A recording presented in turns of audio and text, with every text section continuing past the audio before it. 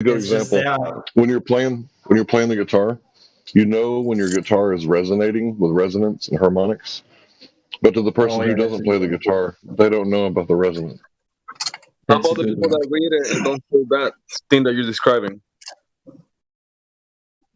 That's a really good one. I'm gonna remember that. What was the last question? Sorry.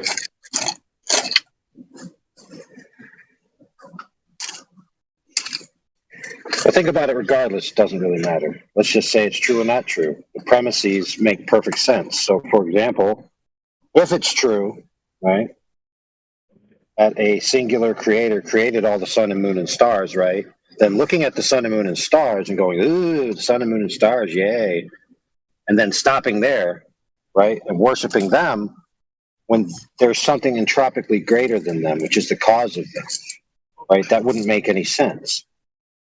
So even if whether it's true or not, it's extremely coherent in its logic. Mankind has a tendency to love the creation rather than the creator. It's always Right. been our. That's true. I mean, that's honestly something I see a lot. People love to talk about the created things, but they really do not want to honor the one who has created all things, including themselves, right? The only reason because we can talk, breathe, eat, live is because we do not have made any work in order to create that, since he has created everything.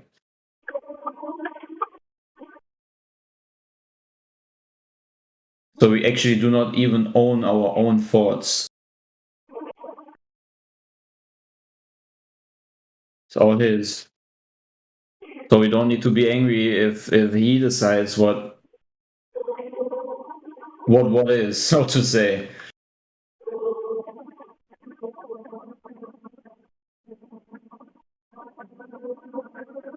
I think that's also a big thing. What many people struggle with, to accept that the creator is the author of all things, and that you do not have any authority to question why many things he is doing this or that way, because on the very end of the day, the only reason why you can even think or exist is because of his grace, is because of him. Ultimately, you are just on a different position, you know. You're in the footstool, right? So I think that's really a hard pill to swallow for many, because again, we have that tendency as carnal-minded people to make ourselves the highest authority, and that's the problem, which I see a lot in the world. We can simply just do that. Sorry. Go on. Sorry, I'm talking too much. No, it's okay.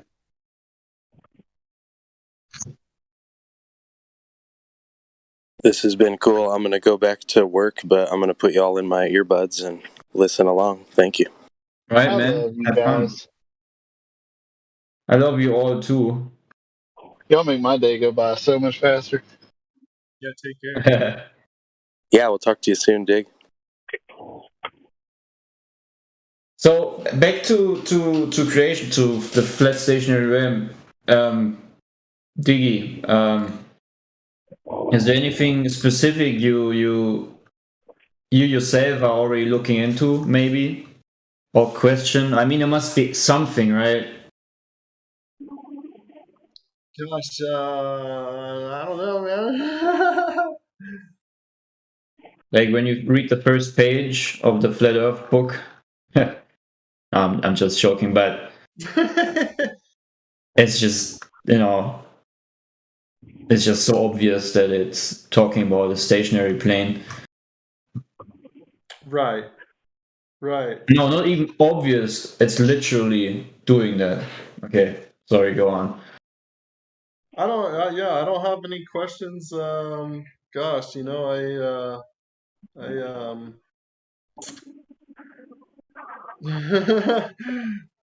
don't have any questions or anything.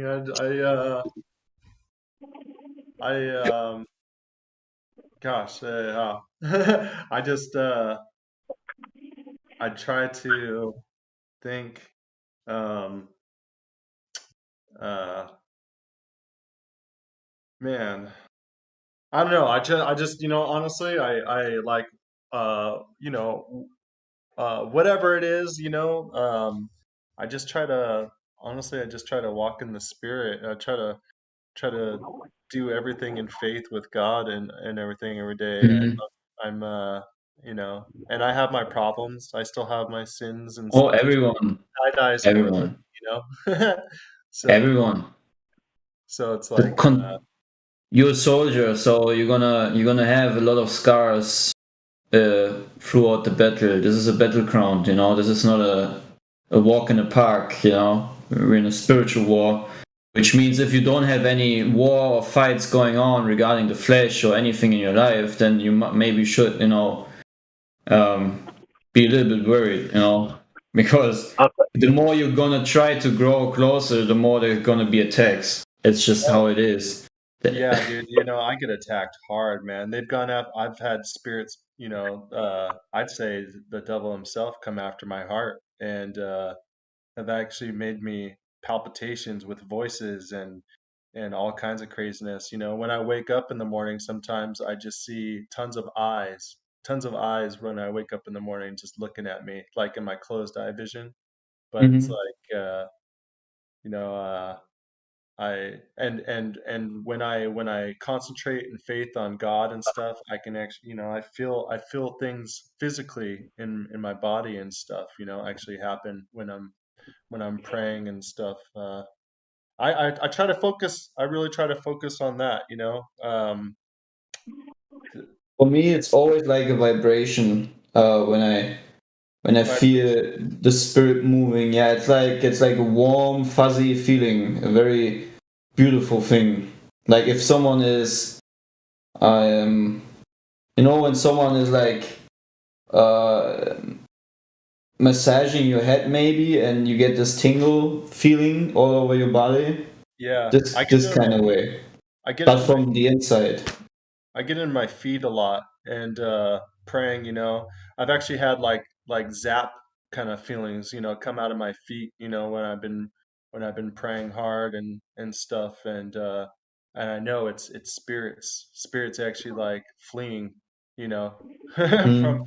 from praying and whatnot. It's Have like you the have you spirits puked? near me to like cleanse the temple and stuff when I Right. Have you also puked sometimes?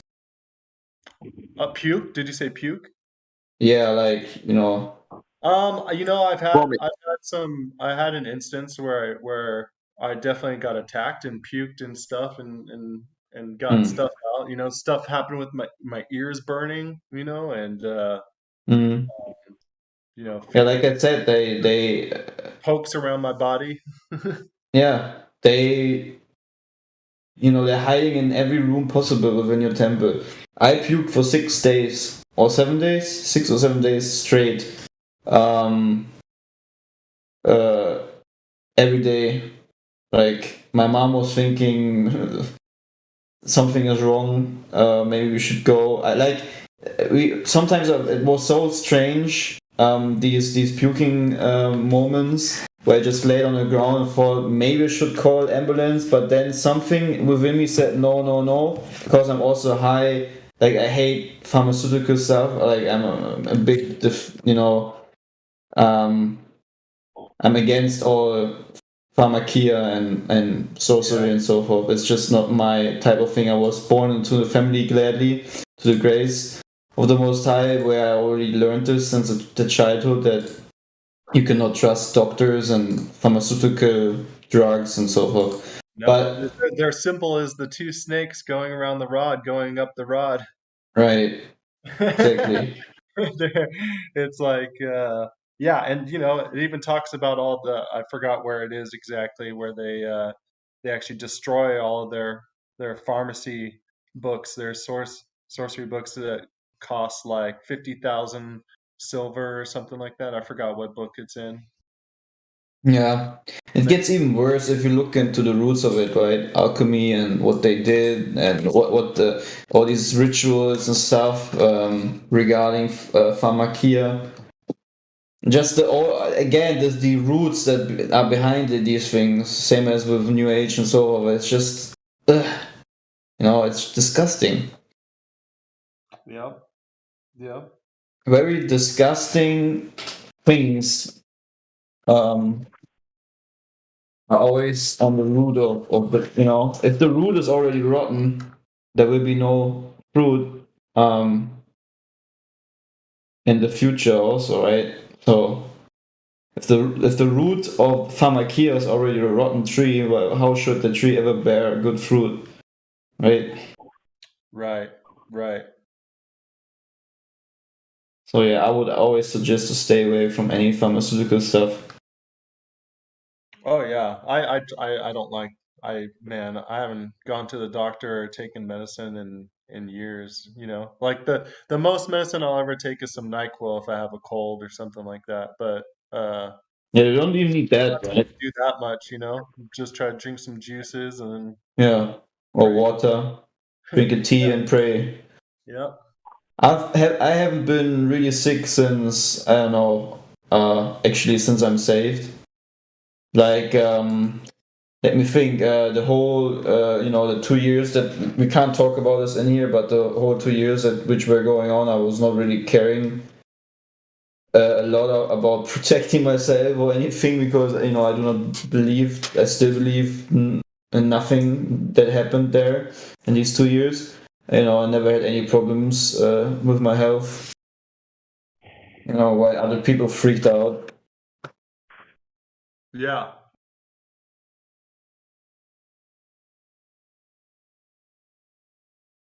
I'll be right back. I'm gonna go AFK for a sec. Yeah, I'm gonna take a shot because I need to soon go to sleep. Well, have a good night if I don't talk to you again, Clay. Yeah, you too, man. Stay blessed. Yeah, yeah. God bless you, man. God bless you.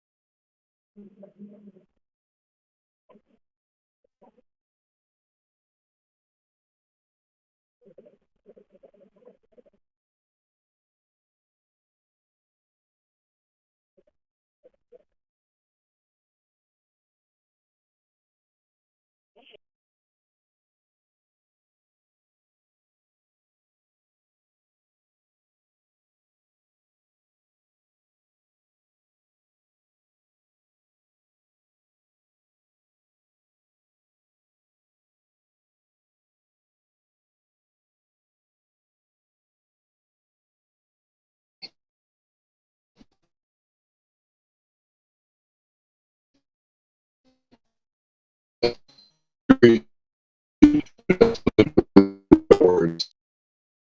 And does it resonate with you? I don't know. It's almost like you're not at the right frequency or level of understanding.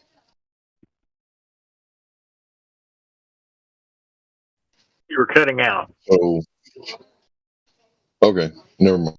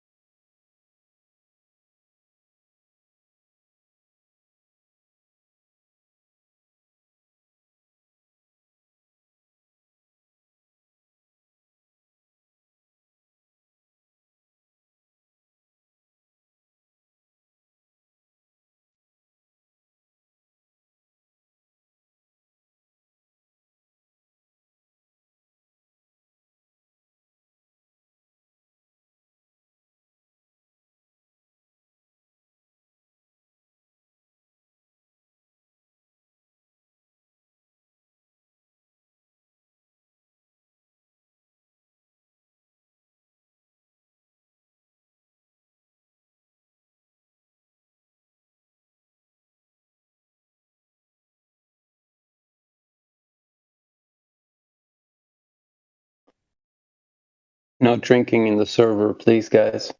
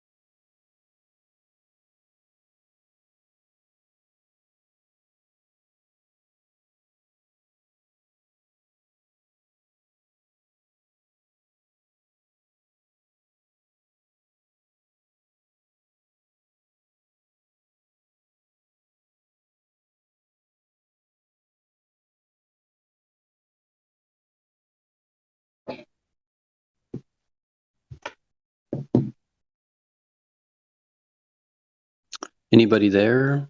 Hello? Yeah, I was wondering the same thing. Hello. Some people. Hello? Hello, What's up? world? What's up, Flat Earth community?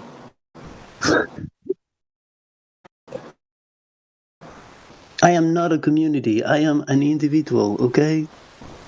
Very spiritual. Aren't you part of a larger community of like-minded individuals? Okay, that's better. That's better. I guess everybody's just chilling over here and not much going on, huh?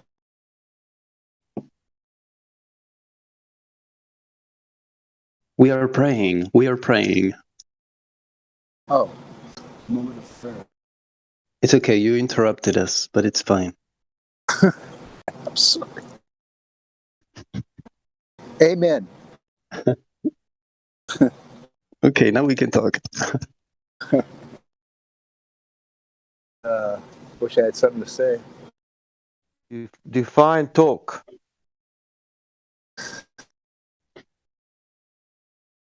Do you understand the words coming out of my mouth? No inglés.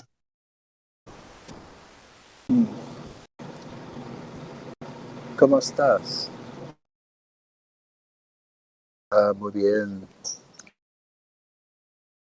Come stai, mio amico? Sì. That's English. Amigo. You sounded That's- really Italian, you know? You have an Italian accent, man. Your Spanish sounds Italian. Estou muito bem. Português. That's a good meatball. Italiano, mamma mia. Mamma mia. La Cosa hai terra, detto? la terra è... Talk about stereotypes. What's up, Miguel? La What's terra up? è piatta, A me mi gusta la meatball. tutti lo sanno. Tutti lo sanno che la terra è piatta, cari miei. La tierra piata. Sì. Poi Non se hai fatto osservazioni non c'è la curva da nessuna parte. Wow. Here, I'll talk like the I can evangelists on TV. They say, "Mama na hama hama na shama bala baba." Čekaj malo, nećemo sad tako. Shandala hama mama. Zemlja je ravna, čoveče. Are you guys talking about the farting preacher? He's one of them, yeah. Yes, exactly.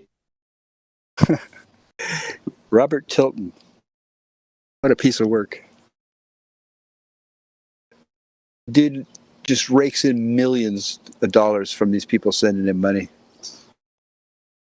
He's got this center where they receive the envelopes. They pull out the letter and they throw it in the garbage and they just pull out the money. Oh, real nice.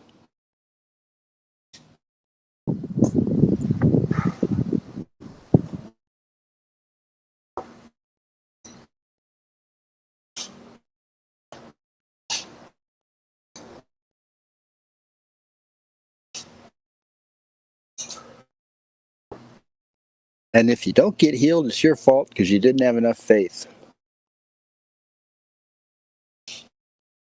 Who said that? Or money. Well, that's what, if you send money to a faith healer and you come back later and say,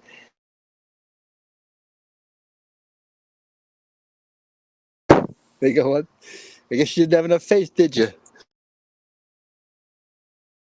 Oh, you need to have faith. Yeah. Yeah, well, my point is it's a scam.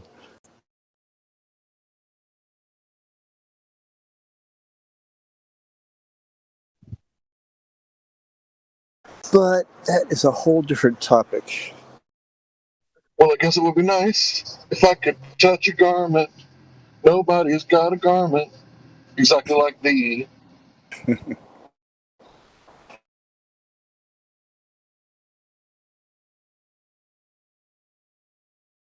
Yep, she had a great amount of faith. She says, if I just touch the hem of his garment, I'll be healed.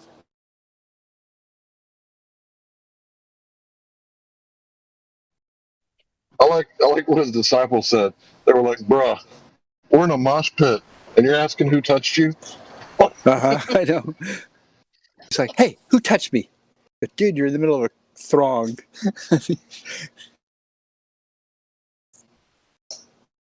No, I felt my power go out of me.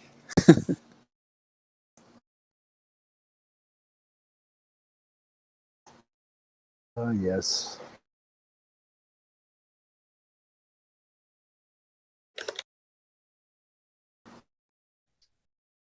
Okay, so a guy just like pulled into the turning lane and passed everybody who's been waiting on the light to take a right at the light. And I'm supposed to go, he knows not what he do, Lord. He knows not what he do. That guy knew what he was doing.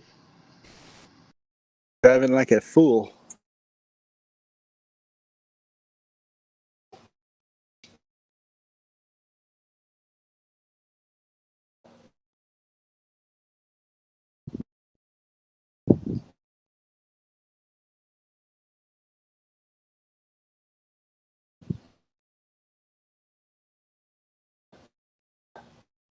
Girl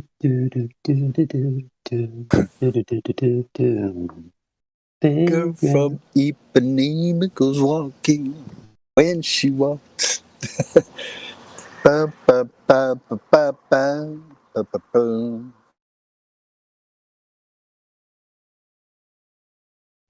Who plays music here? I do. What you got? What you got? What you got, man? What you got? I'm a bass player. Don't play so much these days. Like to No, fiddle too around bad. with What a the. shame. What a shame.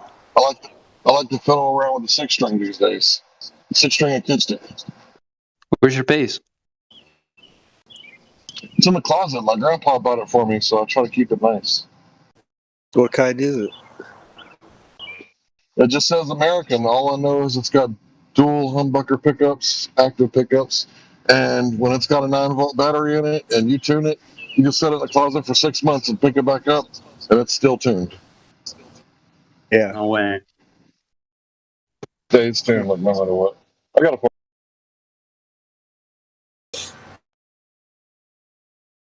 You play the bass on your own or with other people too?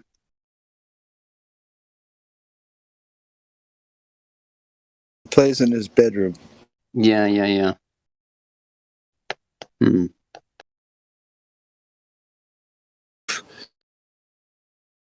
Man, it's so bright outside. It's so dark here. Man, I was just on the porch. Can't even see my screen. It's so bright out there. Why is dark during the night?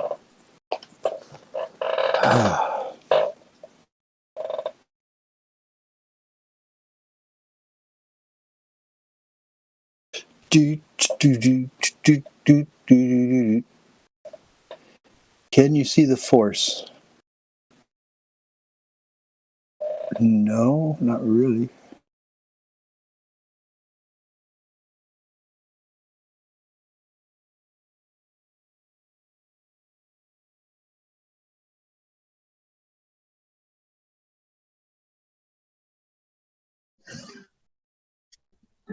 Yeah, it's a good question. Why is it dark at night? Makes no sense. Why is it dark at night? Yeah, exactly. Yeah. Because you need darkness for sleeping, my friend. But why is not Yeah, you close your eyes. Close your eyes. Let it dark.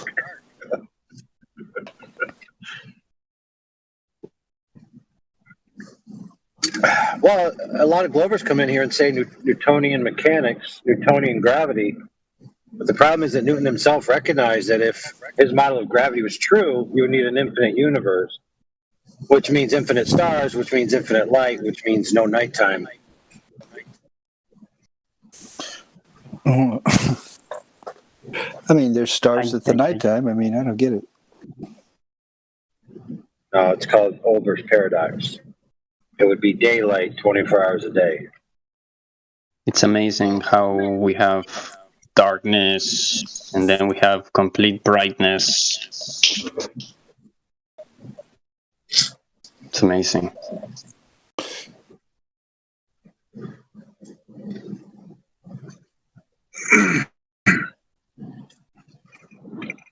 Yep, so Newton realized that because it's not daylight all the time, his model of the quote-unquote universe gravitationally can't possibly be true.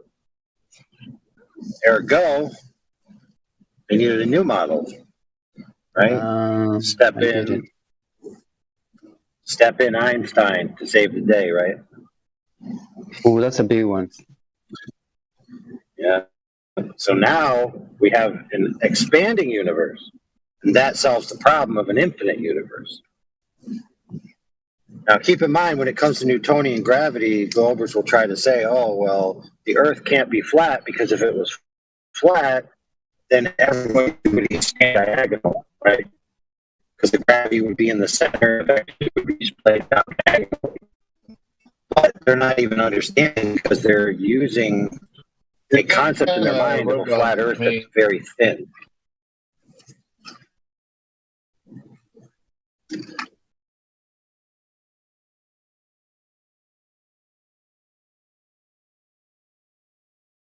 Could you repeat the last part? Yeah.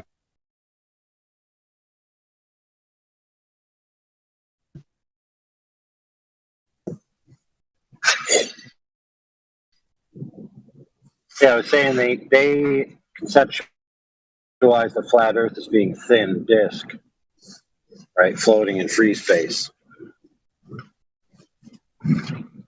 which is why they apply the Newtonian math to it, and they get these vectors. What's that? Wait, who claims what?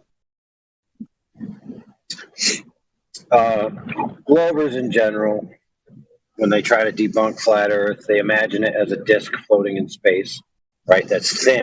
Yeah, I hate that. Right? So much wider than it is thick, right? Very thin, like a thin crust pizza, you know? Who are they trying So then they try to apply... Well, they're trying to debate a straw man because it's easy to defeat arguments that nobody holds. But we are not. People play it up. Well, yeah, exactly. And people play it up so much so that even professionals, right, who should know better, right, they write books about flat Earth and they put the conception of the floating thin pizza disk in space, right, pretending like they're scholars and having good content, but immediately caricature the whole thing.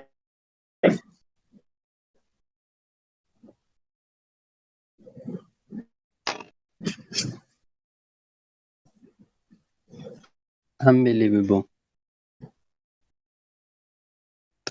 So why did they apply that gravity to the flat? AI, you're breaking up, bro. In that way, and then they say, "Oh, it's not going to work." But so you see, go back and forth.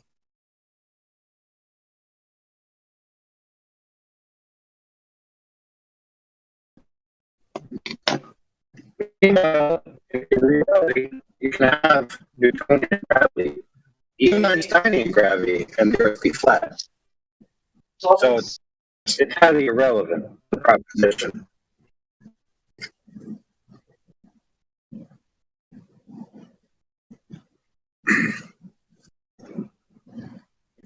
So yeah, these little things, like every time you look out into the night sky and it's dark, just remember that Newton couldn't hack it, and so Einstein had to whack it.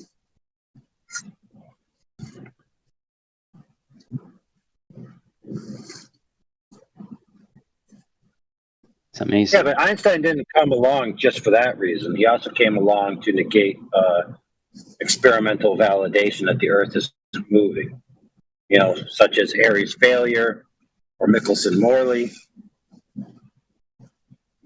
and other such, tests of whether it's moving or not, all show that the Earth isn't moving in any way, even close to what's necessary, right, for their model to even exist. So rather than accept that, experimentally validated results, they just made up some post hoc size of the apparatus. So you have a meter stick, right? And so rather than it being a meter stick, it now shrinks.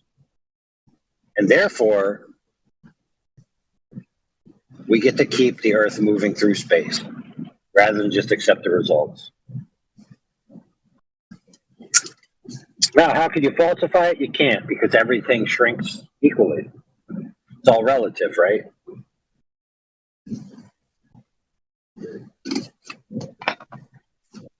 Speaking of relativity and the flat Earth pizza disc floating in space, if you're well aware of the Flat Earth Society, there will always be this idea that people will posit that the flat earthers believe that the Earth is accelerating upwards at 9.8 meters per second to give the effect of gravity, right? And then they laugh at flat earthers and say, oh, flat earthers are stupid because they believe this stupidity. Well, the idea of the Earth or things below you accelerating upwards at 9.8 meters per second didn't come from the flat earthers. It came from Einsteinian relativity. Funny enough, think about it. If an object accelerating downwards at 9.8 meters per second and force is mass times acceleration, right, then in order to have anything standing still, like let's say a cup on your table, okay, the table must be inputting a force in the equal and opposite direction of 9.8 meters per second squared, right? In order to counteract the acceleration that would constantly increase and break right through the table. So even within relativity, the table is accelerating upwards at 9.8 meters per second to counteract the cup accelerating downwards at 9.8 meters per second, while they're both standing still. Okay?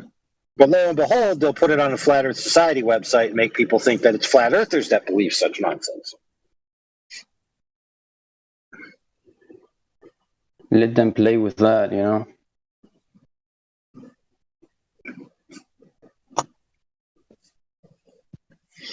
We've had Glober saying you're accelerating forwards while standing still while traveling backwards simultaneously.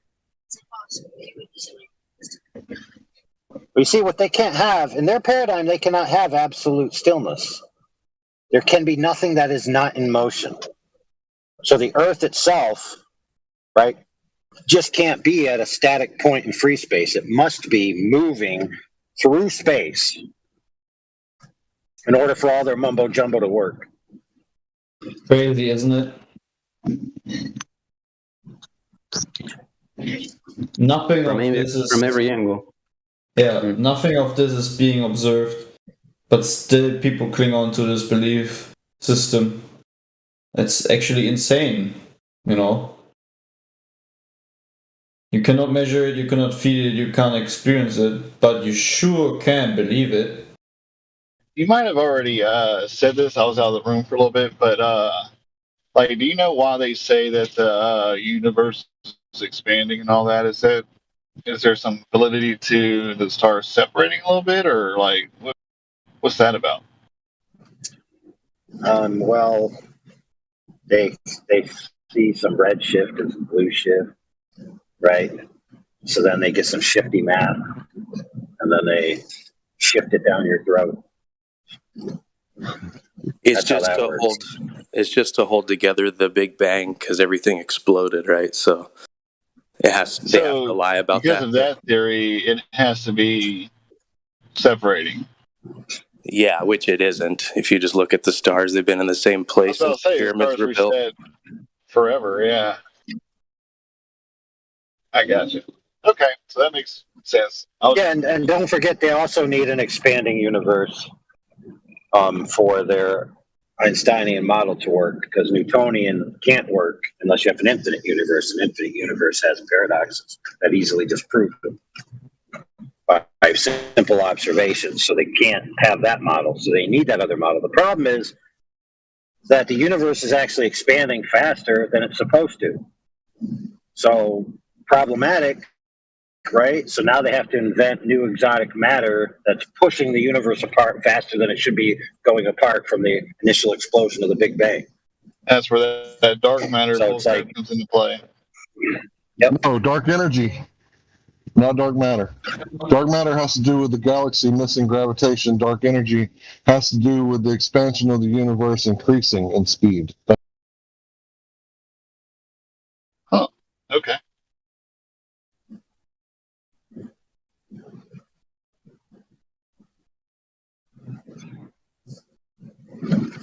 interestingly enough, I was listening to an interview. One of the guys who's searching for this stuff, and Brian Greene, I think, one of the, he's kind of like Michael Cox and all those other guys that are just figurehead physicists that always do the shows and interviews and stuff. And they kept on referring to it as the dark matter.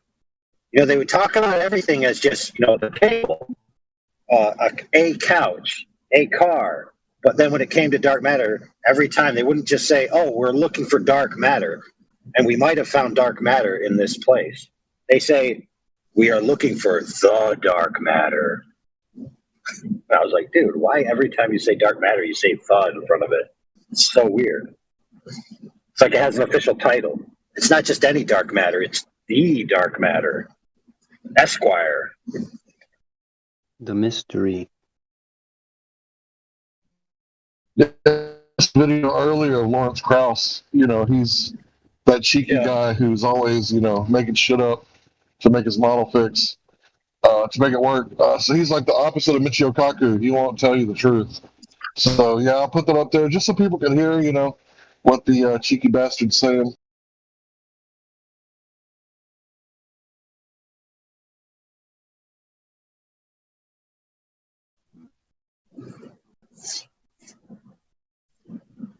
So he's the one that explains the Casimir effect. That's where we get the dark matter from, and the number with 120 zeros. Right? He explains it as virtual particles popping in and out of existence. And that's why you have 0-point energy.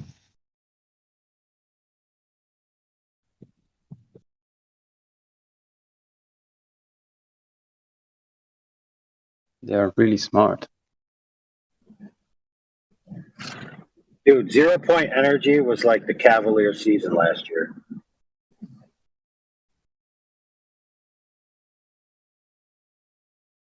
They are so smart that you can't understand anything. Experts at deception. So if I were to explain, like, instead of the way they explain it, if I were to just explain, like, what's actually going on, if you take everything out of a container and you got a vacuum, right, you would expect there to be no static charge, right, no electromagnetic charge, nothing in there.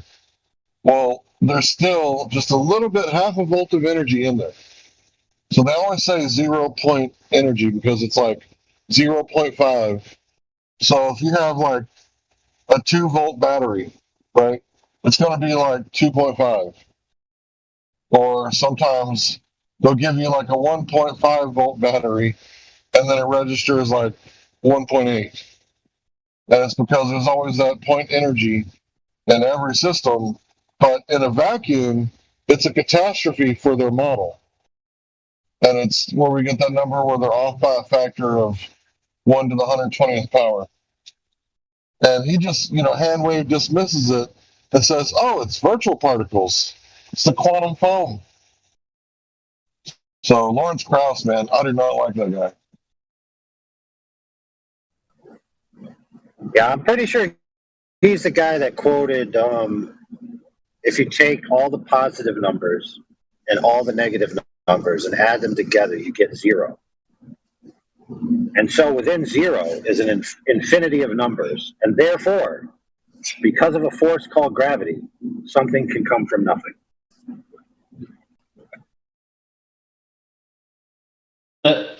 Cool story.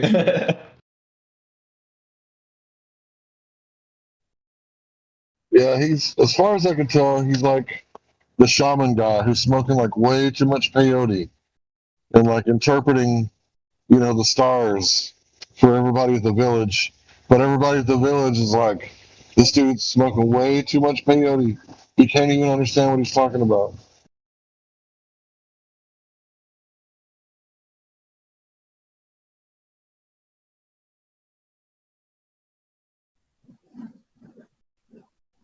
I gotta go, but if Captain Dan's around, tell him he's feeding back through his mic, so he got muted, but he bailed before he could be unmuted. Imagine that nothingness can suddenly explode.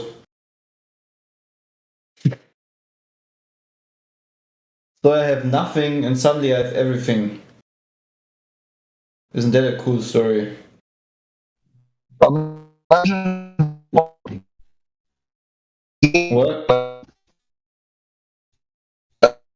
You're lagging. Like, what is this a video game? Can you repeat that? RoboCop.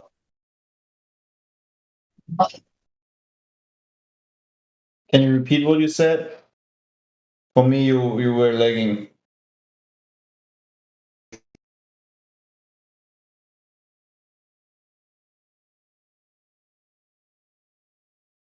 Can you guys hear him?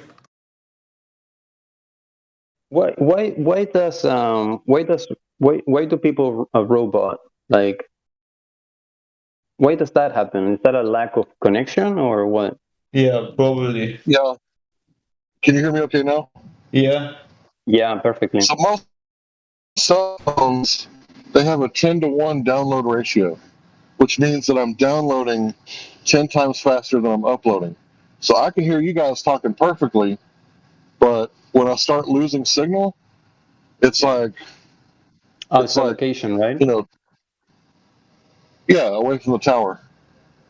Because light doesn't travel forever, according to the inverse square law. So signal strength doesn't travel forever. Right. Are you sure you're not? When you're driving, you're reconnecting to another tower every few minutes, and every time it does that, if you're on Discord, you start to lag like that. Are you sure you're not? Yeah. Yeah, I'm sure I'm not using a robot voice. Yeah, right now it's good. Maybe.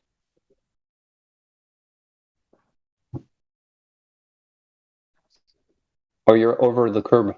You're on the other side of the curb. That's why. Maybe. Get out of here with that Top Gun bullshit.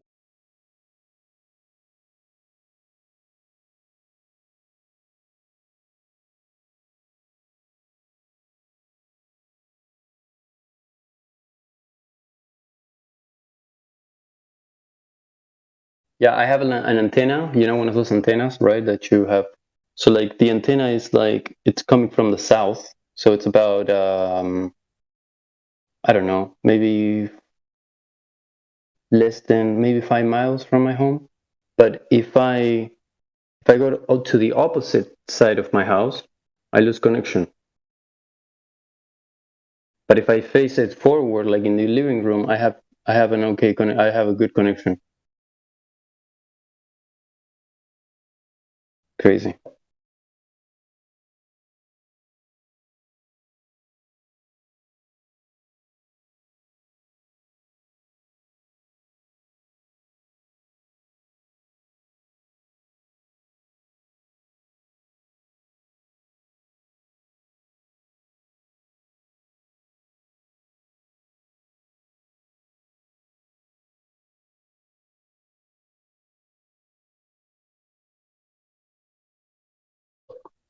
Yeah, I think the thing is that they want cell phone signals to be strong enough to where you can talk to people, but they don't want to have to pay out anything for any kind of damages they do to your body by boosting the signal so high. So I think it's like they're trying to balance it. Like in the UK, they have different cell phones than us. They have different drones than us because the amount of radiation that they can put out compared to ours is totally different. So if you compare drones that are like made at the same factory from the UK and the United States on how far they can fly, it's a huge difference. Why? How far can theirs go? Not as far as yours. I don't Yeah, think they want to fly theirs over water. I mean, at least by the specs, I'm never taking it that far. It's just too risky. But according to them, as long as I got line of sight, I can go 10 miles with mine. Well, what about that dude that ate radiation on TV back in the day? Y'all know about that? Yeah, I saw him. Yeah, it's kind of one of those things where it's weird. He just ate it and talked about swimming in it. And if you think about it, has the government ever told us the truth about alcohol prohibition? You know, it was about the fuel. People used to burn alcohol and run their cars out in the sticks. And they had special carburetors to run ethanol. And then we know that we can make marijuana fuel. I think it's hemp diesel. And, you know, marijuana was illegal. And imagine if iridium or plutonium or whatever, imagine if it's, you know, not really harmful like they say, and everybody could have their own steam engine in their backyard.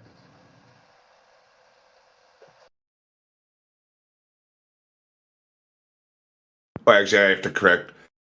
It was 10 kilometers that I can go with mine, so it's like 6 miles. Which is still a pretty long fucking way. Yeah, I would say in the UK, if they have that exact same model, their radio signal will probably take them 2-3 kilometers tops.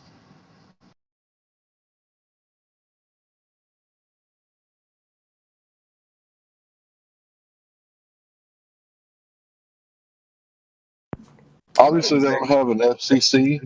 They got, you know, something similar to the FCC, and their regulations are more strict than ours. The SEC is full of pretender clowns. So are really big red shoes, like size 18. The SEC is kind of like full of Globers. They speak from both sides of their mouth all of the time, and they say one thing and do something else.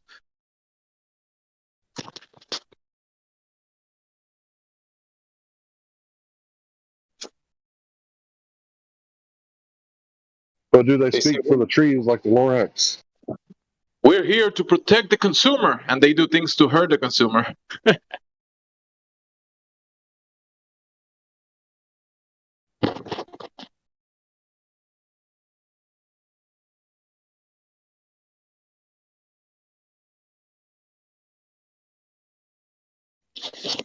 I think it's the one of the top guys in the SEC right now. He's like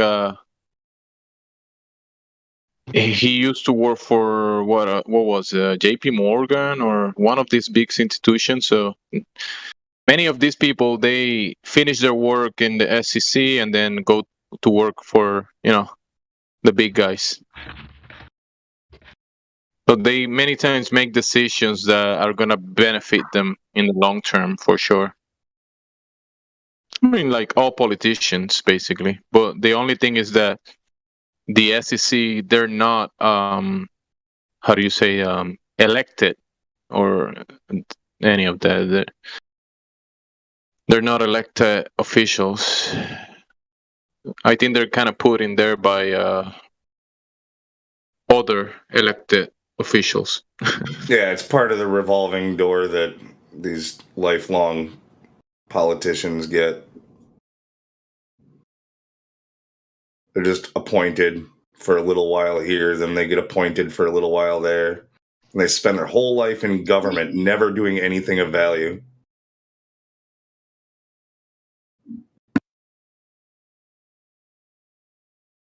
What's the relationship between politicians and government? I mean, are politicians necessary in order to run a government?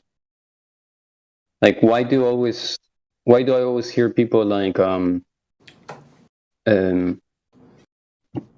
why like do we always criticize politicians? I mean, are they do they play an important role, or are they not necessary? No, we could get rid of all of them, and life would only be better immediately. But like, can we still have a government without politicians? Yeah, I'm sure you could. You could probably have a government run by an AI. That's probably what's doing it right now.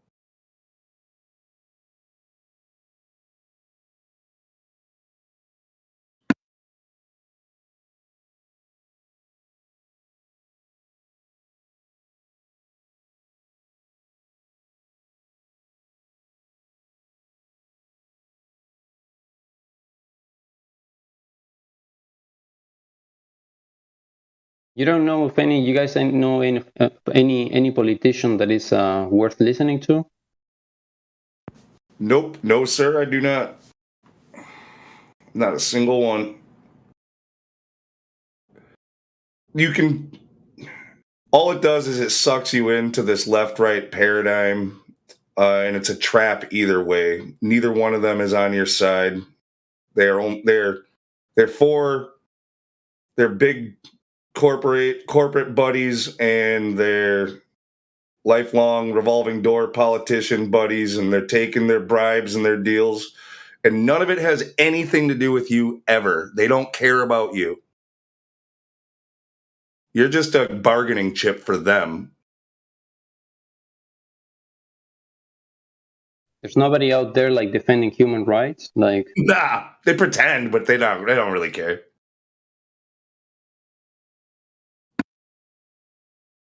By nobody, he asked nobody.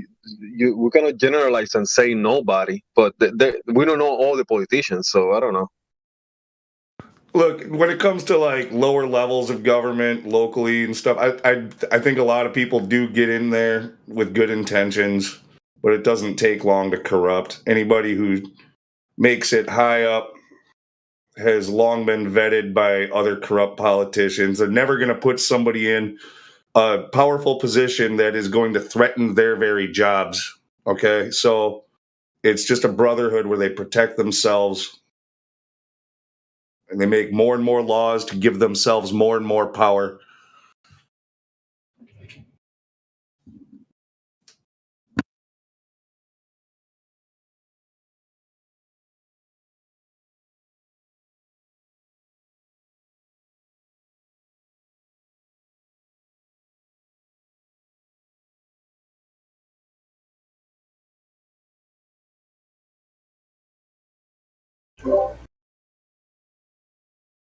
I heard some good feedback from the president of El Salvador. Does anybody know anything about the president of El Salvador?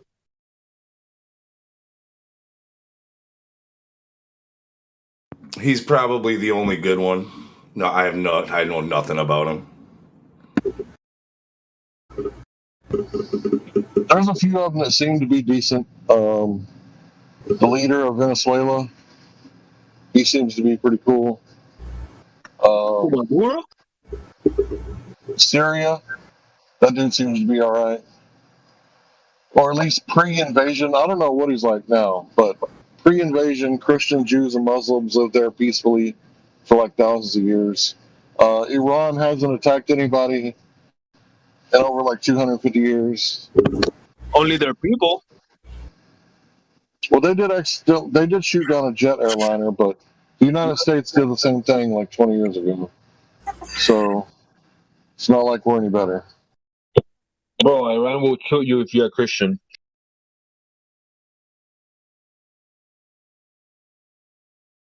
You're telling me Iran would kill me if I'm a Christian, huh? That's what I heard. Maybe aren't they like very extreme Muslim extremists for the most part? Have you been watching mainstream media? Yeah, who knows, man. Well, I don't watch mainstream media, but I know people who are from the Middle East they're not religious, and I know people from the Iran. One of my clients from Iran, and he tells me that the government there is pretty bad. That may be true. I've never been there, so if you got ears on the ground, you're probably doing better than me then. No, I don't got. I know somebody that grew up there, lives here in the U.S., and says he only goes there to visit family for vacation because the politics there are extremely religious. The government goes by their book of religion, and you gotta follow those rules. If not, they can even decapitate you for not following the rules. Nice. I bet they got low crime though, don't they?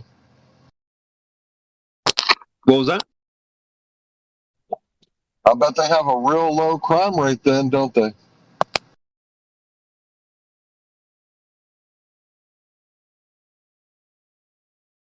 And I bet they kill people that they don't like, even if they don't commit no crimes, because that's how corrupt some governments are, right? Kind of like America, where they, kill unarmed people in the streets. See, it's always the pot calling the kettle black. Yeah, it's all over the place.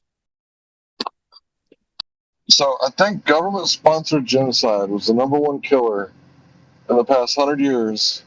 They've killed over 100 million people, and that's an estimate. We don't actually know how many they killed.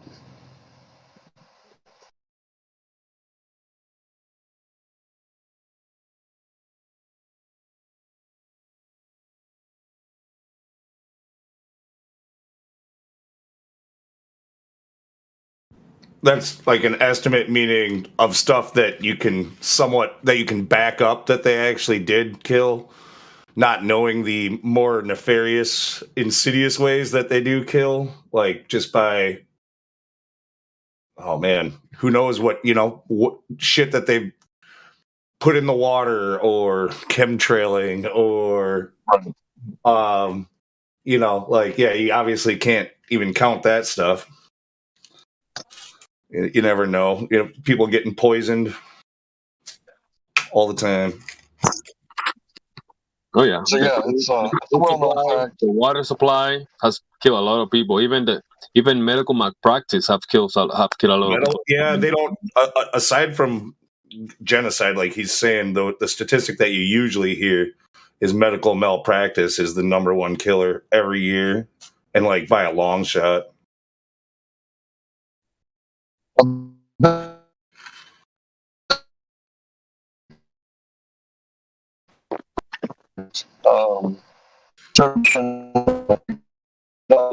At the correct time. We cannot hear you. You sound like a robot.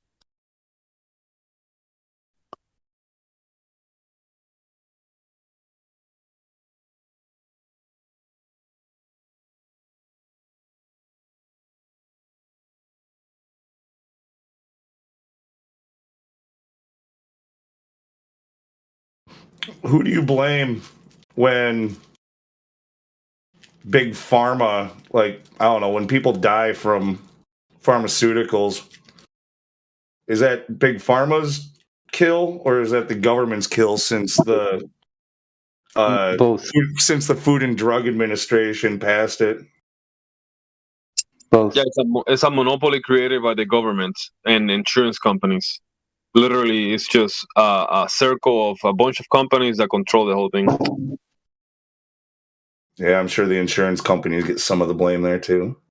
Some, bro, like it's a big part of it, because the money that runs through there, and they deny so many people for care, and there's a lot of money that goes through the insurance. Yeah, that's a big racket. All insurance is another big racket. Isn't it the individual that handed over their authority to a stranger? Isn't it their fault a little bit? The what? I guess that's a case by case situation. If the information they were given told them that it was safe and blah blah blah, which is what is typical, right? Say it's safe, effective, nothing to worry about. I don't know. Yeah, partial blame. Kind of like, some states handle traffic like accidents different, but in mine, no matter what, if you're in a traffic accident, you take at least 1% of the blame just for being on the road. Yeah, I'm just thinking, you can watch all the TV ads that you want to, but if you hand over your authority, especially in a medical situation, to somebody else without doing your due diligence, you got to absorb some of that blame. Yeah, definitely. A lot of people sadly go to their they make a choice to go into people that actually are not helping them long term.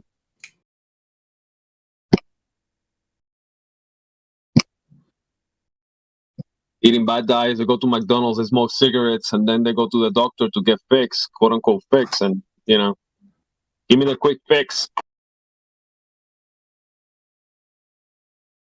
Yeah, if I eat trash every day, I'm not gonna sue McDonald's because I went in there every day. Like I got to absorb some of that blame. Yeah, well, that's a little bit different though than, again, like stuff that your doctor is telling you this is going to be good for you, and like you're supposed to be able to trust that person to have your best interest in mind. You're supposed to. But how can you trust doctors when they want to do surgery and they get in their pockets per surgery? Let's say they're gonna do your knee, and to their pockets go $15,000 for fixing your knee. Yeah, no, clearly they don't. It's another one of those. Healthcare is not about curing anybody or making any people more healthy. It's a business like anything else. So it's unfortunate, really. Yeah, but that's what I'm saying. There's actually a lot of alternatives out there, and doctors. Do you guys know the story of the medical industry? How the Rockefellers they funded their bodies and the people that were prescribing the drug. You know, they were the ones who started extracting doing synthetics and doing these new chemicals back in the turn of the century, and they did a survey because back in the day medicine was open market. It was competition. There were a lot of quacks and whatever they used to call them, and there used to be a lot of good doctors practicing different modalities of medicine, and the ones that got millions of dollars from the Rockefellers and these people were the ones that were following their quote unquote scientific whatever and their side of the equation, and they got millions of dollars, and the rest got attacked, and they created the FDA and the MAA, and they took them almost out of the map.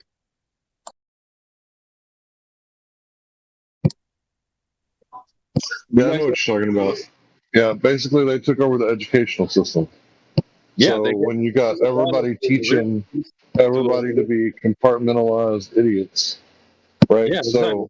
if you got a problem, right? Well, you say you have a neurological disorder, okay? Is the gastrointestinal doctor, the gastroenterologist, is he talking to the neurologist? Are they like working side by side to figure out what's wrong with you? Like, no, you go to the gastroenterologist and then you go to the neurologist. And the only thing they ask about the other side is, what kind of medication are you on?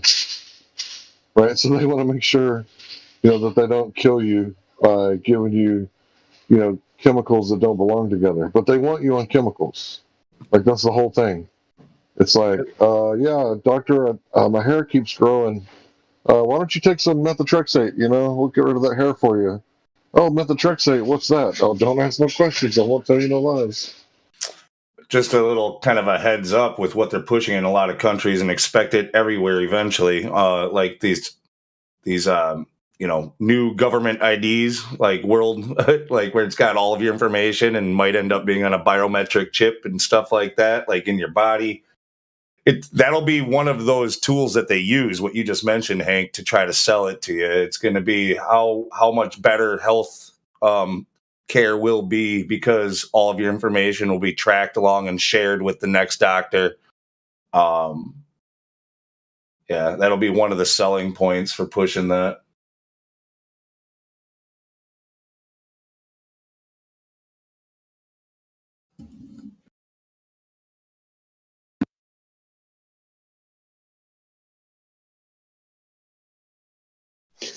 Quick question, y'all. I typically listen to Helio's live stream feed, but have not seen it. Who else streams it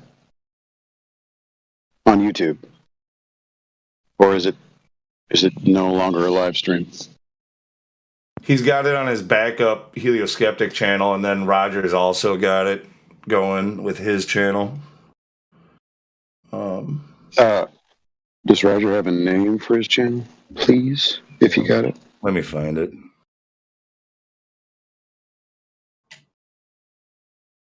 So is it because he cannot stream on YouTube anymore? Was there a strike or something? Yeah, you got it. You got a 7-day.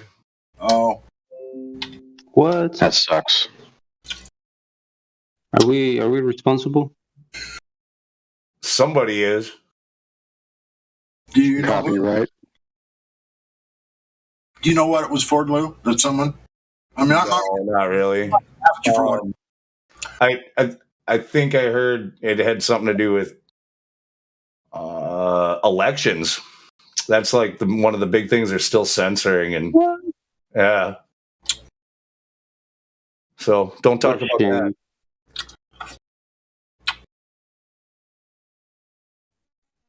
Let me write it down. Crazy, man, because So don't talk about Rachel Madcow was on and on. I'm not talking about it. I'm talking about that Madcow. She was on for a year talking about sugar dilution.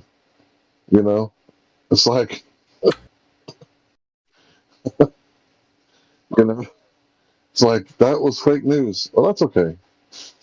You could do that, but now that it's like 4 years later, Mind blowing. right? Well, I think I heard on the news this morning, getting ready for work, that they're just, is it the Congress or the Senate, whatever? They're just going to start doing some hearings or whatever that are starting like today or tomorrow or something with that January 6th siege. So, seeing as how that's coming up again now, you know, makes kind of sense why they're censoring us about it now. I'll tell you what, this soft release of world communism is kind of tricky to navigate. I don't know about you guys, but it's been kind of weird. It's pretty predictable. It really is. Just at every corner, expect to get fucked over and have nothing make sense, and then it all makes sense. Well, yeah, true. Yeah. It's inconvenient because I usually listen to Helio's live stream during the day, and now I can't, so got to go somewhere else. Well, I posted a link to the current speed right now on Roger's channel, so you can hit that. Thanks, man. I appreciate it. Super appreciate it. You can all come in here and just kind of put yourself on mute and turn off your screen on your phone and listen.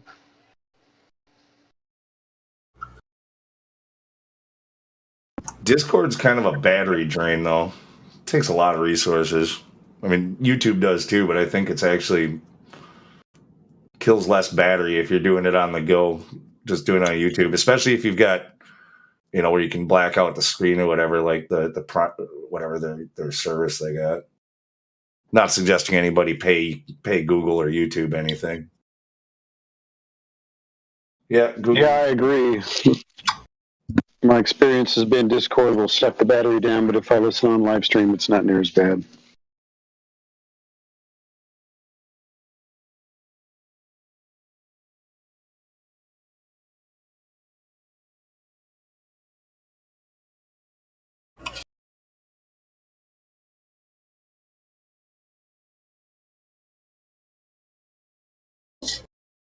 Any of you guys are content creators? Every one of us here, you included, you're a content creator right now. Oh man. Oh man.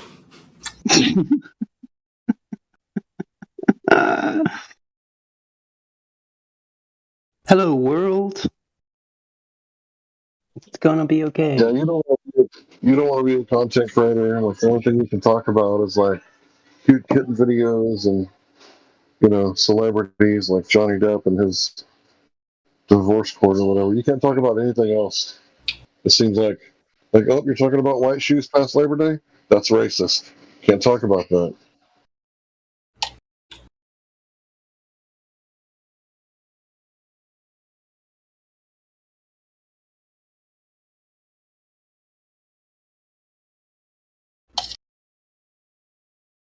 Like a little kid.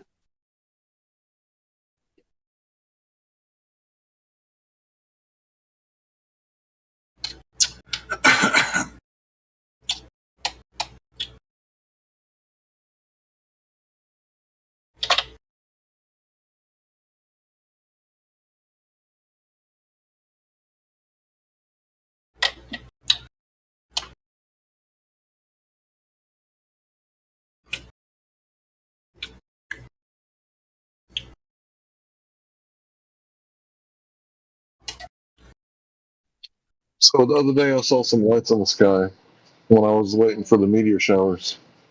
And I saw a few streaks, but I didn't catch any on camera. But I saw some other lights in the sky that were moving like really slow. So I got them on camera and I posted it on my channel. And some pasta fucker comes on there and says, like, knowing you completely 100% misunderstood what you were seeing in the sky. And all I did was took a video and wrote lights in the sky.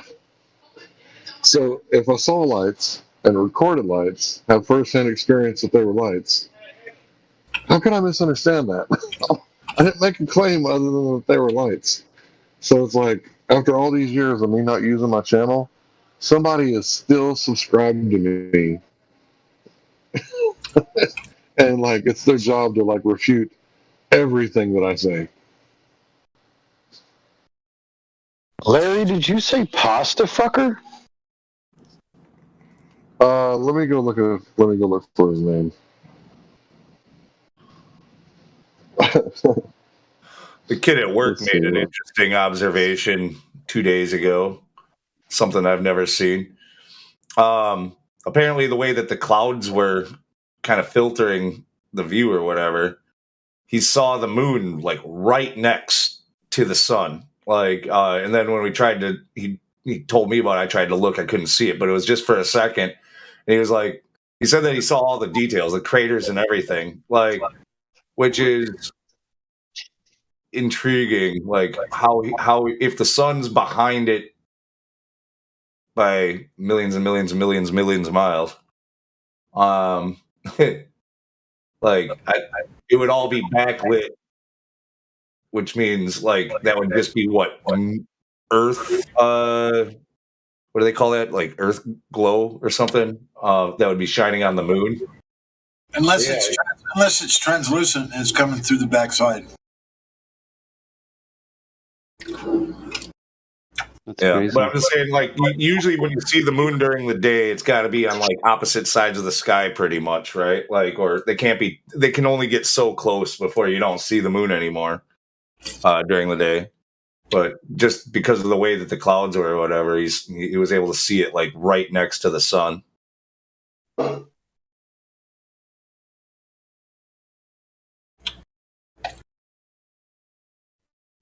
Posted a screenshot of the guy's name. The pasta eating boys. I was taking some pictures of the moon the other night, and it was just a little bit cloudy. I could post one of the photos maybe, but while I was watching it through my camera, it was on my screen, and I was looking at the screen, just centering the moon and, getting ready to click a photo. I kept seeing these really thin clouds that would go in front of the moon, but they were blowing like super fast. It was just like this real thin cloud would just go shoo, right across the screen. And then a few seconds later, another one would come across the screen from a little bit, not right at the top or a little bit lower, whatever. Like they were like real thin, wispy clouds, but they were going really fast. And it was super calm out. And there was quite a bit of clouds out. I mean, it was really strange. I mean, I have no idea what that could have been traveling across across the screen or in front of the moon, and they were just going super fast. And I kept seeing them, just one after another, juice, juice, juice. Just these real thin clouds. And I'm, holy shit! I can't even come up with any reason why that would happen.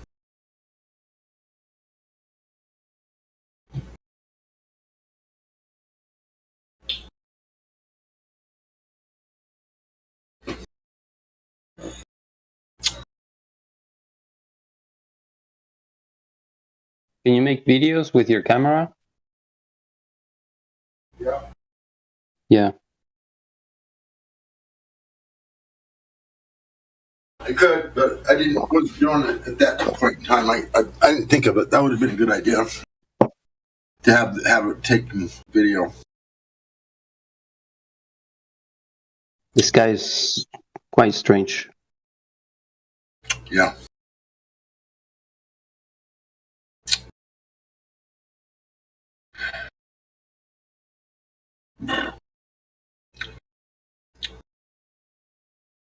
I saw the other day, a few weeks ago, I saw the whole rainbow around the sun. Like rainbow. You could actually see the different, like a rainbow, with the different colors all around the sun. 12 at noon.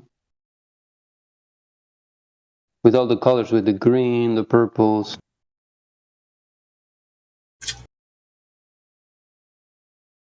A 360 degree angle. A 360 full circle rainbow around the sun. Have you ever had photos show up on your screen that you didn't take on your camera?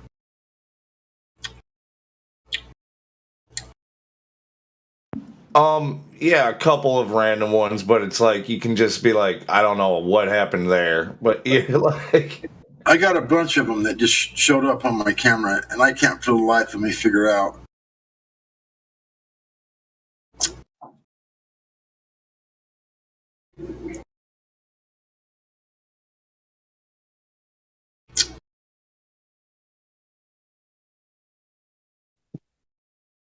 that's when the CIA broke into your house, grabbed your camera, and just started taking pictures and left it there to fuck with you. Yeah. Okie dokie. They're gaslighting you. I've had shit like that happen before. I'm not saying it was the CIA, but I bought a tenderloin, and I bought like this pack of like flavor to like marinate it with. So all you have to do is like open up the plastic, put the tenderloin in there, and like put it in the refrigerator for like a day. So I have the receipt. I put it on top of the fridge. My wife saw me get it because I was like, "Hey, I'm gonna try this out. What do you think?" And normally I would just put a rub on it, but this was like a liquid teriyaki. So I was like, "Okay, we'll try this. $3, no big deal." Like I come back a couple days, I'm like, "Okay, I got the pork thawing out. I'm gonna go ahead and get the paper so I can read it, the seasoning." And I couldn't find it anywhere. Like I pulled out the refrigerator, looked behind it, looked under it. Like it wasn't anywhere to find. And my wife was like, "Why are you upset?" I'm like, "I'm upset because I know that I bought it. I got the receipt for it. I know I took it home because I set it on top of the refrigerator. It's like it's gone." So it's like the renter, the landlord, is he like in our house going, "Oh, that looks nice. I'll take one of these." Yeah. So it's like when shit disappears from your house. Like I had a Gladius machete. So it's just a machete, right? But it's springy and it's shaped like a gladius. So I love short swords. And recently that motherfucker went missing. I'm like, oh man, we got some thieves around here. And I know it wasn't my children. They know better. They know I'm like an investigator. Shit. Yeah, but when kids are around, don't ever say you know. But they know I get all investigative. And they do not like investigative dad because I'll be getting to the bottom of shit.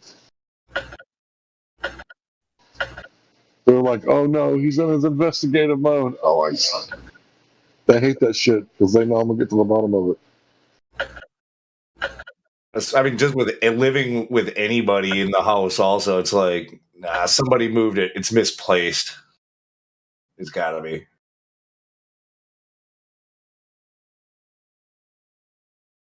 Or you might have even moved it and don't remember. How do you misplace a sword? I don't know. You sound like you got a lot of swords. It might be easy. Man.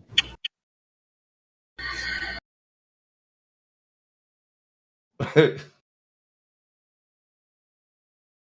if you do misplace it, it shouldn't be that hard to search around and find it. We tried.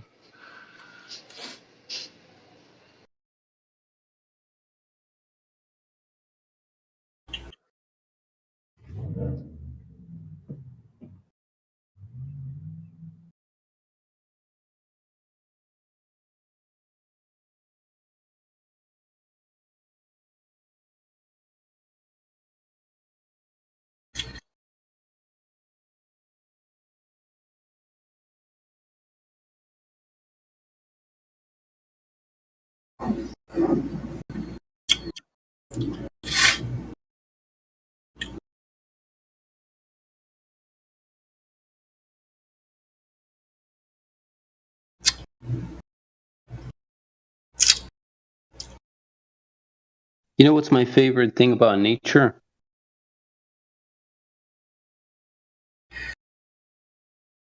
What?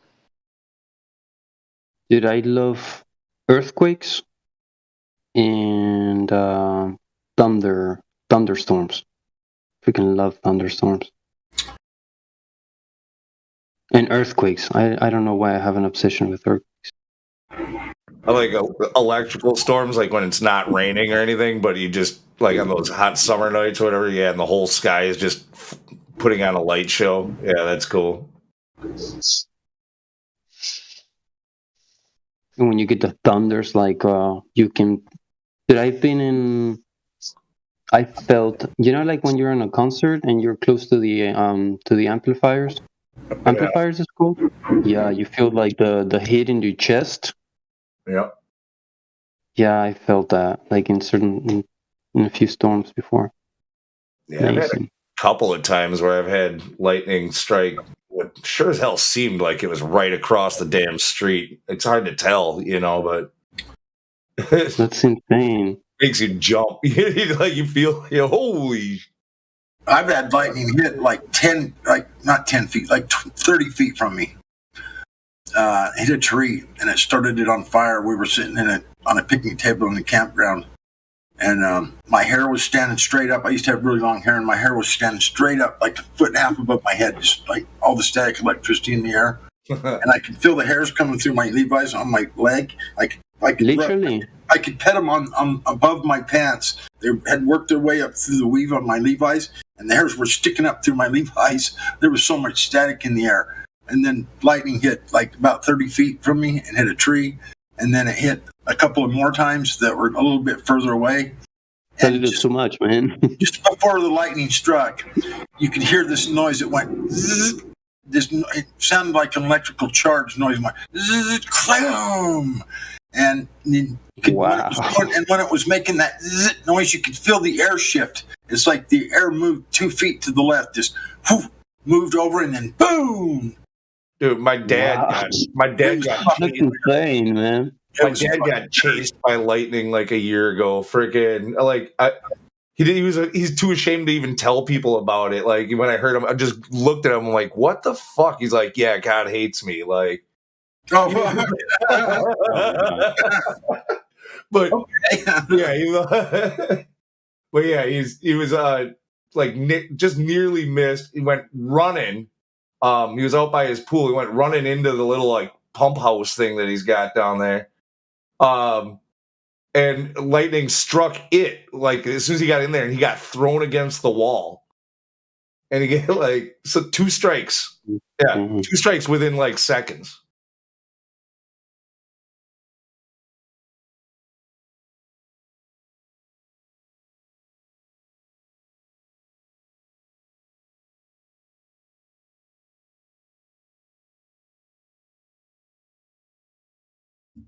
I guess it wouldn't be that bad, no? Dying from getting killed by a thunder.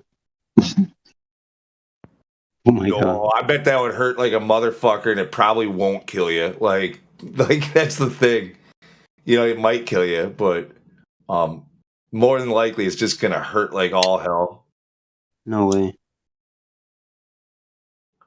Burn it like it would be electrical burn, like, and I don't know how many volts they say a bolt of lightning is, but it's really high, and volts is what hurts. Amps is really what kills you.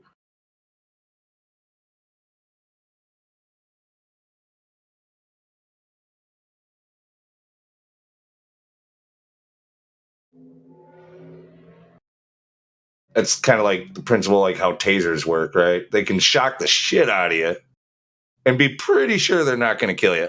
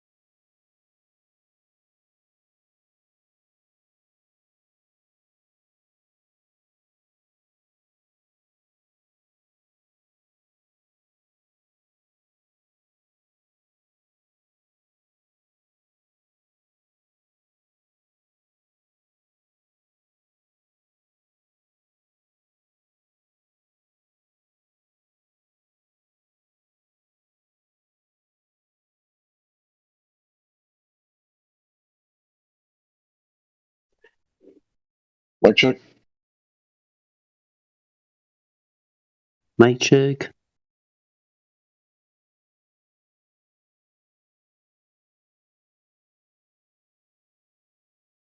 Yep.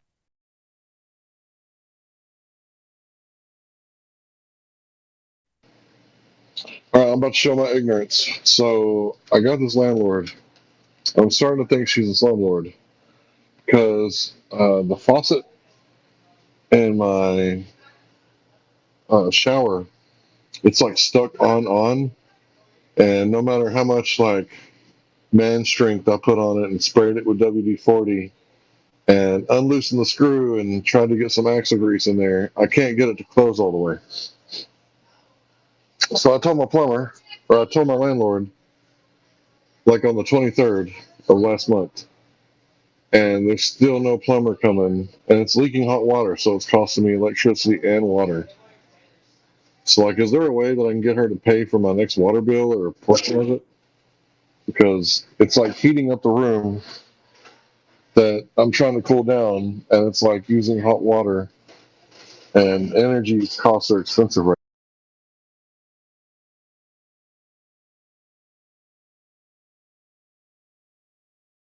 What did he say about it?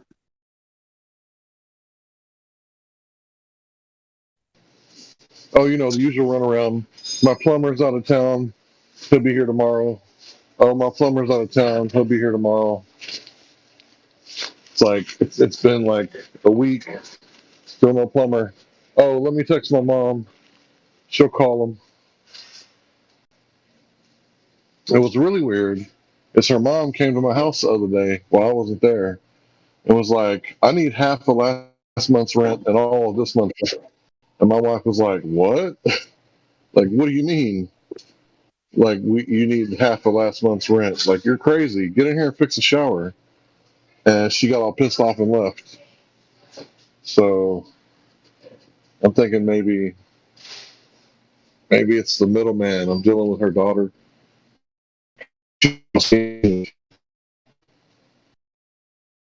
My wife today fixed the shower.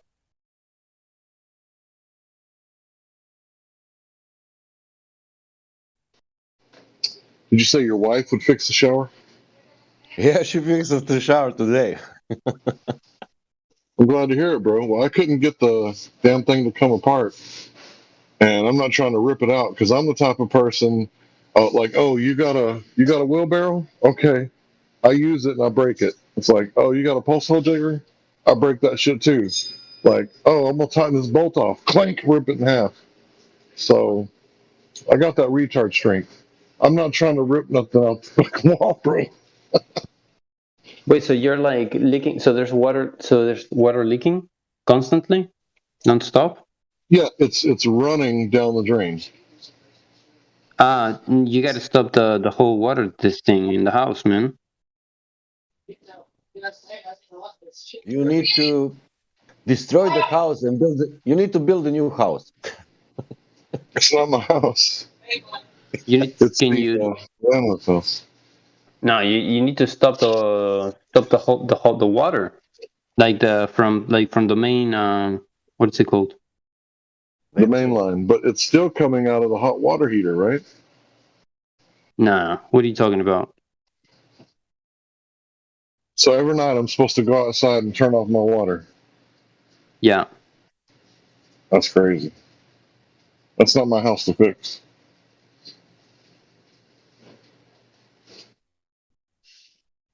But I'm telling you, though, I am the type of person that I will rip the lug nuts right off of a car. Are you renting? Yeah, I'm renting. You're renting. Yeah. Well, that's called the landlord comes fix the fucking plumbing, bro. Come on, what? Yeah, that's what I told her, but her mom comes over and thinks that we're like a month and a half behind on rent. But I got that shit paid like electronically. I got electronic receipts. Right. You're not behind on your rent. Hell no. Bro, what are you talking about? You know how much I work. Well, even if you were, even if it doesn't matter. Right. They should fix the plumbing. Doesn't matter. That's my point. I mean, I could be wrong, but Something's wrong with your plumbing, and they're not fixing it, and you're renting. Right. Like, what's wrong with it? It's leaking. It's running hot water. It's not dripping. It's running. Running from where? From the sink bathtub. Faucet? The bathtub faucet. It's just running down the drain. Okay. Wow. Maybe it's only how you call. I don't know in English, but it's. Well, can't you just like go buy a new faucet? Or I mean, a shower? Is it a bathtub? Like a spout? Dude, I do not know how to do that. I tried to take it apart. I took the screw out of it. I was gently pulling on it. I sprayed the what is that stuff called? It gets in between the screws so you can pull it out. The what's this shit called? Loctite. Yeah, to get the Loctite out. Larry, make a photo and send it in the chat. What did you squirt in there? WD-40 or something to loosen it up? I tried WD-40 after I tried what's that? Penetrating oil. Yeah, penetrating oil. Okay. Well, I guess you don't. Was it copper? All of it copper in the walls? Do you know? I don't know, bro. I couldn't get it apart. Oh. Like, I'm notorious for breaking shit. Like, literally just ripping shit apart. I wish I was there for you, brother. I'd just come over and fix it. Yeah, me too, man. Hank, you're stronger than you think you are, man. And that's the problem. My wife says that to me all the time. Like, you do it so roughly. I'm like, well, no, I just do it at my own strength, and sometimes things fail, yeah. You gotta call a professional, ask for prices, and then tell the owner, hey, this is how much it's gonna cost. Like, what are we gonna do? You know, and just. There you go. Yeah, I would just turn off the water main, and take the cover off of it. Get exposed. Is it tiled over the thing, or is it just plastic, or is it one of those like inserts for a tub? Is it on the sheetrock wall? Where's it at? Where's the valve located? I think it's all tiled up. It's all tiled up? Yeah. Okay, well, then there's just no access to it from behind? Is there an access panel on the back of it? No.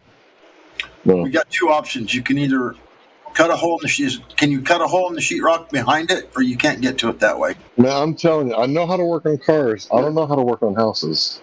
Okay. I do not know shit. I'll be honest with you. Hey guys, It could be expensive, yeah. Hey guys, I think there's some Indian tribes who are known to be flat earthers who are also very good at plumbing.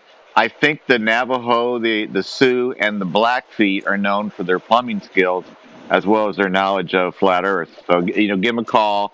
I think it's Blackfeet, www.blackfeet.com, and see if you direct that way. Well, thanks for bringing it back to the flat Earth. Hey, that's what I'm here for. Blackfoot plumber, Flatfoot. Blackfoot on the Flatfoot, man. The Flatfoot Indians. We must have some plumber flat earther, fuck. Some plumber flat earther. Flat earther plumber. Yeah. To help. Water's always level, cockheads. I would hand him your gas bill. I would hand him your gas bill and your electric bill for the heat for wasting all the hot water. Take it off the rent for a month, and say, here's the rest of your rent money after you pay for all this hot water. Water's always level, plumbing company. Larry, I can help you with the bread, Larry, but with the plumbing, no. Water's always fuck. How about Bendy Water Plumbing Company? Bendy Water Plumbing. Woo, that's good. Hey, there's a truck in the fast lane, man. 18-wheeler in the fast lane. What the hell are you doing in the fucking fast? What the hell's wrong with this guy? Think how much it cost him to fill up with gasoline today. Oh fuck, $942. Yeah, thanks, asshole. Fucking. And you wonder why milk has doubled in price in the last year, huh? Yeah. Gas just went up to $5 a gallon here in Utah. I stand with Ukraine. I'm not going to stop until gas is $20 a gallon. 40. I'm going 40, Hank. I'm going $40. How much? How much would it cost us for Ukraine to get some of Russia's land? Let's go like $100 a gallon. Yeah. How much liter is a gallon?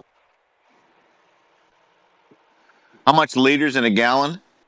Yeah. Yeah, point 0.26 3.79. 0.264. Right. 3.79. What? 3.7. Conversion. Or 4 point, wait a minute. Excuse me. Liters are bigger than quarts. Yeah, it's 0.264 liters per gallon. Right. No. And How it's much? like How much is it in liter? 0.78. In I'll do dollars. the In dollars. $10. $10 per liter, per gallon. Don't tell.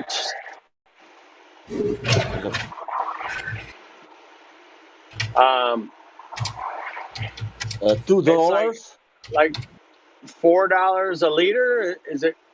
Or $3 or $4 a liter somewhere. 3.78514 liters per gallon. It's on my screen. Conversion. Well, where did I get 0.264? I gotta look that up. I gotta look that up. I apologize. And how much is it's a gallon? $10. See, I had it memorized. I said 3.78. I was fucking close. You were close. You were close. Okay. I have But on. how much is a gallon? I want to understand. $6. $6. I got on Google. Google's always right. 1 liter equal 0.264 U.S. liquid gallon. Right. Okay. That's 1 liter. 2.6 less than 1/4 of a gallon. About a quarter, yeah. $3.50, something like that. It's Just put in there liters per gallon. 3.78541, please. Oh yeah, 3.78 would be the proper way going the other way. Exactly. Right. Yes. Right. Yes. Okay. We were both right. All right, I got some good news for you Europeans. Okay, so I heard today on the news that America is going to allow Venezuela to sell Europe oil. Isn't that nice of us to allow another country? America, fuck yeah! America, fuck yeah! God bless America, land that I love. Fuck yeah! How much was gallon 1 year ago? $3. Well, when Trump was in office, it was $2 a gallon. Now that Fuckface is in office, it's like $4.50. $5 now. Just went up yesterday. There's a spot in California that is like $8 per gallon. $6.50. You people in California have so much money you can afford $12 a gallon. So I'm not going to cry for you until it gets there. America, fuck yeah! America, fuck yeah! I heard that the price of helicopters and trains will fall down. We love Biden. We love the administration. They're doing a great job. Biden is the best. Yeah, he's trying to. Brandon is trying to save the environment by making us ship oil from like Saudi Arabia, and when those ships come over here, they burn like 57 million gallons per mile. So that's definitely like saving, the world from global warming. Hank. What? Hank. Drill, baby. We got so many capped off oil wells here in Utah. It's ridiculous. They're just capped off. They aren't pumping out of them. I wonder how my brother feels, because my brother is like extreme right, and when Trump was in office, like the oil field was like not doing so well, but now that we got this fucker in office, like they're probably booming over there. Yeah, we got just literally. My friend owns a bunch of property up the canyon, and he gets a royalty every month from Shell and Chevron, 2 different companies. They give him a check every month because he's got these oil wells, and they're just capped off. They're sitting up there with a concrete pad and a metal cap with a Chevron cap on it or a Shell cap on it.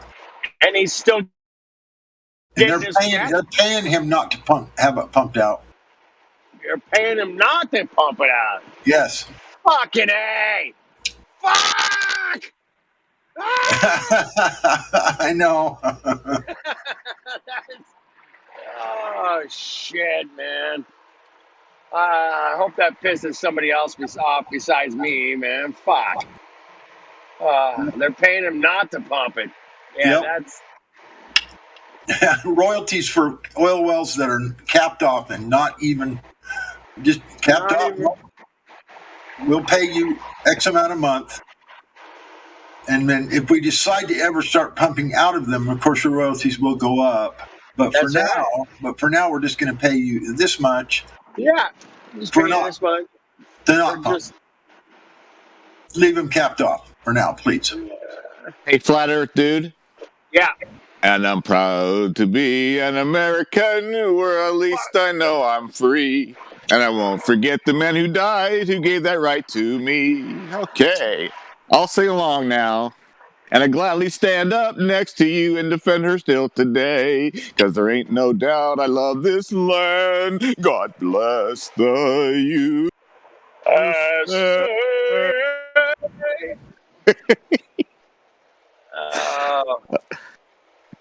God bless. God bless. World, man. God bless $12 gasoline per gallon gasoline. The new Babylon, USA. I've been saying that for 3 decades. God rocking. I've been saying that. I was like, this is modern day Rome, man. This is it. This is where we live. Yep. Babylon, here we are. Here we are. We're in fucking Babylon, man.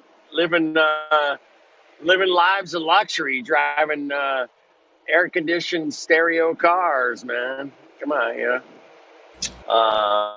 And paying out the ass to do it. Paying out the ass. Yep. Yep. But it's been a fun ride for a lot of people, man. I mean, nobody's going hungry. Not yet. Not yet. Not yet. That's the point, man. Not yet. But things are looking really weird, man.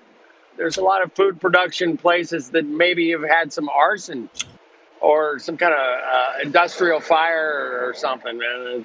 And there's also some that have had ransomware attacks that they claim they can't operate their elevators and whatnot to deliver their products because of a ransomware attack. That's a new one that just happened.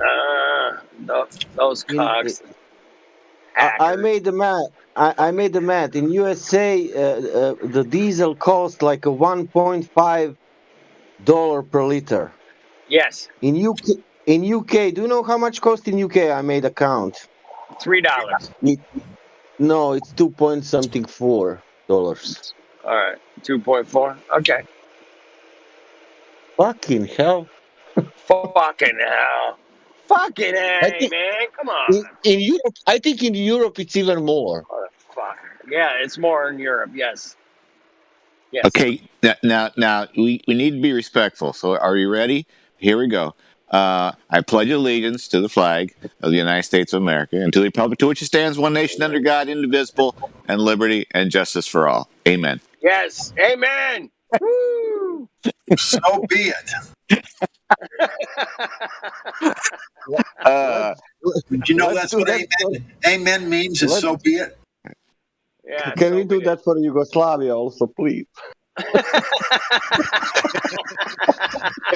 God bless Yugoslavia. God bless Yugoslavia, land that we love. Stand beside Yugoslavia and guide her. Thank you. It doesn't exist anymore, but thank you very much. And God bless you, so be it.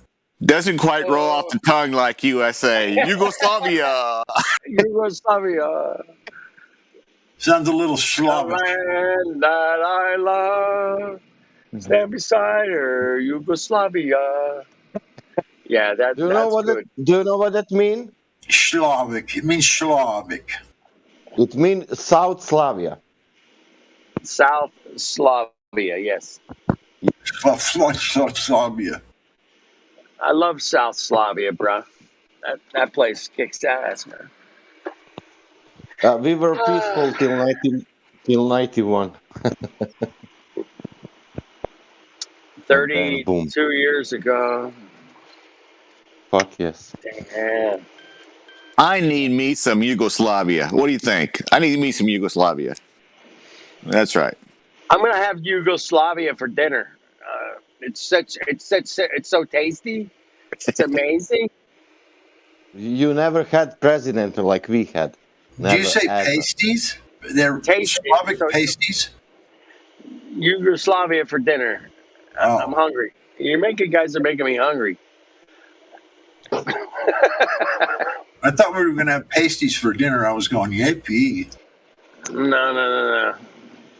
Okay, what's Man, if you come to eat, you know what a pasty is, right? Yeah, like a Danish or whatever. Like no, it's what the strippers wear over their nipples. Oh, pasties. What's the most famous meal that comes out of Yugoslavia? Is there like a famous dinner or meal that comes out of Yugoslavia? Goulash. No, let's say that's Bosnian, but it's. Can I say? It's Bosnian, but it's Yugoslavian. It's called Čevapčići. Čevapčići? Yep. That it's like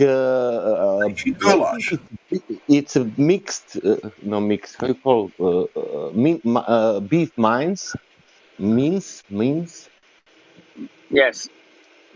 Beef brains. Yeah, and it's like a small pieces, like a kebab, small kebabs, pieces of meat.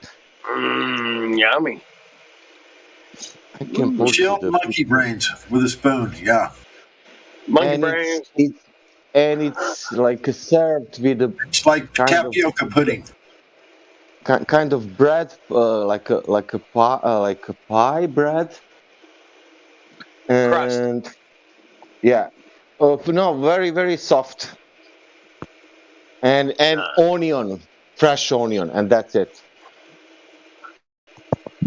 Do you know your national anthem? Could you sing it for us? Yeah. Yeah. Go ahead and sing the Yugoslavian national anthem for us. Do you know what is interesting? If you find the melody, the start of Polish anthem, it's starting the same. Only the rhythm it's faster. Okay, we're ready for it. Hej Slaveni, još ste živi, djedova. Fuck, I forget it. So good. You did wonderful. You really did. Oh, shit. Slavenski živeće čovjekoma, zalud prijeti ponor pakla, zalud vatra groma. My hand is over my heart. Hey, does Yugoslavia have a Flat Earth Discord 24/7? No, but I can tell you what Yugoslavia had. For example, Yugoslavia had the best passport in the world in the time. Russia has over 2 million flat earthers, I've heard. Oh yeah. They have server. Is that true? It's called. Wow, that's crazy.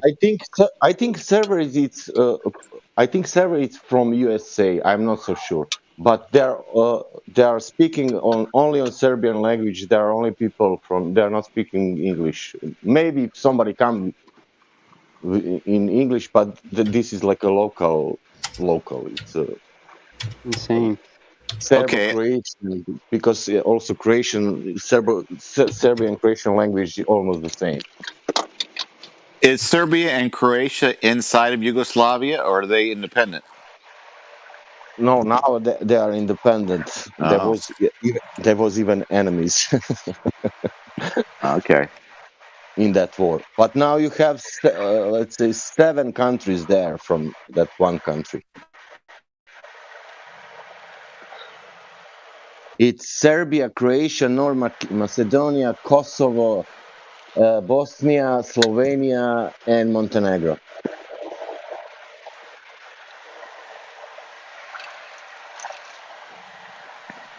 And that makes up modern day Yugoslavia, or that's entirely different. Yeah, that was all of them. That was one country. Now it's Okay. 7 countries, and they're all small.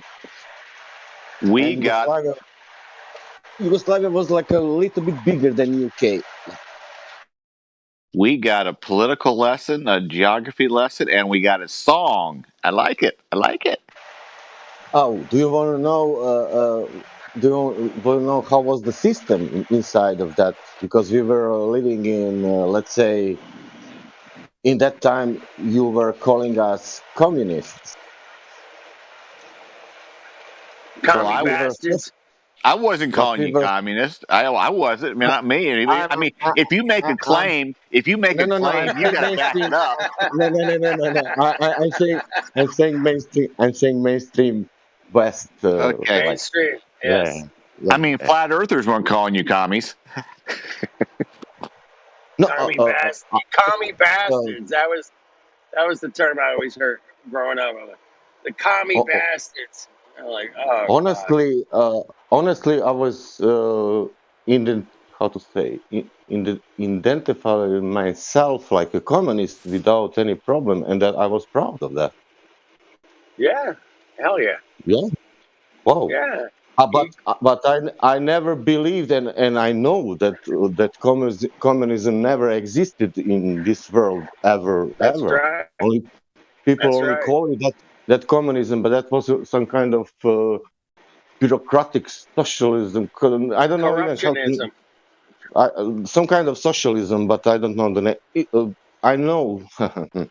It depends where socialism, because we had some different socialism from other Eastern countries' socialism. Hey, are there any communist flat earthers in Yugoslavia? I mean, did you know of anybody that was a commie that believed in flat Earth? Yeah. I don't know what you mean. What is communist for you? Oh, I don't know. It's hard to say. I mean, here in the USA, we always think of Cuba as being communist, and we always hear about the Iron Curtain, that Stalin, brought over after World War II, and the satellite states. So it's kind of hard because I never lived under communism, so it's kind of hard for me to say. Okay, so communism is where it's like the state has the means to production. Go ahead, bro. Yes. Yeah. Yeah, that's it. Go ahead. You're Robert. Hank, go ahead. Hank. Okay, yeah. The state has the means to production, so the state controls the corporations. Now, capitalism, a lot like that, is where eventually, the corporations control the state. So this is called oligarchy, but it's also late-stage capitalism. So the way that capitalism is supposed to work, because we're not under a free market. This is not free market capitalism. I'm sure most of you know that. This is like a oligopoly capitalism, to where the oligarchy isn't a singular noun, it's a plural noun. So big pharma, big oil, you know what I'm talking about. They are just about absolutely 100% in complete control of the government. Big globe Earth, NASA. Yeah, you got it. So yeah, what we're looking at is the opposite side of the coin. Both are deadly doctrines, but this one is the least deadly. The first one, communism, they throw out God, right? And then betray God. And then capitalism, they betray man. And how they do that in capitalism is they sell out their neighbors for cheaper labor from across the border. Right. So neither one of them are perfect, but like I said, I'm a lot happier under capitalism. What capitalists do is make up a war in Vietnam by having two phony attacks, have the Congress do the Gulf of Tonkin 3 days later, and then go kill 3 million Vietnamese as well as 58,000 Americans and call it freedom. So it's cool. It's cool. America, fuck America, land of the free, home of the brave. But America. I can tell you some things, some strange things in socialism. Like when people think, oh, there was because it is one kind of regime, let's say. But I didn't live that life. That's strange, I didn't feel any kind of Here's pressure. a breathtaking post for y'all. It's time to stop caring what flat earthers think and ignore them altogether. They lie, they misrepresent the evidence, and they are all breathtakingly ignorant. This is from Rusty Walker. I heard that about flat Earth, dude. I heard that. Yeah, that's it, man. They nailed it. They totally nailed it, man. I mean, breathtakingly ignorant. Oh my gosh. Breathtakingly ignorant. Breathtaking. because you're using your senses, and because you're using your common sense, because you're using your logic, because you're using your eyes. Logic? My God. No. I mean, hopefully all this breathtakingly ignorance will have them all suffocate. Because you're thinking and you have some questions, and because after you have also some question after question, and still after that you want more to be shown, and it's not shown, but there are stories, and you're so ignorant because you don't want to listen to stories. I like and the you story. you don't understand. And what else? You didn't go to school.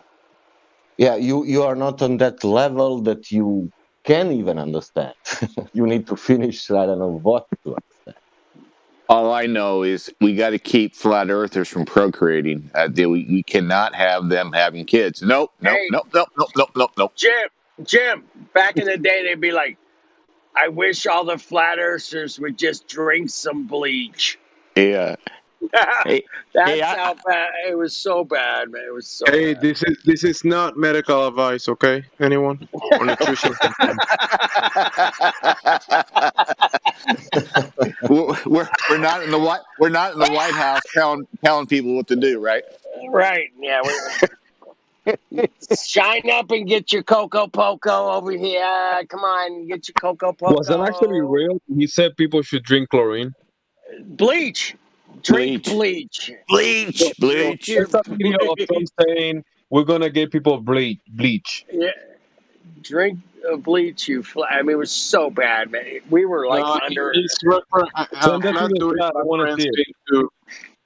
Joe, Flatter dude, he's referencing to people in the past telling, like in the debates here during conversations, some people who tell that to flat earthers, saying, "Oh, flat earthers do this," what he said. Yeah, I really doubt. very loving people. I really doubt most most of these flat earthers really believe the Earth is flat. I think most of them like to spread conspiracy theories just for the fun of it. It is fun. But I've heard flat earthers. I hear flat earthers love their meth. They just can't get enough of it. I mean, they're meth filled. They're filled with meth. Math. Yeah. I love to do maths. What? Maths? Maths. Yeah, I love maths. With the S. Maths. It's called Godspeed. Yeah, they just summed up with Godspeed. Maths. I heard that flat earthers are science deniers. No, not true. Not true. We are science. Listen this, and then I heard that what they are denying, No. That cannot prove anything. But that's in context to the conversation at hand, because when am I roboting?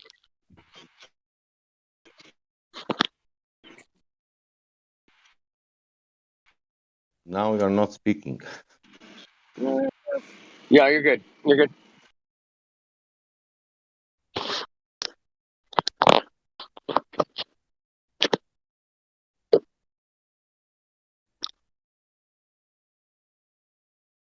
Thank you for singing the.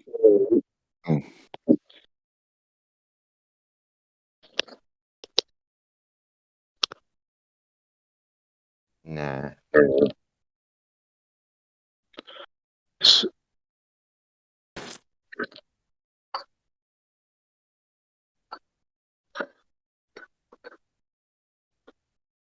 In reference to the conversation, and when some people label some people, all of you, flat earthers, whatever, right?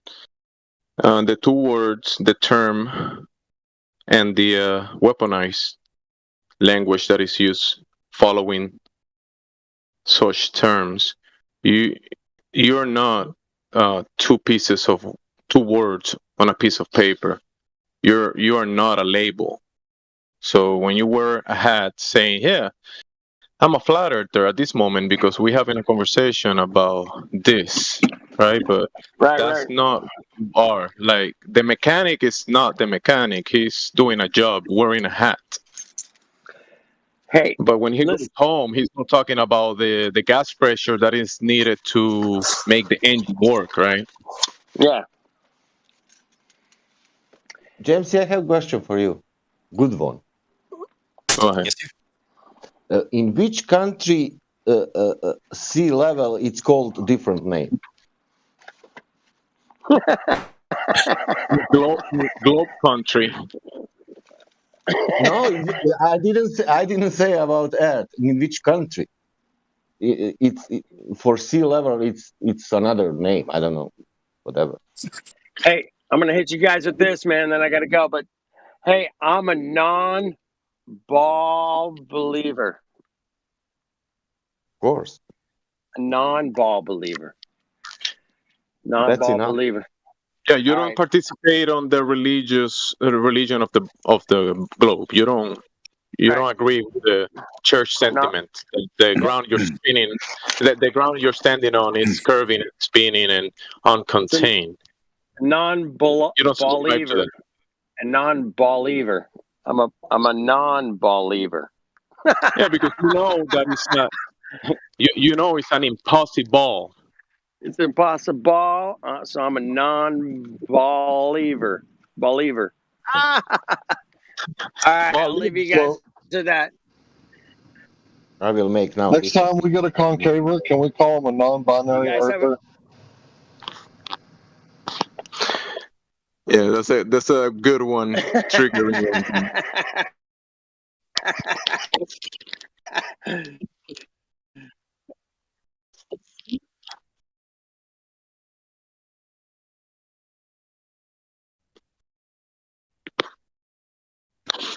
Marley, come on, Bobby. Flat Earth dude, if you can hear me still, I'm gonna make a meme out of the non-ball lever thing. You bet that sweet cherry ass you got. Yep.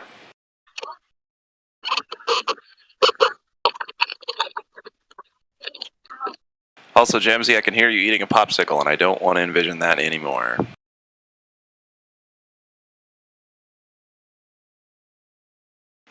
Thanks. A little more. Okay, fine, a little more. Just kidding.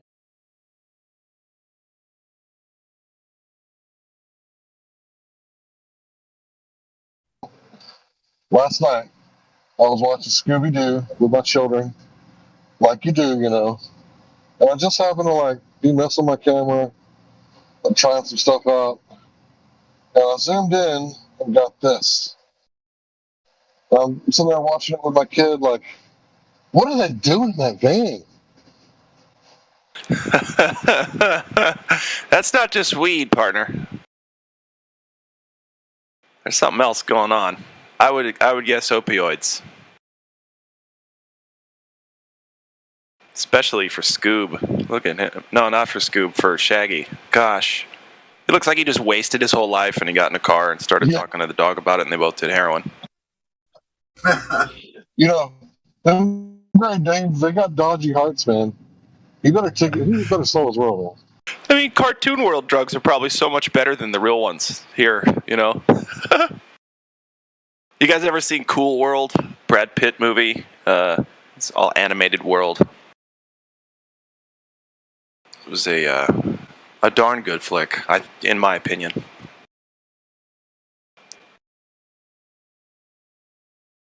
And that's all I got.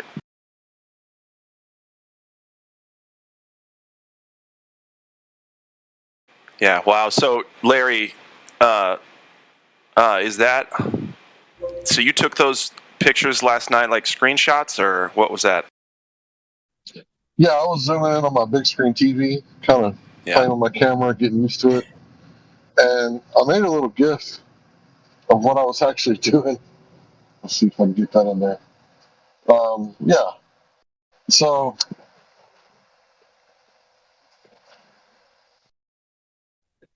Gosh, I almost feel like no one should see either of those characters like that. Ruined my childhood. Scoob looks terrible. Shaggy looks like I do this every day, but Scooby looks like I took too much, man. No? Anybody else seen it? Go ahead, Hank. Yeah, I was just laughing my ass off with my children. We were like, whoa, look at their faces. Because I didn't mean to do it. Like, I was just playing with my camera. And then when I reviewed the footage, I was like, whoa. Yeah, wow. You caught something pretty... that probably most people, like 99% of people, have not caught. At least in, shared like this. They're like, oh, look at their faces, and they probably just went past it. But you, sir, you've captured it. So, and they were just driving from one place to another, no big deal? Or was there a reason? Did they, get in a fight? No, they were sitting there just chilling. This is before they laid their eyes on the bad guy. So this is their normal look. Oh, wow. Like seconds later, they laid their eyes on the bad guy, and their eyes got real big and surprised. Shaggy, are you too fucked up to do this? I'll do it for some doobie snacks. I can't do it anyway. Well, we all knew Shaggy was up to something, but is that animal abuse at that point? Bro, dogs love weed. Dogs love smoking weed. Yeah, after Scooby asked Shaggy that, Shaggy replied, "You gotta do what you gotta do." Right? Like, whoa, Scoob, we gotta do what we gotta do.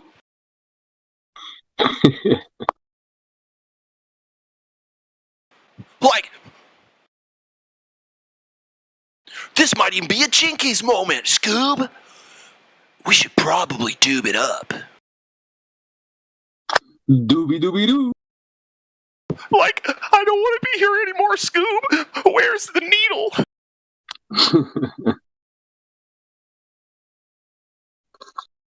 Was the lady with the blonde hair or the glasses? Veronica says yoinks, or jinkies, doesn't she? No, so Shaggy says yoinks, Veronica says jinkies. I don't know the rest. But I think, is Veronica the... No, who says jinkies? Veronica's the pretty one. Who's the other one? They're both pretty, come on. Okay, who's the pretty one with glasses?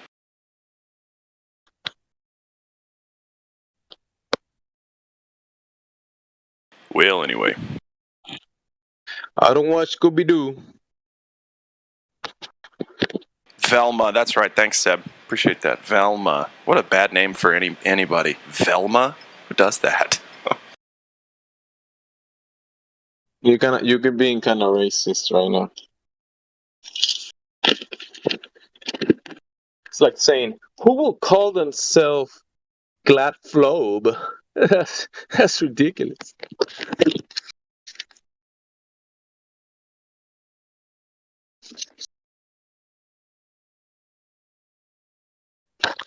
Filma. It's like a Phil dressing with a wig and glasses.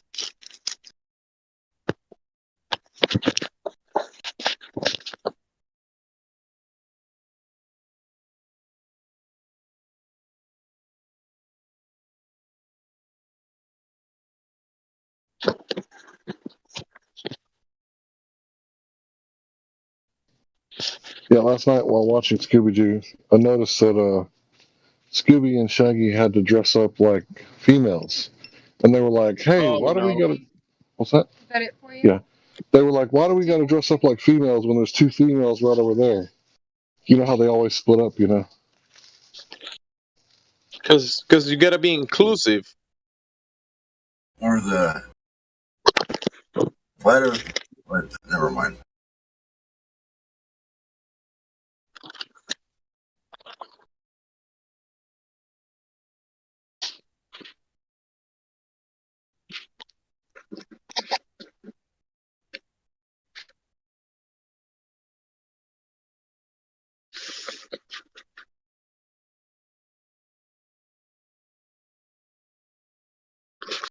It's Daphne and Velma.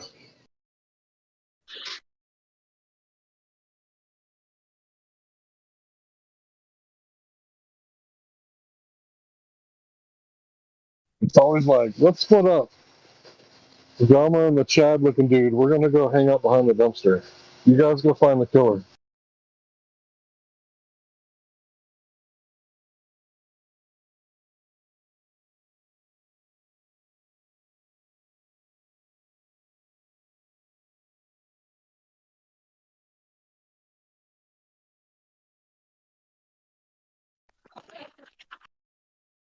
So to answer Get Biget question about which country doesn't have a what was it? Sea level?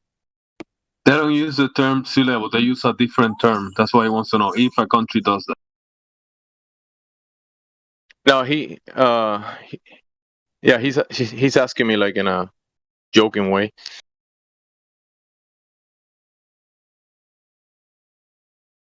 So I guess there is all countries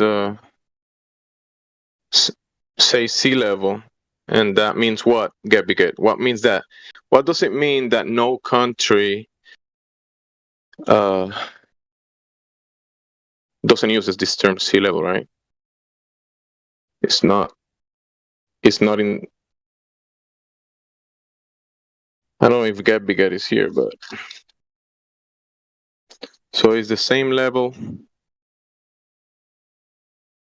on all countries. I can speak and you will think that it's Get Biget. It was Sasha. Yeah. Oh, was it Sasha? Okay. Am I... Okay. Listen this. You're gonna reply because I thought it was you. Jamesy, listen this. The liquid helium. Okay. That's I wanted to say, liquid helium.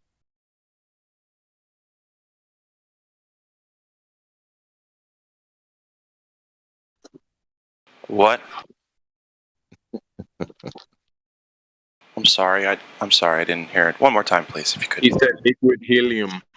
Oh, superfluid liquid helium.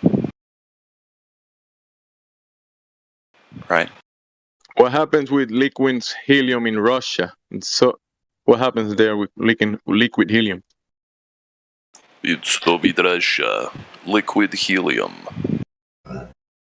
Not what. I don't know you. What it would do to you. Inhale you. Superfluid make you. Not as funny. Say what Larry said. Helium inhales you. In Soviet Russia, helium inhales you.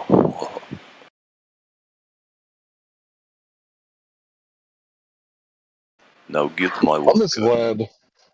I miss Vlad, my Russian friend.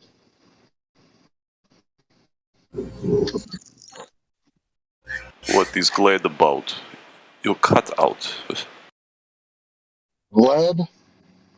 The Canadian Russian guy? Oh, Vlad. I remember him, yes. Yeah.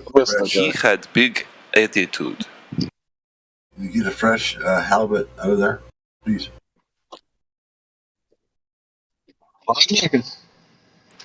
I was okay talking to him on internet, but would not like to have him in circle of real-life friends, if you do know what I mean. I could understand you. Ooh, that sounded good. Who was that? Oh, that was probably Sasha. That's why it sounded good.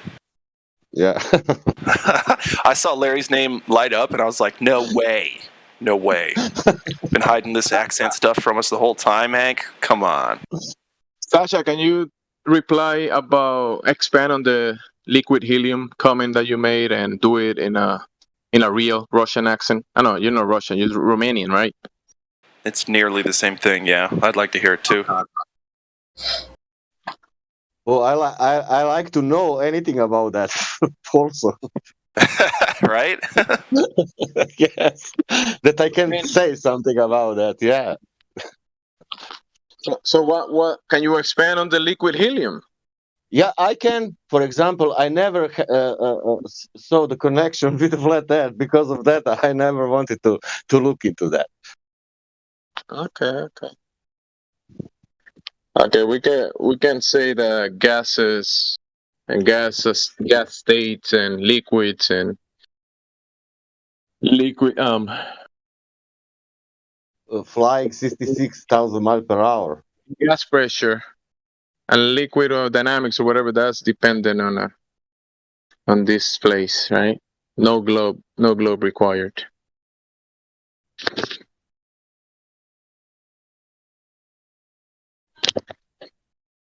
Things do what they do, Scooby-Doo. Scooby-Doo.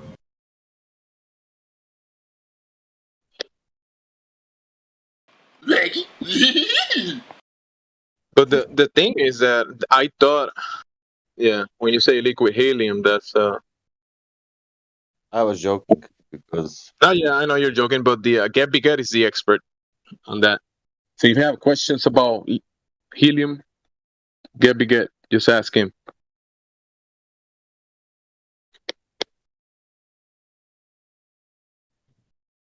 So there's this YouTube channel that I watch, Eric Lerner. He's kind of one of the OG people to go, wait a minute, this isn't science. This is all math magician shit. So his channel is LPP Fusion. And Eric Lerner, because of the amount of helium in the universe, there's way too much helium for it to be all in one spot.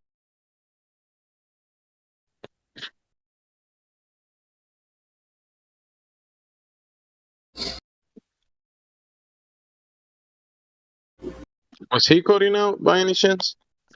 Was I? No, he's out.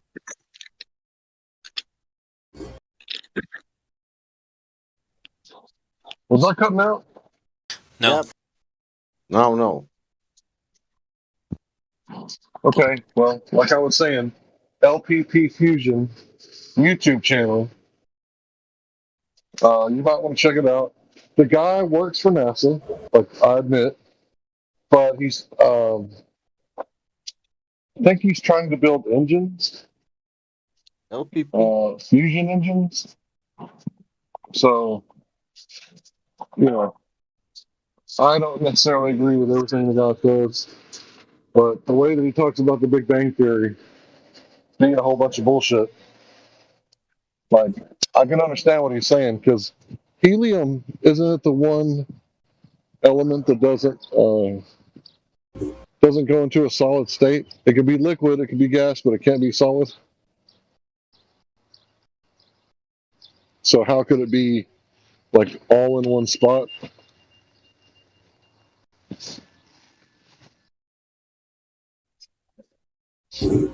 Anyway, fuck the Big Bang.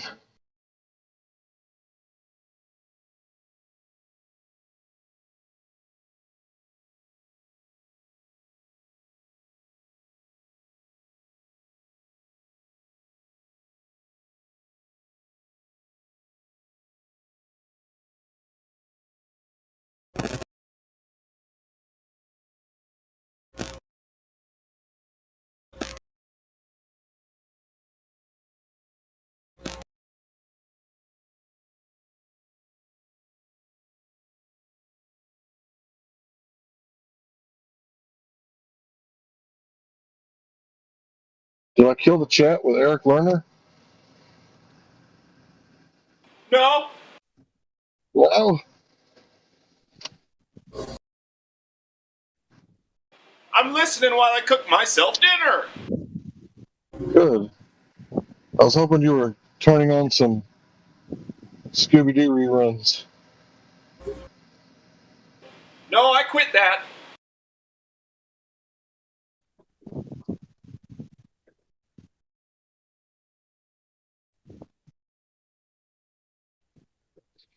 Even that call I talked to like a week ago in parks, he was saying that he didn't think that Einstein's theory of special relativity was going to hang on much longer. He thought that there was going to be something new. But he was still a gravity cook.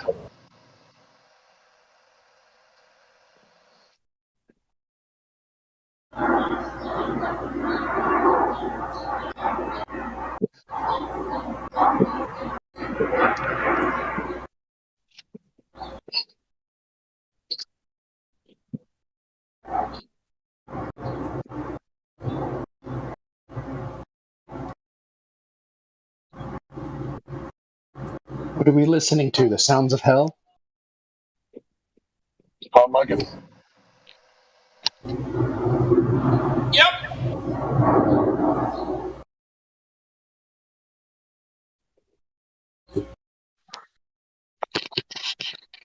Rockin' Mike.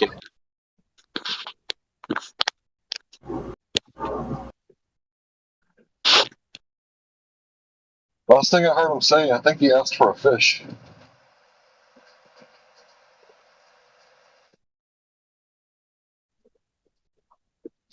Hey, God Rocket, did you get that fish?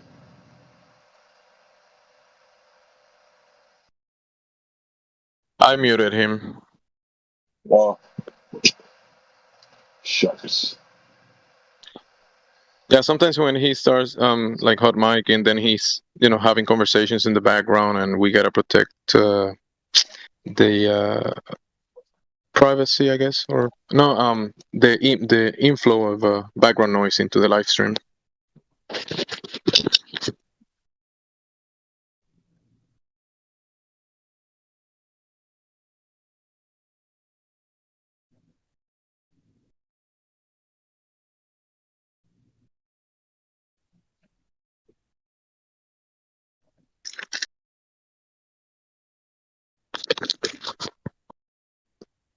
Heard Biden say we're gonna go green or we're gonna go homeless.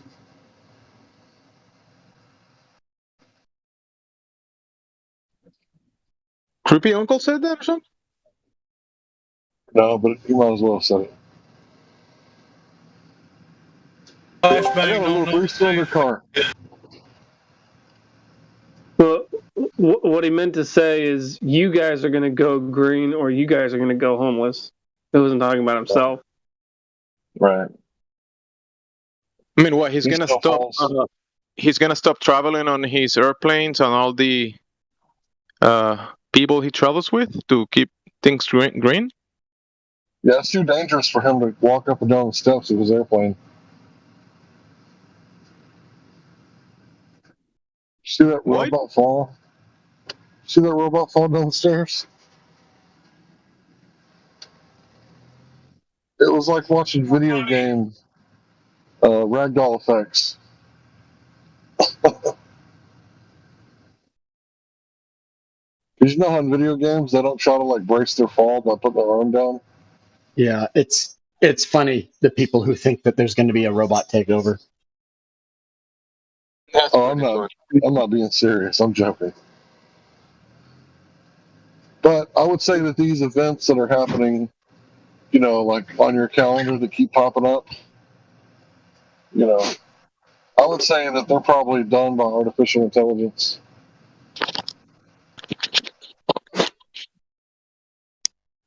Obviously, humans are the ones acting them out. Yeah.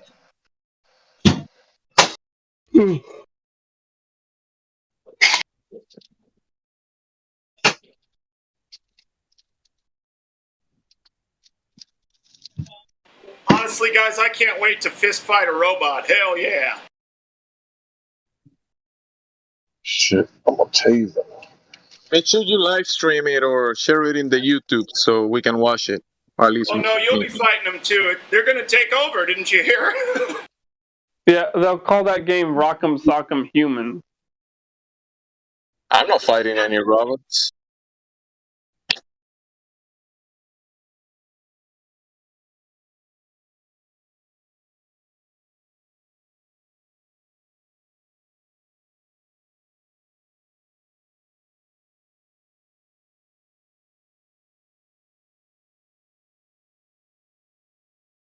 It's like seriously quiet again. Yeah, it's quiet because you're not speaking, but you just spoke, so it's not quiet anymore. Because I'm replying to your comment. And Yeah, but there's like 80 people in here. There's nobody talking. nah, not 80. If you count the live stream, maybe, possibly, the YouTube, there might be some people listening. It might add up closer to that area, but Somebody's name is Stormfire. That's cool.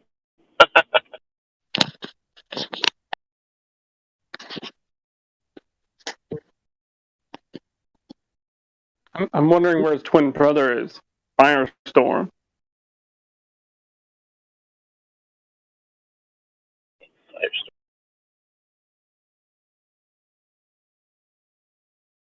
All right, so who can see like the moon and the sun at the same time right now? I can.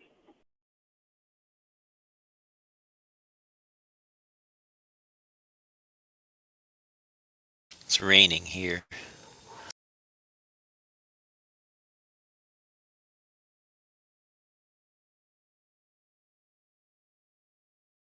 Well, it is that time of year. Not here, it isn't. Well, where's here? In the northern hemisphere, or near the center. 48 degrees north. Dude, I'm not into that shit. Just tell me where the fuck you are. Are you by the North Pole Vortex by any chance? Maybe that's where it is, but yeah, Washington State, USA. That makes it's always raining there. What the fuck are you talking about? Washington State. It's always raining there, bro. Get you some Seattle, right? Couple hours from Seattle. Are you a dirty? Are you a dirty Pacific Northwest liberal? Well, I may be dirty in the North Pacific Northwest, but I'm not a liberal. Okay, good. That means you're in the middle. how can it be raining if gravity was holding everything to the ground? Like, how could the water make it up to the cloud, make the clouds up if there was gravity holding everything? I mean, how could it evaporate? How can the water go up if and then come down if gravity is holding everything down?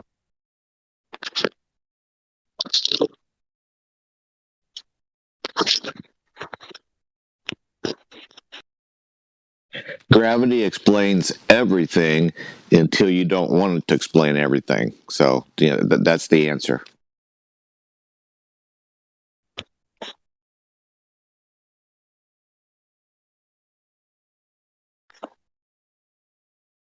It's all very scientific. Sometimes gravity works and sometimes it doesn't. It just matters when you want it to. Aren't those clouds like a lot of mass?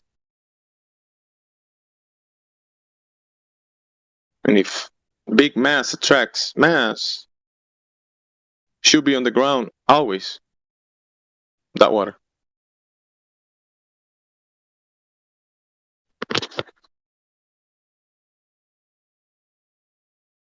There will be no rain. I get really offended when you make me think. I don't like to think, so don't ask me tough questions. Yeah, he's a retired police officer. Don't make him think. Might hurt the guy. Don't make them do stuff. No, I'm just joking, bro. You're not a cop. I know better than that.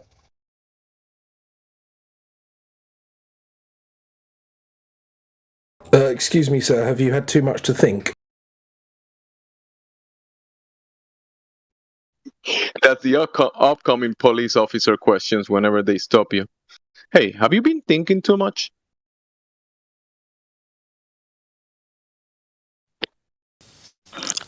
Office honester, I haven't thunk a thought all night.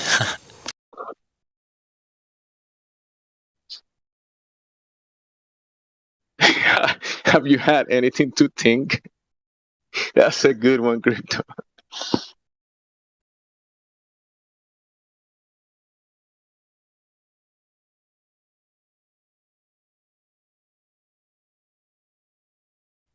I plead the fifth. What will be your reply, Hank, if the officer asks you that question? Ask him. Ask. Larry. Surely you'd be pleading the fifth of vodka, right?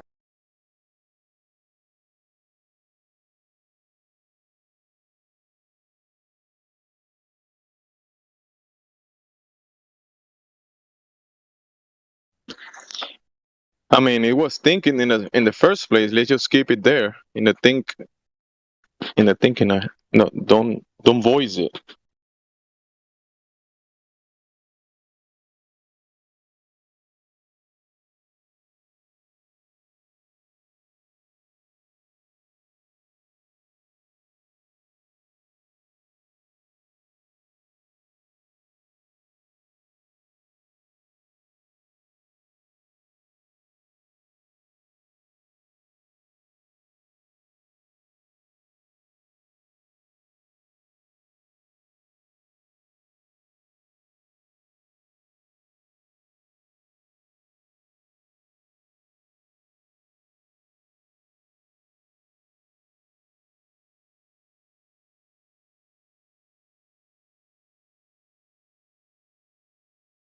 Yeah, I've never heard the plead the fifth one before. I've heard the. Have you had anything to drink? Too much to drink? Too much to think? Heard that.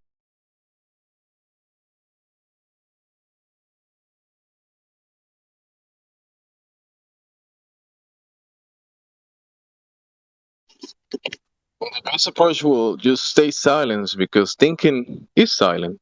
So why will you even reply?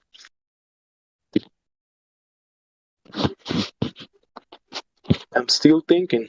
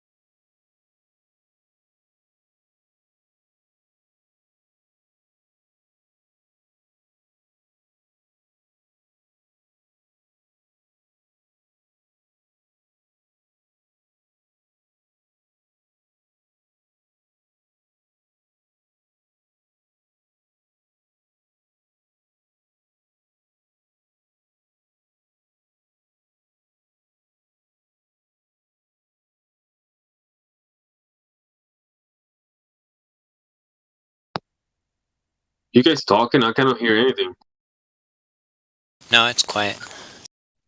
I thought somebody was gonna play some ODD Chocolate Sand or something on the radio.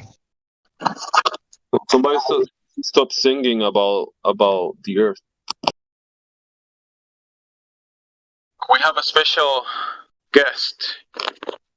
His name is Python. Welcome, Python. Nice name. Hey, I wonder why they call me that.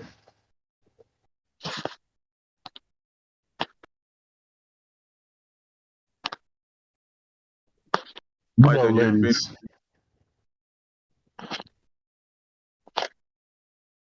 You can reply.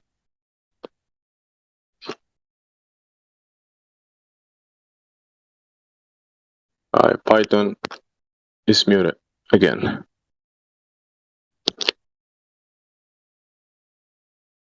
Go ahead. But Sasha is here. Sasha 2.0. Actually, Just like the server. Have you spoken to Jesse, Larry? No? Who? Jesse James? Jesse, Jesse? He's been looking into Flat Earth since 2018, he said, and he's been here for, I think, less than 24 hours. Because I checked him in. Oh, was it like 20 hours ago, Jesse? I think so. Yeah. How's it going, Jesse? Good. How are you doing? Good, bro. So you're looking into the Flat Earth thing, huh? Yes, sir. What do you think so far? Well, it's very interesting, and well, it's very interesting. Let me put it at that. What is it specifically that you find interesting?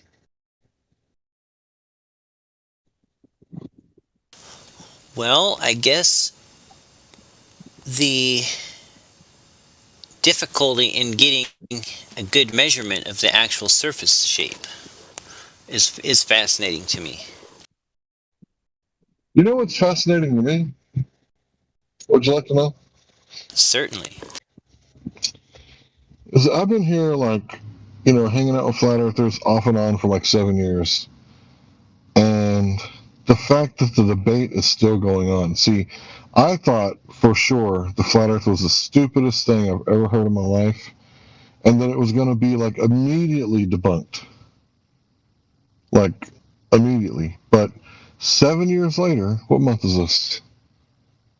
Yeah, 7 years later, people are still debating whether the Earth is a globe or whether it's flat. And if you were NASA and you're getting $60 million a day in taxpayers' money, how could you not debunk the flat Earth? So I guess it depends on what is your level of information. Like, will you just take any, you know, he said, she said information, like secondhand knowledge? Like, my dad's an astronaut and he went to the ISS. Like, if you accept that, then, you know, I guess that it's already been proved in your head. But if you need like something that you can go verify for yourself as information, then I guess, you know, no, nobody can prove anything to you. You got to go prove it yourself. So you said that it was difficult to go check for yourself? I wouldn't say it's difficult. I would say that the gas prices will get you unless you live next to a large body of water at rest. And if you do, then it's actually pretty easy. Either you can see too far or you can't.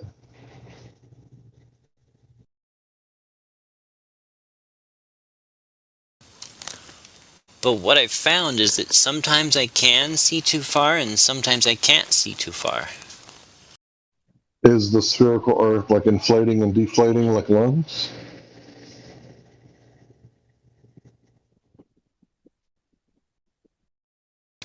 Well, that's what I'm trying to understand. I mean, I go out and I take pictures and do measurements and then I'm trying to fit it into what it all means, if that makes sense. Right. So I'm asking you a question: is the Earth breathing in and out so that the geometric horizon would move? You mean like changing from flat to curved and back and forth? No, I'm saying changing from like having a radius of 3959 miles to having a radius of 238,000 miles. So in other words, it's getting bigger and smaller.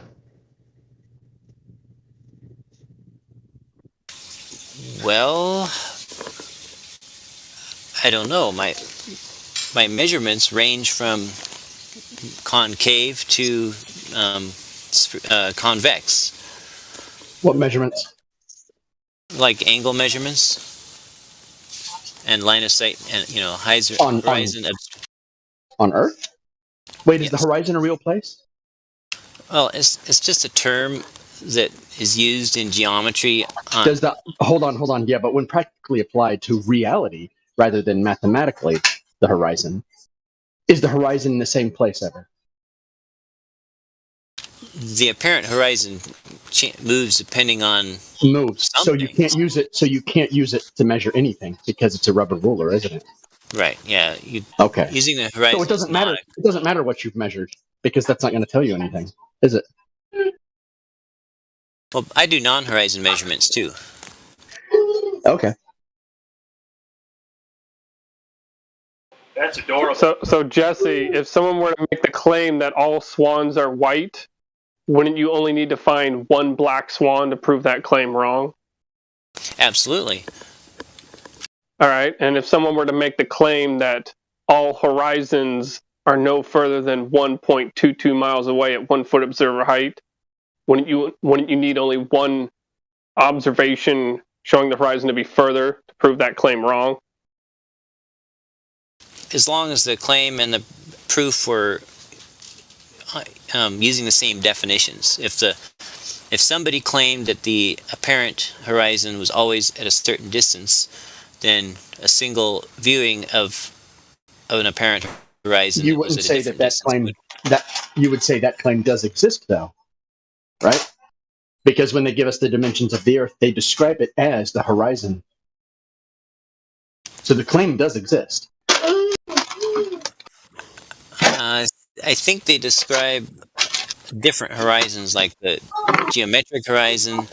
Okay, well, growing up in the 80s and 90s, I got to see a lot of science videos, so-called, and they always showed the ship going over the curve, and that's the curve, and that's how you can measure it. And that was Pythagoras' claim as well. Or no, I'm sorry, that was not Aristotle. Aristophanes. That was his claim. So, I mean, it's an old claim. But it's a fundamental claim on the globe side. It has to be. Because that's what it was based on, right? And when I was young, like 40 years ago, I was studying that in the school, primary school, the ships going over horizon. Only I want to point it. 40 years ago.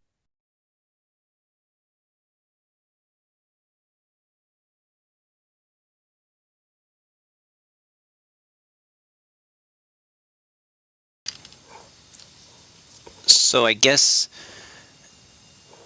the difficulty I was mentioning earlier was in that since light doesn't always take an exact straight path, and yet it's still the straightest thing we have that reaches out miles, when we measure the angle to a distant object, we don't know particularly what actual path the light is taking, if that makes sense. Like, if you look at that atmospheric... I would say it's taking... I would say it's really easy. You observe the path it's taking, and that's the path it's taking. But if it were passing through, say, layers of air that was bending No, what you're invoking is something called terrestrial refraction, which is fictional. There's no such thing. Is there a radius in that calculation of refraction? If there is, it's not okay. If there is, it's not optical, which means it's not real. It's mathematical. It's used to explain. It's an ad hoc argument. It's used to explain why the math for the globe doesn't work. Hey, why can we see too far? Well, because there's this phenomenon that we don't know and can't quantify where the light bends, so you'd always see it as straight. That makes it unfalsifiable and ad hoc, right? Oh, probably. Do you see the animation someone put in the chat about the Skunk Bay or whatever, where the water is going up and down and the city in the distance is going up and down? Oh yeah, I know that one well. I wouldn't call that terrestrial refraction, though. Well, but it's something that changes the path of the light, right? I don't think it's changing the path of the light. I think it's blocking the path of the light because it keeps disappearing and reappearing. But I mean, if you pick a given object, like one of those buildings, it appears to rise and fall a bit, right? Is the building actually rising and falling, though? I don't believe so. I don't believe so either. But it appears to be. Do you think there's an optical effect happening when we're zooming in with cameras and using lenses and using devices through which images have to pass through, and there's only so much data and so much compression? And then when you zoom in on something, what happens? It all starts to melt together? Where the object in the vertical meets the deck, they melt together. But when the roof line, for example, appears to move up, wouldn't that mean that the light was arriving into the camera from a higher angle? I don't know. You tell me. I think so. I'm just saying. Light moves. Light moves in every direction. It does not bend on a radius. It moves in every direction. So you see stuff go up, down, squish. It diffuses. This idea that light bends down at the perfect radius to make the Earth look flat. We even had one guy argue that if you had a powerful enough zoom, you could zoom in on your own ass.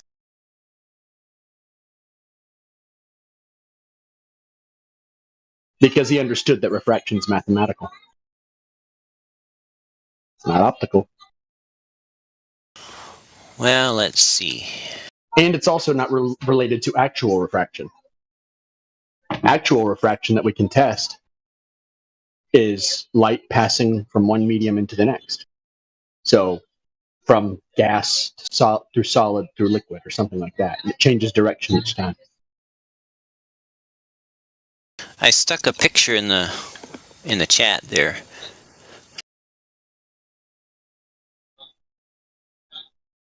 Yeah, that's a transit. All right. Now, let me ask you something.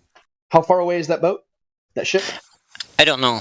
It's at least a few miles out because the shipping lanes are several miles out from the beach. My guess is it's like 8 or 9 miles out. The channel What's the level operational range of a transit? I don't know. I don't have one. It's on a radius. The maximum is roughly 900 feet. So you're going to get about a 2,000 foot diameter. And I know this because I do surveying. I put down 1 million square foot warehouses. That transit, once you get outside that 1,000 foot radius, that 900,000 foot radius, what happens is the fidelity of your level does what?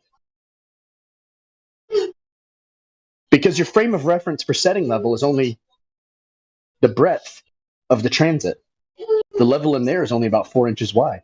Do you think you can make a level line from a 4-inch frame of reference extend out 3 miles? This isn't a transit. That is a geodetic robotic unit.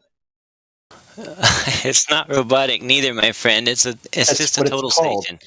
No, it's a total station, but it's not robotic. Okay.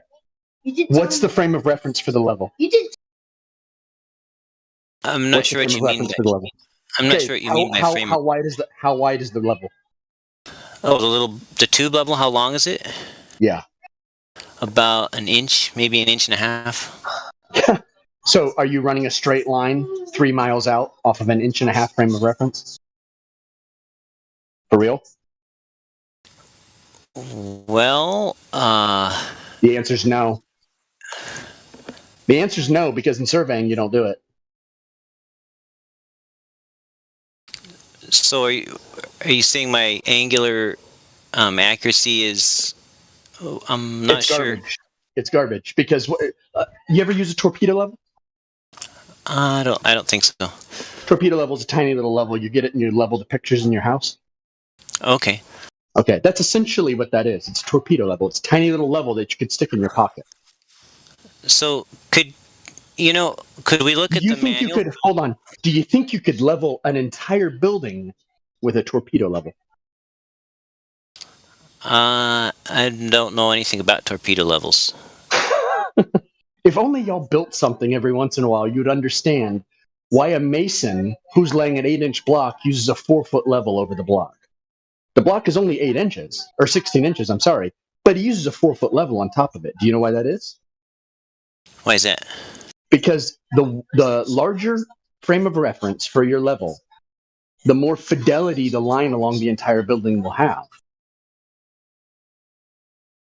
So if you have just, like when we would set up the geodetic unit, we'd put an 8-foot level just on the top of the tripod, and then we would set it up there, and then we would level it. It levels itself. And then we would go out and put on the reflectors. We never went out 550, 600 foot.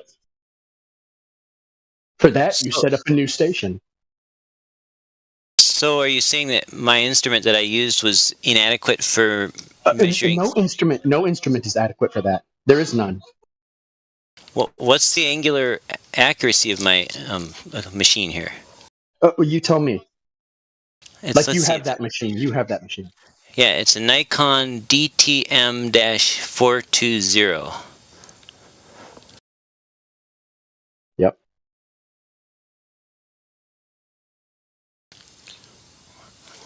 Let me look up the stated accuracy.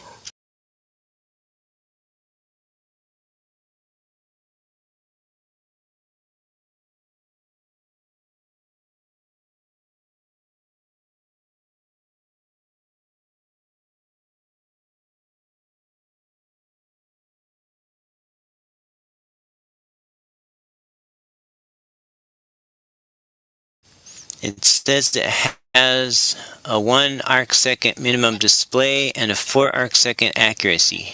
And what's the range of that for level, for maintaining level fidelity? Does it tell you that? Because it can point in a straight line and shoot in a straight line, and it can see a reflector miles away. But I'm asking about what's the accuracy of the level.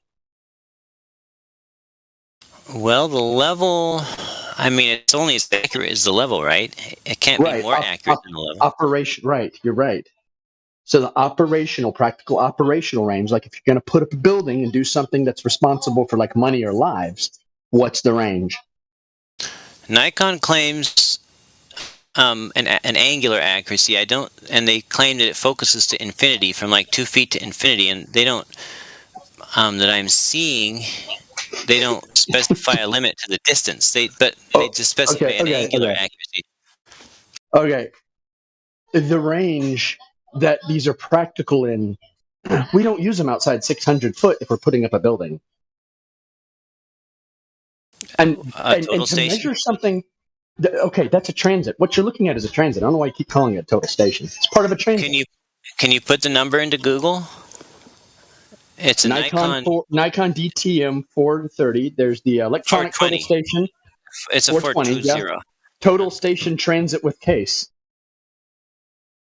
It's total station transit with case. That's what this person's selling. Hold on, there's another one. Yep, total station transit. Surveying total station transit. This one just says total station on it. Yeah, it's a transit. Hey, did you take those pictures? Did you accomplish those transit observations, Jesse? There's the yellow Nikon I used to use. Did I what? Did you take these pictures? Yes. Days ago. Okay. Cool. Never mind then. Never mind. Go ahead. Let me ask you something. I want you to go level something with a torpedo level, and then test that level with a 4-foot level, and you'll see how far off you are. Because the smaller frame of reference, because you would agree that if you're out of level, even a thousandth of an inch. Once you get outside of a point, it exponentially gets greater in error, doesn't it? Exponentially? Yeah, because your line keeps diverging. So let's say I have a slope that drops 1 inch in a foot. What will my slope drop in 2 feet? It's irrelevant. What I'm saying is the accuracy of the instrument to make practical, usable measurements versus looking at something that's several miles away and you can't actually test that if that point you're looking at 3 miles away is actually in level. Because it's just impossible to know. Do you think you could set that up? Imagine this. You set that up at one end of, say, 1 million square foot warehouse. Would you just use it from one spot and shoot the whole warehouse from one spot? Well, I'm looking to you for guidance on this. The answer is no. There's about 8 different stations, 8 different concrete stations that we would set up all around it. And we would use those as the markers.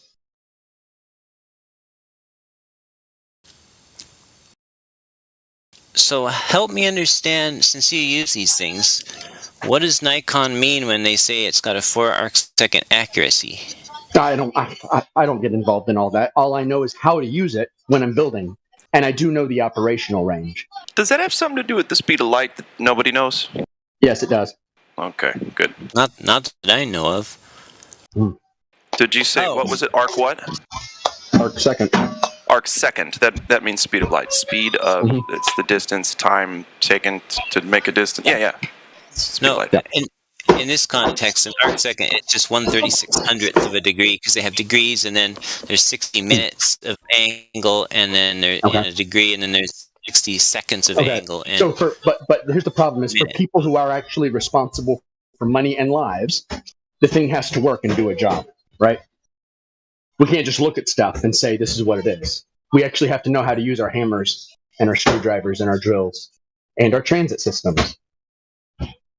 So if it can't level something 1,000 foot away, what makes you think you're leveling the horizon?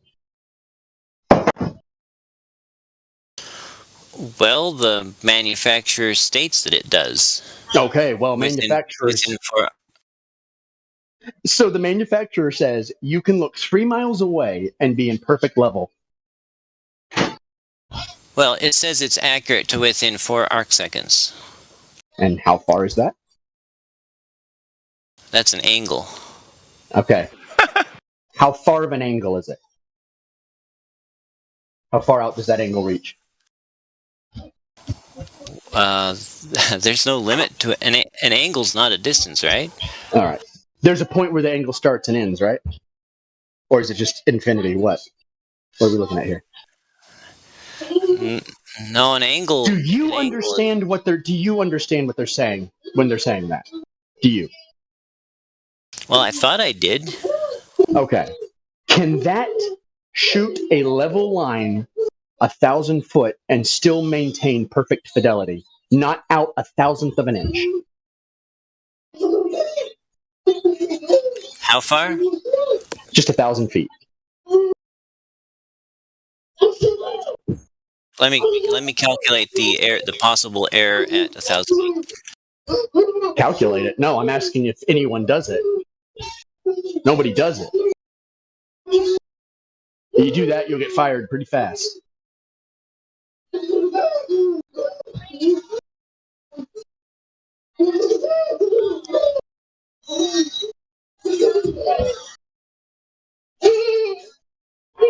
So 4 arcseconds of error would translate to almost a quarter of an inch of error at 1,000 feet. Jesus, what? A quarter of an inch of error at 1,000 feet. That's it. That's a lot, you know. Yeah. You know that's a lot, right? You calculate that out over 5 miles looking at a ship.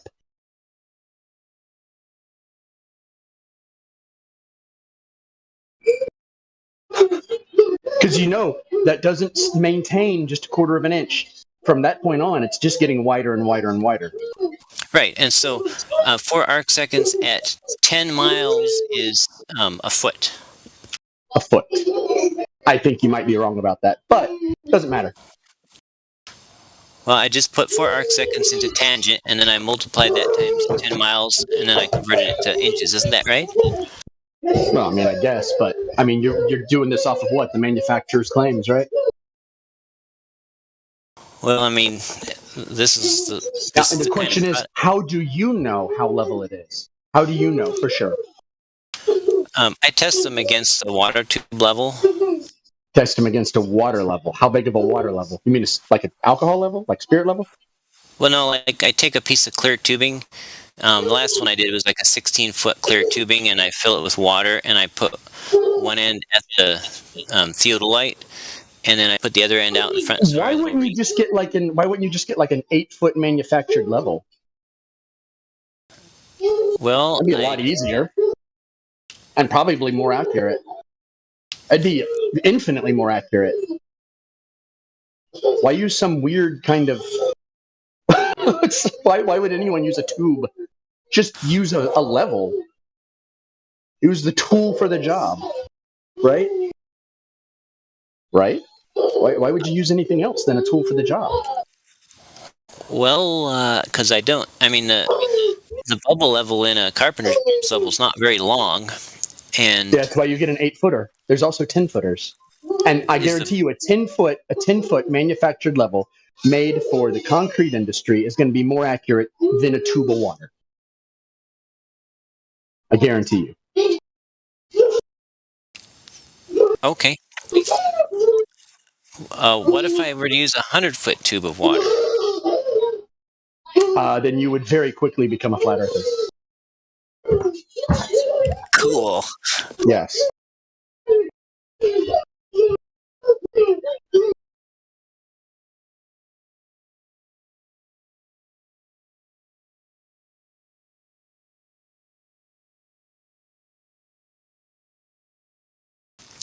So, if you think my instrument was not accurately measuring true level, straight out from eye level, what would be a better way for me to determine what is true straight level, eye level? You have a mathematical model, right, of the Earth? That's 24,901 miles in circumference, right? I would say if you see things that you shouldn't see according to that model, you've debunked your model, period. You can't see things that are behind stuff. Well, the difficulty is I can go to a certain point. It's not difficult. It's difficult to find the opposite. Like, you really got to look for it. Yeah, like, oh, well, I found a really, really warpy day where there was like all these different temperatures and things were wavy out in the distance. And so, yeah, there's curve. It's a lot easier to just stand like on Myrtle Beach and look 23 miles south and see hotel buildings that you shouldn't be able to see. And then say that it's a mirage every single time, that you can see them day after day, week after week, right? So in my area, the air is usually not very warm, and so things are different here. And a lot of times when I actually go to the beach and look out, I literally don't see what's just beyond that I should be seeing if the Earth were flat. Some days I This is do. the problem. I'm on the East Coast, and I grew up with lighthouses. And so we see them 60 miles away sometimes, 30 miles away on the regular, which should be completely impossible, which I never thought about. For 35 years, I didn't think about it at all. Like, why can't I see the lighthouse? Never thought about it. When the air is colder, there's less moisture in it, and it should be much clearer, by the way. And only when it's hot, there's a lot of moisture in the air. When it's cold, there's very little moisture in the air. So you are living in an area where ideally you could observe flatness without any interruption in the light because there's no humidity in the air. It's cold. You don't get humidity in the air when it's cold.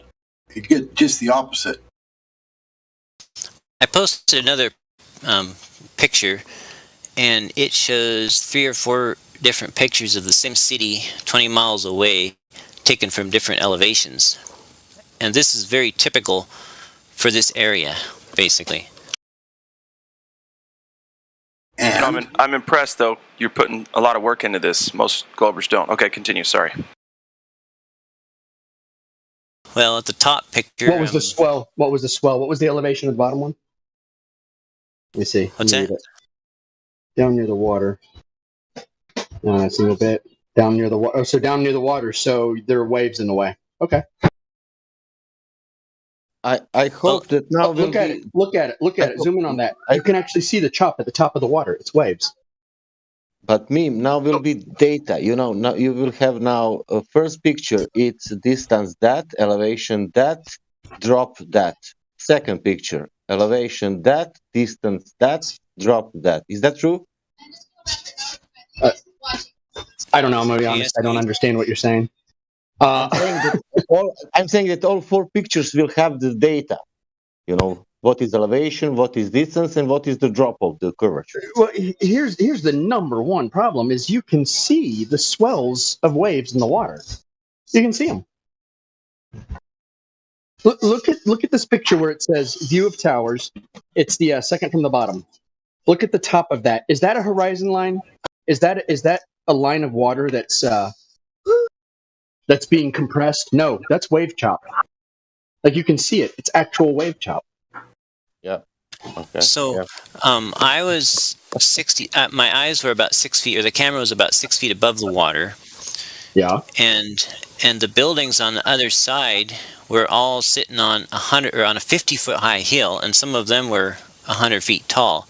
Yeah. So, how far away are they? How far 20, 21, 22 miles. 22 miles.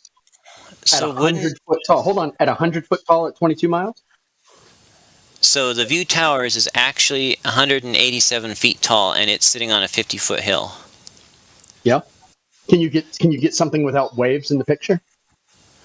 Because there's massive waves in the picture. Like, look, if you're 5'10", and you have a wave that's 6 foot, if you angle your camera, it's going to be below the wave. It's going to get the wave in the picture. Right. Yeah. You understand this, right? Well, yeah. If there were, so you've gone down low. There's swells out in the middle, and you got swells in the way.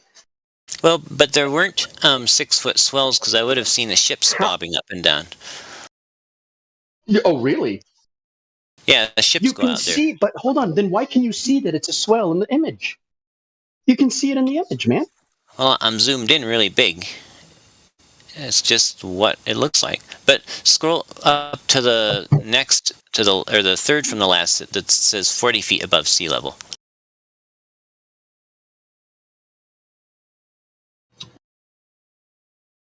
So at that point, the observer camera was 40 feet above sea level.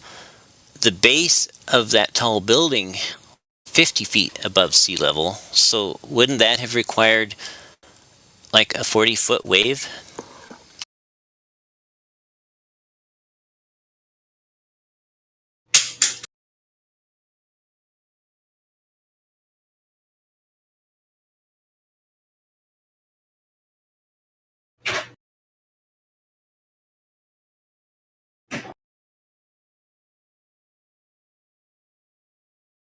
I don't think it'd have to be a 40-foot wave if it was closer to you than it was the buildings.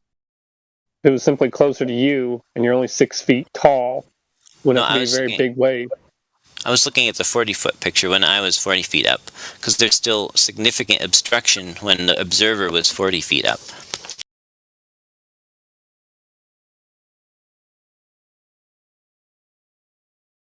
So is this the Pacific Ocean? No, sir, it's the Strait of Juan-Fuca. And that's Victoria, BC, Canada, and the View Towers is in there. And I'm in Sequim, Washington.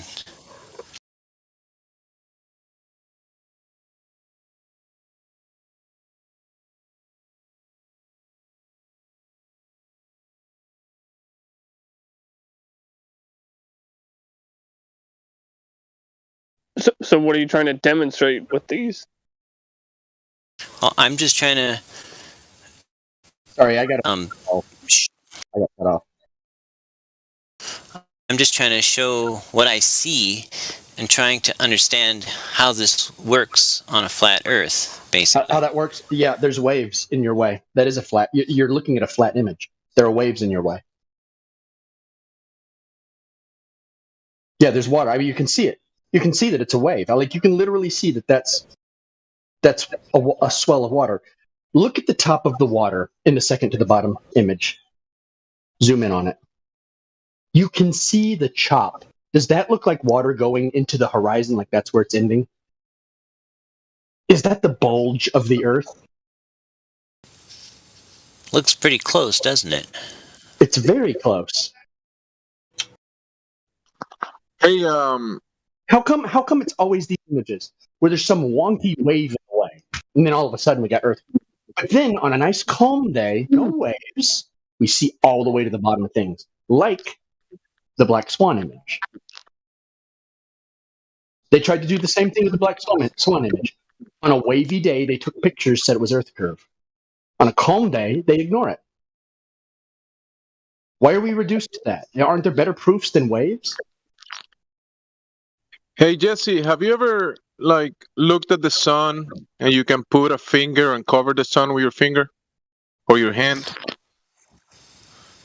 Not sure I'm understanding. Yeah, when you're looking at the sun and you can put your hand between your eyes and the sun and you can cover the sun with your hand. Like shade my eyes, kind of? Yeah. Okay. Does that mean that you're covering the sun because your hand is bigger than the sun? No, but it's angularly bigger, right? Okay. And does that mean that you're covering the sun for everybody else, like the whole world? No. Okay. So you can cover the sun even though the light is bigger than your hand. Yes. Yeah. But I don't see how that my hand could block the light from the sun from reaching my eyes if my hand was below that straight line between the sun and my eyes. Does that make sense? Well, between you and the observation, there's a wave that can be as well. You're 6 feet. You could have a 6 feet wave in front of you that will cover buildings that are 100 feet or more. If there's a 6 foot wave near me and I'm slightly below 6 feet, then it can obstruct my view entirely. But in one of these pictures, I'm 40 feet high, and we just don't get 40-foot waves out here. I mean, people go out there in canoes and stuff. But still, the observation, the object that you're trying to look at is still in the angular view, is still diminished in size, right? You see a smaller object that is far away.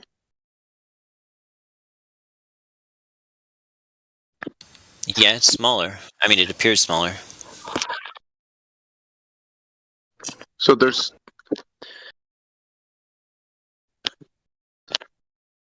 is an obstruction between you, the observer, and the observation. Right. Obviously. And when you're looking through the air, there's water, particles, humidity, and that's why with a changing day, a different day, it will look different, right? One day you're going to be able to see most of the building, and another day you're going to see maybe a tiny bit of the building because the conditions are different. That's the theory. I haven't actually seen it where I can see the buildings when I shouldn't be able to, but that boat picture I showed earlier, I could definitely see clear down to the water on that boat that was 8 or 9 or 10 miles away. If it's a rainy day, will you be able to see the buildings if it's raining? If it's raining between me and them, it would probably be too opaque. Okay. If there's mist, like the heavy mist that we see sometimes, will you be able to see the building? No. No, that the mist, the heavy mist, and the fog and stuff blocks off the view. It's got to be So good there are weather. conditions, many variables that you can take into account, and doesn't mean that you don't see the object because the water is curving 8 inches per mile square.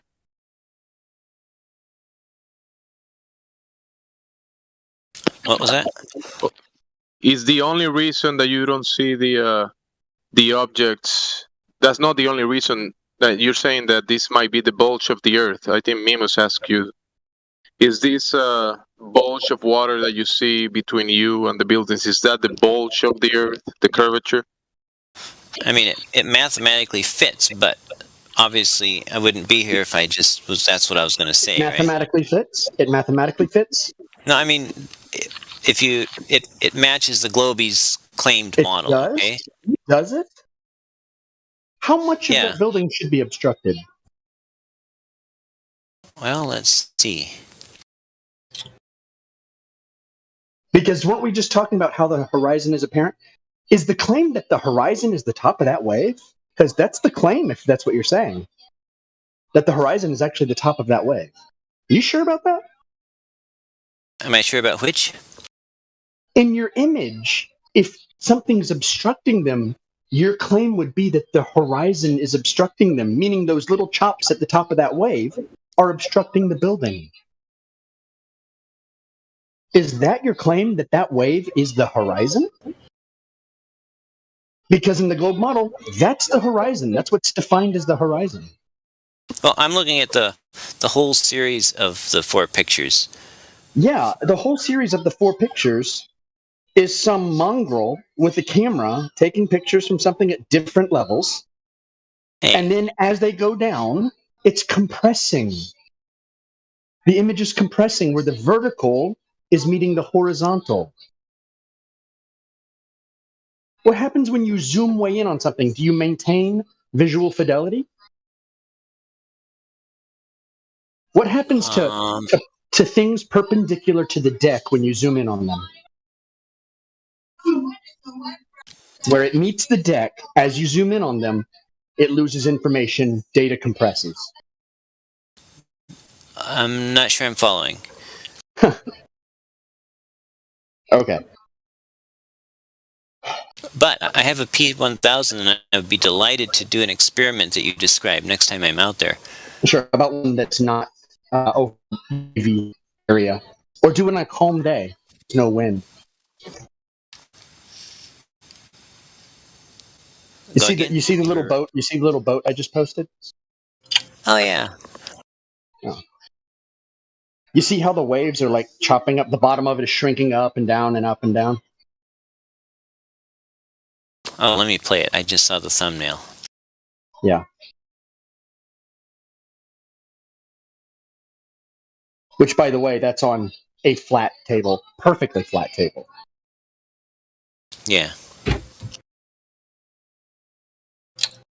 Why is it doing that? Why is it all wavy and distorted, losing information in the image?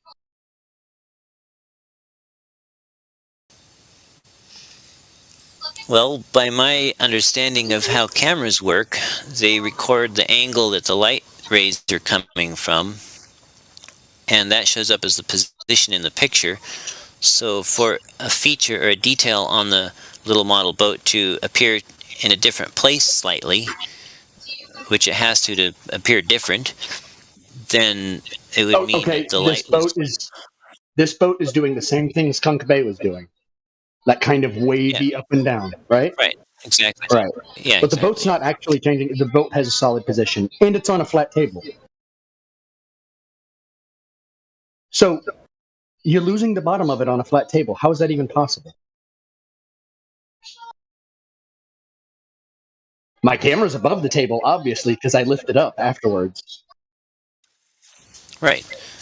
Well, the way I understand it, the something is changing the path of the light slightly, causing it to reach the camera from a different angle than it was otherwise would, and that something is probably has to do with a slight temperature gradient caused by the table being a bit different temperature than the room, maybe, or I don't know.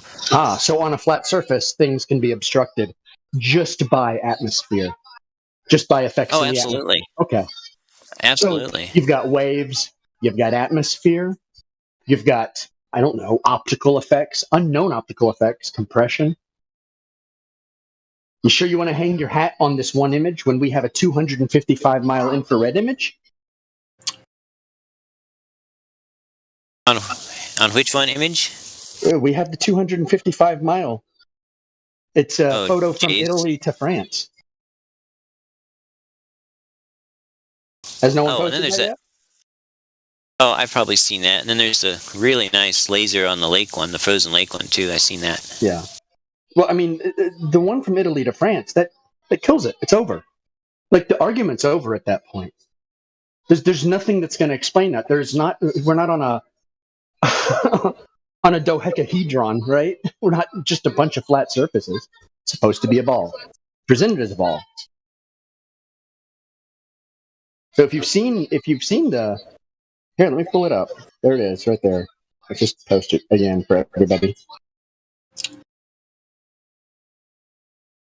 Oh God, I didn't realize it was such a huge. I posted a huge image. Great. Okay. Anyway, there's a mountain in the shortest mountain in there. The top of it should be over a mile below the curve, and you see the entire mountain. You see like the slope up the mountain. You see little towns and villages over the mountain. You see that all that leading to the sea. I mean, none of that should be visible. None of it. The Earth curve should be at 120 miles, which is about at the end of the light spot. Everything beyond that should be below the curve of the Earth.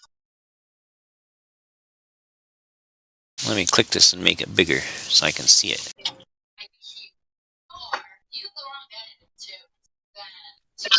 I'm gonna post one. I'm the one that I'm gonna post. Just download it and then open it in your computer or your image viewer. It's giving you a low res image. Discord sometimes compresses them.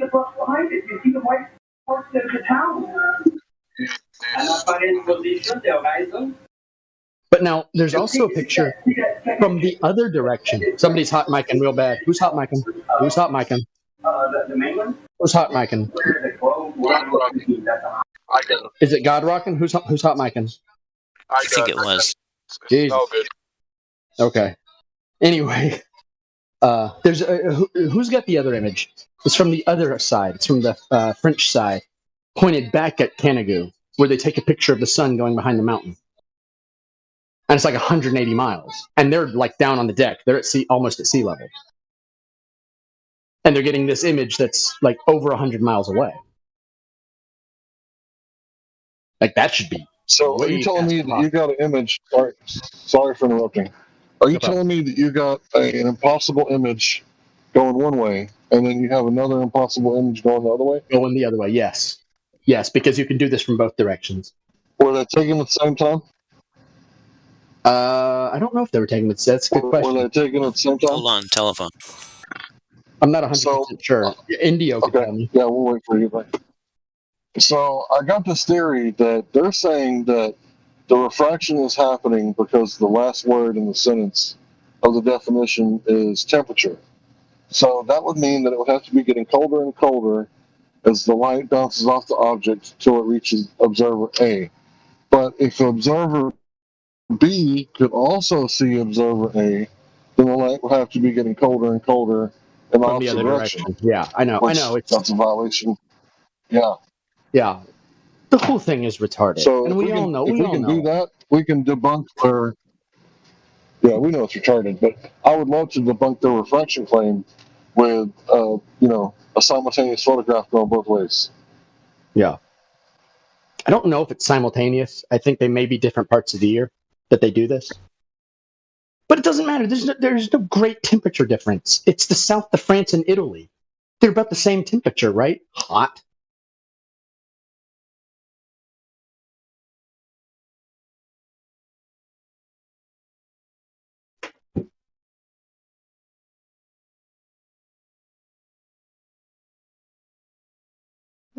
You're rising up just like Oh yeah.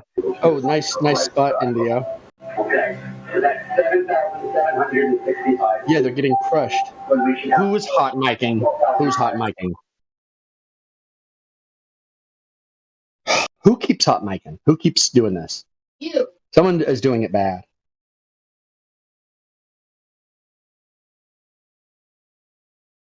Yeah, we need to point that out to him when he gets back. Is that he's got these buildings,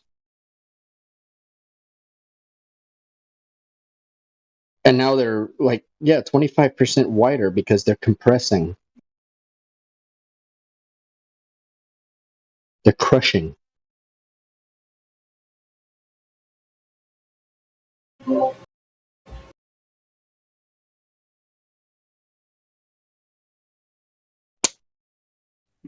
like the way that. Oh, am I roboting? No. Okay, I like the way that Lemon says it, and I'm not using exact words, but this is basically what he means.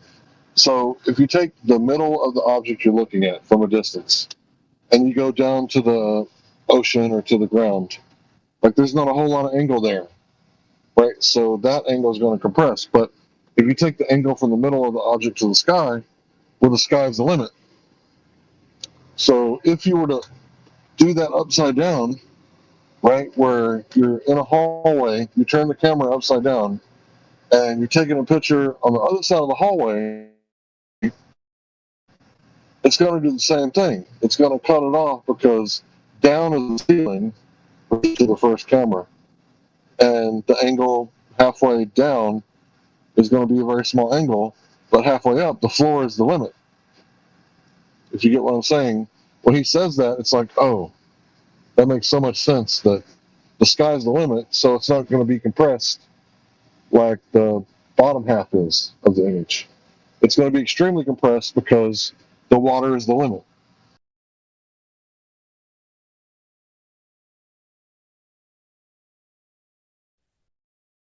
And the limit would be the limit of angle that your eye can perceive the optics of your eye, which isn't very high. And, the Rayleigh criterion, the apparent size, all those things together.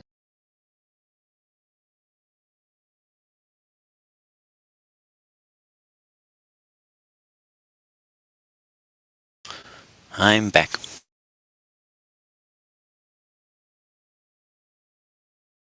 Okay, so Indio posted an image. He took yours and checked, and your building is 25% wider.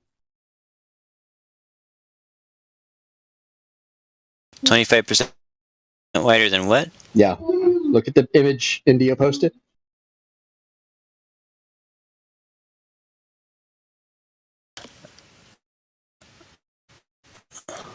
Oh, the darker building? Yeah. That one is square, and we're looking at kind of the corner of it. No, it's and in the left-hand photo, the sun. Other one.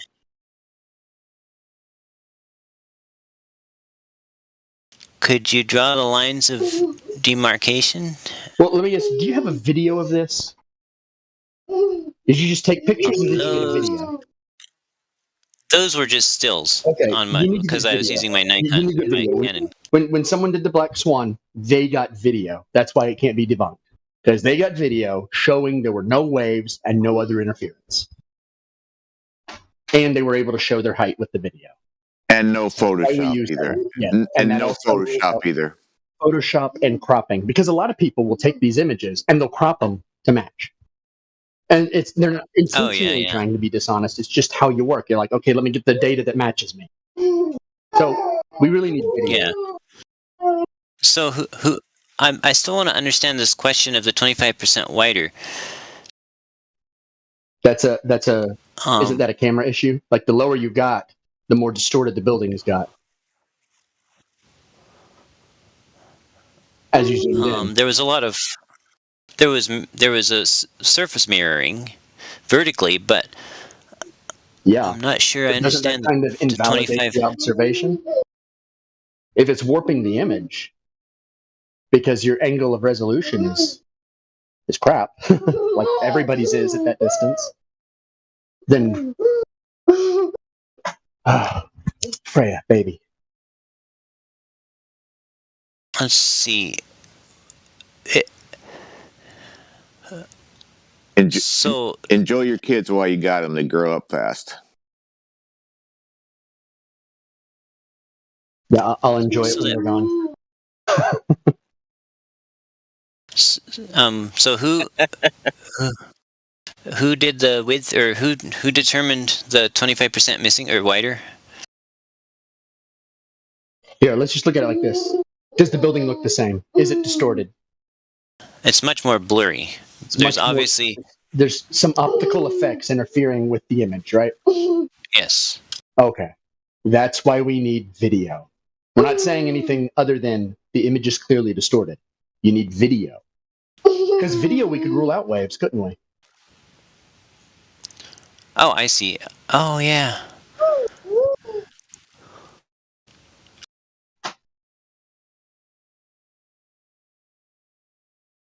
So I'll definitely get video, okay?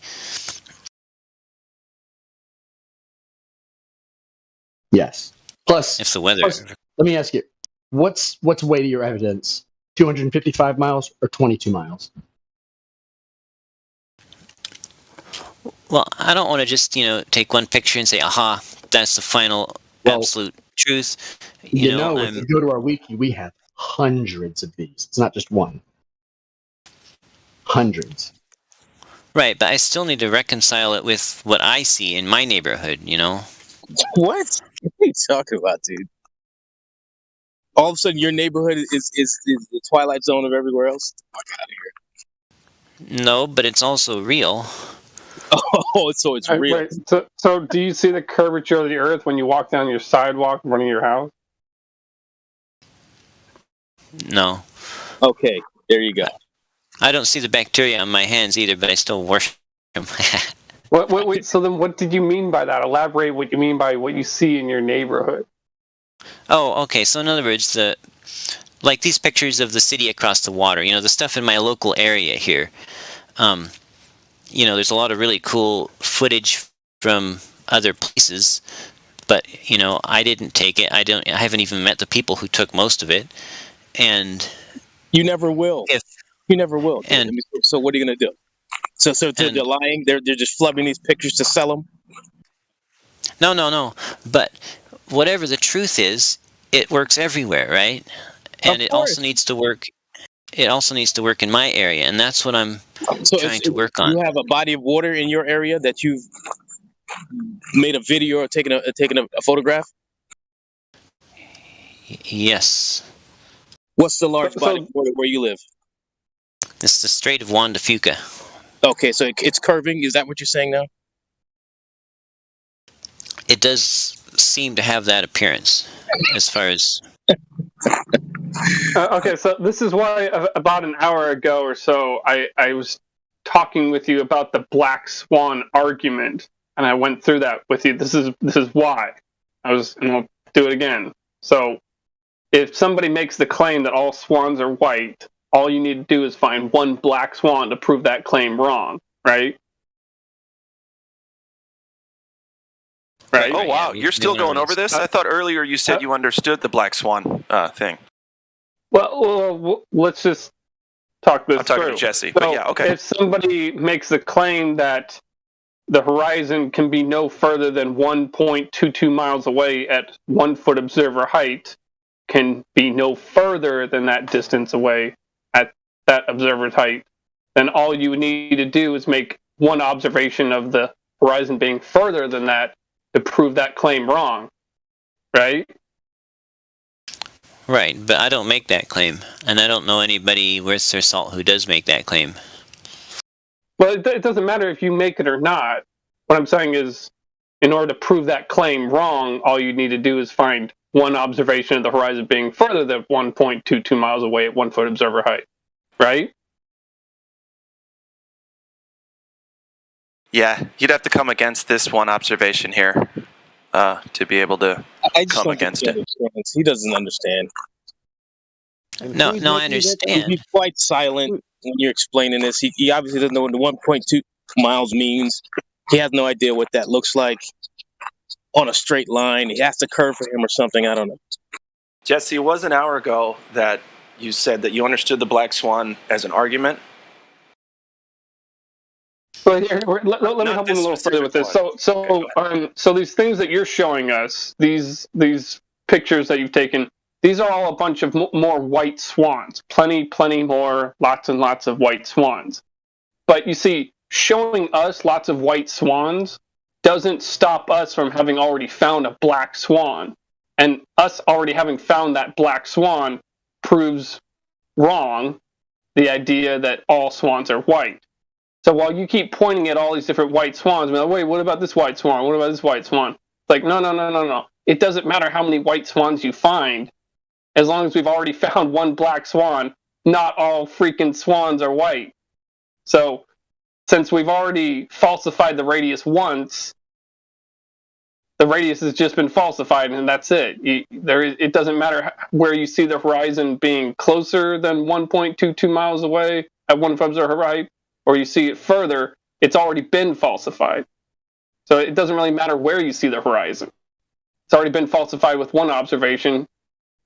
So this globe Earth radius is... But on this, Jesse, on these 4 pictures, do you have distance? It's roughly 21 to 22, maybe 23 miles. So how can you see something that far away? Well, the topmost picture, I was over 100 feet high, which even on the globe should allow me to see that far. What?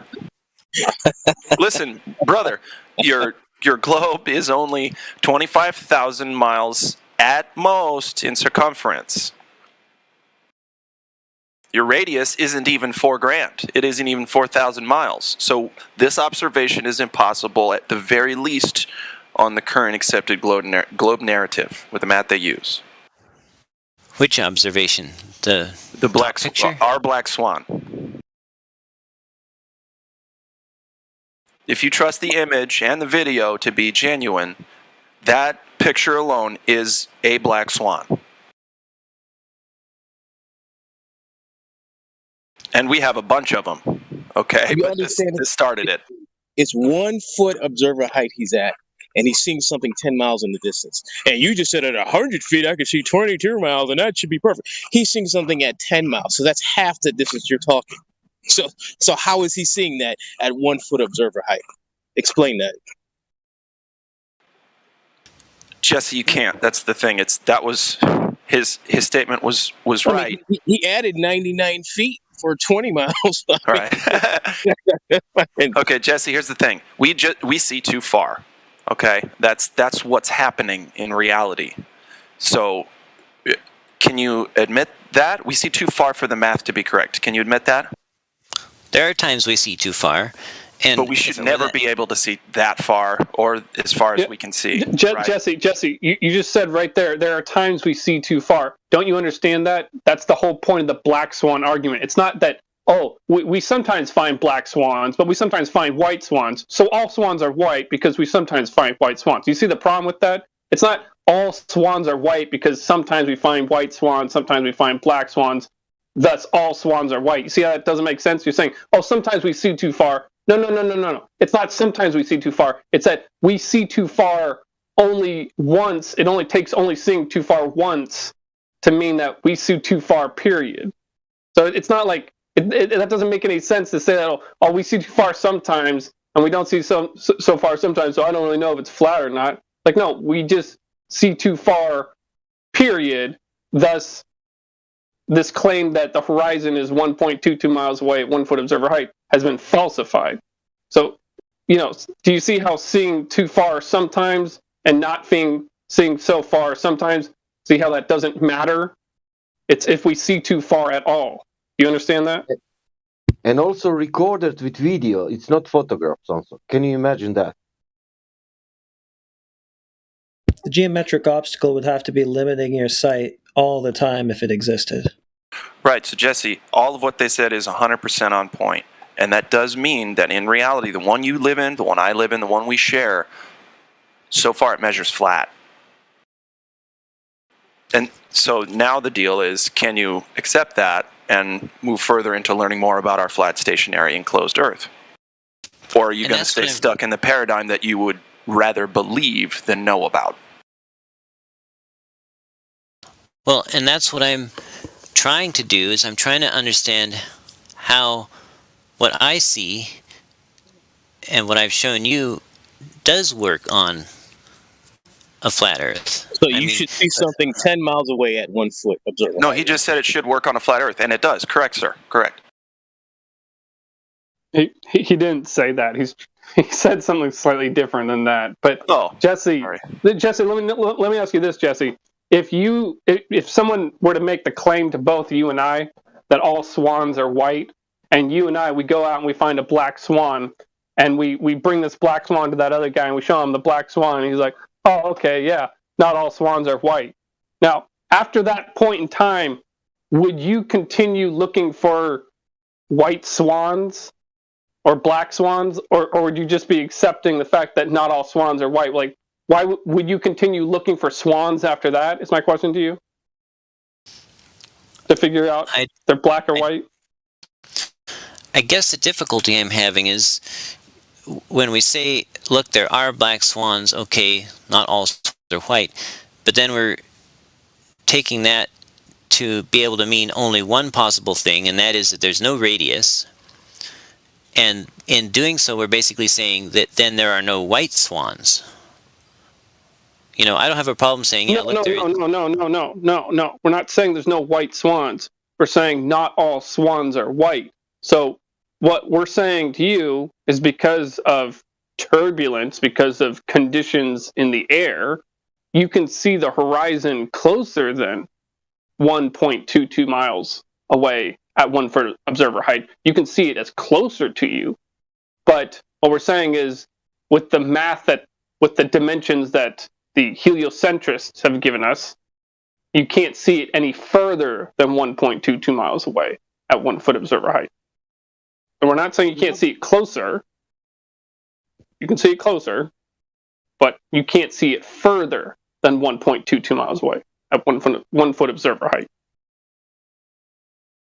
So I guess I've got no problem with saying, yeah, there are cases where we can see too far.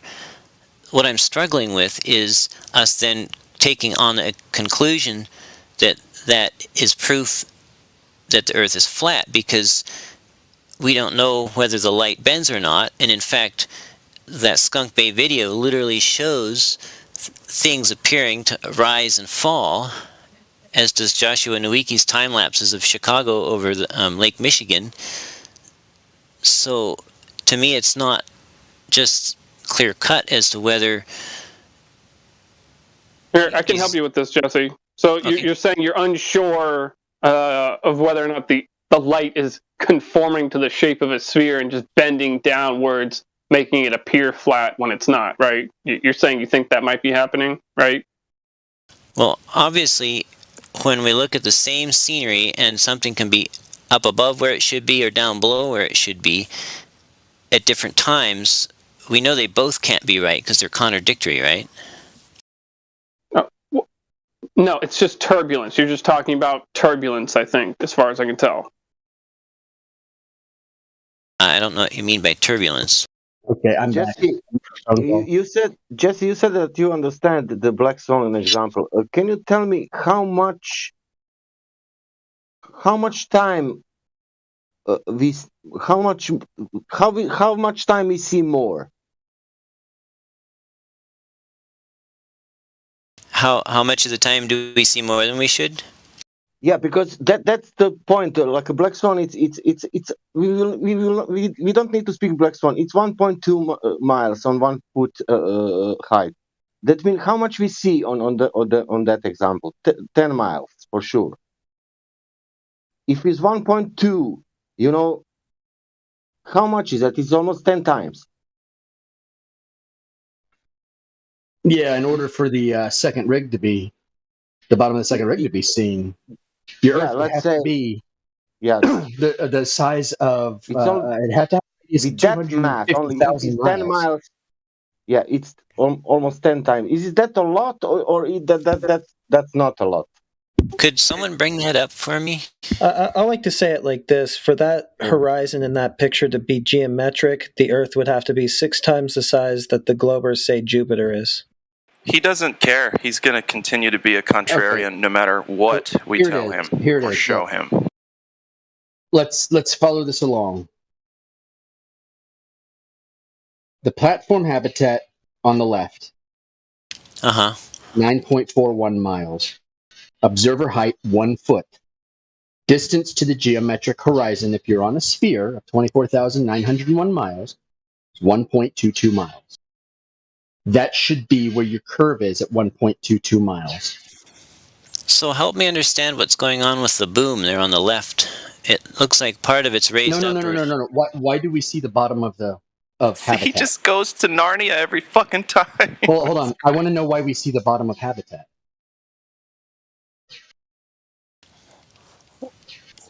Well, who cares what distortions there are on the air? Why do we see the bottom of habitat? And then we see, and that's 9.41 miles. The horizon actually goes way past that. You can see it. Why? Who cares about some wavy ladders and some distortion? Why do we see the bottom of it? Can't see through solid objects. Is it so? But I'm trying to understand what I'm looking at in the picture. You know what's going on. What's going on? You're looking at two oil rigs. Yeah, that's no, I've all seen that's it. going on. I've seen it before. I know, but that's all that's going on. Nothing's actually going on. It's an image. But what happened to? If you look at the tip of the boom, it's a certain height, and then it. Okay, what does the boom have to do? What does the boom have to do with why you can see the bottom of it, though? Why do we see the bottom of it? Answer me that, and then I'll answer you. Why do we see the bottom? Well, obviously, we see the bottom because light is getting from the bottom to the camera. Okay, so why do we see the horizon past 10 miles behind it? Because the light is also getting from there to the camera. Okay, so in other words, we see the horizon beyond 10 miles at 1 foot height, which is 10 times beyond what we should be able to see it. That's what's happening. Doesn't matter what are the distortions you see. Right. If there was no bending of light, then you're correct. But there's evidence in the picture. Wait a minute. There's evidence of bending of light around a radius in that picture? Well, No. Your claim is that... He said if there wasn't bending of light. He's trying to say that because the boom is wavy and distorted because, we're over water, right? And there's all these different temperature changes, that light is bending around a radius. Do you have proof of a radius to be able to claim that? Well, it's not specific to a radius. You would have to have proof of a radius. No, you'd have to have proof of a radius because you're trying to insert a claim into this. I know what you're doing. We've been arguing with you for like 6 years. You have? Yeah. Wait a second. I've only been in this for 3 years. I mean, we've been having this argument for 6 years, and they keep trying to bring up the same bullcrap. They don't have a radius in order to claim that light bends the way they're claiming light bends. Light bends in every direction. It does not bend in one direction. And if it's going to bend in the atmosphere, it's going to bend up, not over. Also, another thing that destroys it, your claim, or the claim maybe that's behind your questioning, see what Glatflow posted at 50 after the hour, 10 till. You see that? It says, why do tall buildings appear to vanish bottom first? Well, for the audience, I'm going to read that. As objects get farther away from the observer, they appear to shrink. This is due to angular resolution. If the angle to the bottom of the building is smaller than the angle to the top, the bottom of the building will appear to reach the observer's eye level at a shorter distance. Beyond this point, only the section of the building located above the observer's eye level will be visible. So, on a flat Earth or a globe Earth, this phenomena happens, so it's unfalsifiable. Yeah, but here's what happens. The observation itself happens over and over and over and over, while the supposition is that this happens uniform everywhere we observe, everywhere we measure, everywhere we test. Is your bendy crane distortion uniform? Right. Here's the thing. It's a wacky distortion, right? It's a whack-a-mole distortion. It doesn't make any sense how it's distorting. I thought we were talking about the horizon. Yeah, that's what we should be talking about. But I'm going to address the cranes for just a second. Is the claim that the waves, the wavy-looking distortions, are uniform radius? Is that what they're claiming? Sorry, that don't make a lick of sense to me. Are you asking me? I am asking you. Oh, I don't understand the question. Okay. So what do you think the wavy cranes mean when we have a horizon that's 10 miles out? Well, I mean, I guess I would liken it to, let's say we zoomed in on a power line that was horizontal. No, I'm asking what you think they mean. Don't give me an analogy. Just tell me what you think they mean. Well, my experimentation with cameras leads me to believe that cameras record the angle that light reaches them at. So the position, so the position in the picture is related directly to the angle that the light arrives from. So if it arrives, so it's looking at it and arriving at it, right? Yeah, straight at it. And so you're looking at it and it's arriving at it. Okay. And so if what justification would you have to infer that it's doing anything but that? What justification would you have to say it's coming around a radius? Well, I'm not saying anything about a radius in the picture. Well, you're trying to say it's the angle that it comes into the camera, and I know that's coded language for it's traveling around a radius, and then the angle comes into the camera, and so it's getting an image from around the radius. That is religious bullshit. Well, may I try to explain? You're saying you can see around a ball. Think about if I said I could see around corners. You just locked me up in a sanitarium. I made a prism. See around corners, man. I use prisms to look around corners. Well, you might as well be saying yellow sky, therefore I can see around corners for all the sense this makes. Yeah. Like, how is it? So are you saying you live in a prism? Well, that's refraction, by the way, and that's actual refraction. That is not terrestrial refraction, which doesn't exist. A false equivalence, anyway. Yeah. Well, listen, could I just say one thing? Law is not terrestrial refraction. And then I'll quit asking you for a little bit. Okay. Because I just can't get anything out here, and that's not productive, and I don't want to make you guys upset, you know. But the thing with the crane is, I can see in the picture that the angle of light from one part of the crane is coming from a different angle than a different part of the crane. And in other words, part of the crane appears to have raised up or sunken down. You can see that? How do you know that? Because the camera really records. Let me look at it. Let me look at it. I want to see if I see what you're seeing. I don't see that. I see some wavy lines. How does that? I'm not a Borg, so I don't have this like eye that can like determine, what something is doing, and you don't either. Do you see that? Don't pretend you can. Don't pretend you can. Okay, don't pretend you can look at those wavy lines and say, that's light coming from around a curve. Do you have any idea how retarded that is? It's wavy, all right, therefore gentlemen. Light coming around a curve. That's mongoloidism. Yeah, I think we've done what we can today. Yeah. But thank you all so much.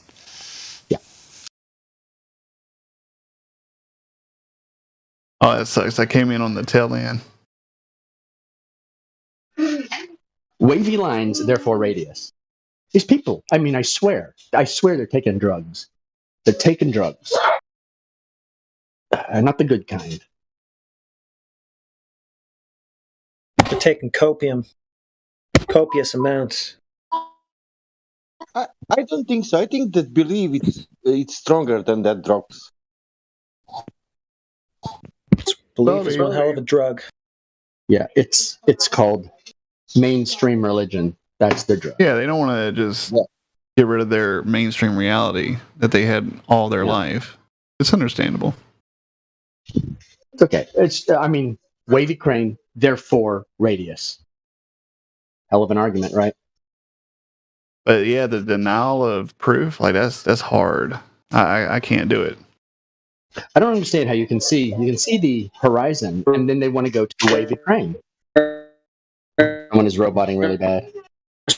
That guy was kind of funny just because, I almost got him to admit, like, oh yeah, if we go and find a black swan, you can keep looking at that black swan, but I'm going to keep looking for white swans. Yeah.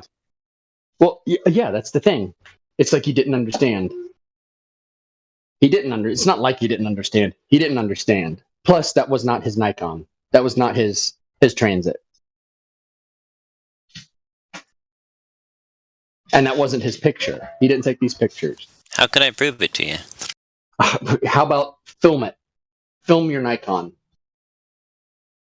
Okay. Film the unit. Can I live stream it? You want me to live stream What picture was he just take a picture showing? Of it. Just take a picture of it in the in like the corner of your house or something. Let me get on But Discord. you didn't know it was called a transit either. You tried to argue with me. Well, it's not. You were looking at a thing from an eBay seller that doesn't know what they're called. Look in the manual from Nikon, and it's not called a transit, I don't think. Okay, here's what it's we're going to do. It's called a total station. If you said you were going to leave, why are you back? No, I said I wasn't talking about that crane thing anymore. Okay. Well, if you're here, you're going to talk about the crane. Because you're not allowed to talk until you address why you think that crane means you have a radius. Yeah, but no one would allow me to finish the sentence. That's because that's the only answer I want from you. Crane equals radius. Go ahead. Come on. May I really? Yeah, go ahead. Tell me. Okay. Crane equals radius. How? Who said crane equals radius? That's you. You are. I don't remember saying that. You don't have to say it outright. That's what you're trying to imply. Because that's what all of you imply. Because you're reading from the same script as Dave and all the other guys. Oh, I don't even like Dave. They all try and say, it doesn't matter. They all try and say the same thing. Well, the crane is wavy. Therefore, the earth is a ball. I'm sorry. If you try and do that, I'm just going to ban you. If you try and make that argument, I'm just going to ban you because it's worthless. Because we've been arguing this point for years. Well, do you understand how stupid it is to say that, the cranes are wavy, therefore it's a ball? What? Well, listen. How do you see the horizon? No. How do you see the horizon 10 miles away? Answer me that. I need to think about that for a while. Is that okay? No, you don't need to think about it. No, you're going to answer. Why do we see the horizon 10 miles away? I don't know. You don't know. But you know why the crane is wavy. Well, I know that the light from the crane boom is arriving from different angles than it would if it wasn't wavy, because that's how cameras record it, right? It's arriving from where they're from. It's traveling through a medium of gas, isn't it? And different temperature gradients, and so it's the light is scattering in different directions. But generally, you're seeing the image, aren't you? Why do you see the horizon 10 miles away? How is the light from the horizon, which is just a foot below the camera, 10 miles? 10 miles. How sharp of an angle is that? 10 miles. That doesn't change the direction of light. And how are we saying that horizon that's only a foot lower than the camera and 10 miles away is being projected around a ball to make everything look flat? Like, this is your argument. This is what you're saying. This is your claim. Because it has to be. I love my globe, bro. That's all it is. It has to be a globe, and so you will use anything to explain that it is a globe.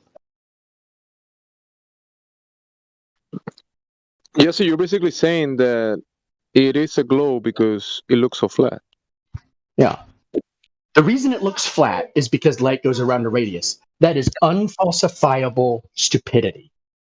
So everything's just so bendy that it all just looks flat. Yeah. Everything. Yeah. How come nothing's provable now? Well, we would expect it to look flat if it were a globe. Really? Like, Jesse, these are your arguments. These are the only arguments that you can actually have. I don't even get why this is an issue. You see it, it's there, done, observation over. No, we have to explain why we see it. Well, I don't have to explain it. It's there. That's why we see it. You have to explain it. You have to say, well, it's not really there. See, the Earth is tricky, and light is bending in a way that where that's not actually there. We're seeing a holographic projection of it lifted up. It just looks flat. Yeah, you're adding all this extra stuff into it and then just explaining it away. You're adding a globe into it and then using refraction to just get rid of that. So what's the point?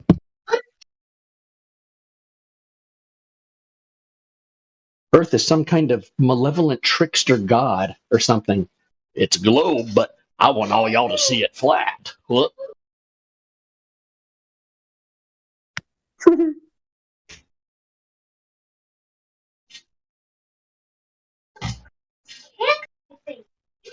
The globe plane just cancels itself. Wait a minute. He says yes because the temperature causes a change in medium? Doesn't? No.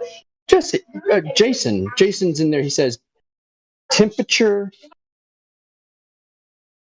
No, it's not a change in medium. It's a change in density. The medium is still gas, Jason. It's still in the same medium. No. A change in medium density, not medium. Medium, you have three mediums: gas, liquid, solid. Right. There you go. Yes. Yeah, it does get confusing sometimes, especially when they're trying to transfuse the Snell's law into terrestrial refraction, because they think of different densities as different mediums, and it does rub off sometimes. But that's because they're stupid. Yeah. Jesse, do you have any response to any of this? Like, where is your justification for saying that the Earth is a hologram projected up to look flat?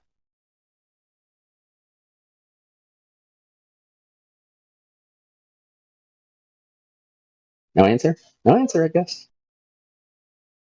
Okay. Hey, sorry, I just came in. Was that the actual claim? What you do? Is that what you? No, it's when they say Bindi Crane on the Black Swan. That's what they're trying to say. That light is going around a ball, and that's why there's distortion, because light's going around a ball. So their claim is the Earth is a hologram, and everything you see is just a holographic projection. Maybe it's simulation theory. Maybe that's like the ultimate end of it. Jesus Christ. That's boring too. Yeah. Anyway, thank you. I didn't mean to interrupt. Yeah. Is he still in here? Yeah, he's still in here. Jesse's still in here. He said that he needed a moment to think about it. Something like that a few minutes ago. He's probably just AFK. Yeah, he's going to get a picture of his transit, I'm sure. I'm sorry, his total station transit, whatever. Same thing. Am I allowed to video screen share? No. Oh, okay. How is you showing? I believe you with your Nikon. I believe you have it. I don't care. I'm asking you how we can see 10 miles. Well, I need to think about that for a day. Maybe we can talk about it tomorrow, if that's okay. Can I ask, what is there to think about? Well, I don't think as fast as most people. Okay. If you see a naked woman, you say that's a naked woman, right? Do you need to explain it? I need to think about it. No, you just understand. Well, you might need to, but you understand what you're seeing. When you see a Ferrari, you see that's a Ferrari. When you see a house, it's a house. When I see a horizon, that's the horizon. But you're like, all of a sudden you stop. No, that's not really the horizon. You could be asking someone that's only seen a picture of a naked woman, so that might make a difference. Yeah. You don't actually see that horizon. You see the Ferrari, you see the naked woman, you see the house. But you don't see that horizon. You see an image of it being lifted up. That's the only thing there is to think about. When you take something simple, I see it, and turn it into, I don't really see it. I'm being tricked. That's not really there. Is that what you need a day to think about? An eloquent way of explaining that? Why we don't actually see it? It's just an image arriving at the lens? And that's like when you're driving through the mountains and you're looking at these nice scenic places 50 miles away. The Grand Canyon is 120 miles across, and everything looks perfect. No refraction, no nothing. You can see for 100, 200 miles of the Grand Canyon if you look down it. And it just comes in perfectly clear for some reason. Hold on, Jesse, we have to go over this. Indio has just gone to the globe calculator, and I think you need to read it. Okay, go for it. Yeah. Nothing should be visible. None of those buildings should be visible. None of the buildings? Well, it says the view tower is 20.79 miles away from the camera. Building base is 53 feet. That's 187. That's 240.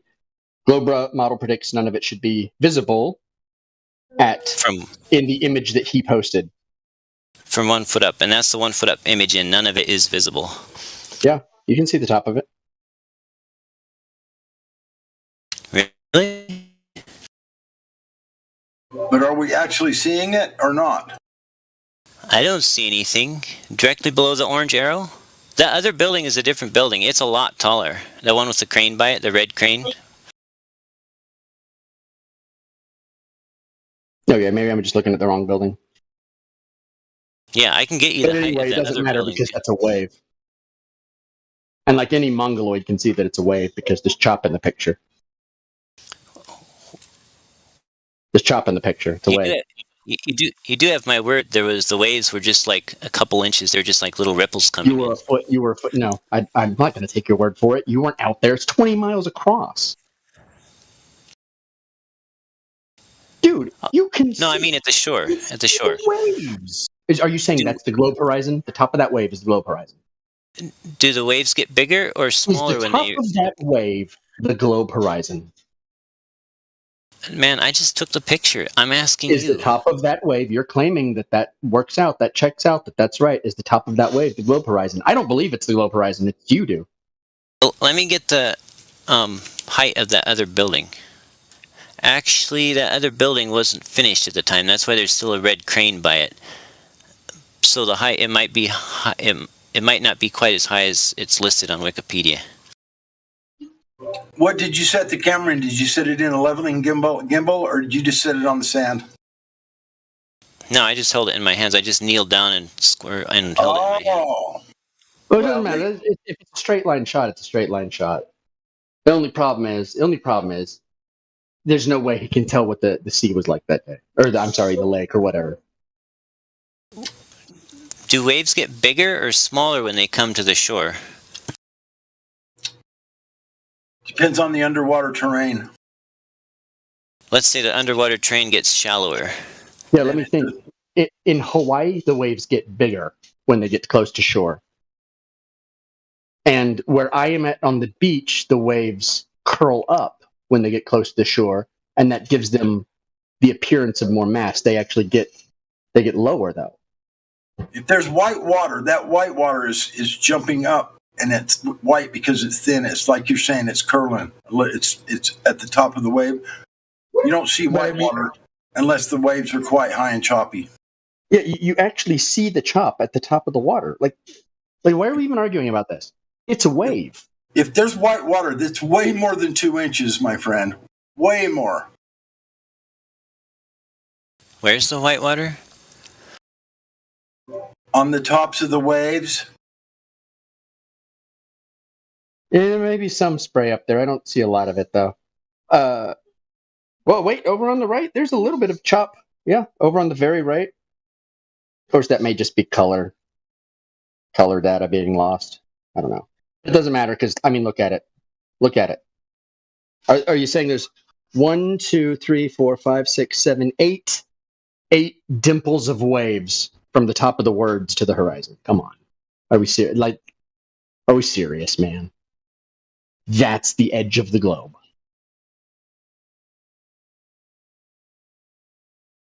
If you're on that severe of a curve, why isn't everything in the distance leaning back?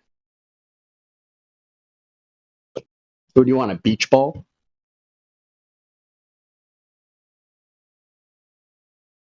I love how you have your wave in front of you. You think that's the ball, but everything's still standing perfectly vertical in the distance. That's actually an interesting question. What would be the tilt of those of everything tilting away? It doesn't matter. You're never gonna have any tilt. The city of Los Angeles has no tilt, and it's 30 miles across, and it is 100% level. Right, but that would be a really good thing to tell to people who are questioning things like me, is to be able to actually show them, here's what the tilt would be. Look, if you have a ball and there's a claim that it's a certain size and observations don't match that, like 255 miles, 100 miles, 80 miles, 30 miles, 60 miles, then it's not. It's that easy. Those waves are 4 feet tall at the least. I'm looking at them right now. They're at least 4 feet tall.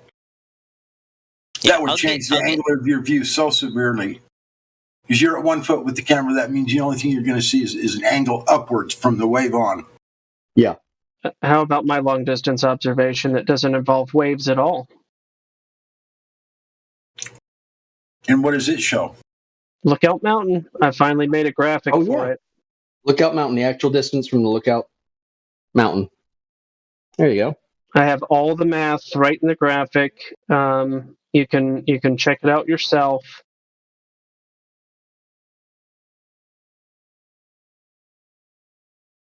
You can check it out yourself. Now, the target hidden height based on your elevation height in the distance is 6,328 feet.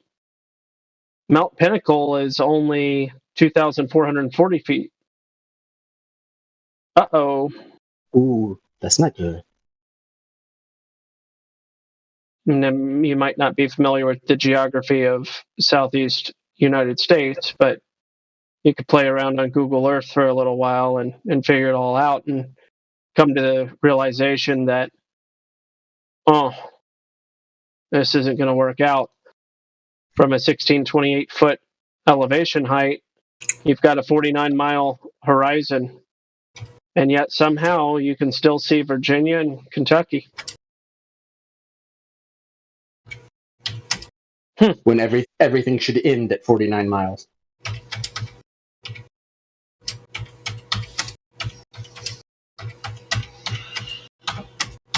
Which image are y'all looking at? Jimsy just reposted it. Gospel Bear made it. Okay.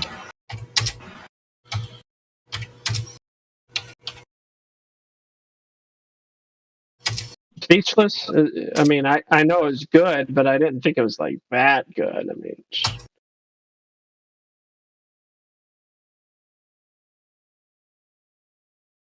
now keep in mind, 49 mile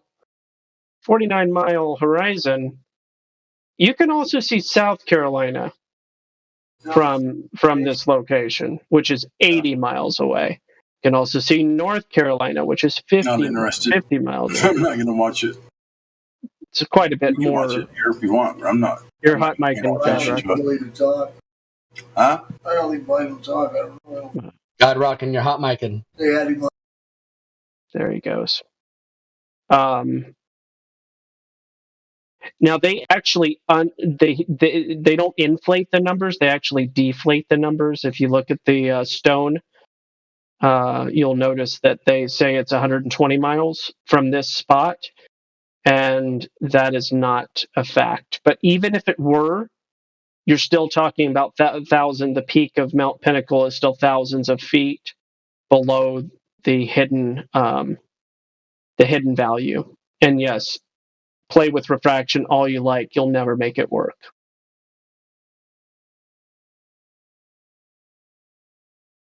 It won't work for South Carolina. So even South Carolina is a debunk of the globe, but this is Kentucky and Virginia, so slam dunk. Like, if anybody that knows anything about South Carolina, and all the big mountains in South Carolina, LOL.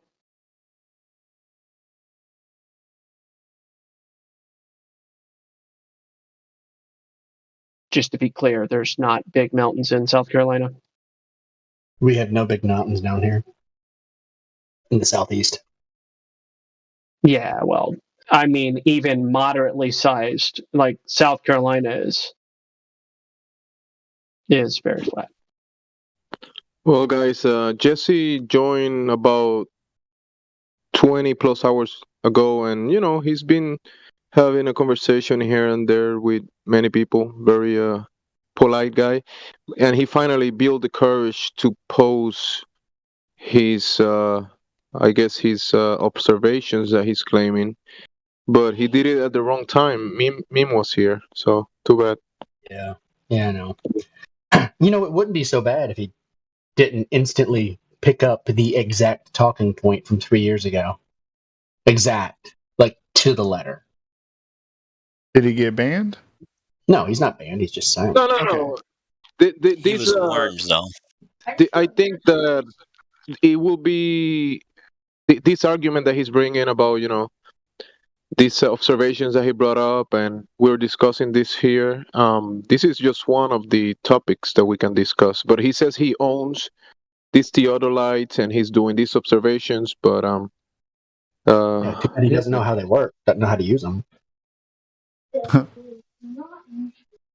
Yeah, he didn't they're for building things. Anything else, you're just pointing and shooting. Like you can point anything out at a horizon.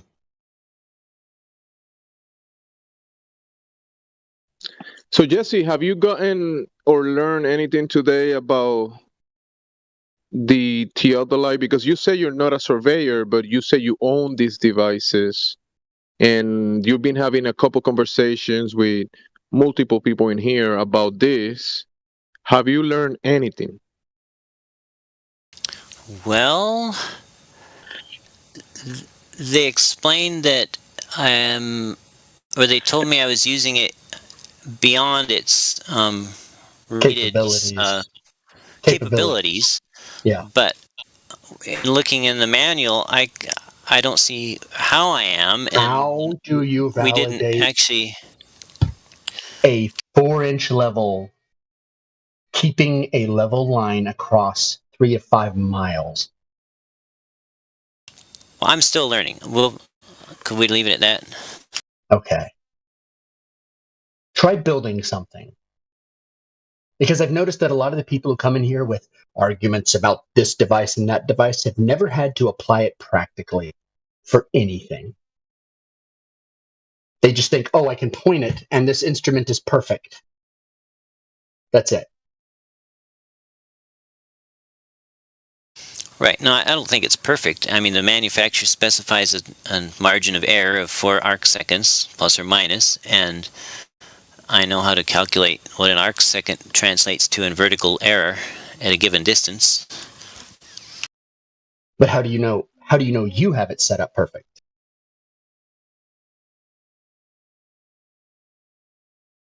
Well, it's almost not certainly absolutely perfect. But if you set it up, would you bet $150,000 that you had it set perfect? I don't bet on electronics. They can die at any moment. Oh, that is a brilliant attitude. I promise you, because that's what would have happened. Is we would be out a lot of money if we set it up even out of 1,000th of an inch. And from my experience in setting them up, they've been out before.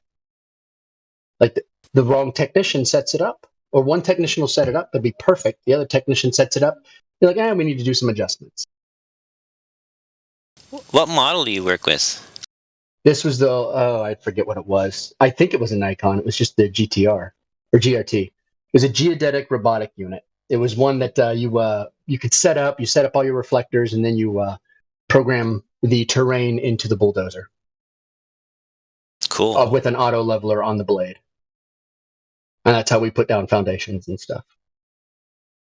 It was $130,000 system. So. But then I just use regular transits for foundations.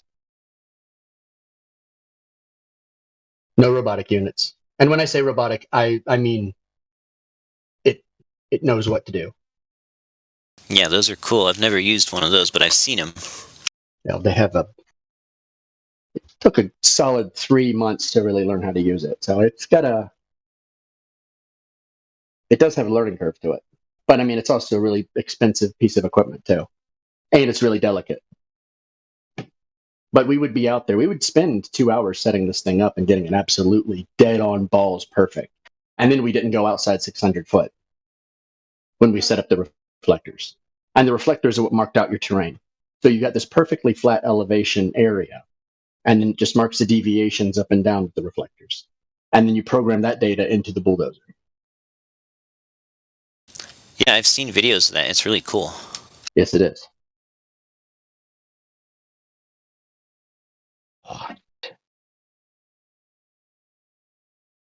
You know what is really for anybody that cares about this topic, I know I probably care the most because I grew up in the area and I went there and all that stuff, but it says South Carolina is 80 miles away. South Carolina is 120 miles away. And it's just like their deflation of the numbers, and as opposed to inflation of the numbers, is almost. Are you talking about that Mountain View? Yeah, the Lookout Mountain, see the seven states. I want to go there so bad. That seems so cool. Yeah, it is. It's a neat view for sure. But my point is, South Carolina is 120 miles away, not 80, but they say 80. Mount Pinnacle is 146.83 miles away. They say 120. Which is wrong? Google Maps and Google Earth, or the stone? Because I would say the stone is wrong.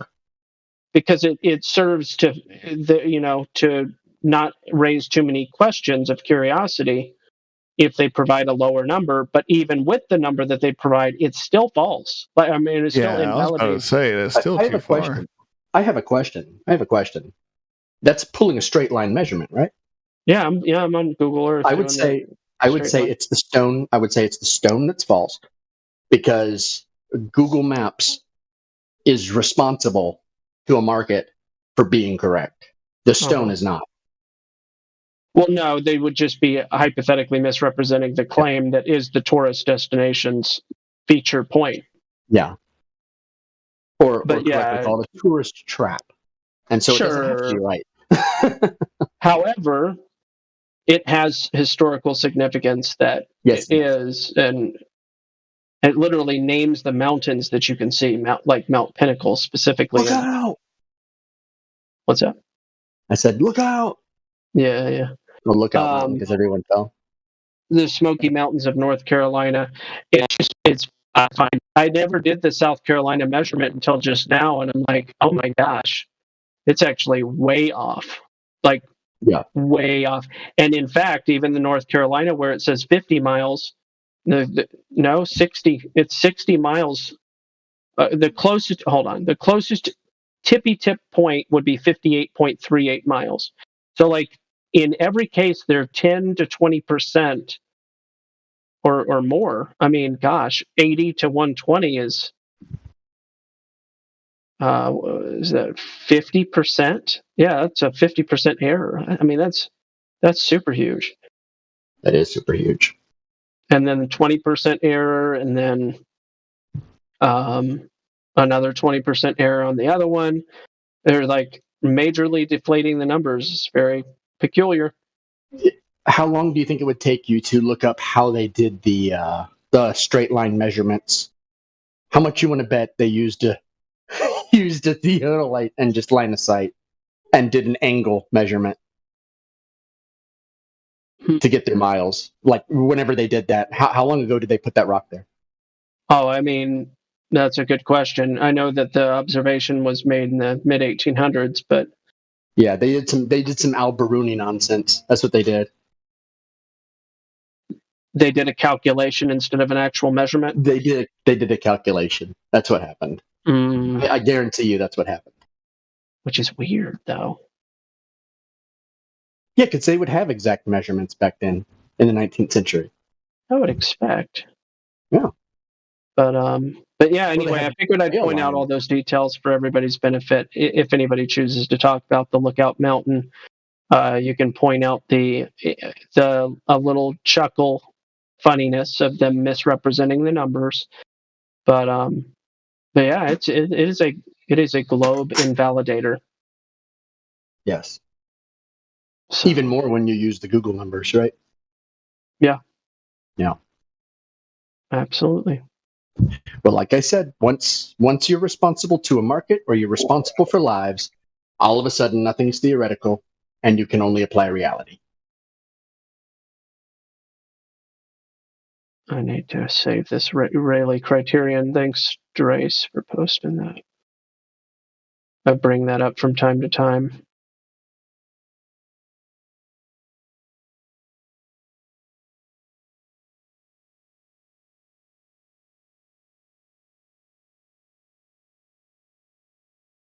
The Rayleigh criterion. Oh, so all right. I'm about to go, but I want to share one more thing. I was talking to somebody 2 days ago. I think it was 2 days ago. It might have been yesterday, but I think it might have been 2 days ago. And I was sharing. I was sharing why the curvature was unnecessary. Like unnecessary to assume that was the cause of the horizon. And we were making. I was making the comparison between flexible variables versus inflexible variables, whereas 395. That Space Force dude? Yes, it was the away observer guy or whatever the Space Force. Yeah, that was yesterday. Okay, thank you. Not important, I know. No, that's helpful. Thank you. So I was making a comparison between inflexible variables versus flexible variables, whereas an inflexible variable would be 3959 radius claim, for instance, and a flexible variable would be things like particulates, temperatures, humidity, all the different things like that. And I was like, you don't need to have the radius. And he was like, okay, well, what would replace that? So he basically challenged my assertion, which is great. And I said, okay, well, how about the 0.02 angular resolution limit? Well, Rayleigh criterion is the direct reference there. So we actually did the Pythagorean on Lookout Mountain and the Fenestrellis to Gaspard, and we did it for the Black Swan. We did it for these different long distance observations, and what we found was it was a plausible assertion. It was a plausible assertion. Now, it's not a number that's set in stone because there's other factors. The Rayleigh criterion apparently refers to is reference to the eye, but then again, a lens would have its limitations in a synonymous way, or at least an analogical way. So I found it interesting that I guess I got lucky, you could say. I made an assertion that wound up being extremely plausible, and that is you can replace the R with another R. No irony at all. The Rayleigh criterion. And basically just do good old right triangle math, and discern that the alpha or the acute angle represented by alpha, at least in the calculator that I was using, is at that number, close to that number, and sometimes even smaller than that number, but that's okay. It's still a plausible claim. So I found it very interesting. Did anybody follow what I just said, or was I just speaking a bunch of nonsense? I did for a bit, and I fell asleep. Did you say you fell asleep? Oh yeah. Okay. Well, I hope the explanation was helpful to at least. It was a good explanation. Person. Yes. All right. Cool. Yeah, I mean, I wouldn't mind you elaborating because I've heard the math dude. What's his name? The guy from Canada. I've heard him talk about it's the same, right? But I didn't think about putting it in that actual. And it's the same there too. So yeah, that makes sense. So I was trying to use logic, which I try to do on a regular basis. I was just like, okay, so I went through the logical progression that curvature wasn't the necessary component that causes. We can rule out curvature. Why can we rule out curvature? Because, and this came about from another question I was asking, do we have short distance observations that also have obstruction that cannot possibly be explained by curvature? And in fact, this fellow, Jesse, provided one of those. But there are many examples of this. Little RC boats on lakes that are really small, not really small, but hundreds of feet, and you can rule out curvature as the cause of obstruction, but still accomplish obstruction. So it was along those lines of logical progression that I went, okay, so there's these variables that fluctuate, such as the things I mentioned: temperature, humidity, whatever, refraction, all those things. Those are your variables that fluctuate, and that led him to ask, okay, so what is your variable that doesn't fluctuate? And I was like, well, there is this limitation of angular resolvability. Let's work it out. Let's do some math and see if it's a plausible replacement. And lo and behold, we were getting numbers like 0.003 degrees in the alpha. We were getting 0.000 something or other. So it was even smaller of an angle, which would almost make you think, well, that means that maybe it's not the Rayleigh criterion, because you're seeing more than you should even be able to see. But that's actually the irony of the whole thing. You see so there's this thought that people have when they're first new to this. They're like, well, if the Earth is flat, then you should be able to see forever.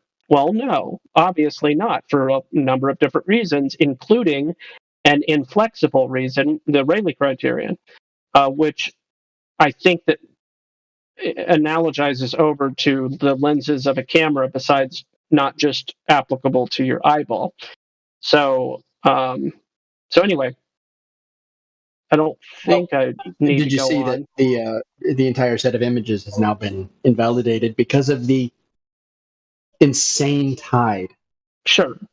In the Salish Sea, I guess it on average is about 6 to 7 foot difference. Sure. It's a massive tide for such a small area. Yeah. Truth is Stranger Than Fiction did a really great video on tides, and I learned a lot. I had no idea. There's spots in the world that have 2 tides a day. There's spots in the world that have 4 tides a day, and there's spots in the world that fluctuate between 2 and 4. And it's a fascinating thing when you look into it. I think that maybe that's what Drace's gift there might be alluding to. But I think it's one of those things to where, when they talk about tides, it's kind of like saying the appendix is a vestibular apparatus, and your tailbone is vestibular apparatus. It's just one of those things where they're just really reaching, Here's the video for anybody's interest. It's a good one. It's educational to me, at least. But yeah, Rayleigh criterion might actually, ironically, be the R to replace the R. And it works logically. If somebody wants to point out holes in it, then I'd welcome that.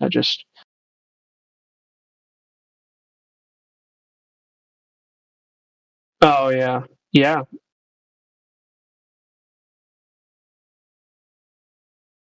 True. That makes sense, Trace. Did you see the title chart for the Salish Sea? Yeah. It's extreme. It is an extreme tide. So I'd like Jesse to at least concede for now that the pictures aren't going to prove anything one way or the other because of this extreme tide. and that a different location would be preferable or different conditions. Doesn't the fact that they've always taught in school that the moon pulls the tides, and it's like they forgot to mention that there's 2 tides here, 4 tides there, where all this other stuff, they just conveniently leave that out. It's part of the programming. God Rockin', you look around. They changed it, my dude. It's now ocean slosh. The moon causes the ocean movement, but the tides are the back and forth ocean slosh. I'm dead serious. Well, regardless of what it is, there's bulges and movement in the ocean that causes humps that we weren't told about, or nobody was. That's new to me too. I heard it the other day. Some places have 4 tides. I never knew that. I mean, they keep that kind of stuff secretly hid. Well, that video exposes that there's not a direct relationship between the moon, and there's not an inverse relationship between the moon. Well, that's good. Yeah, it's interesting. Because what he does in that video is he points out the time of the tides versus the time of the moon precession. And, I mean, I don't know whoever even started that story in the first place, except to maybe just have a story to justify the whole gravity thing. You know, the stars come out every time it gets dark. I bet the stars cause darkness. There we go. I have just made a correlative fact. The stars cause darkness. Oh, they're light suckers, bro. They're light suckers. Yeah, that's why they're so shiny. Now we can come up with all sorts of dumb explanations. See, the stars suck the light out of the day that was there, and then they shine. Shake and bake. Yeah. But it's the same thing with, there's a relationship between the moon and the tides. It is not. Yeah, it's the people, they're all moonstruck. Yeah. Literally.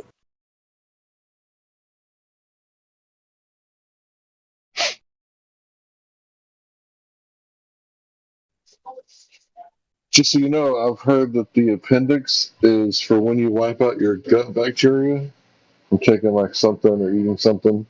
Yes. Like the appendix puts the gut fauna back in your gut. Yeah, you don't have any they've been killing people. You don't have any useless organs. Even your tonsils you use. Your tailbone, 8 muscles attached to your tailbone, and there's some things you won't be able to do if you don't have it. In other words, you're really actually going to need a bedside nurse. If you want to take a dump or get an erection, you need your tailbone.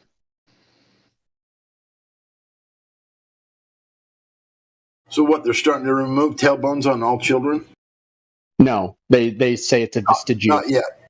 Yeah, they say it's vestigial, like the appendix, but none of those are vestigial. Oh, so that's been the whole problem all along. I just don't have a tailbone. Well, at least you have a backbone. I mean, what? Of course I have a tailbone. What are you talking about? Well, it's I got a real strong tailbone. Huh? That's what you're talking about. It's like Ellis Island, same water level since they started measuring it in 1890s, and these morons think the sea level is rising.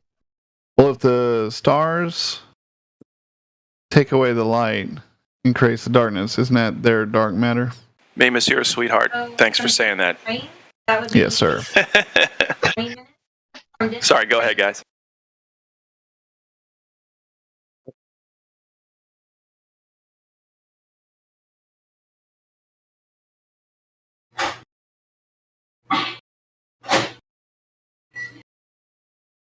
Alrighty. Yeah, you killed it, huh? I did not mean to. Legendary Delo. You may have to change that name because I keep seeing it. Oh, yeah. Yeah. And it's like, are you a gay dinosaur dildo? Yeah, because those colors are everything's a little like too close. Jamaica's colors. They look like Jamaica's colors. Yeah. But like I just see DILO next to what could be a rainbow flag, and I'm like, it's all the tropes are coming into my brain. There's too much correlation going on there, Legendary, There's for too it much to be correlation. just correlation. Legendary. Yeah. Just saying. The funny part is that the first time I saw him joining, I gave him listening pass and welcome him, and I was like, when I read the name, my first thought was that like I thought dildo, but it's Dillo. Yeah, as in Dilophosaurus, which is a twin-crested small dinosaur, purported to be dinosaur.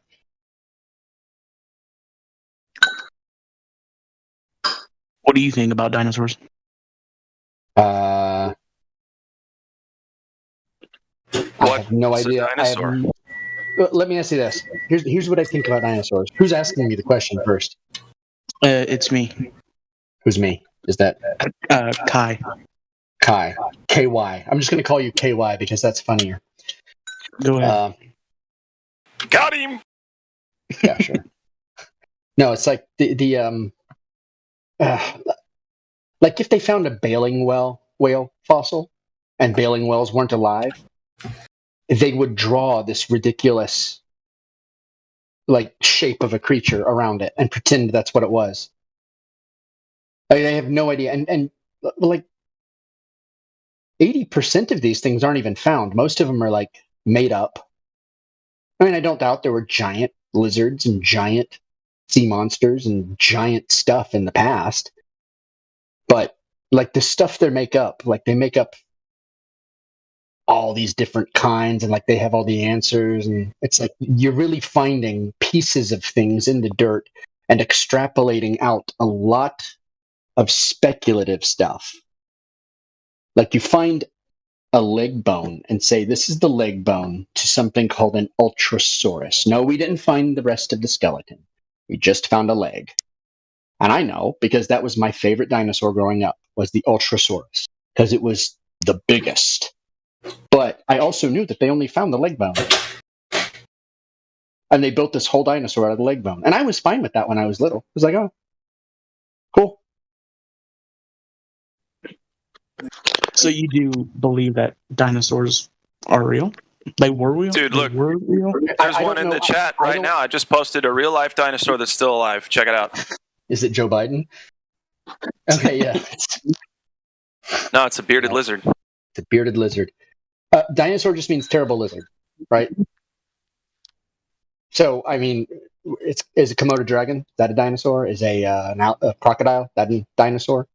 And I'm sure there have been big animals in the past, but like, dinosaurs as they are presented by the scam artist, paleontologist. Nah, I don't really buy into those. They change them every few years. They like revamp them, like modernize them. Yeah, now they have feathers. Yeah, now every single one of them now has feathers. All of them were feathered. Every single one. They give feathers to the four-legged ones too, like the big herbivores. Well, now they can be related to chickens, and that's evolution. Guys, whenever you see a chicken, that's a dinosaur. It is. It is a dinosaur. It's proof of evolution and dinosaurs and big bangs. But anyway, what was I going to say? Oh yeah. Hey, can a crocodile fuck an ostrich and get a T-Rex? Yes. I don't think so. What you have to do is you got to use the DNA from frogs, and then you use the DNA in the frogs to put it into the blood we got from the amber. How did it go in Jurassic Park? The amber contained the mosquito that bit the thing back millions of years ago, and then now they got the DNA from the amber in the little mosquito, and check this out, they built animals from it. That's crazy, dude. But it's real. It's totally real. No one answer the question that was just posed until we define evolution. I think a T-Rex and a deer had sex and made kangaroos. Because are we talking about the evolution where everything came from a rock, or that there are white rabbits and brown rabbits, and there are 200 types of dog. I wouldn't consider genetics like that to be evolution. All right, I'm going to do the duck-billed platypus. You see, there was this duck, and he could only do one thing, but he could do it well. So what he did was, he got pregnant by all these different animals and then laid an egg. That was the first evolution of the duck-billed platypus. Now, who did that platypus fuck? You might want to ask. I don't know, sir. Don't ask questions when we're talking about evolution. Well, how was a platypus a mammal?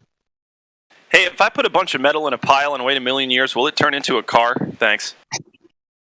No, here's what you got. Here's the thing. When bacteria changes, is it still bacteria? Yes. When a dog changes, is it still a dog? Yes. When a cat speciates, and there's now an ocelot and a bobcat, they're still felines. Like, there is no change when it comes to what they call microevolution. There's no change. It's just speciation. They're still felines. They're still canines. That's not change.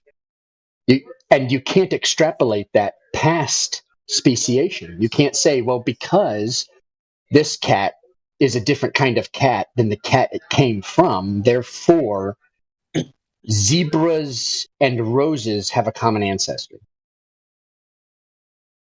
That's where they make their leap.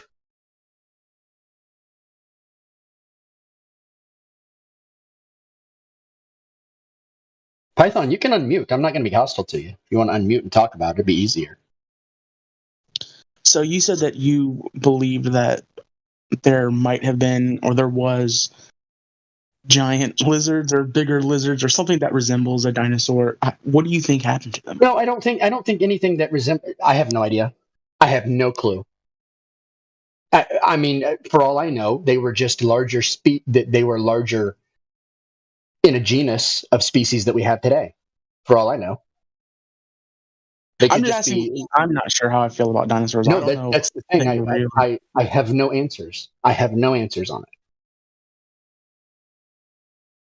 I do believe that there are big bones found, but you can't find a bone and say it was, part of the Pachycephalosaurus species or the Tanystropheus or the Dilophosaurus or the completely made up one, Velociraptor.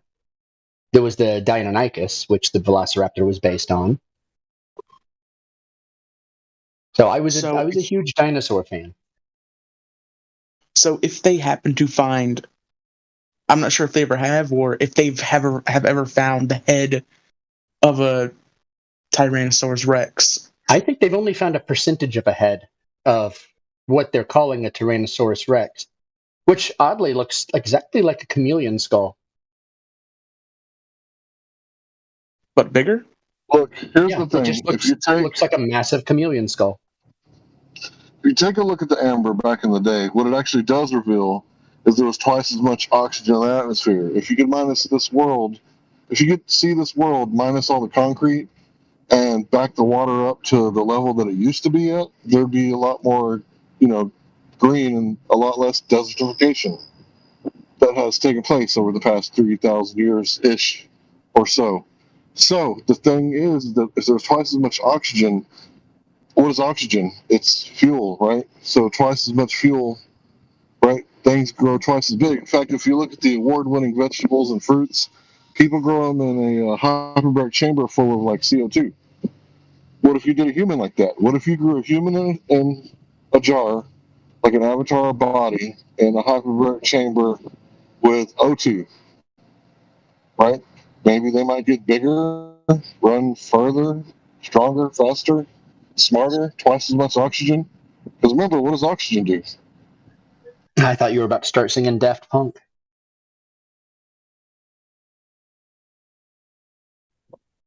No, not today.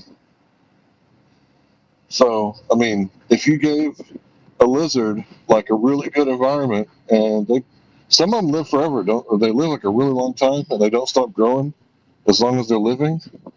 Oh, yeah. You can have some pretty terrible lizards that might make your cities want to build some walls. What's the largest crocodile skull? There's a crocodile skull to like a 40-something foot crocodile. I gotta find that.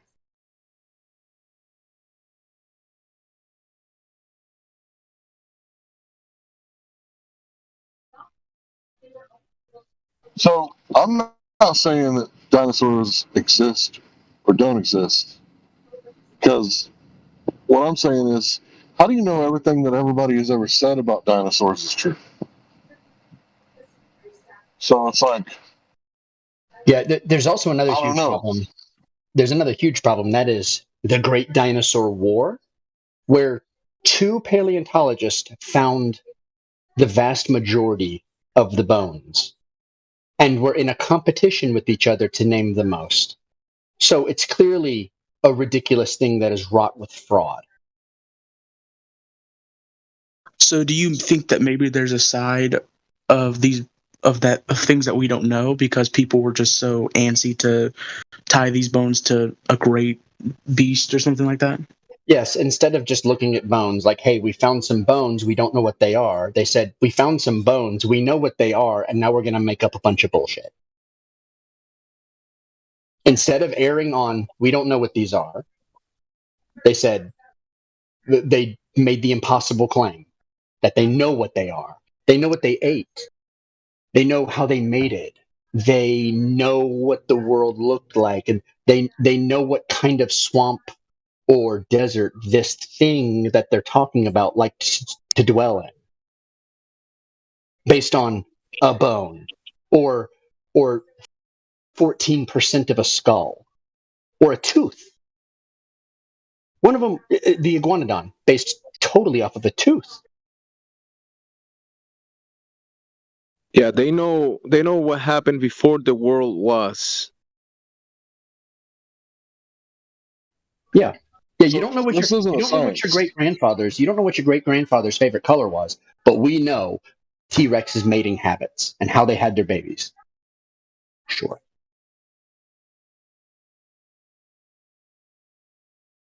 Millions and millions and millions years ago.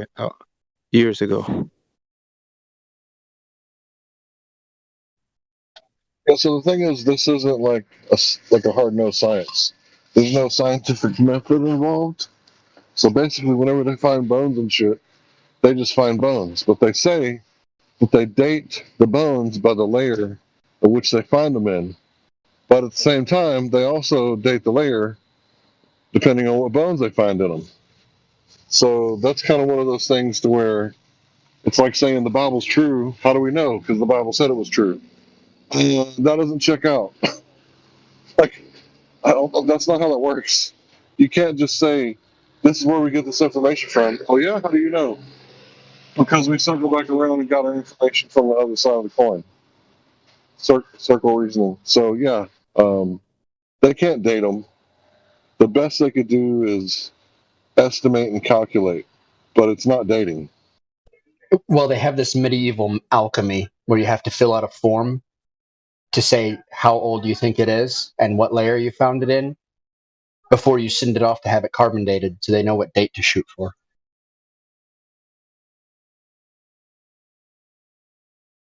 Because, when they blind test all this medieval alchemy, when they just blind date things, nothing turns out right.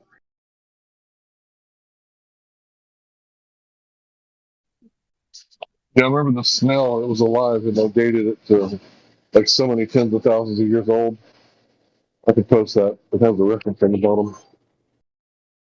I think there was a mammoth, and the head was 38,000 years older than the ass.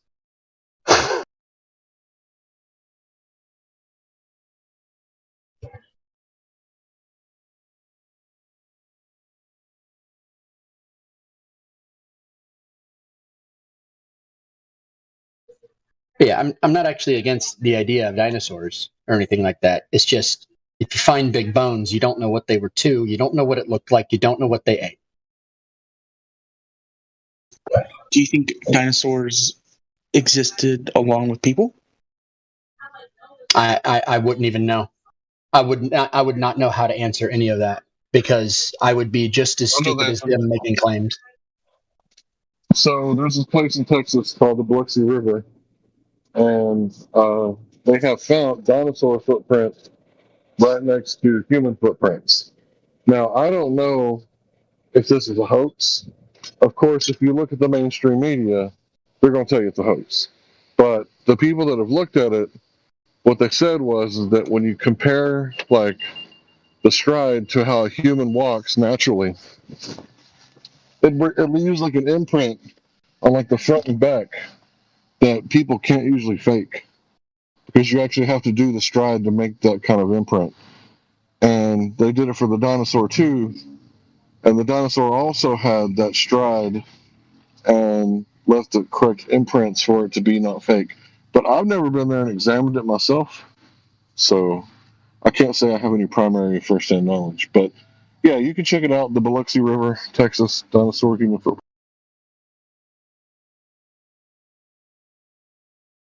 Yeah, there's a lot of garbage that goes on. Dinosaurs were invented in 1850 to back evolution. Now, one dinosaur was found before the 18th century. Oh no, I mean you're right, and that's the thing is, we've had civilizations that have been quarrying and quarrying and quarrying and quarrying, and what there was some lonely broad on a cliffside beach who found a plesiosaur. Isn't that the first dinosaur?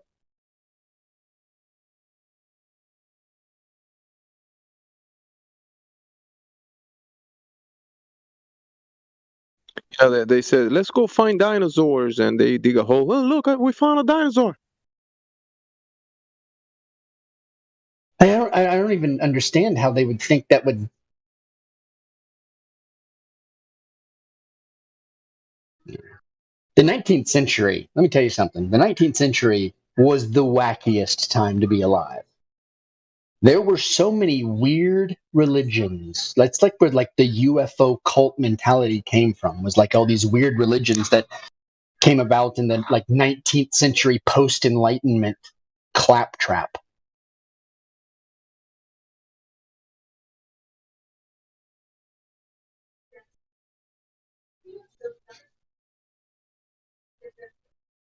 It's the century that gave us theosophy.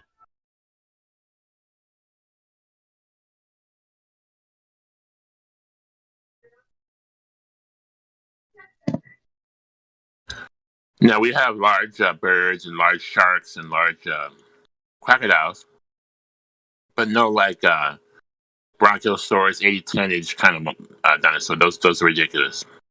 Yeah. And no meteor hit and killed the dinosaurs off. That's just to scare you. Stories Yeah, because gas pockets, sinkholes, they make craters too.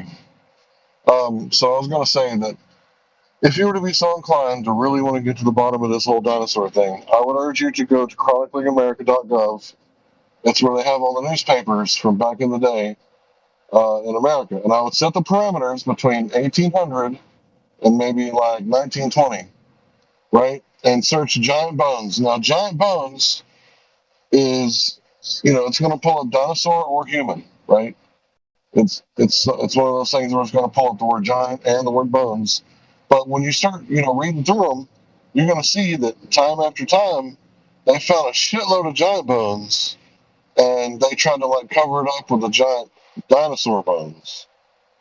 Nowhere near as many times. But the thing about it is that it's recorded in the newspaper kind of before the newspapers were completely taken over.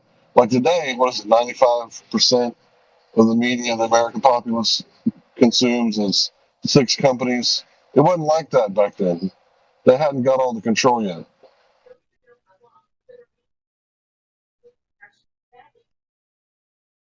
That is a 20-foot croc named Lolong, the largest modern crocodile recorded. You got to think too that who knows how? I don't know how old Lolong was. Let me see if someone says they do.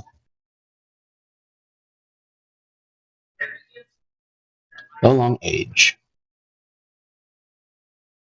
It took him 50 years to get there.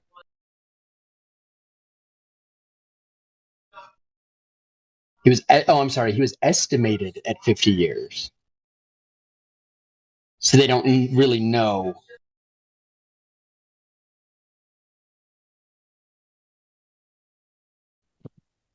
Another thing to do research if you haven't done it before. Piltdown Man, they paraded them all over the United States for like 50 years, and then it turned out to be a fraud with a connection to the church. Imagine that. World's deepest dinosaur finding. Let's see. Let's look at this. I'm going to read it. Somewhat rough uncovering of Norway's first dinosaur happened in the North Sea. Okay, so this is underwater. It's underwater. Well, most nations excavate their skeletons using a toothbrush. The Norwegians found one using a drill. Somewhat rough uncovering of Norway's dinosaurs happened in the North Sea. It is merely a coincidence that the remains of the old dinosaur now see the light of day again, or more precisely, parts of the dinosaur. The fossil is, in fact, just a crushed knuckle bone in a drilling core. A crushed knuckle bone. What is a knuckle bone? Knuckle bone? It's the joint between your two fingers. That's what it's called? No. So Sasha, what? A crushed knuckle bone. That's your proof, Sasha? A crushed knuckle bone. Crushed, mind you.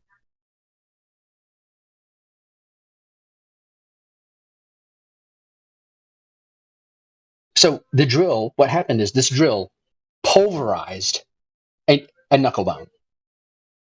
What they think was a knuckle bone. But they wouldn't know. Hey, Sasha. No, go ahead. Sorry. Like, come on, give me something better than that. Like, I read the article and it was like embarrassing. Are you kidding me? Man, we're just so good at looking at bones now. We can tell what crushed pieces would have looked like put together, and then what that would have looked like as a whole body of stuff. It's crazy. Pulverizing. I have a question real quick, Sasha. Are popsicles evidence of an ice age? That's literally where you're going with this. Oh, that was great. That's all they found. That was it. That was literally it. 15 best dinosaur fossils discoveries of all time. Here, let me look at BioExplorer. Dinosaur is perhaps one of the most amazing creatures that ruled over the planet for more than 160 million years. Isn't that how they read to kids? On like educational videos? Yep. In some instances, these fossils tend to be preserved in the most bizarre ways in the most unusual locations. You got it. That's the way. Yep. All right. Femur. Okay, hold on. Femur of a megalosaurus. Femur. That's between the knee and the hip. It's a single bone. There's no way you know what that is. How do you know it's part of it's a megalosaurus? In 1676, very first one. Dinosaur feces. Dinosaur feces, 1811. Okay. The missing link, 1860, fraud. Hadrosaurus, 1868. Let's see what the heck. Okay, let's see. Named by Joseph Leidy in America, duck-billed dinosaurs that lived. Historically speaking, this fossil excavated was considered as the first ever nearly complete dinosaur fossils in the United States, and probably the complete one to be discovered anywhere in the world. The first fossil of this dinosaur was discovered and scientifically documented in 1868. During Leidy's time, this dinosaur was thought to walk with tripodal, much like a kangaroo position. Okay, he says he found a whole skeleton. Sure, that's totally believable. Because modern forensics, there's a murder, and it's like this. Somebody goes missing in the woods. They find their ankle bones 2 years later. You think 100 million years later, a complete skeleton is found conveniently by a guy who's looking for exactly that. I mean, it's kind of their job to look for fossils. So, Sasha, can you at the very least admit that it's an assumption at its very best, very possible best, right? That it's an assumption that this happened millions or even hundreds of thousands of years ago. Can you please admit that that's an assumption, because there's no way to prove it? Thanks. well, it's an assumption, but they made that assumption based off evidence. So. Listen, that's just like someone saying shadows. God. Hold on, this will go right back to flat Earth. It's like someone saying this shadow's length dictates the length from Earth to the moon or to the sun. Do you see how that's a leap?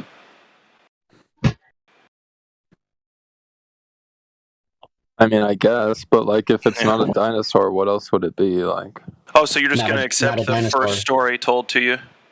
Do you have proof it's a dinosaur? I'm not saying I have proof. I'm just saying, like, it's their job to Then like why are come you up with an presenting? idea. So Why I are you probably presenting? trust No, it's not their. It's nobody's How job do to you come up with an know? idea. How do you know it's a dinosaur shit? Why are we still putting up with Sasha? I It think could be he's like fun, an but you're right. elephant or like an elephant He is. shit. This is so Sasha is so obviously a troll. Has nobody figured this out yet? I'm not Oh, even I trying have. to I like draw. to play with Go him. back on. Sasha, I figured it out. nobody's this dumb. Nobody's this dumb. Not even The you, buddy. statement, the statement you made, you did not make that on purpose, or you made that on purpose, knowing that no one would ever make such a statement. Nobody, not the most government ball sucking bootlicker would ever make that statement. Even like, there is no way that you actually believe what you just said. You are trolling. You need to knock it off. Welcome back to the Lion's Den. Jesus.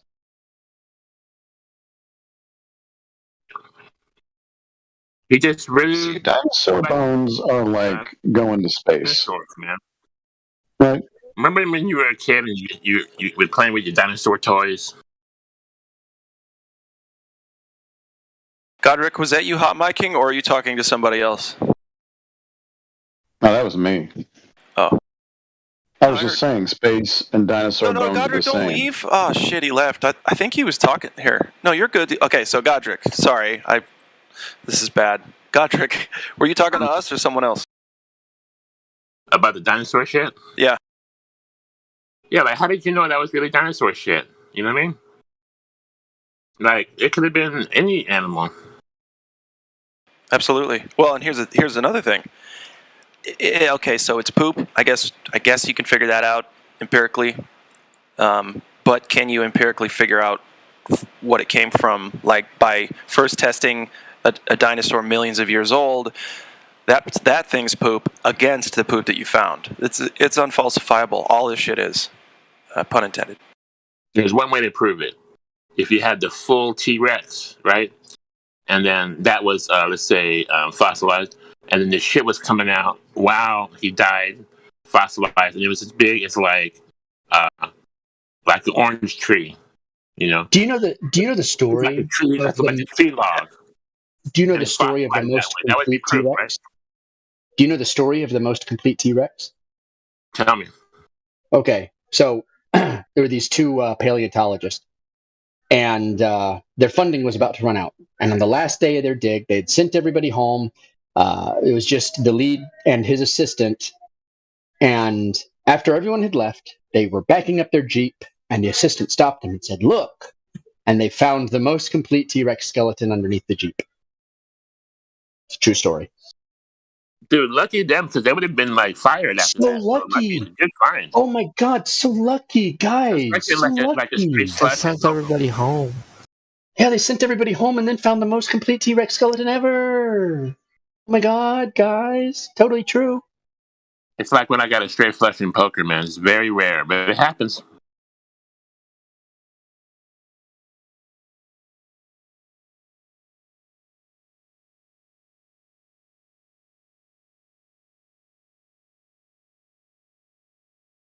Yeah, Sasha at least. Figure it out. Oh, I'm being told to go to bed. Okay. All right. Good night, y'all.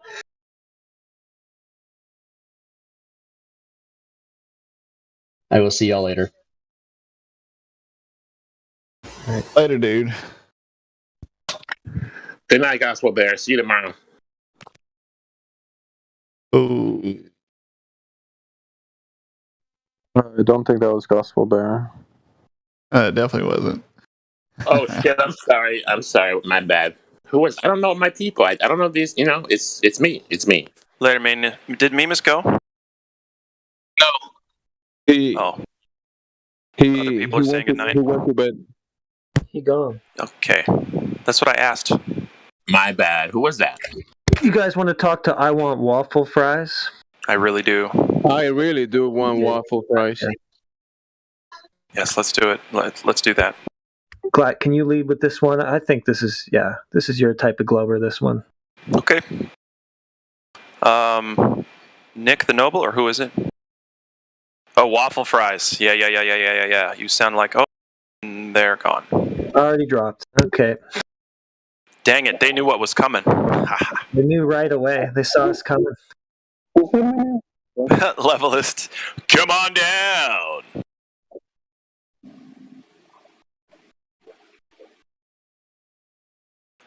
Next, we have still no evidence for a curved Earth. If you think you've got what it takes to come against us, bring it on. Step on down. You guys have to be more welcoming. Okay, how about this?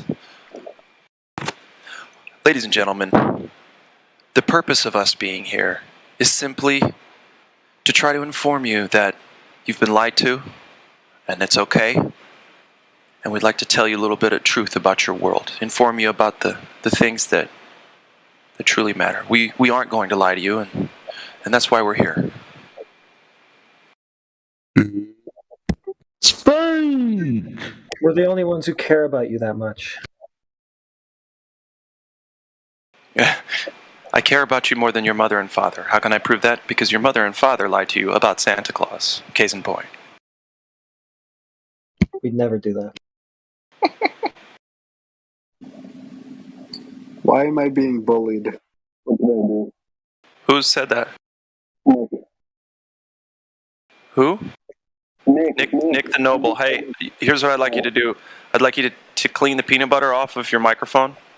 Come on back to us. Be great. Matthew Learn's in the house. I got a crappy mic, so my bad. Yeah, we can hardly understand you, Nick. I'm going to turn you up just to make sure it's not me. Hey, good evening. I got a bad mic, so I'm just going to stay muted. You're good, Nick. Oh, no, now you're good, Nick. You're okay. Cool. So why was I getting bullied? Why did you call me out, bro? Who was bullying you? You just said my name like 2 minutes ago. Oh, I'm bullied. Good Lord. I was just saying. No, I'm not. I was kidding. Jeez. All right. Well, develop a little more thick skin, Nick, with that was sarcasm. Jesus. Okay. Well, so was mine. All right. I'll say Glad Flow is nothing but sarcasm. Yeah, we both know sarcasm. Perfect. Yay! Okay, so what's going on? Are you a Glober? Are you stuck thinking the incorrect stuff? I'm not a Glober. Cool. Well, tell me why. Tell me how. Tell me, yeah. Like, what do you want to know exactly? I mean, well, if you were going to try to discuss this topic with somebody and they were genuinely curious, and you were to give them your best piece of information regarding why the Earth measures flat, or at the very least, why the Earth presents itself as flat to go against the official globe narrative, right? How would you? Yeah. Sorry. Go ahead. Probably link them to this Discord because there's people who are a lot more articulate than I am about this kind of stuff. Okay. Would you say that telling someone Earth measures flat and here's how, or just Earth measures flat? Would you say that to somebody? Wait, what? Would you tell someone that the Earth measures flat? The Earth measures flat? Yeah. No, I don't think I would say that in that. Oh, why not? Exactly. I tell everybody. You tell everyone that the Earth measures flat. Yeah. So you're not a Glober, right? Does that mean you're a flat earther, or does that mean you're somewhere on the non-existent fence? I mean, I can't say I've particularly cared for either or.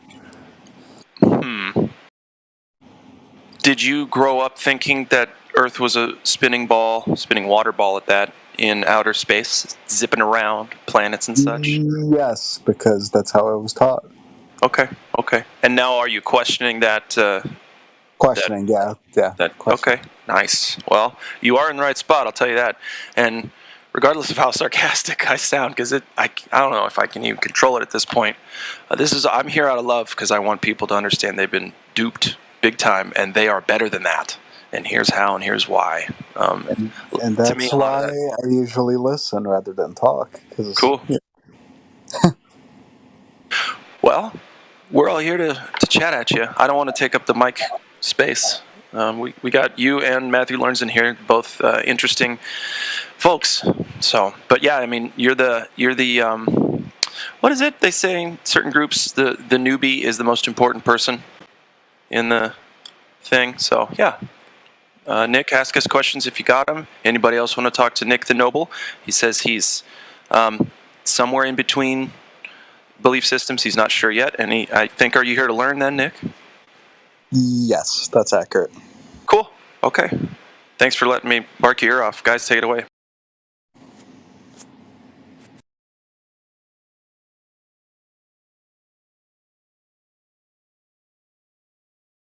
See, that's what happens. I get on the mic and they're like, "Oh, he's gonna talk forever," so I can go like I'm gonna go make some tea. I'm gonna, you know what I mean, do the dishes. I got you. Can I be heard? Yep, you're there. We hear you. Awesome.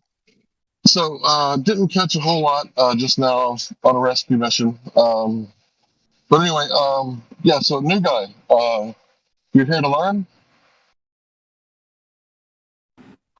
You want to learn what other people think? Are you talking about me or anyone?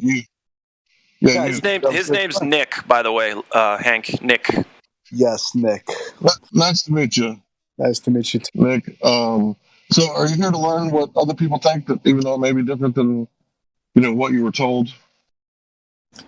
Well, there's conventional stuff you're told, and they usually say you learn throughout your entire life. So there's stuff you learn like through schooling, and then there's stuff you learn after schooling. So kind of curious to see what happens afterwards in terms of, sorry, God. Yeah, I was thinking there's different ways to learn. Like, you can learn through books or secondhanded, but then the best way to learn is like sink or swim, like primary first-hand knowledge, right? Yeah, and that's why I'm in Okay, so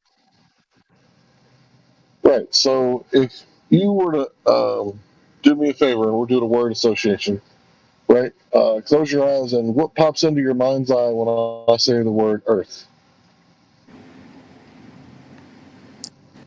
Wait, what?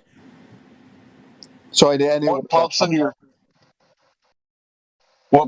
your mind's eye when someone says the word Earth?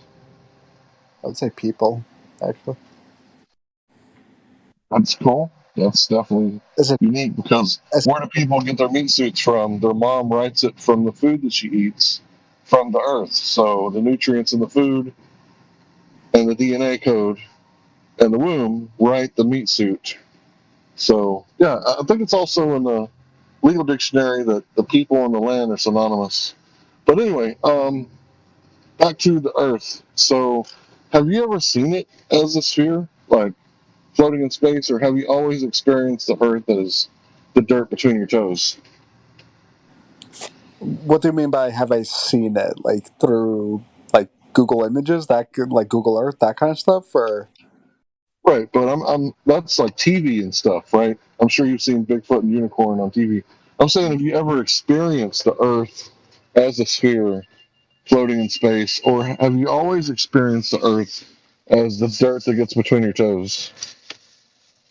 Me personally, by my toes, but even people who see it as a sphere, I don't think they necessarily experience dirt spinning whatever miles it is spinning at, like according to their belief system. I don't know. You go like 100 miles in a car or something like that. You feel pretty nauseous or nervous or whatever at that speed. And if you're spinning, if the globe's spinning the certain miles it is spinning at, you're not exactly going to experience that. I don't know.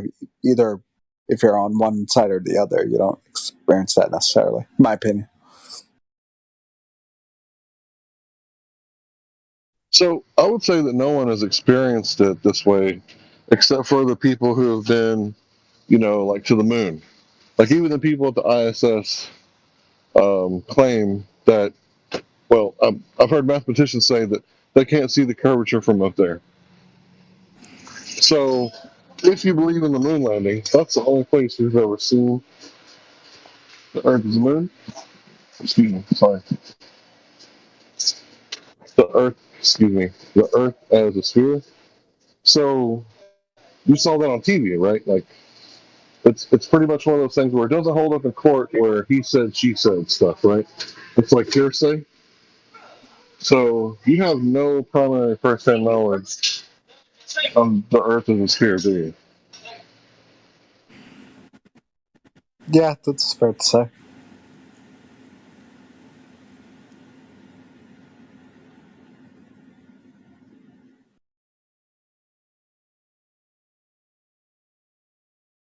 Hello? Yeah, sorry about that. There you go. All right, so you saw it on TV. You don't believe in Bigfoot, right? No. No. So you don't believe in like Santa Claus, but you can watch movies about Santa Claus, right? Yeah. So what's the difference between like Hollywood films and like government films?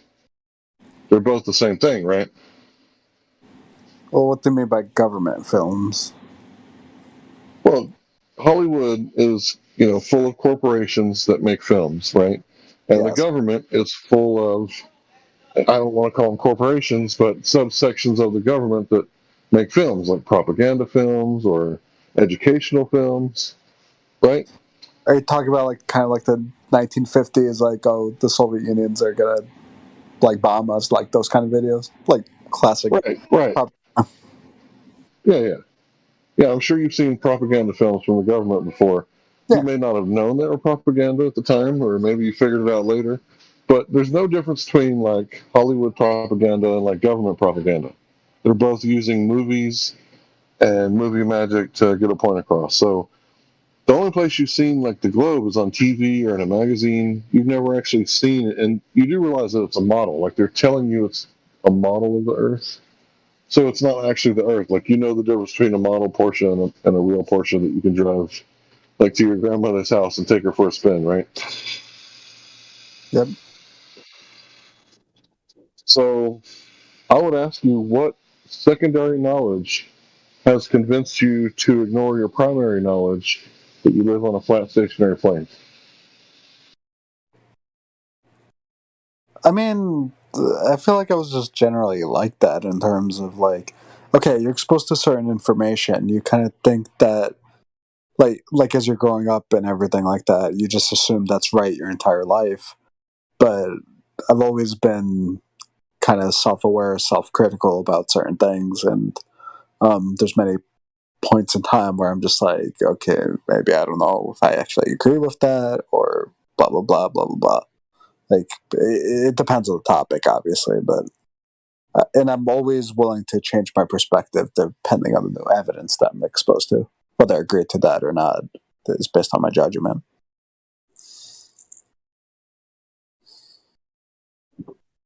Well, here's the thing. The Earth has the best kind of evidence there is. First-hand primary knowledge. So you can go out to a large body of water at rest. And this is what I want you to remember. So pay attention to this part. Large body of water at rest, about 5 to 10 miles, and you should be able to detect at 10 miles 66.6 feet of curvature. Now, if you find a bay, it's like 5 or 10 miles, you can actually see it if it's actually there. But the thing about it is what you're going to find out, and I don't think any of the anti-flat earthers disagree with me at this point, that we can see too far. So you're not going to believe that until you see it, right? You're going to think, oh, there's a geometric horizon there. It's always there because we live on a globe, right? So they taught me since I was, 4 or 5 years old. Look, Timmy, you live here, and they pointed at a ball, right, with a map painted on it, right? And you were like, oh yeah, I live there. Thanks. So the thing about it is that you can go check it out for yourself. And what you're going to see is the horizon moves all over the place due to the atmospheric conditions of the day. And this is basically just because, the gas that we live in, all the gases, they're not transparent, they're translucent, right? Okay. So we can't see forever. And you have human eyes, not owl eyes. So you got limitations, right? Yeah. As a human. Yeah, I mean, we're really good at hunting like within 100 yards, right? But 300 yards, not so much, right? Yeah, we're just good at inventing tools that help us, whether it's not whatever. Right, exactly. So we can shoot, deer with a camera or with a rifle, 300 yards. Maybe there's a BAMFer somewhere that can shoot them with a spear or a bow and arrow or something somewhere. But yeah, you get the point. We can only see so far, and what I think they've done is they've hijacked our perspective and our distance limitations, angular resolution limitations, the limitations of our natural eyes, and they've backwards engineered the globe to match this math. And you're going to think that sounds crazy, but I dare you to look at, the Earth curve calculator, like pull it up right now, and it's going to show you like where the horizon should be, right? If you pull it up and you type in, 1 foot observation height, it'll give you the horizon distance, 1.22 miles. And what's really weird about that is that, once you've done that, then you can pull up the Rayleigh criterion and guess where the horizon should be based on our perspective, 1.22 miles. Like those two things just happen to be like the exact same. Like the Earth just happens to be the same size as your eyes can resolve. The horizon. Like, does that make sense? To a degree, I guess. I'd probably need to learn a little bit about that to fully understand. You can rewatch the video, go back and write down what I said. Earth curve calculator, 1 foot observation height, horizon distance, and it'll tell you right there. And then just go look up the Rayleigh criterion, and you'll see it. And I'm about to lose signal, so someone's going to take over.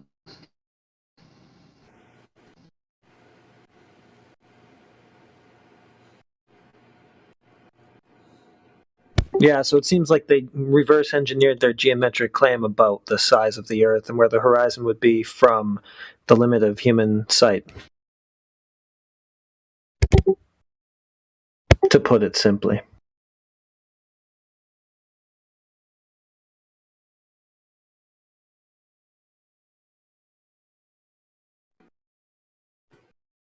I don't know, just kind of a strange coincidence that those numbers are the same.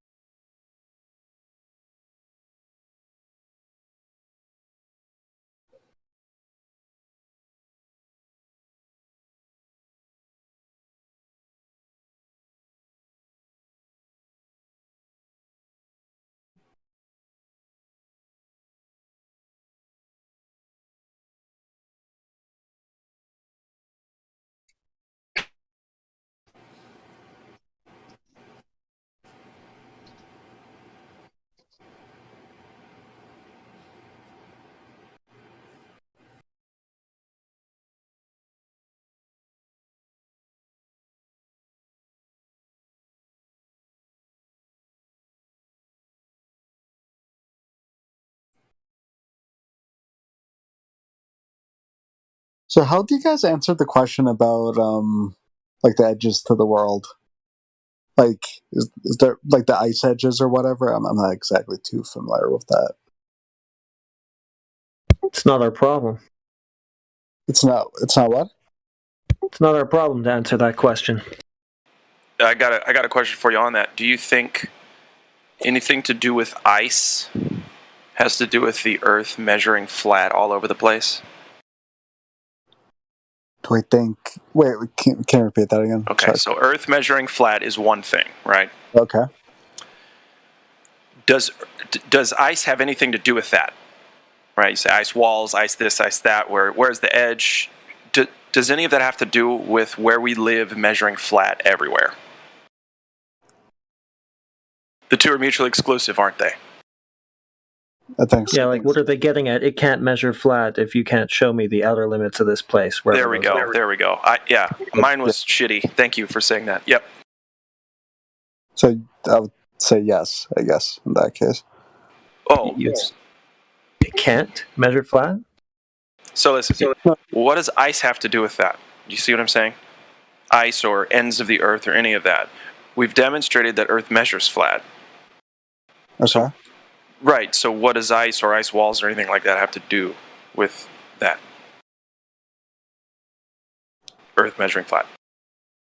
No, that wasn't really my question. My question more was like, how to explain like what's like, is there a point past that, or is I see. Well, see, what I like to do is stay on topic. So Earth measures flat. That's the topic. Can you demonstrate on Earth otherwise? I suppose you're probably talking about the A word, Antarctica, right? It's a 4-letter word around here, but you know what? People even help with that one. Help you beg the question until you hopefully see that it has nothing to do with the Earth measuring flat. It's some kind of claim that's unfalsifiable, and it's not a topic. Yeah, and it'd all be speculation anyway, because none of us have ever been there. All right, if it's out of topic, my bad. Then no. Well, but do you see why? I don't want to, I know I sound like a dick, but do you see why it's not on topic? Because literally the topic here is as easy as it can get. The Earth does measure flat. There's no curvature yet to be seen. So we don't have to talk about Antarctica or the North Pole or anything, right? We just focus on we can't measure curvature just yet, and we're going to tell you about that, and then we're both going to go, okay, so crazy, right? It's flat, yeah. Yeah, I feel like it's just a weak excuse that Globers use to deny the measurements. Yeah, and I do get it. They're like, oh, well, if Antarctica is a circle, that's the first if, right? We're supposing if Antarctica is a circle around it, the barrier to the Earth, I can talk to them about that instead of all their other stuff, and I can go down this adventuresome, well, what's beyond Antarctica, and, life is a video game, and let's explore and have adventures. No, it just measures flat, and we'd like to talk about that.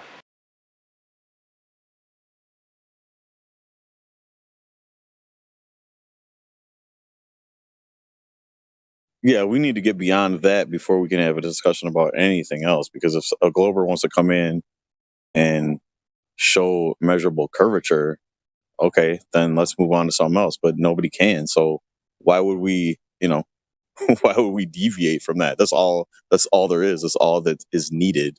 Any other topic is irrelevant. Well, maybe this guy brought it up because he's just curious about what may lie beyond or whatever. I'm not sure. Was that the idea? Yeah, that was the idea. That was the question. Okay. Yeah. Well, we don't know. My long-winded and sort of not very nice sounding answer was, we have no idea. So you don't think get a loan, get a crew, get a boat, and go there and come back and tell me what you found. Yeah, man. Good luck. Got it. All right, I'll start a Kickstarter or something like that. Man, if there's an edge that anybody's been to, I doubt they've been back. Right. That's I could believe that. Yeah. But I really personally can't see there being an edge. I'm sorry, I didn't mean to interrupt you. No, you're good. I was gonna just post real quick information, a hashtag Antarctica thing in the live stream voice text. Hang on.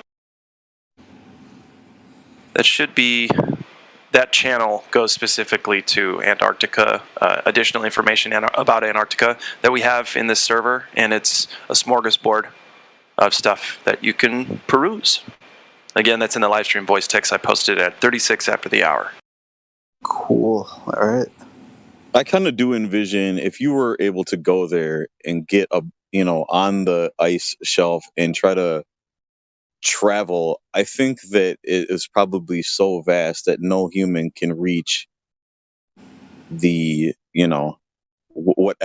however far it goes. I don't think it's probably humanly possible to go, the distance to reach whatever is, on the other side, if there's such a thing. Although Admiral Byrd did supposedly find something, but I don't know how much stock I put into that either. Well, here's the deal. He was the only one talking about it too, so it's ambiguous in my opinion at best. But well, yeah, go ahead. That could have been a psyop too, right? I mean, couldn't Admiral Byrd? That's what I'm kind of. Yeah, could be. But the Navy's the one who claims that they've explored that part of the world. So why don't they just direct that question to them? Ask them about an edge. Like, ask the Navy about an edge. They're the ones who say they've been out there to the extremities. So that's true. Yeah, I mean, yeah. Wouldn't that kind of be like asking the CIA who killed Kennedy, though? Yeah, sure. Just freedom of information request them. I don't know. Try it out. I don't know. There's ways to ask for it. Whether or not they're going to give it to you is another thing. But yeah, exactly. I'm just saying, like, why are you asking me? I haven't been out there. And I'm pretty sure you couldn't pay me enough to go explore out there, especially with the rules and all that. But even if I were able to take all my camping gear and my supplies and dogs and fuel and everything that I would need, I still wouldn't go do it, guys. It's that's just me. Well, that's the interesting thing about the age we live in today, because with technology and robots and drones and stuff, it could be done, I believe, in a way, if you had the funds and you had the approval of all the governments that are going to stop you from doing it. But I think it could be possible with technology, but a human themselves trying to traverse that span, I don't think. I don't. That's a good point. Yeah, because we can send devices and craft and such to the bottom of the ocean. The thing about that is I would be very interested to see genuine drone footage from Antarctica show up on YouTube someday. I just don't think that's going to happen. No, I don't think it will either. But it is interesting to think about, and also I don't think a human can do it, because I think it's just like the myth of space and trying to escape this planet. Either way you go, up or down, left or right, I don't think that we can escape. Probably not in these physical bodies. But what I think is interesting. Yeah, hold on. I had a point. I really swear I did.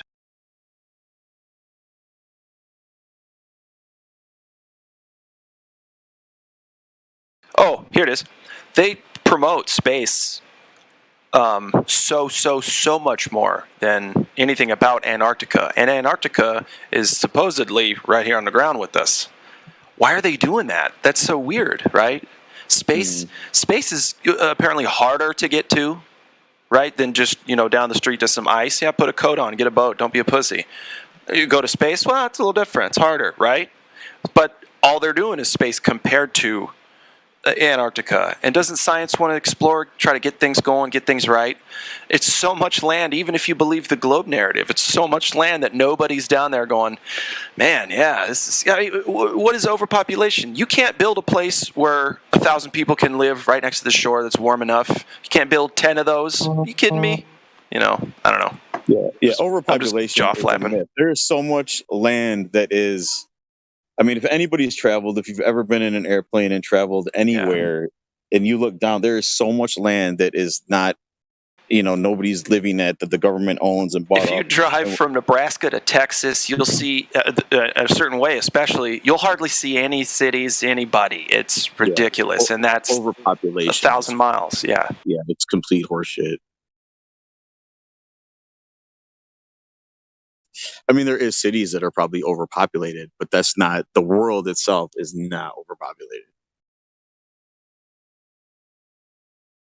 I don't think you can overpopulate the world, because I believe it says, and I don't want to get preachy or biblical, but I think that's part of our purpose here on earth, is to go forth and procreate, right? Fill the earth with, us.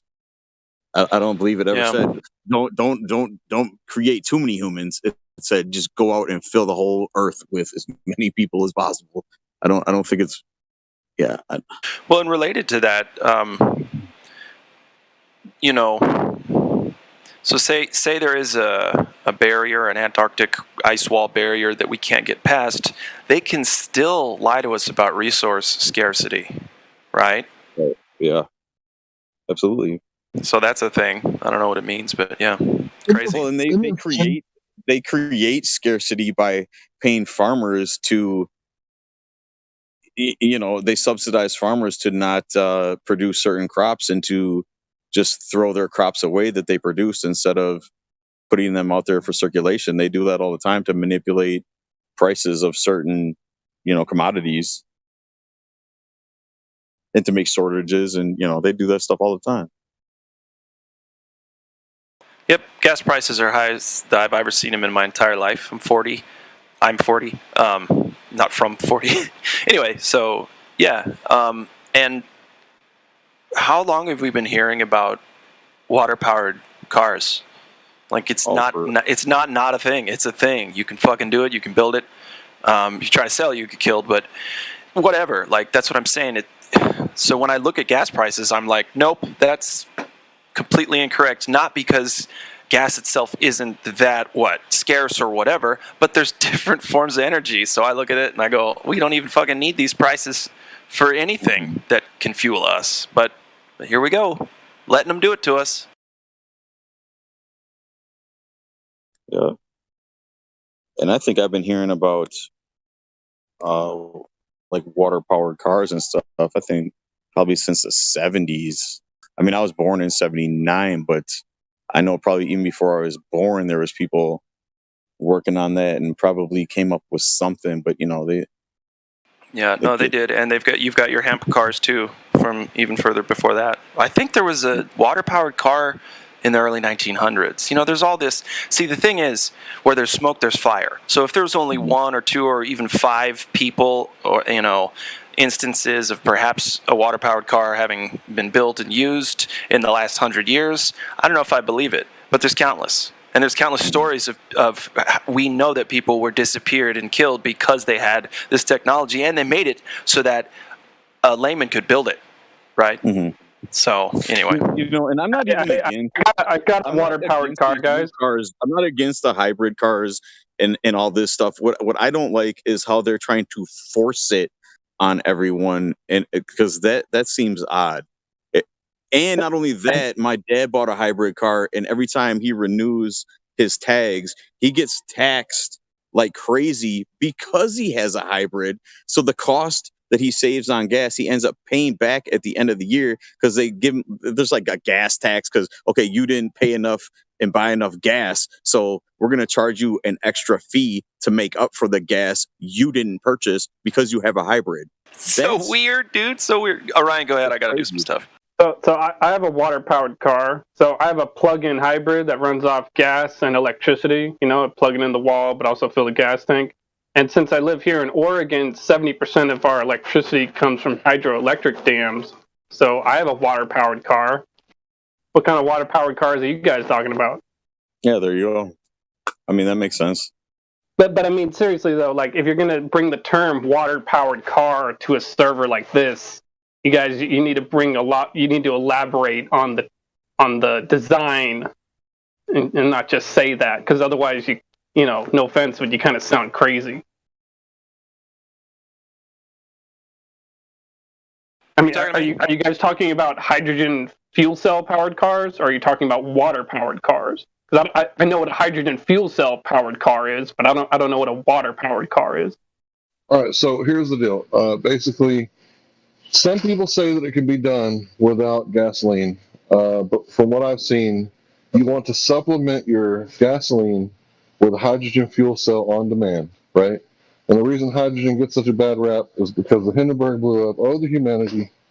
But it didn't pop like hydrogen pops. It was a slow burning candle, like an earwax candle. But anyway, forget about all that. So the whole point is to make it on demand, and then you buy the thing that you would buy if you're like trying to tune your car, to where you can like plug in the OBD sensor to your cell phone and like decrease or increase the amount of fuel that you're putting in your car.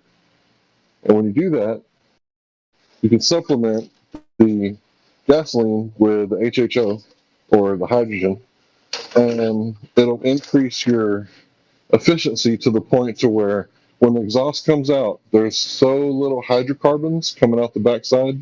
In other words, bad stuff that we don't want in the environment, that the O2 sensors can't sense it, and the computer will shove more gasoline back through the line. That's why you have to tune your car to keep it from doing that, because you'll lose your Isn't it all a gains. mute point anyway, though? Because we're never gonna run out of oil, right? That's all a scam, and there's nothing wrong with cars the way they are now. That's all bullshit, right? That's the other thing that bothers me about it is there's no oil shortage. Those wells aren't going to dry up. That's all BS.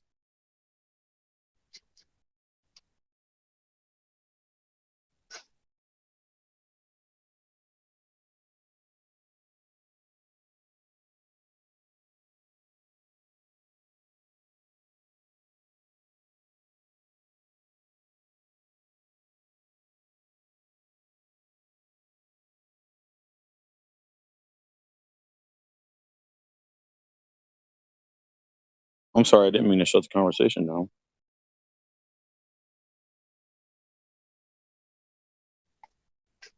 No, that's good, bro. Let's give you some room.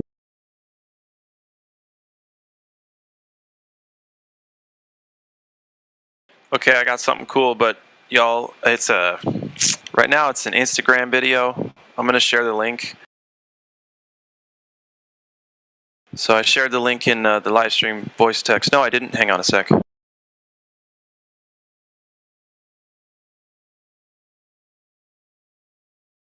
Okay, now it's in the live stream voice text. It's a Instagram. It's a video of. It says the truth about space. And it shows a young lady and a man in a green screen suit next to a green screen, and the man is so like she's acting like she's got something in her hands, right? And he's in the green screen suit, so y'all can't see him, and so she and him are teaming up, making it look like this object is floating in space. She does a Fritos bag first. This guy's pretty good at what he does too. I'm not gonna lie, but anyway, yeah, this is look at that. Anyway,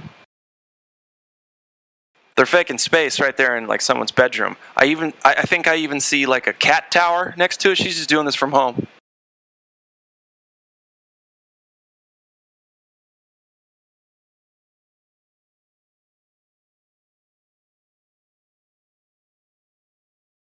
I'm trying to find the original video so I can post it.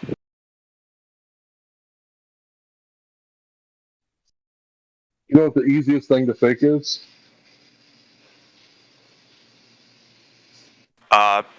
No. Something that no one has ever seen before. Because if you've seen a $100 bill, they're going to be hard to fake because you had one to compare it to. But if you've never seen space, you don't know what it actually looks like, you've never experienced it, well, I suppose that it'd be pretty hard or difficult to detect the counterfeit, wouldn't it? I couldn't agree more. It was brilliant. Yep.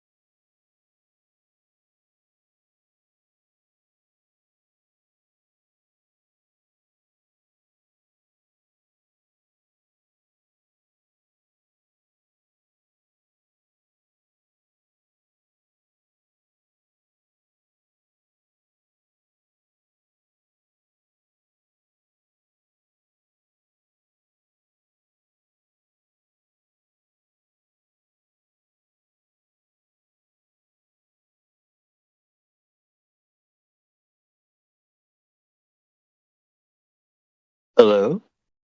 Yeah, hey, what's up? Hello. What's up? I just thought everybody was really quiet for a second. I was It thinking. happens. Yeah. I've been thinking too much. Don't want to get pulled over. But yeah, if you think about it, when you saw like the Lion in the Wardrobe, like when you saw the movie, you didn't go, no, that's not what Narnia looks like, right? Can you imagine like standing up in the theater like this is bullshit? That's not Narnia. So it makes sense because they had a book before the movie, right? So you can compare it to the book, right? But if they've been writing, all these space fiction, science fiction movies and books for years, we wouldn't know what it looks like. But compare it to what? Well, we've already seen on TV. So that's what we compared it to what real space would look like, what we saw on TV. So it was a perfect match. You can fool somebody sometime, but you can't fool all the people all the time.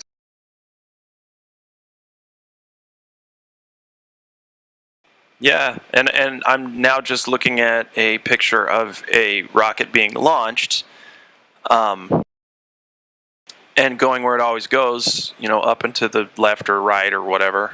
But if one hadn't seen, that's why it's easy to lie to people about it and say that it's going to space, because we've actually never seen a rocket go up and out of space. All anyone's seen is a rocket take off and go somewhere, and that's all they got to do, right? That's it. Nothing to compare it against. That's great, Hank.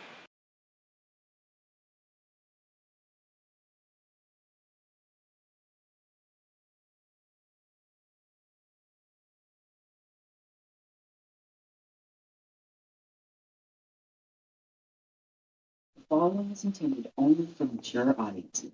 Your discretion.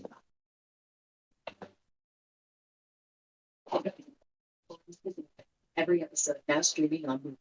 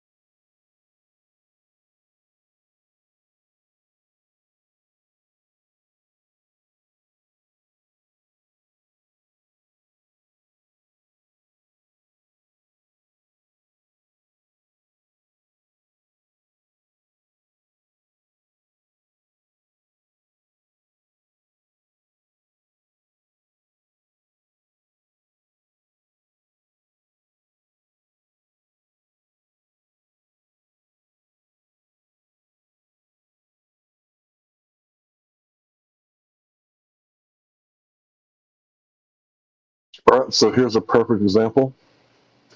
So what would a rocket look like if it came from space and landed?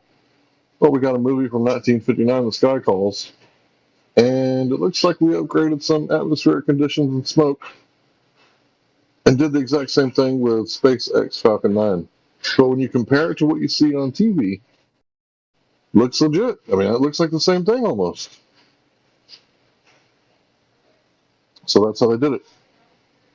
They scripted it with, what was it, the guy that invented satellites, and then 7 years later, Sputnik launched, or something like that.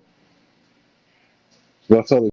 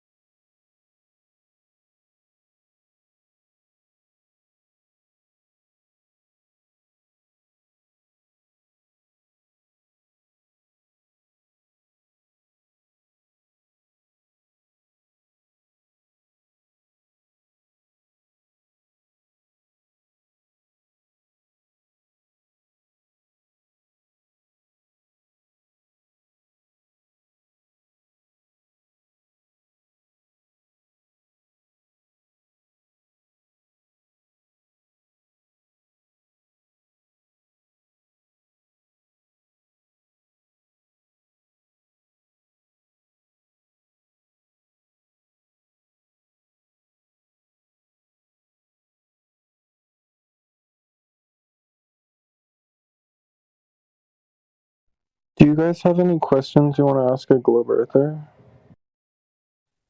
Is the Globe Earther not you? What do you have to ask, Larry?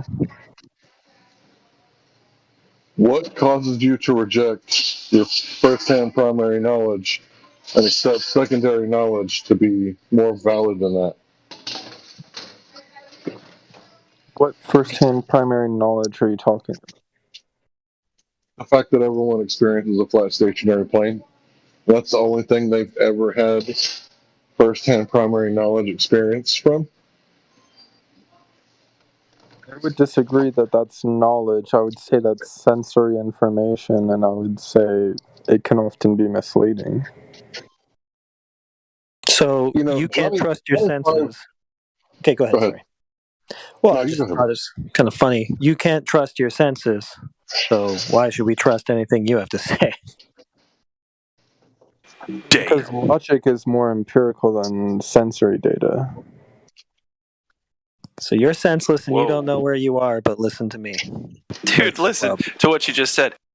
So empiricism is based off of sensory stuff, human senses, you know, right? Stuff we observe, we feel, we smell, we touch. Does that make sense to you? That's what empiricism is. No, empiricism is based off measurements. Do we not observe the measurements? Put our hands on them if we want? Yeah, you is that not using your senses? When you're conducting, show me an instance in life when you don't use your senses. Thanks. Obviously, you need to use your senses to get the data, but you don't use your senses to record the data. Okay. To So measure the data. you're just going to muddy the waters, and that's it? You don't understand that we all use our senses all the time for everything, so you can usually trust them? It's not a magic show. Life isn't a fucking magic show, okay?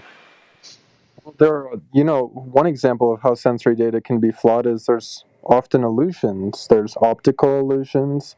There's hearing illusions. Like, sensory data is You can never demonstrate that those are illusions, though, dude. That's the problem with the globe argument, is you cannot demonstrate that you're being fooled by your eyes to make it look flat. The thing is, you can't do an experiment purely with your senses. That's what I'm saying. Okay, well, I just wonder how we see and hear the information if we don't use our senses. How was Cavendish? How was that done? Cavendish was done in a sensory deprivation tank, Hank.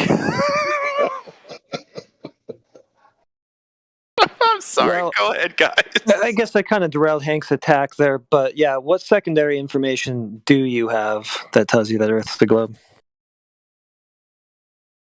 Secondary information, do you mean like articles, or like, what do you mean by that? Well, you can't directly observe or experience it, so what beyond that is telling you that that's what it is? Celestial poles, I think, are really convincing. So, no Earth curve? The Earth would need to be curved for that phenomenon to be observable. And that's what you're wrong. Tell him what he's won. You just won the bullshit cap. Okay, so here's why that's wrong, right? This is called the phenomenological affirming the consequent fallacy. So the lamp is out. Well, it has to be the bulb again. I changed it last week, right? That's the only thing that it could be. In fact, it has to be the bulb, right? That's what you're saying, right? The only way we can have two poles in the sky, polar regions, is if it's a globe. That's the only way. It has to be because it's a globe, right? Well, what if it's unplugged again, right? Or what if the electricity's out? What if the breaker box, right? The only other explanation for these, observations would be that the sky is spinning in two central points, which I really don't think makes any sense. Hold on, is it an observation or an explanation? Real quick. It's an observation that doesn't work with a flat Earth model. Well, the Earth's not a model. Have you checked whether or not the Earth is curving to see whether your assumptions are correct or not? How do you propose I do that? I could give you NASA Well, footage, but you don't believe that. we've given you all sorts of ways that you can do that, so I don't think that you're glib about the question.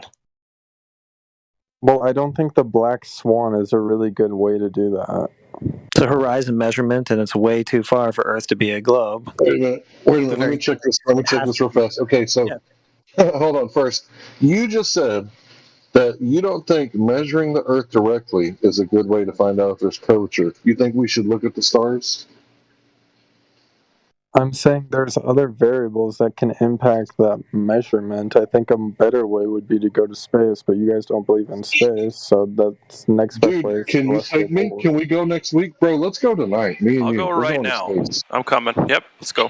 Well, NASA's done that, got but like you guys don't believe that. So then why don't you do so it? we have to go Really to your make high sure. priest. We have to go to your high priest. So if me and you go to NASA and we ask real nicely, will your high priest take us to space? Right, because it's so Sure. safe now. I don't Anyone get why with you the money think can do it. NASA's lying. Like, it's such a weird belief to think NASA's lying to you. So okay, it comes down to a belief system for you. So you're saying that we have to do this thing that you haven't done to know what you claim to know. Well, you guys want like 100% proof. I'm just saying this is a way to 100% prove it. Otherwise, you're going to have some uncertainty. So we go to Neverland to 100% prove Neverland. You'd have to do that to prove that it exists. You would, yep. You'd have to go there at least once. I agree. Anybody going to Neverland? So, like, what about all those videos? Like, Mimas had a good point the other day. Go ahead. Mimas had a good point the other day about how there are maybe two handfuls of people that have claimed to have gone to the moon or left Earth that way, and so because I was trying to use the China thing, right? I've actually never been to China, so I can't sit here and say I know China exists, right? But there's a massive, hundreds of millions of people at least, agreement that has been come to that China is a place, and China's a place you can go to. Whereas with the moon, you only have a couple handfuls of people making that claim. Now, I'm not going to say I believe either one, but what I am going to say is it's more compelling that hundreds of millions of people say China exists because they've been back and forth than 11 to 15 dudes. You know what I mean? We might need a little bit more people than just 11 to 15, call it 20 people saying, yeah, the moon can be gone to, right? That makes sense? Let me help you out with that argument. So the thing is that there's a claim out there that there's this place that you can go on the Earth where there's more Earth, like more dirt. And you're like, dirt? Oh, I know what that is. Like, I'm real familiar with that. I used to eat that stuff and make mud pies out of it when I was a child. So there's a place where there's more of that? That's believable.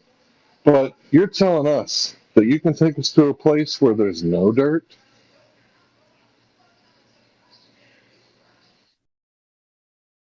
are you talking about the moon? I don't really understand that argument. Is there Earth on the moon? No. Is there Earth on Jupiter? No, sir. Is there Earth in space? So you're telling us you can take us to a place where there's no dirt? That's weird, Yeah. bro. You have a pretty small sample size. Earth is just one planet. There's like millions of planets. Okay, here's the deal. Hundreds of millions of people aren't saying they went to the moon, and about 15 guys are saying they did. Do you see the difference? Right, well, that's because it's very expensive to go to the moon, and it's literally outside It doesn't of matter Earth's why. orbit.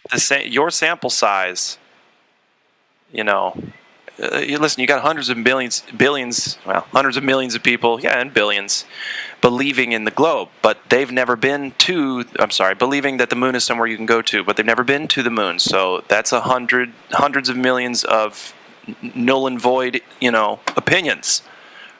Okay? Well, I don't really understand your argument. Like, do you guys think the moon is fake, or like, why do you not trust the moon? No, the moon is. Look up in the sky. There's the moon. It's there. Whatever the fuck it is, it is. It's right up there. We're saying. I'm saying. I'm not going to speak for anybody else. I'm saying the less than 3 handfuls of people that claim to have gone to the moon have less credibility than hundreds of millions of people saying the same thing, right? What if hundreds of millions of people said, "Yeah, no, I've been to the moon and this, that, and the other." I mean, well, I think in the future, hundreds of millions of people will go to the moon. No. Listen, is there. It's one thing to believe in the ability to go to the moon. It's another thing to say you've done it. Those are two different things, right? So you could have 100 million people believe someone can go to the moon, but that doesn't mean anybody has. But if 100 million people say they've gone to the moon, there's probably some evidence in there that they did, right? I'm leaning more towards that. Well, it would be a better argument if you had like an astronaut saying, "Oh yeah, we lied" or something like that, but all the astronauts would do that. No, there are astronauts who do agree with us, the Polish one and whatnot, but basically you would have a better argument if it was something other than, in the future, I might have proof, because that's really all you said. Well, I have proof right now, but he wants hundreds of millions. No, you said, well, I think eventually we'll get there, and all sorts of people will be out there on the moon, so we'll have it. We'll have what you're asking for. So eventually I'll be able to prove what I already claim to know now. So I think you would have a better argument if it was something species. Not that. Listen, I know I didn't explain it well. This is the last I'll say on it.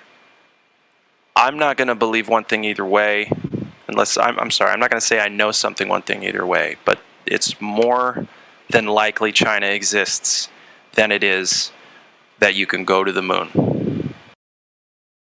I'm going to burst your bubble on this right now, Sasha. That whole story that you buy into of outer space and going to the moon and colonizing the planets all depends on a globe, which depends on curvature, and there isn't any of that. So it's not going to happen. Don't hold out for it for too long. I disagree, and I think it's kind of sad that you guys think space is fake, because there's nothing to inspire. Bro, you just said the Earth is a wandering star. When have you ever seen the Earth wandering around up there? And the Earth rotates the sun. I don't know if that counts. Well, that would be curvature you said too. the Earth is a wandering star. When have you ever seen? When did I say it's a wandering star? I never. You said planet. You said planet. Yeah, it is a planet. So it's a wandering star. That means wandering star. You think we're sad, bro? We're not the one that's saying the Earth is in the sky. Gas. A star is a ball of gas. The Earth is not a ball of gas. Well, yeah, it's not. Earth. Yeah. But yeah, when did you see the Earth wandering up in the sky? Earth revolves around the sun. I don't know if that counts. Why are you saying that? Is that what you observed? Who told you that?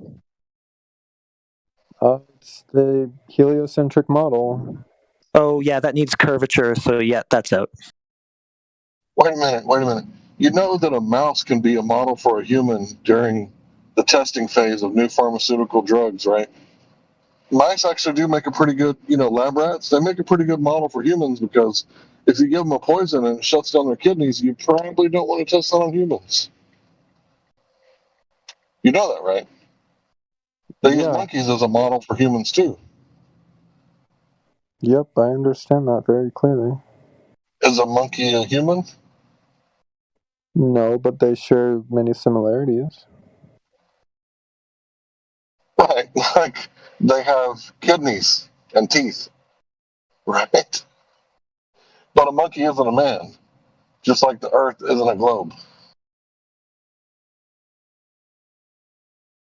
That's kind of a weird analogy, but I guess. How is it? Don't they use mice to test pharmaceutical companies? Your argument is basically, because there's different species, Earth is not a globe. Like it He's not saying anything about species, dude. Yeah, I'm saying that an animal can be a model for a man, a living and breathing man. But the animal can never be the living and breathing man. Okay, that's what I'm saying. So does modeling a human as an animal make that human an animal? does modeling this flat plane, whatever it is that we live on, as a ball, make it a ball?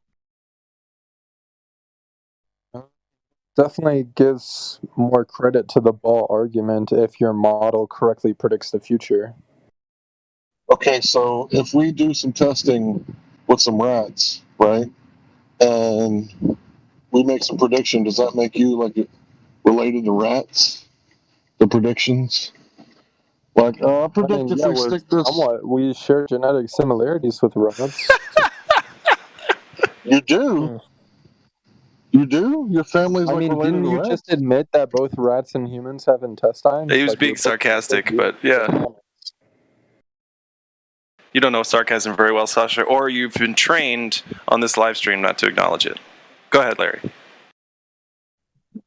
Yeah, the whole model thing. So you think like every girlfriend you have is going to be like between 5'8" and 5'10", and she's going to weigh like 100 pounds, just like all the runway models? Do you think that's what all women look like? That I date will look like that, yes. He's just doing it for laughs. This is for shits and giggles for him, Larry. Well, I mean, when you ask silly questions, I'm going to give silly answers. I don't even get the purpose of that Okay, question. let me simplify. Trying to help you. Yeah. Hold on, just I got a real quick question. Sorry. Go for it. It's I've asked this a lot before, Sasha, and it is just a yes or no question. Please try to do that, and don't say anything else after your yes or your no. We've been looking for something like that for years now. So, if I don't have a toy car model of a Ferrari, does that mean Ferraris don't exist? Yes or no? No.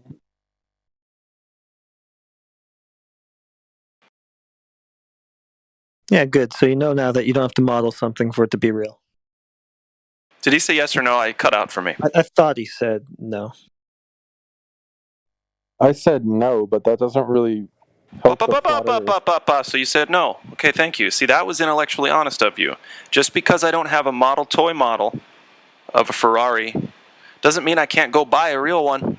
Can't go look at a real one. Okay? Same thing with the flat earth. Same thing with Earth itself. Sorry, go ahead. Okay, But I think I'll make a model. I think what would have given the globe model some credibility is if it could have accurately predicted the distance to the horizon. What about that, Sasha? What happened there? Shouldn't that be like the first prediction it gets right? You know, it's a curving ball. It's curving everywhere. Don't account for refraction. Should be able to get that. Oh, so you make this globe claim, and then the next thing you do is just explain it all away. So it's all basically null and void. Well, you have Your to argument account just for cancels itself. refraction in a globe. Like, obviously, Yeah, so there's going to be refraction. So refraction, does that use the radius? I Where don't do you get think the radius so. from if you can't even measure any curve on top of this thing because of what refraction's doing? I'm pretty sure you could just, like, I don't know, use the ISS and, like, use the distance. Like, Well, you would need to have the radius before you could use the ISS for anything. So you're going to have to measure it on the ground first. And what you're telling us is because of refraction, you basically can't. And it's really curvy, but it just looks flat because of how curvy everything is. You know, the ground is really curvy and the light above it is really curvy, and it all just looks so curvy that it just ends up looking flat. So basically, you invoke this whole useless explanation of what observably seems to be a flat world, of it actually being a globe, but then the next thing you say just cancels that. So you're just adding all this extra stuff into what we observe that ultimately amounts to nothing. I think the first very basic globe Earth proof was like when people saw ships going over the horizon, and they're like, "Why is that happening? Like, that probably wouldn't happen on a flat Earth." Yeah. Okay. So is the horizon where it would have to be geometrically for ships going over the horizon to be the effect of Earth curve blocking them? I think that you already just admitted that it's not by using refraction. What? That's what. Yeah. As soon as you say refraction, you're going, well, yeah, we don't see the geometric Earth curve where it actually is. We don't see the horizon where it geometrically is because of refraction. So you just canceled your boats going over the horizon argument yourself. I'll have to destroy your own arguments, Do you bro. think that because like refraction exists, that you should be able to see like the whole globe and like you should be able to see No, it back? no, not at all. I think that if the globe exists, that you should be able to see the physical obstruction of curvature basically everywhere on it. And Why that would the physical ships go? obstruction Why would should be. ships go bottom down when they reach the horizon? Like that Well, doesn't we make can test sense. whether or not that the reason they're doing that is Earth curve by finding out whether there is this geometric horizon that would go along with that Earth curve. But you just kind of admitted that You there keep saying isn't. That we geometric don't. horizon, but you forget You just that admitted refraction that we don't exists. observe any. You basically just explained it away because I had just brought to you that we're not observing any geometric horizon. So before you even went to boats over the horizon, you already canceled your own argument. And don't forget, your Professor Dave, he said the only way you could see the globe is from space. So it doesn't matter if you're Richard Branson rich or if you own Amazon rich, you can't see the curvature of the Earth. Only the government can. I mean, Jeff Bezos definitely could have went to space if he wanted to. I think he just thought it was too dangerous, so he stayed in What do you low mean Earth. if he wanted to? He definitely You're has saying the he didn't funds want to to go go? to space if he wanted to, yeah. Well, wouldn't Really? it have to exist? You don't think he could go to space if he wanted to? Well, not if it doesn't exist. Wouldn't it have to exist first? I think Jeff Bezos was just worried about dying in space, so he's like, that's too much risk for me. Okay, so we got another excuse from you as to why you can't demonstrate anything you believe in. I'm sure when you were given the opportunity to go to space, you'd probably have a little bit of anxiety as well. But what if it's just not a place that you can go to and you're just making excuses for that? Because you haven't demonstrated in any way that it's possible. You just keep giving us explainaways as to why. How am I supposed to demonstrate? Claim. You guys think the ISS is fake? Yeah, well, that would require the radius, which you basically just admitted could never be measured from the ground, so I guess that's out. See, here's the problem. I'll lay it out for you, Sasha. It's real simple. If you make a claim and it's unfalsifiable, then we can just like take your claim and throw it in the trash, right? Like if I claimed that you had sex with my great great great great great great great great grandmother, right? And you owe me because she was a prostitute. Like, you think that's going to hold up in court? I can't prove that. So what's the court going to do? They're going to dismiss it. It's just going to go in the trash, right? Because it's unfalsifiable. You can't prove it. So every time you say the Earth is a globe, trust me, you can go to this place where there's no dirt, and you can see that the Earth is a wandering star, and no dirt place where there's no dirt. Come on, bro. Can you And do then better than that? Yeah, and then the next thing you say is, but here's why we're not doing that. And trust me, it's all good. It's all on the up and up. Like, we don't even really have to argue with you. You don't bring anything to argue with. I mean, how could I disprove the flat Earth? Like, I don't think Find a curve. That's it. But you guys don't think space is fake, so how am I supposed to take a picture of the curve? Don't think space is fake. Real. You guys think the ISS is like, you guys don't think we can go to space.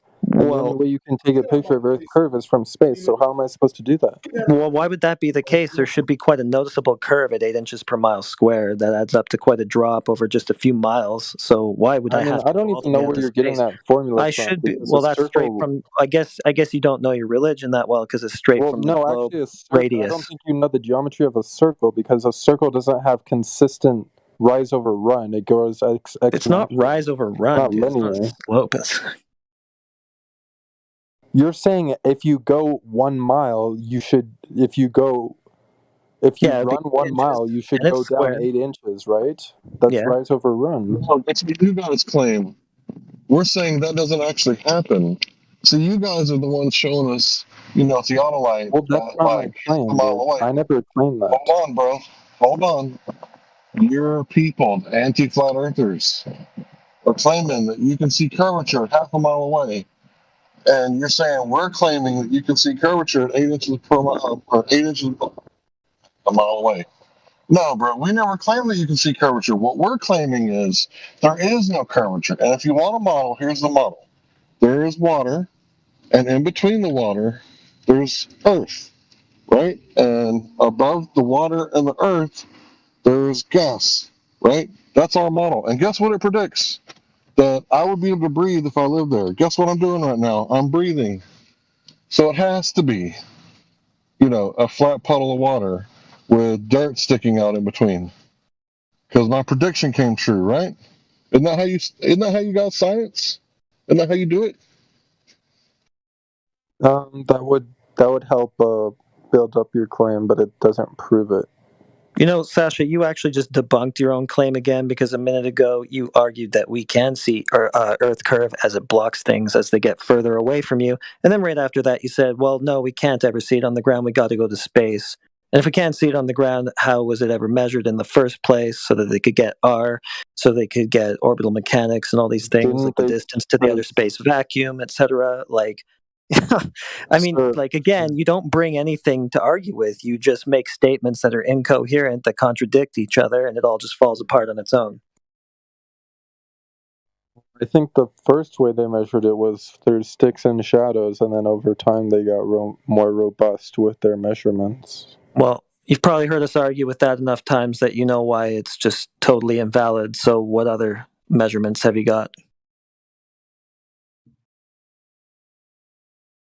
I mean, why does the sun set and rise? On a flat Earth, wouldn't we see the whole sun on the whole plane? I guess not, depending what the sun is, but check this out. The reason is not Earth curve because the horizon is too far for it to be Earth curve. What? That doesn't even make sense, dude. Yeah, the horizon's too far for it to be Earth curve, so when the sun sets over the horizon, it's got nothing to do with a spinning ball or anything like that, because balls have curvature, and that's where the horizon comes in. Because on a ball, you can only illuminate one side, so... Yeah, but that's not what's going on, because there's no curve, and we know that because the horizon's too far, so the horizon that the sun is setting over has nothing to do with an Earth curve obstruction or anything like that.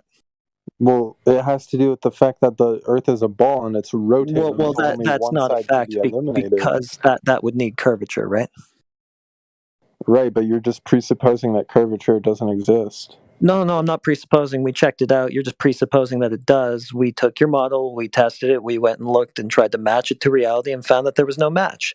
So I'm not presupposing anything. I did what you won't do because you have this religious need to believe in the globe.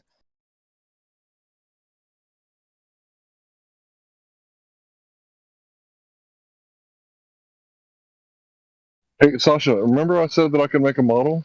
Now it's your turn. Make a vacuum, put some dirt in the middle, wrap some water around it, and then some atmosphere, but don't let the gas pressure touch the walls of the container, because there has to be a vacuum on top of all of that, or surrounding all of that, because I know you don't understand what top means. What top means? Yeah, so surround Earth partially with water, so get some dirt, right? Make it in a ball, wrap it with water, and then wrap that water ball with gas pressure, but don't let it touch the edge of the containers, because there has to be space surrounding that where there's no atmos. Can you do that, buddy? It'll be just like the model that I just made, right? Except for it'll be real. I might be wrong about this, but just so you know, I think you mean to say Atmo. I think there's no S, it's just Atmo. Yeah, sorry, there's a gas company here. I get confused sometimes.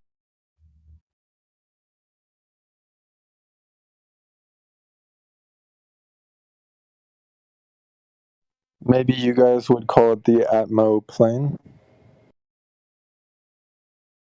Actually, I have a friend who jokingly refers to it as the Atmo flat.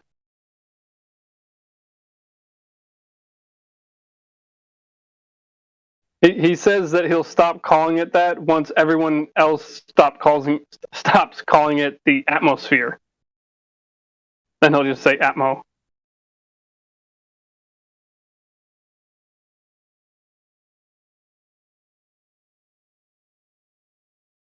Could just say air, really.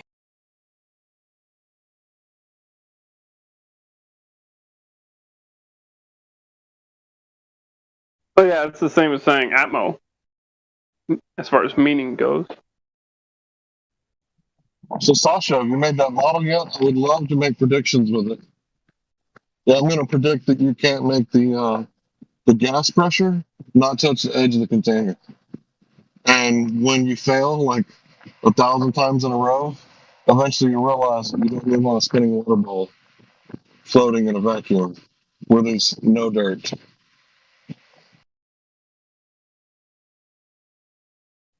So are you expecting him to use his hands to hold the gas in place, or are you expecting him to use his telekinesis powers? He's going to use gravity, right? Because that's what he says. Gravity makes the earth, like the dirt, float, and there's water wrapped around it, right? And don't forget the moon. And after you do the whole globe model, then you got to put the moon, and then the sun, and then the stars. And right, you got to make the stars expand. You can do it, bro. You can make this model. Make it like a little clay model. It'll be great.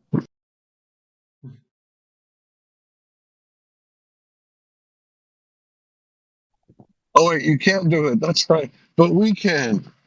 We can make a puddle and throw some dirt in the middle to separate the water. Right? Then you put the gas on top. Right? We can do that. Because water always finds its level. We're a witness. Don't you guys always complain that we don't give you a model? There's our model, bro. I just tell them to ask their globe priests at NASA for the model. They got it. Who has the paperwork?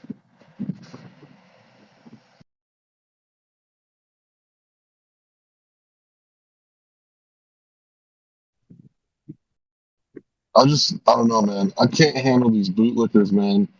All I can see is like Sasha was there when Bill Nye said that it would be harder to fake the paperwork than to fake the moon landing.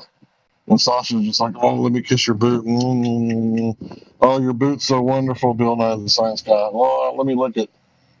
Like, oh, wow, is that clean enough, master? I'll believe anything you The say. bottom of it tastes like bubble gum. It's way harder to fake paperwork and more expensive than to actually fake going to the moon. That's easy. Faking paperwork, fuck.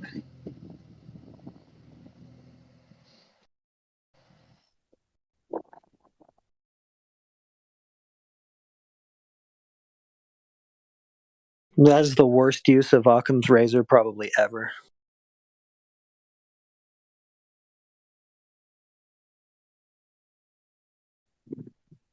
Can you imagine faking the paperwork? That would lead to like a money trail. That should have get you popped. Don't do that. Destroy the telemetry data. What are you trying to get convicted of fraud? Come on. You know we can go to the moon.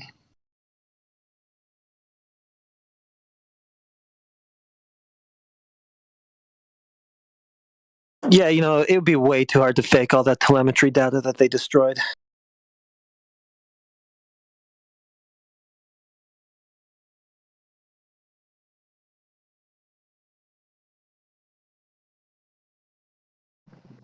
Hey Sasha, why do you believe that the Earth is a planet?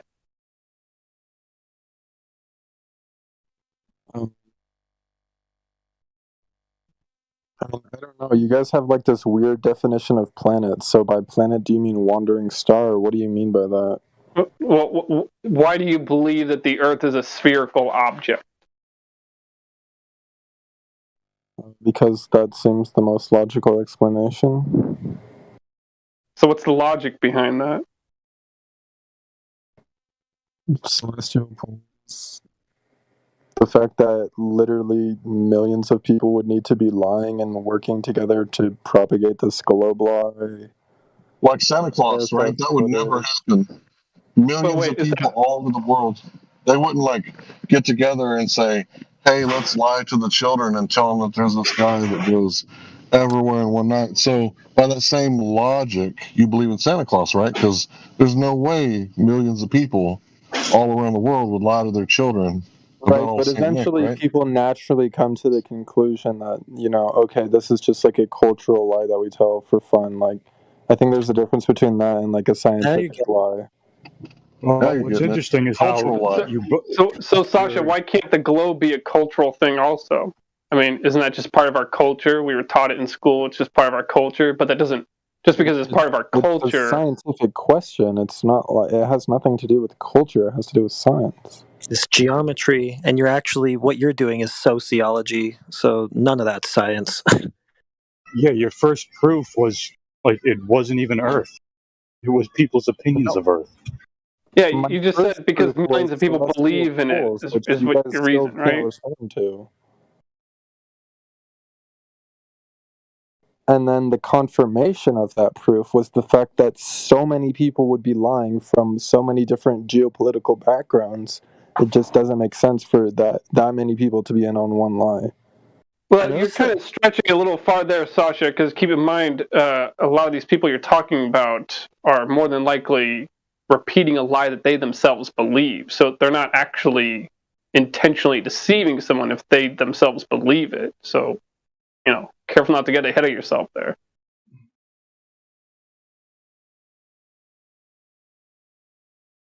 None of your arguments really seem to include anything about the Earth, I noticed.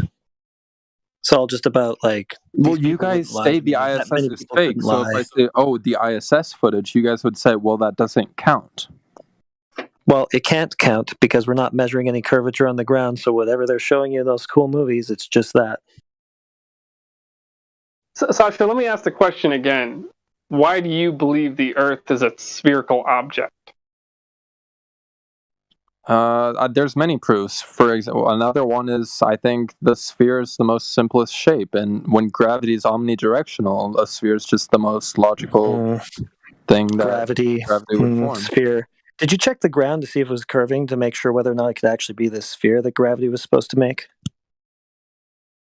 I mean, I'm not going to just look at the Earth and then say, "Oh, this is my conclusion." You're not my going to just sensory data tells look me at it's the flat, thing that therefore you're it must saying be is flat. this certain shape to make sure it is or not.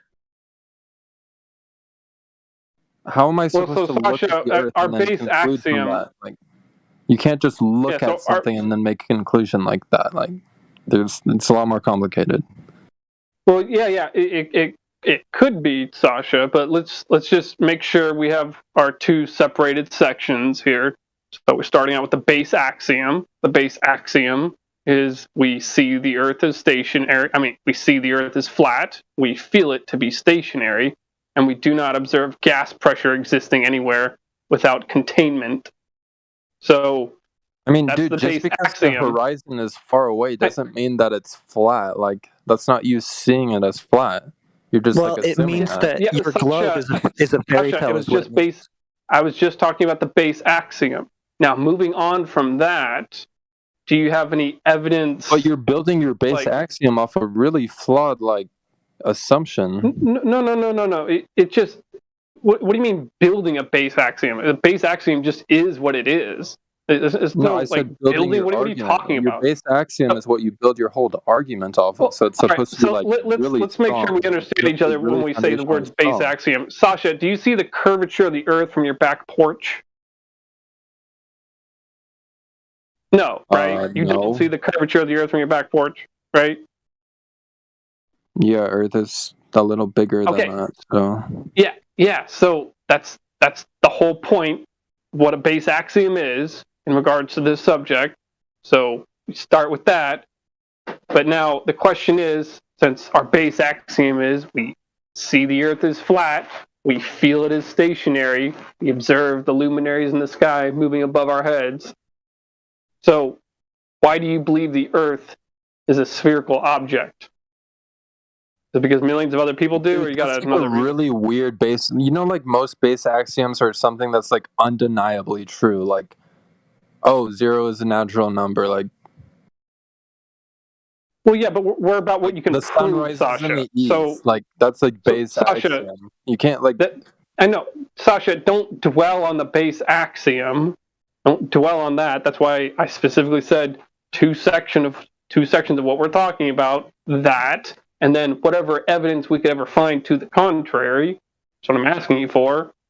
So again, why do you believe that the Earth is a spherical object? Well, I gave you guys the evidence of celestial poles, and you guys didn't agree with that. So. Well, I mean, the last answer you gave me was millions of other people believe it, so you believe it. But are you going to go with that wasn't celestial my poles now? answer, dude. That was just like confirmation. That gives me like validation of my belief in the globe. That my main proof is the fact that celestial poles exist, and I don't think that could work on a flat Earth. Yeah, but celestial poles a reference to something in the sky? Right, it's something in the sky, but it tells us about the Earth that we're on. So, like, there's certain models that that's not possible. Okay. Yeah, that's called So astrology. here we go.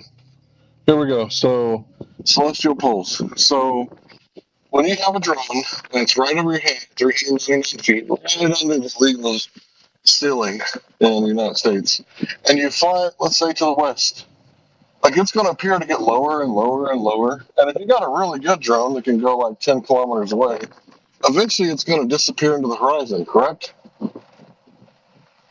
Yeah. Okay. So if you had stars, right, we know the further you move away from stars, they get closer and closer to the horizon until they appear to disappear, right? So Like, are you flat talking about Earth when the sun's predicts. setting?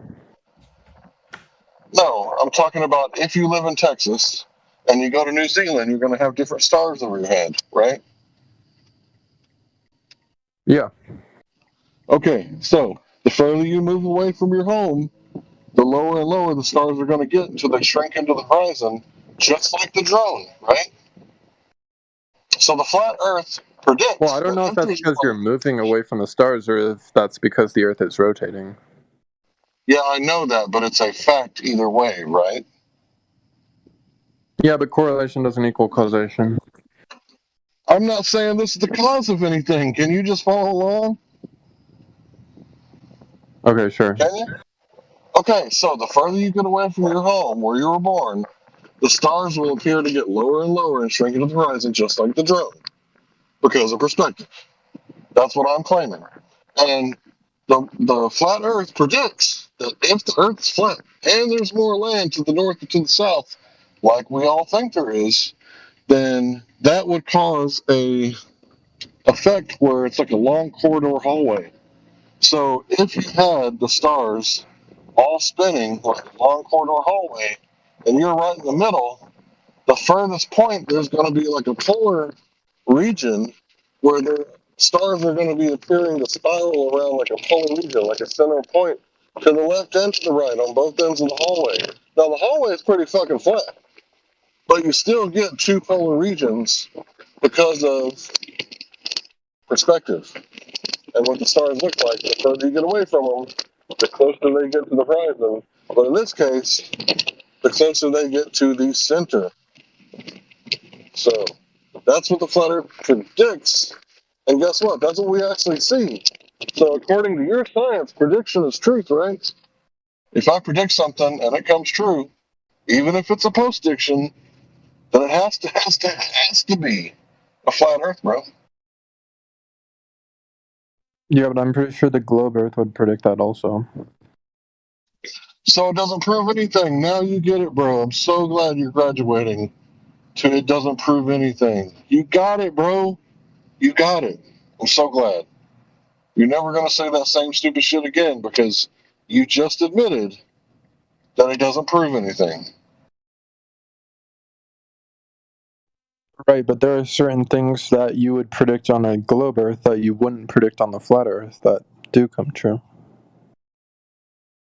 Did anybody ever tell you that your globe priests at the planetarium model the celestial sphere as a dome on top of a flat plane?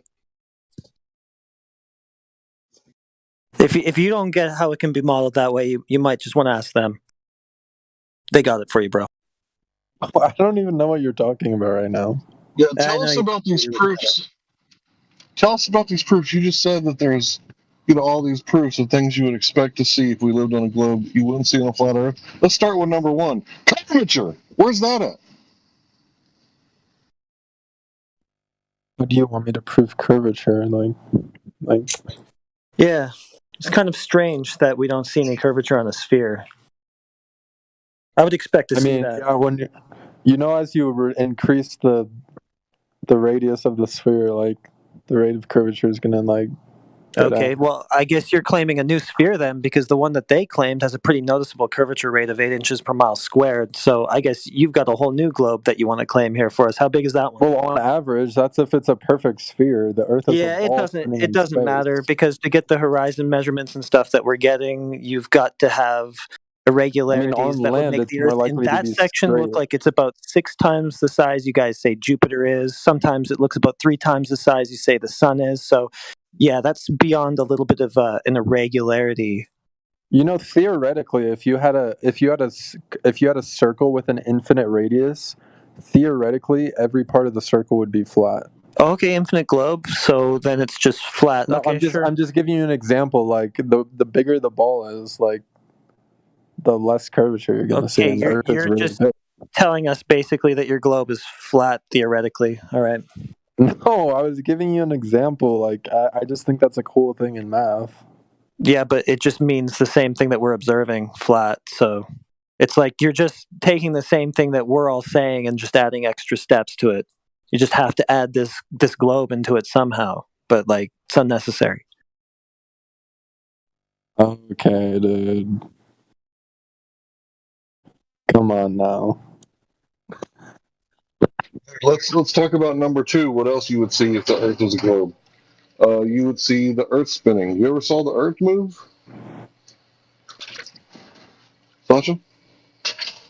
Well, I don't know how I would see the Earth move if I'm standing on Earth. Well, why would you claim such a thing that you can't see? I don't know why I would claim there might be ghosts in my closet. I've never seen any I ghosts see in my the closet. I don't sun know. setting. I mean, I'm assuming that we're rotating the sun and spinning, so that's where I would expect the sun to set. So, well, you're making an ass out of somebody. It ain't me. You can assume all you want to. You just can't postulate and call it a theory, like a scientific theory, like you guys do with gravity. Right? That's not fair. Don't lie to the children. Don't use ambiguity.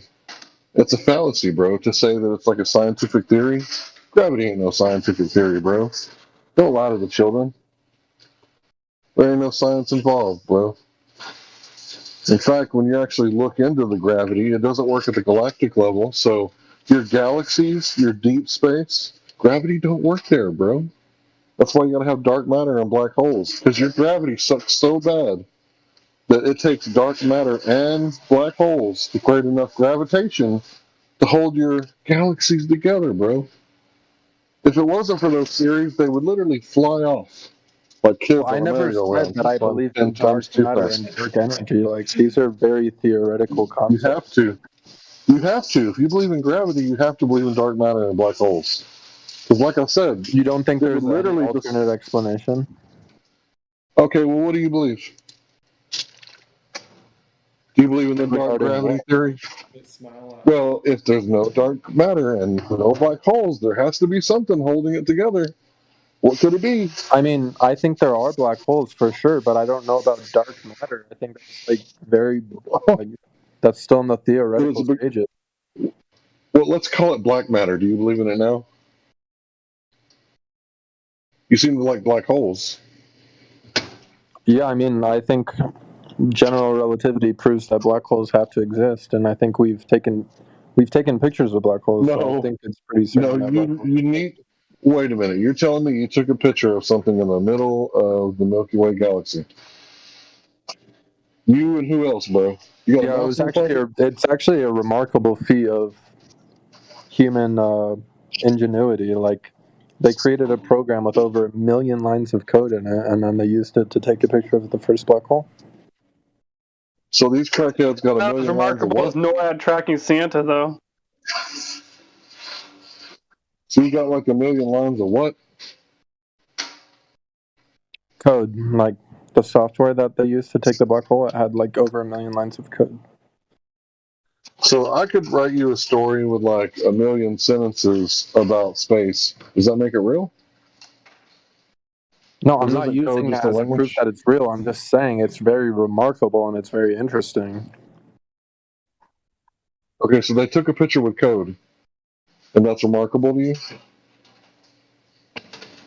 No, it's remarkable that we have the technology to accomplish such things, but you guys don't believe that's real. How did they take a Why picture of would something you can't see? that's You black? can't. I don't know, dude. I don't work for NASA, but they did it somehow. Or doesn't that kind So, of? Sasha, do you think that we believe that they say they have technology that they don't have? Or do you understand that we don't believe in the vacuum of space? Because we're not claiming that NASA, doesn't have some kind of piece of equipment that they do have in real life. We're not arguing about what NASA has or doesn't have. We're arguing about whether or not they're going to the place they claim to be going to, the vacuum of space, because it doesn't exist. You understand that, right? I mean, I guess it just seems kind of absurd to me. Okay, yeah, but you understand that, right? Like, we're not saying that NASA doesn't have X piece of equipment when in fact they do. Like, we're not saying that. You just Well, I implied mean, that you a second guys ago. didn't believe that we took the picture, so I mean, if we have the equipment, how did we get the picture? Dude, I What's gotta the tell you, picture of? I've taken You got to lots be of a little more I've taken specific when lots you of say. pictures. Hold on. I just want to say I took lots of pictures in my life. I didn't need 1 million lines worth of code to make it appear. Everything that the eye saw on the camera went through and came out on the chip or the film. Because I'm I old don't enough know, to have dude. I shot with think your both. camera definitely has some code in there that you're unaware of. Bro, I've been operating Polaroid since the 80s and VHS tape. There's zero code involved. I really want to I know mean, I how don't you know that much about Polaroid, but I know your iPhone camera has tons of code in it. how do you take a picture of something that can't be seen? It doesn't make sense. Well, actually, black holes are theorized to be some of the brightest objects in the universe because the gravity is so strong it attracts so much light to them. So it would kind of look It's similar to a called a star in black some ways. hole. It's called a black hole. That means you can't see it. Dude, How do Yeah, you take? so How do you take a wait, photo hold on. you can't see? Hold on. What do you mean by gravity? Are you talking about mass attracting mass? No, I'm talking about the curvature of space-time, general relativity. Okay, so what causes something to get sucked into the warping of space-time? I mean, when you have a supermassive object, it's going to bend space-time towards it. Okay, so you're telling me this massless object, instead of just going straight, Where are you it getting starts to massless warp? from? Where are you getting massless from? It's super massive. You ever seen a photon with mass? What? You realize gravity affects photons, right? Show me. Turn on the that's light, strange. grab your cell phone, put it Yeah, in so the far, gravitational field of the Earth. Oh, you're already there. Good. So show me how gravity affects light. Show me. I just told you, like, gravity warps space-time. No, Light don't travels through tell space-time. me. I can tell you the unicorn nipples are up above Mount Everest, about 3 miles up, right? But I'm not telling you How that. am I If I had supposed a to show claim you to this make, I would over show you. Discord? What do you want me to do? I mean, I don't think there's, like, I could link you to a scientific article. I don't think I could, like, perform an experiment in front of you, though. Why not? Like, if I were to show you how to go fishing, I could show you how to do it. Like, no problem. I could demonstrate everything I said. I like them to show space time. That's a concept. Both of them are concepts.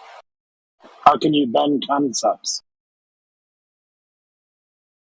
I mean, we can show you the Earth not being curved. Why is it such a problem for you to back up your claim? I mean, space-time's a little more metaphysical than, the Earth.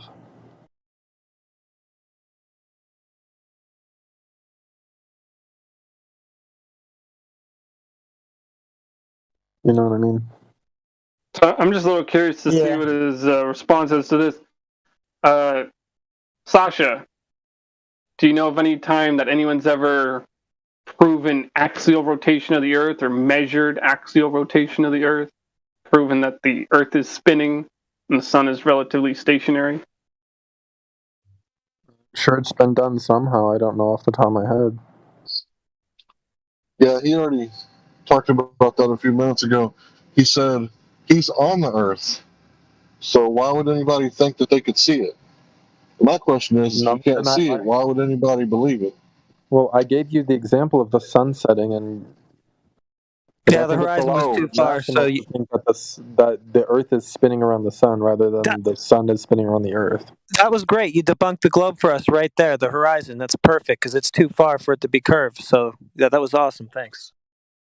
So Sasha, is your answer the sun is moving, thus the Earth must be moving? Is that your answer? No, that's not what I said. I said the Earth is moving and spinning, right? Yeah, but what's the evidence for this is my question. Well, the evidence is that the sun has a lot more mass compared to the Earth, so we must be orbiting it. Wait a minute, isn't the sun just like a star? It's like a star, right? Yeah. So wait, can you start that over, Sasha? You were kind of breaking up a little bit. So the sun proves that the Earth is rotating? Is that what you're saying? The sun is way bigger than the Earth, so it's more logical that the Earth is rotating the sun rather than the Earth. How do you know that? You're getting rotation and orbit confused. I wasn't asking about orbit. I was just asking about rotation of the Earth, not the orbit around the sun. That's a whole separate question.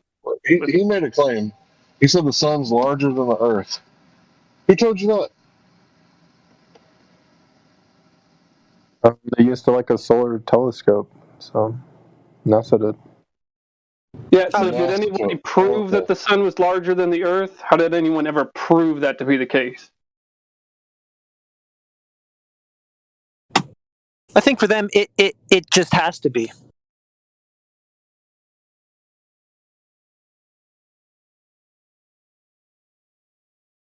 I mean, I don't know this for sure, but I think the way they calculated the size of the sun is they looked at Venus. Wait a sec. Oh, good. So they used the radius. How did they know how big Venus was?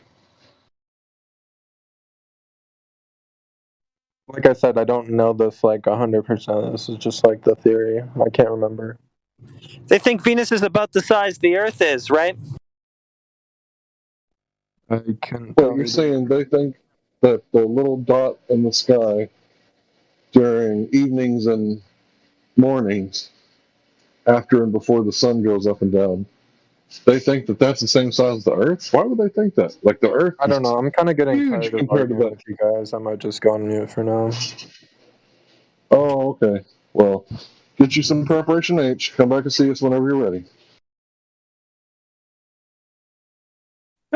I think I know how they figured out the size of Venus. They just asked a woman.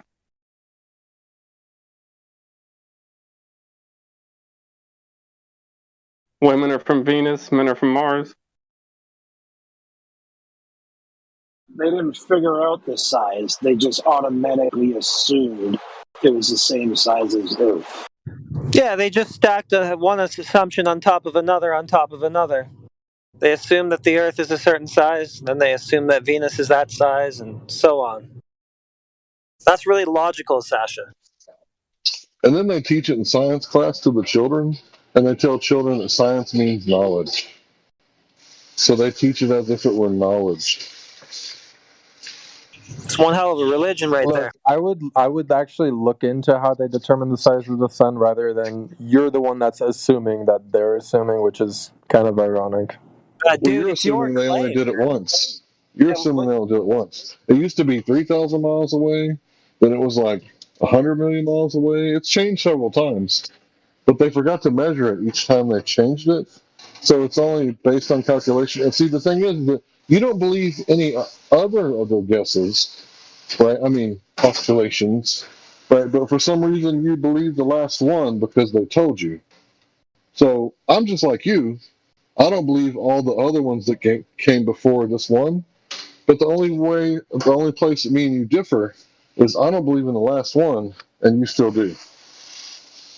Yeah, the reason I believe in the last one is because I have trust in technology.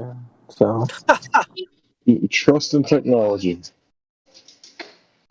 yeah, I mean, as technology progresses, usually science progresses with it. It's kind of like a relationship. You know, Okay, science and That's a very technology is at the same Babylonian time, thing right? to say, isn't it? yeah, can you tie technology to the distance to the sun for me, please? Just let me know how you connected those two. Yeah, it's called the Hubble telescope. You should look into it. Okay, but that requires Earth curve. So I guess it's just a cool story. Okay, yeah, like I'm done with this. Like you're just like you think the Hubble telescope is fake. It's just ridiculous. Well, yeah, they can send back. You're talking Have you about looked light. at any of the You're talking about light bending through space. You're talking about refraction, like refraction caused by gravity. So if you're looking at the sun through space, isn't there going to be refraction happening because of the black hole? And if there's refraction happening, how are you going to measure the That's not how size and the refraction distance of works. it? You know how refraction works? No, I'm talking about refraction, gravity causing light to bend. That's what I call it. You can call it whatever you like. I think you guys Okay. call it something like what gravitational lensing, right? That's what you guys call it when the gravity bends the light. I call it refraction because it's funnier that way, right? So you're claiming that refraction is happening because there's a black hole, but you can see the sun over yonder, right? And because you can see the sun through all the refraction, you know exactly how big it is, exactly where it is, where it's going. You know all this stuff by looking through muddy ass refraction. I Not to mean, maybe mention you the should look atmosphere, into it. which I is, would look into the methodology they use, bro. and Ever then since make. I was in the first grade, I felt the books on the bottom of the shelf in the library that said space. You think I haven't looked into it? I mean, I don't know. I mean, I feel like if you looked into it more, you maybe wouldn't be a flat earther. You haven't looked into it, so why aren't you? It's the opposite, dude. If you Real quick, actually looked Sasha. into it, you wouldn't be a Globie. Yeah, you haven't We're even gonna. looked into your own claim. We know your model a lot better than you do. Every single time you make a claim within it, you just go, geez, I don't know. I guess somebody Dude, did you it. I'm think not space sure. is I fake? trust I don't know what to technology. tell you. You don't have Hold on, anything. guys. He challenged me, so let's go over this real fast. What is the inflationary period? The inflationary You know? period. Do you know off the top of your head? A period of inflation. Right after the Big Bang, which made space spread out thin and flat, even though it came from a bang. Now you ask me one, see if I know, because I knew that off the top of my head, and I can't cheat because my hands are busy because I'm at work. So you ask me one, see if I know. Go I ahead. mean, Oh wait. you want me to just ask you this question? I don't get it. Ask me about a theory, because you're claiming I don't know your model. And if I didn't know your model, I wouldn't be a flat earther. So go ahead, ask me a question about your model. Okay, can you explain the photoelectric effect? Dude, I can't hear you. Speak up. Can you explain the photoelectric effect? The photo. What does that have to do with your model? That's Well, nothing to didn't do you with just say that photons you hitting think paper. photons are fake or something like that? Is that what I said? Can you rewind the tape and show me where I said that? Or you said, like, how is gravity supposed to affect photons or something like that? I can't remember Yeah, exactly. they don't have any mass. There's no mass. Right, but my model doesn't claim mass attracting mass. It claims the curvature of space-time. Okay, so what does space-time need in order to curve? In order to prove what? What does space-time need in order to curve? It needs mass in order to curve, right? Space-time, yeah, it does. Okay, so what does it need to pull against once the space-time is warped? Needs mass. Gotta have it on both ends. That's just X. It's your model, bro. It's your If special you're traveling relativity. through space-time and it's warped, regardless of if you have mass or not, there's going to be an effect. Like, you need So you mass think to light- warp space-time. I never claimed that photons warp space-time. I'm saying the black hole does. They're like completely different. So the black hole is so powerful, it sucks up light into the black hole. But yet at the same time, it's so powerful that it doesn't suck up stars. I think it does suck up. Nothing can absorb light. But Hank, those stars are billions of miles away. Were you stupid or something?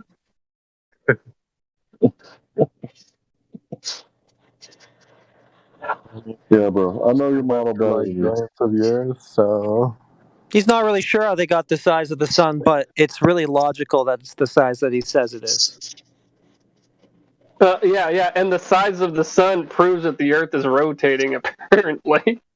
Yeah, and there's no curve on it anywhere, but no, it's a sphere, and that's logic. It's just like really natural logic. Like, if something Sasha, how bigger, fast is the sun going around You the don't galaxy? know what logic is. if How something's fast is What the sun is going around? natural about the sun? the big thing does not orbit the small thing. It's the other way around. Why do you think the moon rotates around the Earth? Okay, well maybe the sun's the small thing then. The big thing does not orbit the small thing. Give yourself a star. Yeah, it has to do with mass, not volume. I thought you knew your model, bro.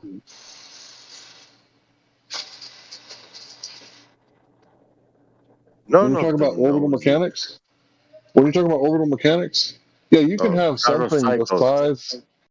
You can have a star the size of our moon, but if that star is like a brown dwarf, our Earth would be orbiting it, even though the volume is the same size as the moon. Earth being 4 times bigger, right? So once again, you don't know your model, bro. If you did, you'd probably be a flat earther. Well, actually, technically, that's not how the heliocentric religion model goes. A brown dwarf would be like the size of Jupiter or something a little bit bigger, but it's just a bunch of stories, fairy tales. That's why I said if, bro. That's how they play the game. Imagine, if you will, if. I did it just like they did, bro. You can't tell me I'm wrong. I said if a brown star was the size of our moon and dense as a brown star. So that's what I said. If.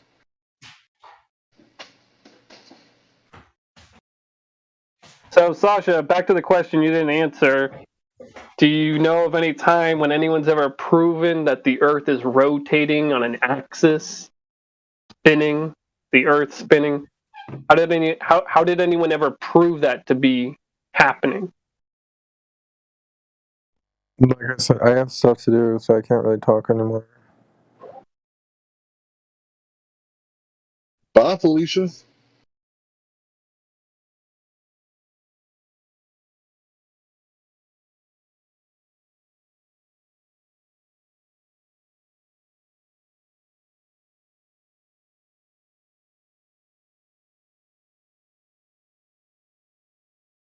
Can barely answer a single question about his own model, but if only you knew it as well as he did, you'd believe it too. I guess that's true in a way. If we knew it just as well as he does, yeah, we probably would believe it too.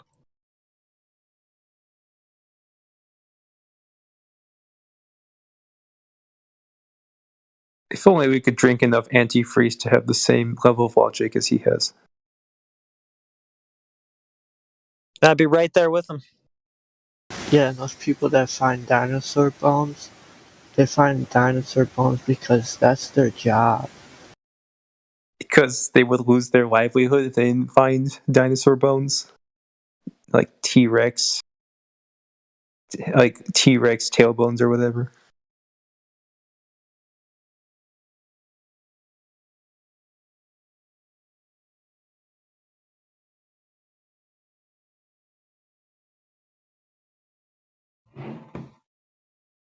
I just need to downgrade my knowledge on his model, and then I'll believe it.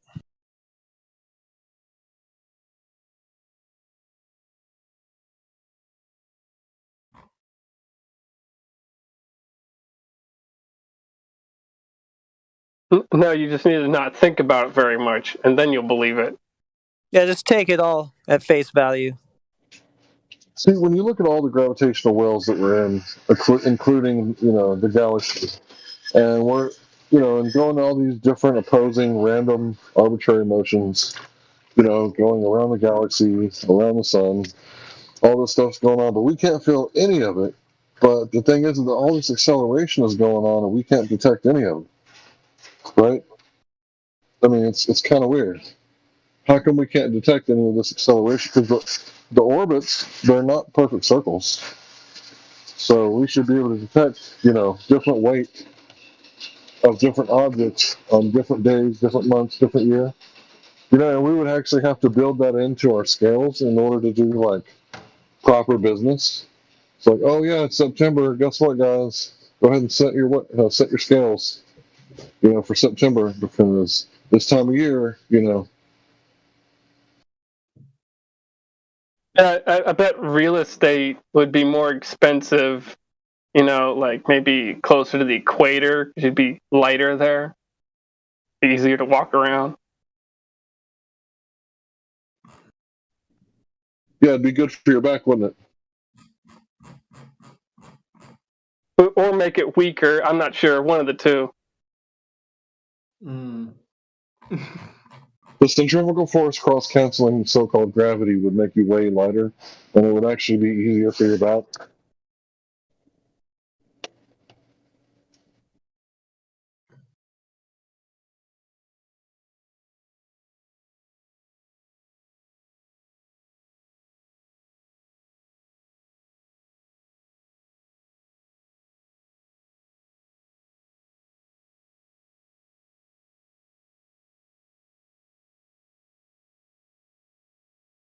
So I watched Lawrence Krauss today talk to Jordan Peterson, not because of Peterson talking, because I don't really listen to him that much anymore these days.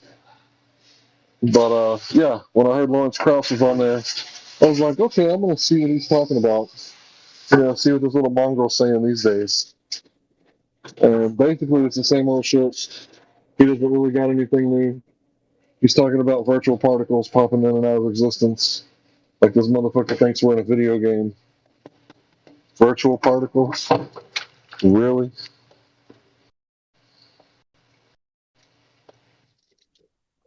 Yeah, that's what people believe. Virtual particles popping in and out of existence. Even though energy can't be created or destroyed, right? But what happens? The virtual particle creates itself. And just like a tiny little black hole, it sucks itself back out of existence. And they really seem to lose the basics a lot.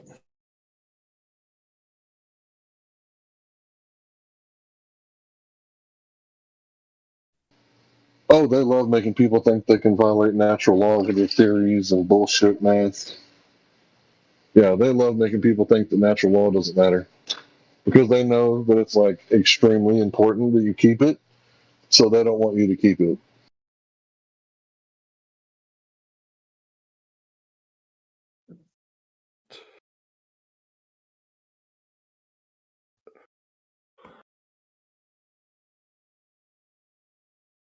Well, that whole virtual particle thing has been around for a long time, since probably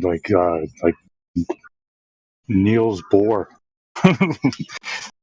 because he said everything we call real is made of things that cannot be regarded as real. If quantum mechanics hasn't profoundly shocked you, you haven't understood it yet. So, they knew about this shit. It's all nonsense, man. For a long time.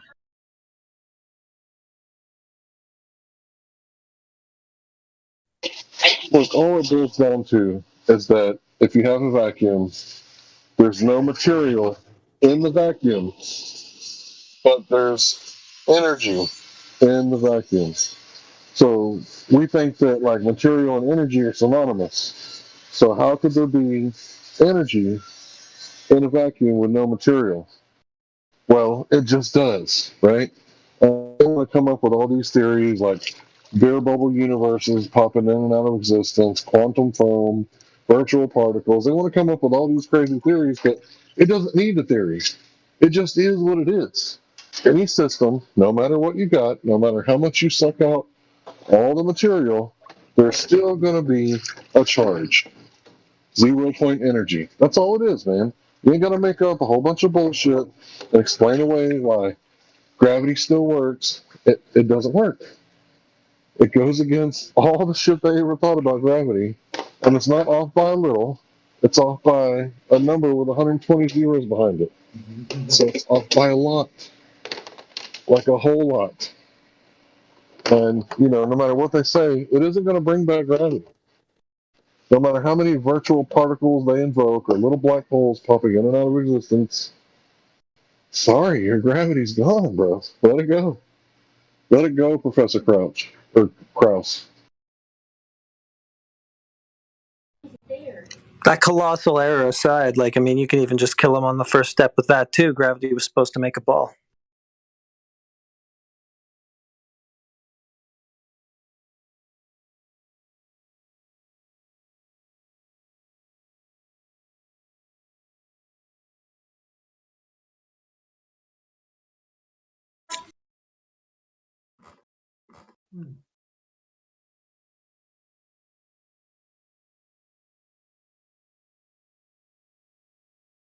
I just really love that one. It ties their heads in knots. I just say, well, okay, gravity's doing something. Okay, first thing it was supposed to do was make the Earth into a ball. Show me where that's at.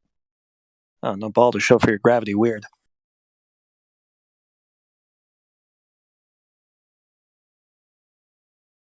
Yeah, you could say that, Cavendish passes for, horizontal, but they don't have a ball. They have straight down and horizontal. They're never going to show you a ball being formed in a vacuum because of gravity. It's not going to happen. Think of the crazy logical leaps that are going on there, though, too. Like wooden rods and balls. Therefore, I live on a giant spinning ball in an infinitely expanding vacuum that pulls things towards the center of it. What? No, it's being pushed, right? Being pushed towards the center because the big mass is, bending the space-time, so space is pushing it into the bigger mass. Yeah.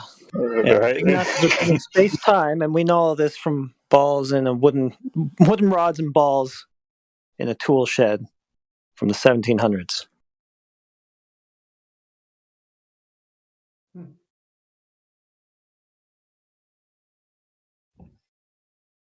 I don't know. I just don't get it. I don't see the connection.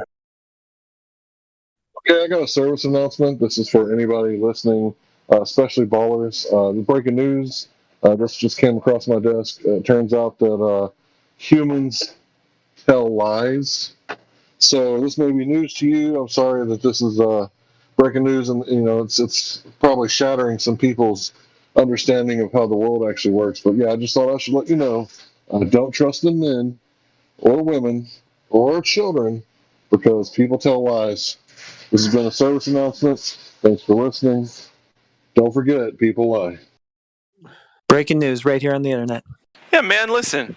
The kids are the worst part about it. They lie all the time, man. They're trying to get that second cookie. Say they only had to, haven't had one yet. Come on, kids be lying.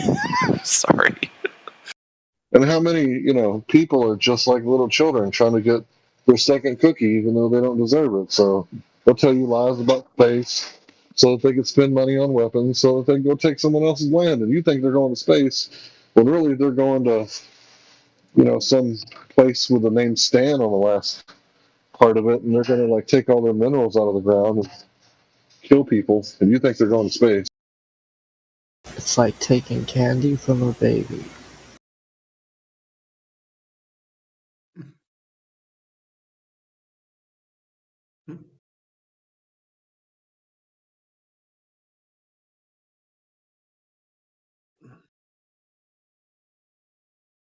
I don't know, man. I think the simplest explanation really is that humans can't lie and torsion bar twist equals I live on a giant globular mass, bending and warping space-time around it.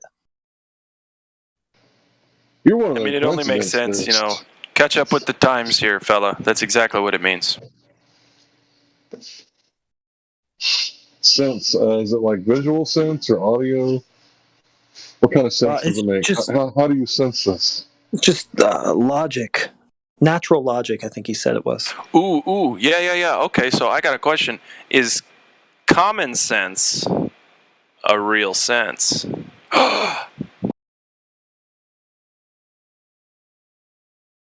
Yeah, I mean, we have to Answer is qualify it yes. like that. I don't know, man. Senses are, eyes, ears, nose, mouth, touch, etc. Common You got a sense sense of balance. is a conception. Is it a conception? Yeah. Just like love. So I would like to think I have common sense. Me too. Especially when it. Thanks. Sorry, go ahead. About you. Okay, yeah.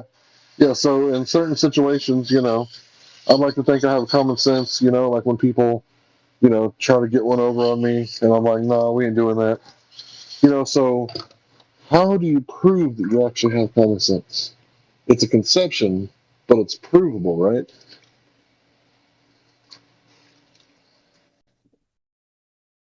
Sorry, I probably went down a whole rabbit village.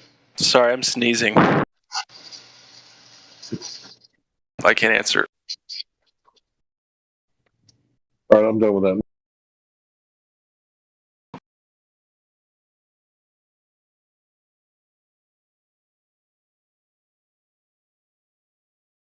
I'm sorry, I can't stop sneezing.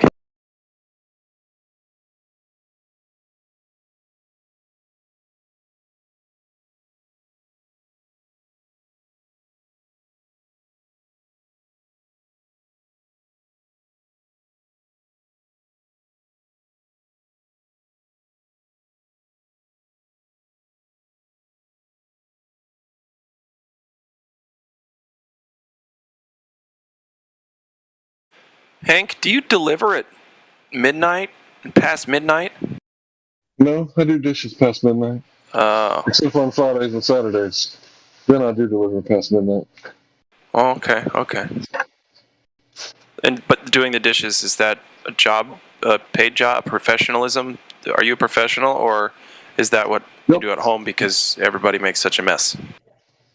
Well, I do it at home, but not as much as my wife. Gotta hand it to her. She's a trooper. Yes. But she don't fix the brakes very often or change the oil, so I gotta hand it to me. I'm a trooper. Yep.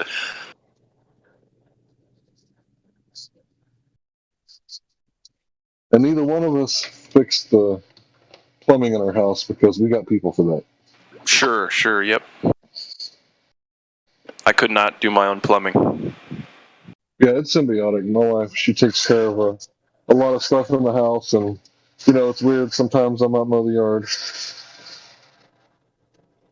I just recently promised my significant other that I would always mow the lawn. So now I'm in that.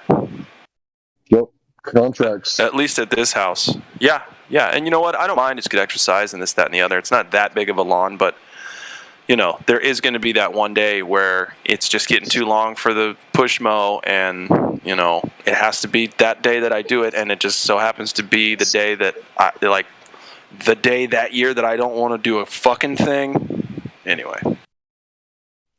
Well, that day you just find you a young, eager young man and get him to mow it for you. And get him to do it for a 20 spot. Yeah. No, I can't. Okay. The city. You said you would handle the grass, right? Listen, I'm going to handle the grass. Well, but listen, I won't be able to do that because the town has, I think, 36 people in it. The town I'm moving to, 36, I think, is what the sign said. And none of them are younger than us. The desert. Huh? You go in the mountains or the desert, bro? Farmland. It'd still be farmland. Oh, good. Excellent. Yeah. Happy for you, man. Thanks, dude. But there won't be a lot of young whippersnappers that like $20 bills out there, is all I'm saying. Well, you can always get you a virtual lawnmower. You know, just what? Theorize it. Have a good night, bro. Oh, yeah. Absolutely. Virtual lawnmowers. Right. I mean, you know, I don't even have to prove that it exists physically. I can just believe that the lawnmower exists and that it's mowing my lawn for me, and all of a sudden, that's all correct. Because that's how things work in Globerland. Psychosis land. It's so easy. Life's so easy. Like, I can just assume that I know how to do heart surgery, and then, you know, do it, and it'll come out just fine. Yeah, if you're a Glober, you can just like automatically assume that flat earthers have no idea what they're talking about, and then when they do, if they do know what they're talking about, just say like over and over again that they don't understand, and that's how you win. Yep. Because when they don't agree with your model, it's obvious that they don't understand the model. Because if you truly understood it, you would automatically believe it, because it's that fucking good that they need both dark matter and black holes to make that shit work at the galactic level. That's racist. That's how good it is, though. Like, what if I told you that my engine in my car works fine, but I had two engines on the side, right, that I used to drive around with? And you said, "Bro, why does your car have 3 engines?" I would say because it has to. But I thought your first engine worked really good. Well, it does. It does work really good. Well, why do you need the 2 electrical motors on your wheels here? Oh, you know, it just has to. Yep. Yeah. Earlier we were talking evolution, and someone was like, well, how else would it work other than evolution? It's like, well, hold on now. Can you at least admit that you're just trusting the first story you ever heard about it? And that's all you're doing, right?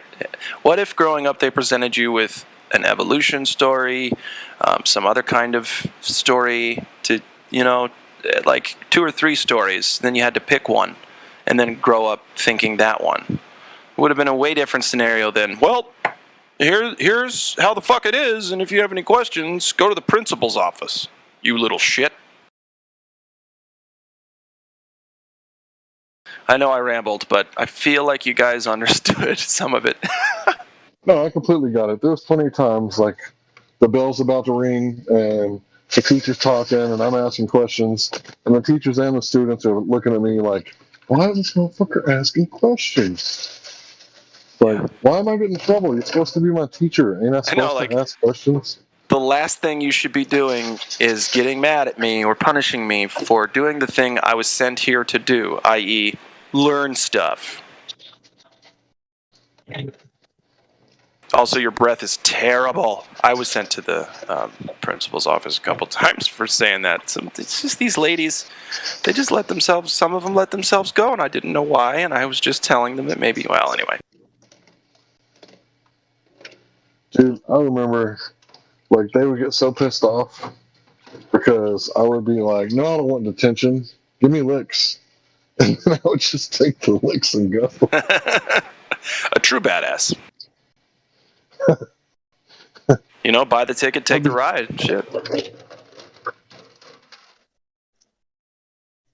I would never take detention. Time is money. I gotta go. Right. You know what I always liked was getting detention for eating candy in class, and then getting another detention in detention because of eating candy in detention. Oh, so much fun. Feedback loop. I was like, you guys think this is going to stop me from eating candy when I want to eat candy? You're ridiculous. I'll see you the next time. I'm going to bring some Starburst. Do you want some? It's like detenception. Detenception. Whenever the teachers would assign me detention, I wouldn't go. I just wouldn't go. Oof. I wasn't that How'd that work out badass. for you? Jeez. Yeah, like in 8th grade, they tried giving me detention and shit, and I hated my school so much. Like I didn't You really have that many hid? friends. Wait, what? Did you say you hid in your school? You were hiding? No, hated it. I hated my school. Oh, got it. So I just didn't go to detention at all, and like the teachers couldn't do jack shit because I didn't even care about my grades because it was middle school. So Exactly. Yeah. Well, how did you get away with that? Because if I wouldn't have went to detention, I would have got like in more trouble. well, yeah, they tried giving me even more detentions, and I just wouldn't go to those either. Yeah. That shit wouldn't have worked I right. mean, my parents were pretty chill. Like my parents understood that, like, I don't know, they just didn't. They understood that it was like a dumb rule, so they didn't really care. That's awesome. My parents didn't understand that. My parents never advocated for me in school. Never. Did your parents beat you, Harry, Larry, Hank? Shit. Actually, they should have beat me more, I think. I'm I gonna don't know zip if my it'd have mouth done on any that good. one. They should have beat me more. I should have gotten more discipline. I don't know if it would have worked, but they should have disciplined me more, I think. You're like, because I love to just get hit. Don't you? I love to get smacked. Shit, I love someone much bigger than me just, being the shit out of me. Yeah, it's the bee's knees, ain't it? That's how you, like, become a good human being. Yeah, to be fair, I don't think anyone in my family ever hit me anywhere but on my backside, and at most with a belt. So. Shit, they didn't break out the mace? No, well, my little brother did, I'll tell you. You guys didn't have, like, a whipping mace hanging on the wall? No, we had my dad's belt. And for the most part, the symbology of the belt and the threat enough was, enough alone to make me change my mind. So I was like, yeah, I don't want to cross that dude. I better just go ahead and chill.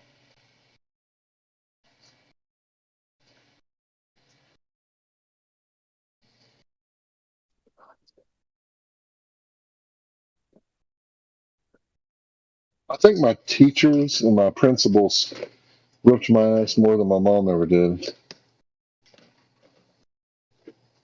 Hell, you could make some money off that right there.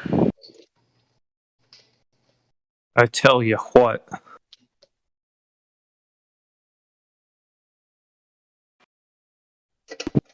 I'm listening. Damn it, Bobby. That boy ain't right. Damn it, Bobby. That boy ain't right. 6 a.m. and the boy already ain't right. Do you guys think there's like a political solution to flat Earth? Like, do you guys think you could like elect like a flat Earth president and like a two-state solution, like a two-Earth solution? Yeah, Dude, something like that. You guys can be on the globe and we can be on the flat Earth. How does the Earth itself need a solution? Well, like, don't you think it's like as a flat Earth believer, like you probably wish that more people we're not believed in the believers. flat Earth. Yeah, man. I don't come here to talk about my belief in the flat Earth. I don't have a mere belief. It's not merely a belief. The reason I'm so adamant, I'm up late, I'm talking to y'all about it, I care, I give a fuck, is because it's the truth. Plain and simple. Yeah, why do you think we deal with like hordes of like troll orcs like every night? You think we for free? Sorry, go on. But No, you're good. You're good. That's a good rhetorical question. Why would we do that? Because you guys are truth seekers and you're seeking the seekers. Gosh, that was so sarcastic, man. damn, we're like truth-seeking missiles. Wait, what? That wasn't even sarcastic. Well, whatever. Now you're smiling even bigger. Anyway, the point is, you're actually right. We are seeking the seekers. Yeah, we're seeking the truth, etc. But the thing about it is, I'm not here to poke fun at anybody. Even if I sound like an asshole to Globers, that's just me having fun telling someone the truth. I'm not here to poke fun. If it were just about making fun of people like the Globers do to us only, that's all they do is try to make fun of us. They don't have evidence to back up their claims. I'd probably be pretty bad at it. I'd get in trouble. I'd get outed. I might go too far if I was just making fun of somebody. But since it's the truth, I don't want to fuck up and, lie about the truth. So here I am.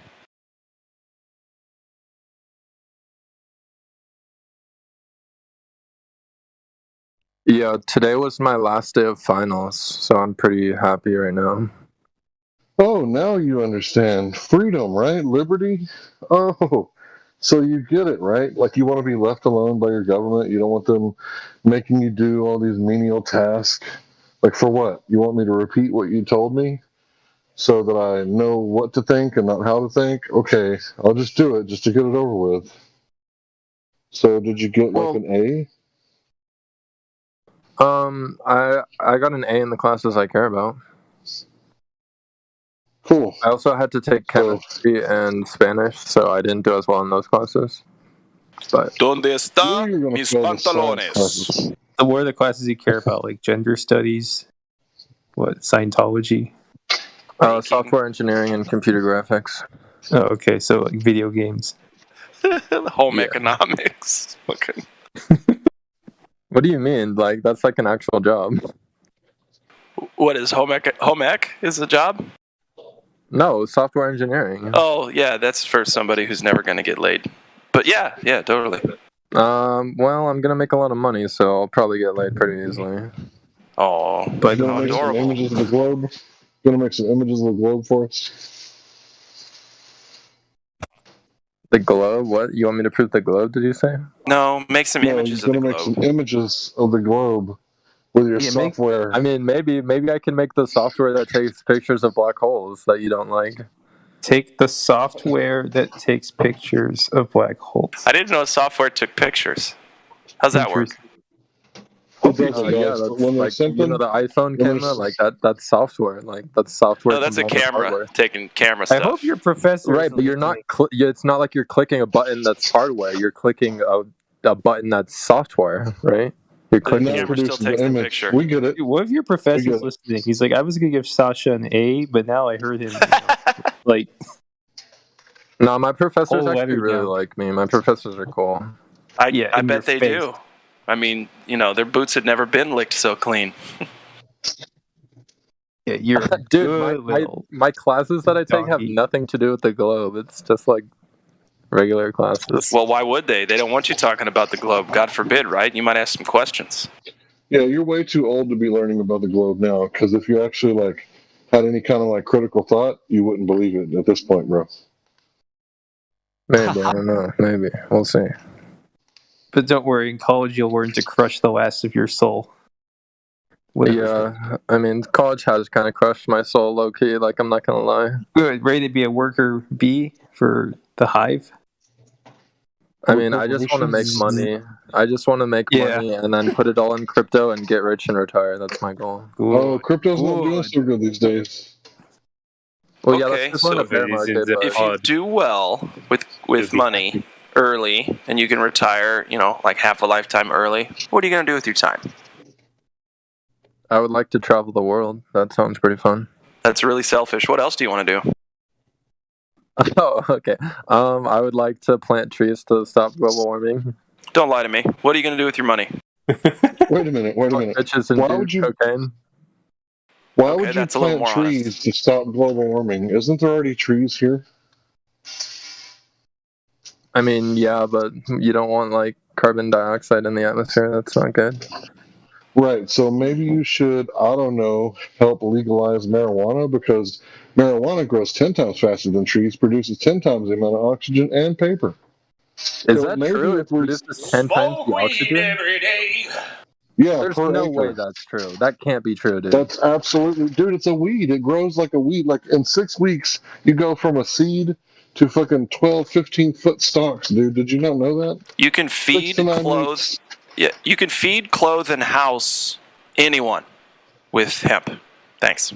Yeah, hempcrete. I mean, you can't Right? make a It house out lasts. of hemp. Yes, you can. Yes, it's called hempcrete. Lime, water, hemp. You can make a car out of it too. Yep, Henry Ford made a car out of hemp. Guess what? I got some hemp shoes, and if it wasn't for my cousin's dog, like chewing on them and like biting them and trying to rip them, I wouldn't have like that tiny little itty bitty tear on my big toe. And those shoes would have lasted me for like 15 years. Yeah, I got some friends with some hemp clothes, and they're comfy and they're thick and they do their job. That's why it's keeping you warm and keeping you dry. They'll wick up all the sweat. Especially if you put cotton underneath. You have to replace the cotton every couple of years, but the hemp will last like 15 years, like no lie. But anyway, yeah. It's the Plant some only trees, plant bro. that does that, by the way. So don't plant Yeah. trees. Fuck trees compared to what marijuana does. Listen, you can't feed, clothe, and house somebody with maple Wait a wood. minute. Isn't this the guy that was like, the government lies? Dude, the government did a study and found out there was nothing wrong with marijuana under the Nixon administration. And then he said, I want a study that shows what harm it does. So they took Colombian grade marijuana and they hooked these monkeys up to gas masks that they couldn't take off. And they pumped it full of pure smoke with no oxygen for 5 minutes. And when they had brain damage from lack of oxygen, they blamed it on the marijuana. Dude, are you serious? The government wouldn't lie? Are you fucking kidding me? Well, according to Google, bamboo is better for the environment. Like, is bamboo? But it's a lot harder to grow, a lot harder to cultivate, more expensive. Bamboo, isn't that like extremely invasive? And it, like, Not only causes that, you the can't soil? eat bamboo. You can't do it. Well, speak for yourself, non-panda. Okay, you can't live off of bamboo. How's that sound? I mean, you could raise pandas and then eat them. Pandas enjoy it. They don't live off it. Get real. I think they probably could if they wanted to. I feel like pandas, like, they eat bamboo because they were chased to like that habitat, and then they just had to eat bamboo because it's like a really terrible. You're talking about evolution, partner. If you think about it. Let's go back to the global warming. So, Sasha, you want to get rid of the carbon, right? There's too much carbon? Carbon dioxide, like... Oh, isn't that the stuff that plants breathe? Or you hate plants? Are you an anti-vegan? Do you like go to the salad bar and just fuck shit up? Sir, it's bad for the ozone. So it creates a hole in the ozone, which is gonna, like, there's gonna be a lot of radiation for the sun, and then it's gonna get really bad. So maybe you should go back to what Harry Anslinger was talking about. We got to get rid of the marijuana, right? Maybe we should like introduce it back into the ecosystem all over the world, and then maybe the carbon would get pulled out of the atmo, and put into the stock, and then when the plant dies, it'll go back into the ground where it's supposed to be. Yeah, I'm fine with that, dude. Like, I don't oppose that at all. Okay, so what's the UN doing? Bullshitting. Like, I've been saying this on the internet for the past 7 years. Like, Advocates for the the criminalization of marijuana. I don't think they do that. yeah, but they're not trying to get it brought back into the ecosystem either. But they're scared of greenhouse That's not really gases. the UN's job. The UN's more focused on, like, human rights and shit like that. Don't we have the right to breathe clean air? No, more like the right to, like, not live in a war zone and that type of thing. Oh, that's right. They're supposed to make sure that we don't have another world war. So since World War II happened and they said there wasn't going to be another war after the League of Nations, looks like they suck at doing the only job that they're supposed to do, right? Wait, what? Can you repeat that? Oh, you don't know about the League of Nations and the promise that the one world war called the Great War would be the last of all wars? You didn't know about that? Oh, yeah, no, I know about that. I blanked out for a second. And the Federal Reserve said that, we're going to keep inflation down. That's why we need the Federal Reserve Act.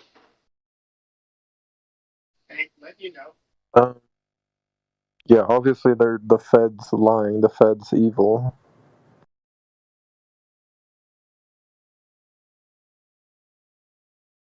I mean, if you look at, there's a website called What the Fuck Happened in 1971. There's tons of graphs that show as soon as we went off the gold standard, literally, like, wages started to stagnate. Really things happened.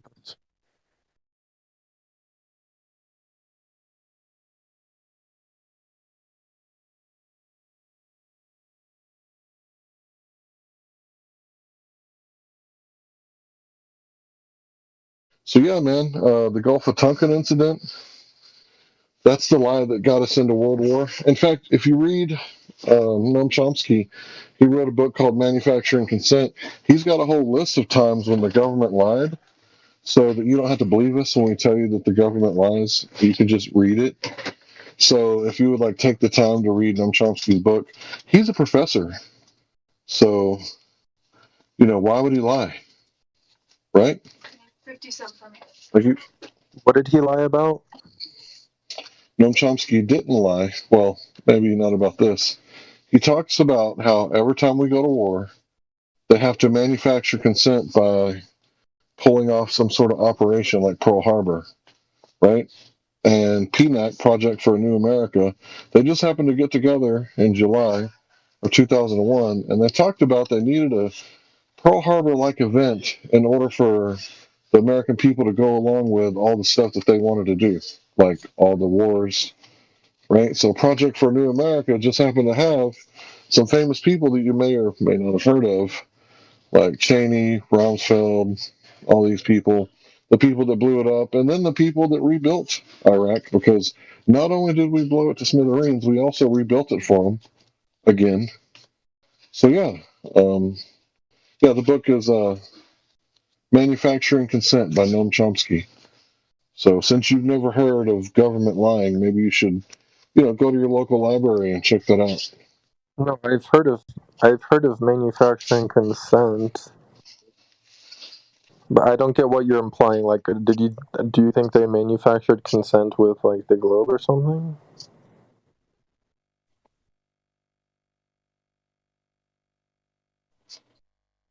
Yeah, they manufactured consent. They had to get permission to go to the moon, didn't they? Is it like consent for taxation that goes to NASA, or like, I don't get. Like, is this for taxation purposes, or like, what is the consent going towards? Okay, so when John F. Kennedy said, we're going to go to the moon, not because it's easy, but because it's hard, right? He gave that speech, right? What that means is we're going to go to the moon, not because it's cheap, but because it's expensive, right? You get cash. Right, so then he said, we're going to go to the moon and do the other thing. What was the other thing? Are you at the store right now? Yeah, I'm at the store right now. Dude, every time I'm at work, I'm on here.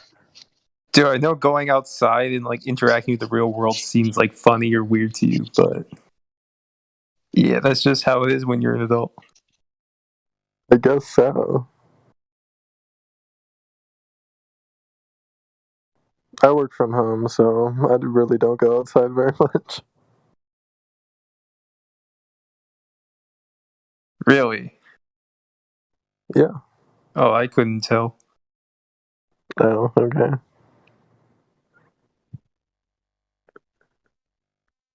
I don't know if you go out much either, Sleepy Joe.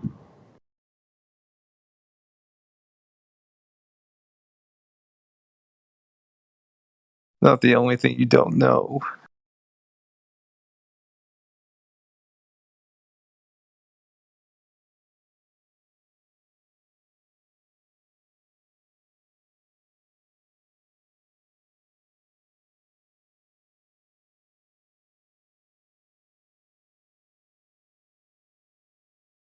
The only thing I know is that I know nothing.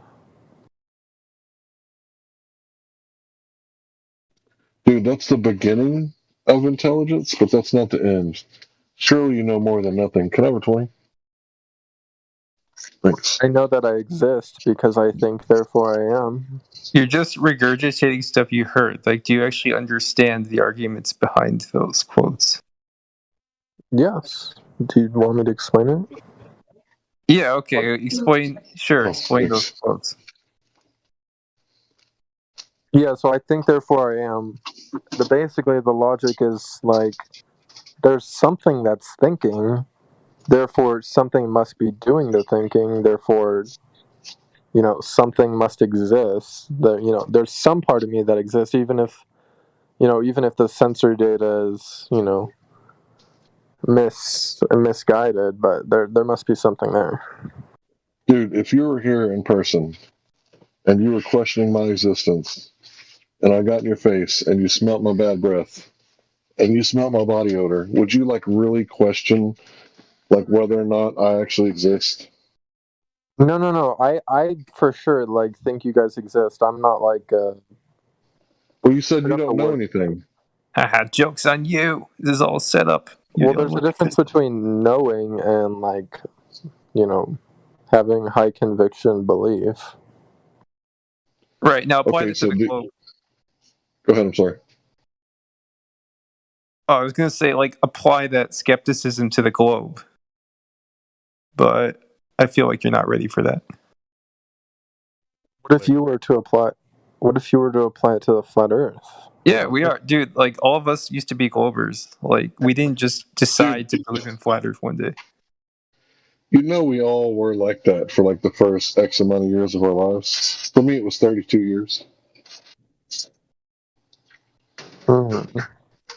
Yeah, we all applied skepticism to the flat Earth, except you. You're the only one. Hold on. You're the only one here that's not capable of questioning your anchor bias, your sunk cost bias. You're the only one that hasn't done that yet. It has nothing to do with sunken costs. I'm just searching for truth, dude. Really, you haven't put any time in researching the globe Earth and all the theoretical astrophysics and stuff like that? You haven't wasted any time? I mean, as long as I would consider having fun not wasted time. Okay, so you have sunk fun time in the globe. It's still sunk cost. This time is the only real currency. You trade your time for paper, so you can buy paper to black your butt with. But the real currency that anything has value is your time. So, like I said, your sunk cost value bias. What about Bitcoin? I say Bitcoin's a pretty good currency. Really? Yeah, that would. So, what happens if the lights go out? What do you mean if the lights go? I don't understand your question. So, the electricity that the Western civilization has provided for you, like all the men that go out there in the rain, sleet, or snow and repair all the power lines every time they break, that's not a guarantee. You know that, right? There has been times where people have lost electricity for weeks and months on end across the world. Are you aware of that? Yeah, but we live in a developed country. It's the only way that would. The only logical reason that would happen is if we get attacked by Russia or China or something like that. Oh, and we've been beating the war drums. How long have we been flying that war flag? Have you ever seen the peace flag? Did you know America has the peace flag?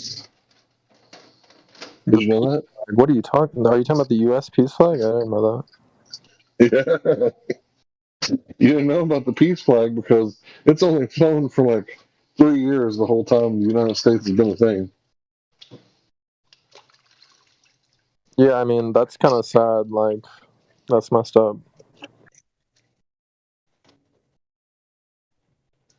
Oh, yeah, flat earthers, do not put a U.S. flag outside of your house.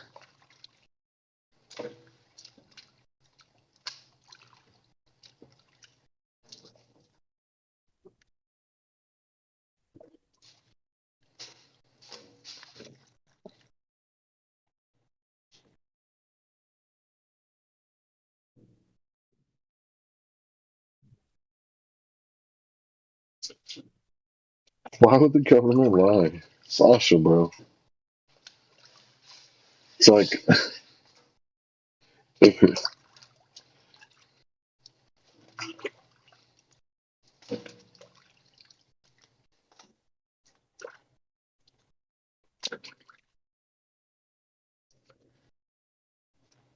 The government would never lie, Sasha. These flat earthers are just deceived by their own eyes I and their mean, own senses.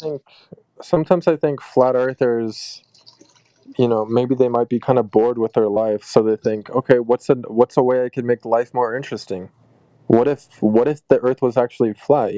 Or what's a Yeah, way what if it was actually like I a can be sphere God? and you could go to other What if there planets and like have sex with like green alien chicks, and then you could have like phasers, and anytime Worf like brought out his battle axe, you could like shut him down with a Vulcan neck pinch. What if, huh? That would make life exciting. Or what if you could play golf on the moon? Imagine what kind of swing you could get on the You moon. said Vulcan neck pinch? Yeah, you know. Like that Kung Fu grip? How else are you going to stop Worf? Worf has his battle axes, bro. How else are you going to stop him? Right. I am Weasel. I mean, I'm just a truth seeker, dude. There's nothing else I can help you with. Yeah, you Oh, just please saying share that doesn't share actually some make it truth. true. We're all Share on some our own truth with us. individual journeys. Share some truth. You said you're a truth seeker. Do You're on a tell. hamster wheel, sounds like. Well, Sasha, I please mean, share your what truth. type of truth do you want? Do you want like a philosophical truth? No, like reality. A theoretical the truth, reality. bro. I want a You want a theoretical truth. reality truth. A reality truth is that evolution is true. Okay, don't have define any evolution. evidence. Define evolution. I didn't want to get into like a whole argument. I was just trying to like, No, you bring- know what? Define evolution. You I don't brought want it to up. argue about evolution Yeah, right now. because That you doesn't can't sound define very it. fun. Yeah, I've had this argument so many times. It's just kind of annoying at this point. yeah, I'm sure you've lost every single time. I bet you can't even define it right now. Dude, I gotta tell you, when I play video games, like when I play Titanfall 2, like I enjoy playing it because I win a lot. So you're telling us a lot right now that you don't like arguing for evolution because you get crushed. No, it's just repetitive. I don't want to repeat myself over and over So is again. Titanfall 2. It's the same Titans. Well, yeah, They it's fall not out of very the sky. rewarding when you argue evolution. Every and time no one I get to believes kill, you. You guys don't believe me don't every talk time over I me, talk bro. about Don't it. talk over me, bro. Every time I get a kill streak going, I call a Titan. He falls out of the sky. He's got a force field, and then I hop in, activate the Titan, and then I got like a whole lot more firepower and armor. So then I get like a second kill streak going, and I'm really good at that game. But it's really repetitive, just like you said, arguing for evolution. But I love it because I be murking people like crazy in that game because I got a good computer.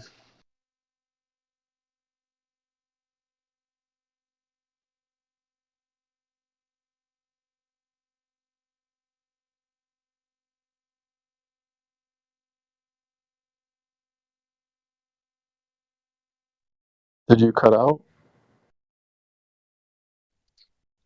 I was just explaining how I love playing Titanfall 2, even though it's repetitive, because I have a high-end computer or a low latency monitor. I guess I should say it's not really high-end anymore. But yeah, it's really good at 1 second gray to gray response time.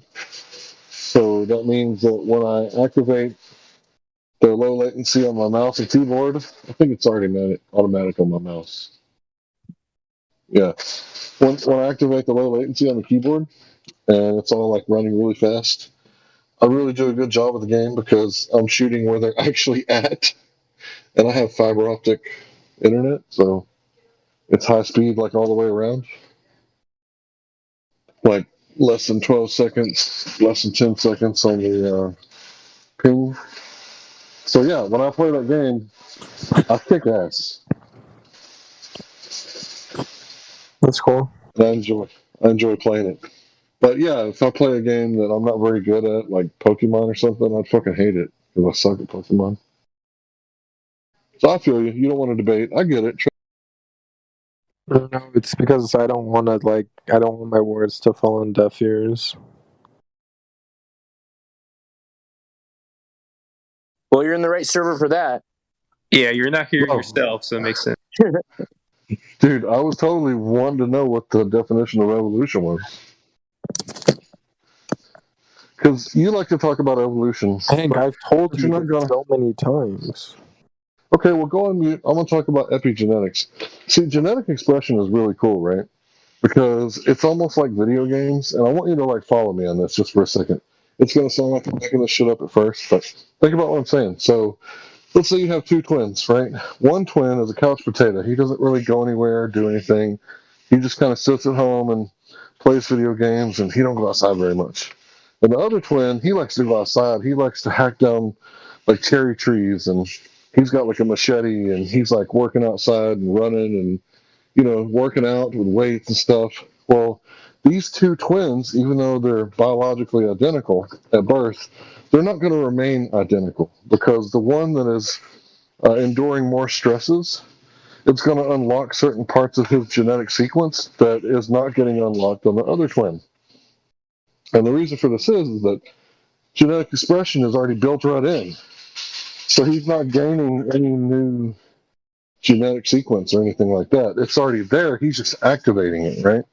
So, like the monks that live in the Himalayan mountains, they got like a different cardiovascular system, and evolutionists would love to claim that this is proof of their theory, but they're not gaining any new genetic code. The genetic code they have is already there. It's just being activated because of the stressors. So, because they have a stressful environment, low oxygen, the cardiovascular system reroutes itself in a different way than it does for every other man, woman, and child on Earth because of the altitude at where they live. So it really is kind of like video games in the sense that if you go out into the world and you face dragons being the X, right? The unknown, right? The stress, the weight, the just everyday struggle of being outside and trying to survive in the world, you literally unlock genetic potential that you had hidden in your genome this whole time. But it's crazy because the silly evolutionists, they want to claim that stuff just pops out of like thin air.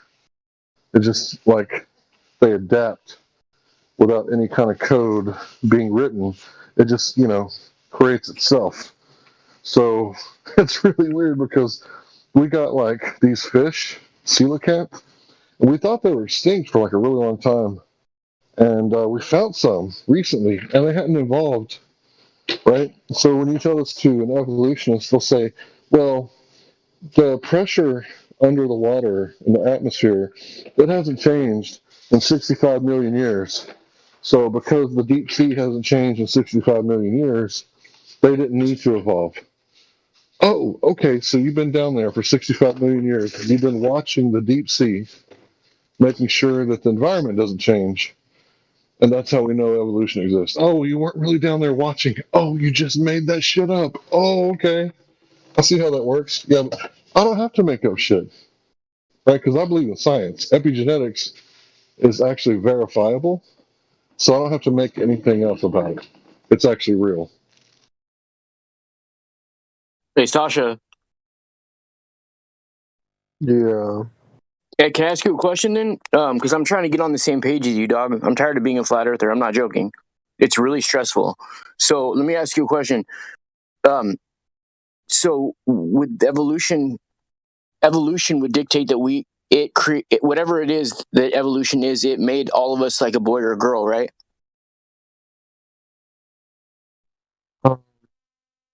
Like, does evolution determine what sex we come out as? No, I think that's random. So there's something called evolution and there's something else called random?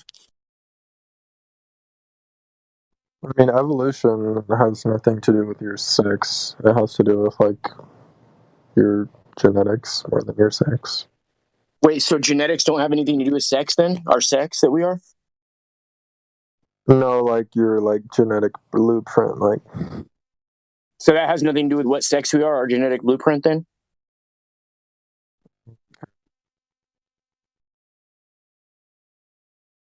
Your sex is random, but, your genetic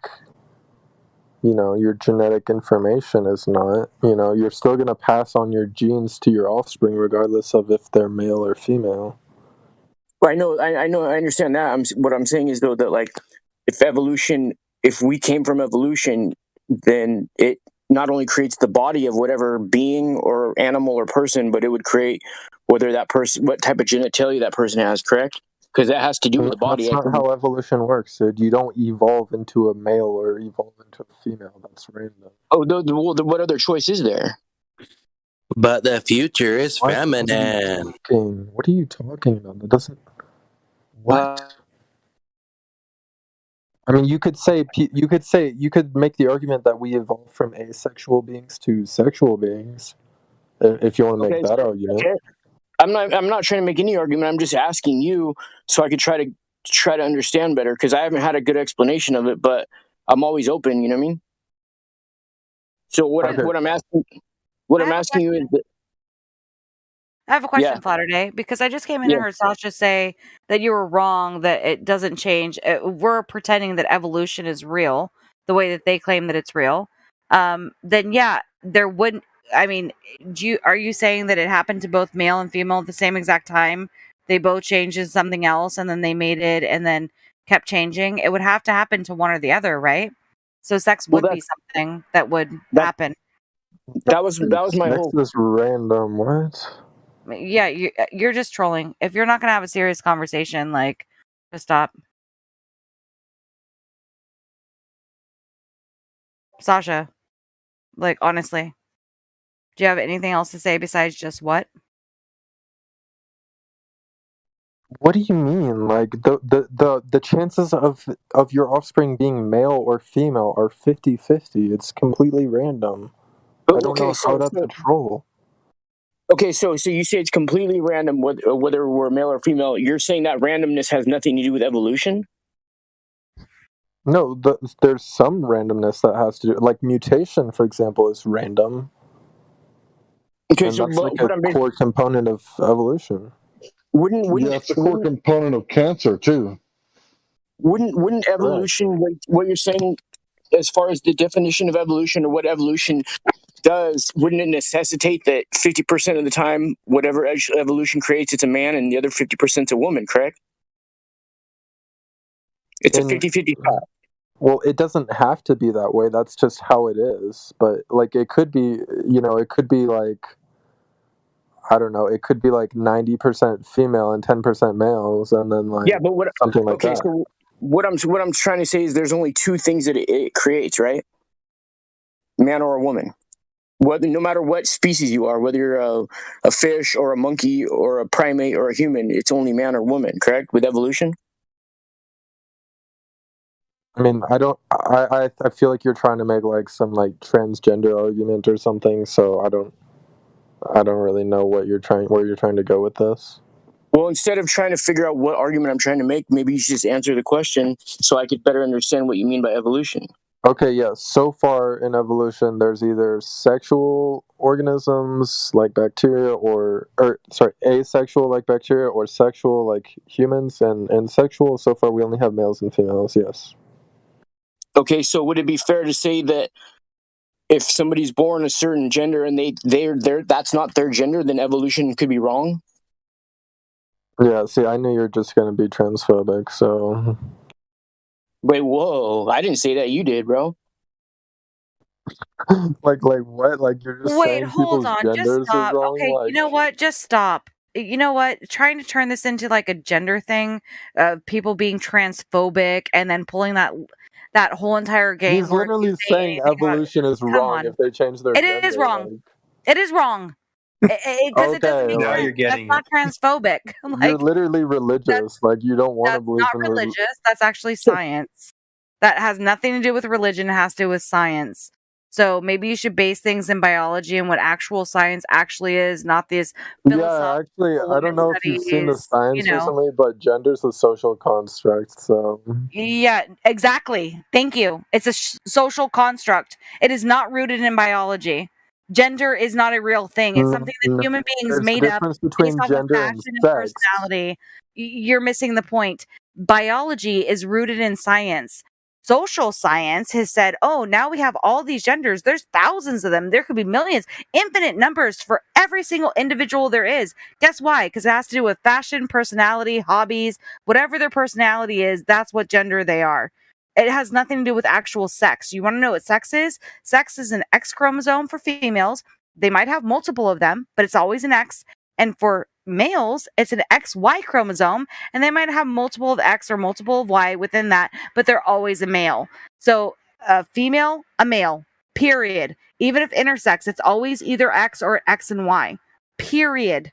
That's it. Okay, That's all that we doesn't have. disprove Everything else evolution is a at all. social So construct, which is not rooted in actual science. It's things, philosophical things that human beings have made up to create social science. yes, So exactly. yeah, So they're if not someone changes their transphobic. gender, that has nothing to do with Transphobic. evolution because it's a social construct. You're actually proving my point. Oh my gosh, you're missing my point. But go ahead, go on. Nobody's transphobic. Nobody's doing anything transphobic here. No, he's saying if someone stop making changes their those claims. gender, that they're like not evolved. Hey, can you enough. do? Like, that Can doesn't you make You are define? missing the point. Nobody's transphobic here. I Can do you have a define question, phobia? real quick. It might shut the whole conversation down about the gender thing, and hopefully it does. But so you say gender is a social construct? Is that right? Yes. Yes. Okay. So how does that make it physical? Thanks. It doesn't. It's Correct. Okay. So it's social not. So it's nothing. Okay, cool. It's a So, fantasy. So it's a cool story. It has so, nothing to do with It's anything. It's not philosophy. a Yeah, thing. it's not a thing. so answer my question. Yes, I I never agree went with to you. college. Okay. What is phobia? What does that mean? What is phobic? It means you're repelled from something. So it used to be a fear, right? And so it used to be No, you that's a had actual. misconception. No, it's not a misconception. That's actually what it was, youngin. It used to mean that you had an irrational fear about something. Now they've included it to mean that you are just repelled from something. So if you don't like a spider, now you have arachnophobia because you're like, ew, kill the spider. You might be afraid of spiders. You might even be able to take that spider outside, put it back out into the wilderness, but because you're like, ew, you have arachnophobia. So you have transphobia if you say anything against anyone. Now you are phobic against it, and you are doing something that is wrong within the social sciences of how we're supposed to Well, behave within wouldn't you society. agree that saying someone's less evolved because of like something that they do is like kind of Wait, what weird did to you say that say? again? Say that again from the beginning. Wouldn't you agree that saying someone's less evolved because they want to change their gender is kind of transphobic? I Like, would need the like if I said, like if I said a black person is exactly. less evolved because like I don't know, like a black person is less evolved for whatever reason, like wouldn't you say that's Hold up. I need the racist? context. I need the context of this. Maybe I Whoa, said whoa. Now you're That's ugly side. what are that's you you, talking bro. about? That's you, Yeah. bro. You're the What are one you that's following talking about? Darwin in his book about preferred races. Bro, you're the one bringing the scientific racism. Most of us No, in I here, was we giving believe an in a creator. example. I Hold wasn't on, making bro. that I'm argument. I was talking. giving an I'm talking. example. I'm talking. Thank you. Yeah, so we're not the ones that believe in the so-called scientific racism. Most of us believe in a creator, and we believe there's one race. It's you guys that are racist more often than not, because the left is the one that's always talking about race and white privilege and how they have to take care of brown people because they can't take care of themselves. But it's usually the left that's racist. Usually the old school that got like a good base and foundation and understanding in life and how it works. We know that everybody needs help. There is no superior race. I mean, when do white people win the Olympics in a foot race? Not very often. We're not superior. There is no preferred races. That's shit that Darwin made up.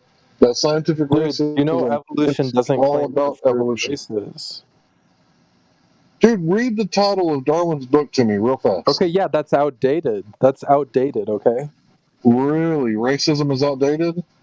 Yes, like what are you trying to say? Dude, racism is prevalent because of people that believe in evolution. Right, Out of it's Africa theory, prevalent. Yeah, It's we're saying the prevalent, but ideology, the religion you follow is the one promoting oh racism. my god. Yeah. I get it. Should you say "Oh my gravity" or something? Don't you hate God? No, I actually So, believe in Big God, Bang. but you guys wouldn't get it. I just wanted to point out that Sasha was inferring that some people in here said some things that I don't think people in here said. So I just want to point that out. Sasha, like, what? Nobody's talking a bunch of racist nonsense in here, so stop inferring that anyone is. No, I don't think he meant it. Like, I don't think he meant it in a transphobic way, but it did kind of come across a little transphobic. Didn't come across Okay, that well, way at all. great. Move on to something objective. I think you're just projecting your own, inner ugliness onto other people, That's exactly what's happening. and maybe your outer. What are you talking about? I'm a very nice. Oh, did I get a sore spot? Speaking of inner ugliness, let's see what he has this time around. So let's see. We left off of the second point. So Sasha, do you know of any time that anyone's ever measured axial rotation of the Earth and proven that the Earth is rotating on an axis? No, sir. So you believe it though, but you have no idea how anyone ever proved that the Earth is spinning? Like, I'm not a physicist or an astronomer, dude.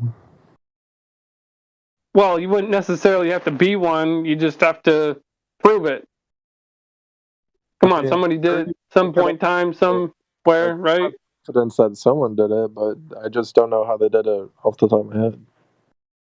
So why would you believe that somebody did it? I mean, wouldn't it make more sense to simply acknowledge the fact that it's stationary instead of just believing that somebody proved that it's spinning, but you don't know how, but you're just going to believe that it's spinning because somebody said it, somebody proved it somehow, some way?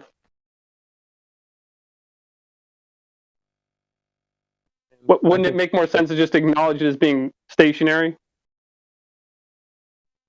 I think so. So are you acknowledging that the Earth is stationary now? No, I said no. I said no. Okay, so you still believe the Earth is spinning, but come on, man, you gotta throw me a bone here or something. Like I don't think it's. Did anyone ever prove it to be spinning the Earth? Like, this is like a basic observation that the sun is setting, so I think that's caused by the Earth spin. Yeah. Okay, so you think that because the sun is moving, the Earth must be moving because the sun is moving. Is that what you're saying? Yeah. So you observe the sun move across the sky as the day goes by, and because you observe the sun move across the sky as the day goes by, the Earth must be spinning because you see a light move across the sky. No, I never said that's like I never said that's the proof. I just said that's the reason why I think the Earth is spinning. Like, that's not a proof. It's just like my reasoning. Okay, but what's the proof? I don't know the proof off the top of my head. I'm sure it's something related to that. Come on, man. This is some pretty weak-ass stuff. I mean, you can't ask me, like, hyper-specific questions then just expect me to know it off the top of my head. Like, what? Well, yeah, but the whole purpose of the server is to prove things. I mean, you have Google. You could Google it.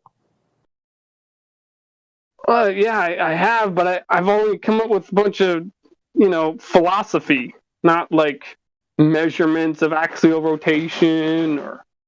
Is that how you got to Instead of university? questioning me, how about you tell me the proof of how the Earth is stationary? Is there any proof for that?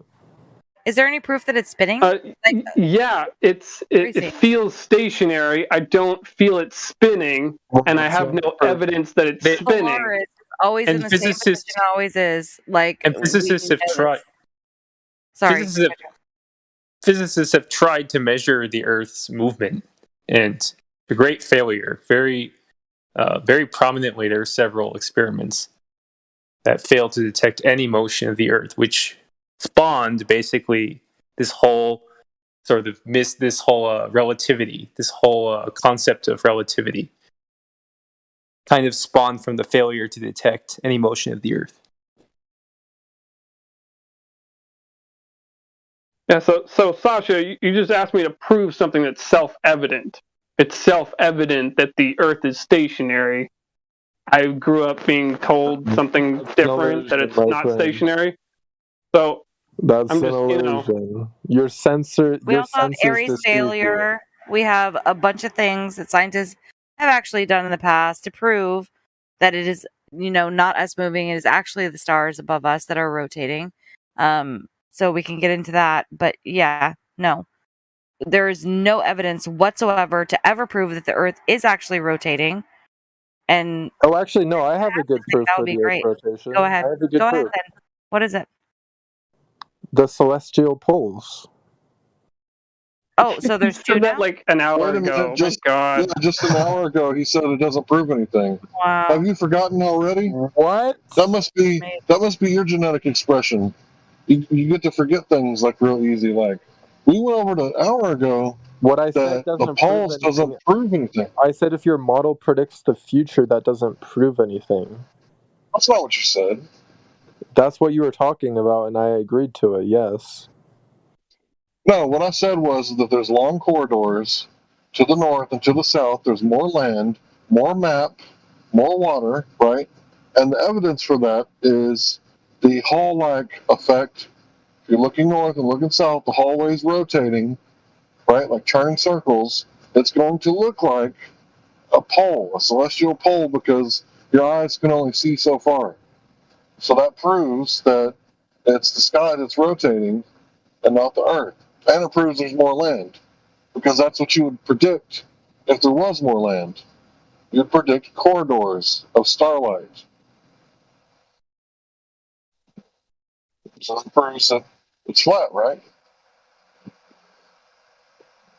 I mean, I did say so.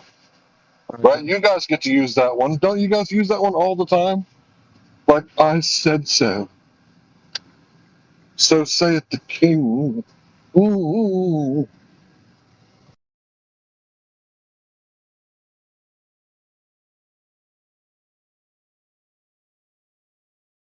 I mean, I am actually kind of like interested. What was it that he was saying about the two?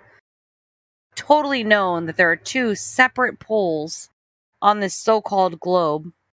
What was his argument? That number one, that there even is two distinct poles, Well, and then that's his best evidence for the shape of what the from earth. there? That there are two distinct poles, so therefore the Earth spins. Well, why would there be two distinct poles on a flat Earth? It's because There aren't. Number one, there isn't. Number two, if there were, well, it's an that could still observed be phenomena, so there has to easily be. explained. Even if there were two distinct poles, it could still be easily. Have you never laid down a magnet and had one side and one side, north and south, on a flat table with a flat magnet, horizontal, level, straight? He wasn't even talking about those kinds of poles. He was talking about lights in the sky. Yeah, Celestial poles. Oh, celestial poles. So you see, lights in the sky are doing things, thus the Earth must be Therefore, spinning. Yeah, interesting. That is what you call fallacious logic. Uh-huh. Do you understand that, Sasha? It's not fallacious because I think it's a lot more fallacious to assume that there's two random poles in the sky that just somehow randomly emerge. It's not fallacious because Exactly, I it's think because or the I Earth is feel spinning. is fallacious. Shush.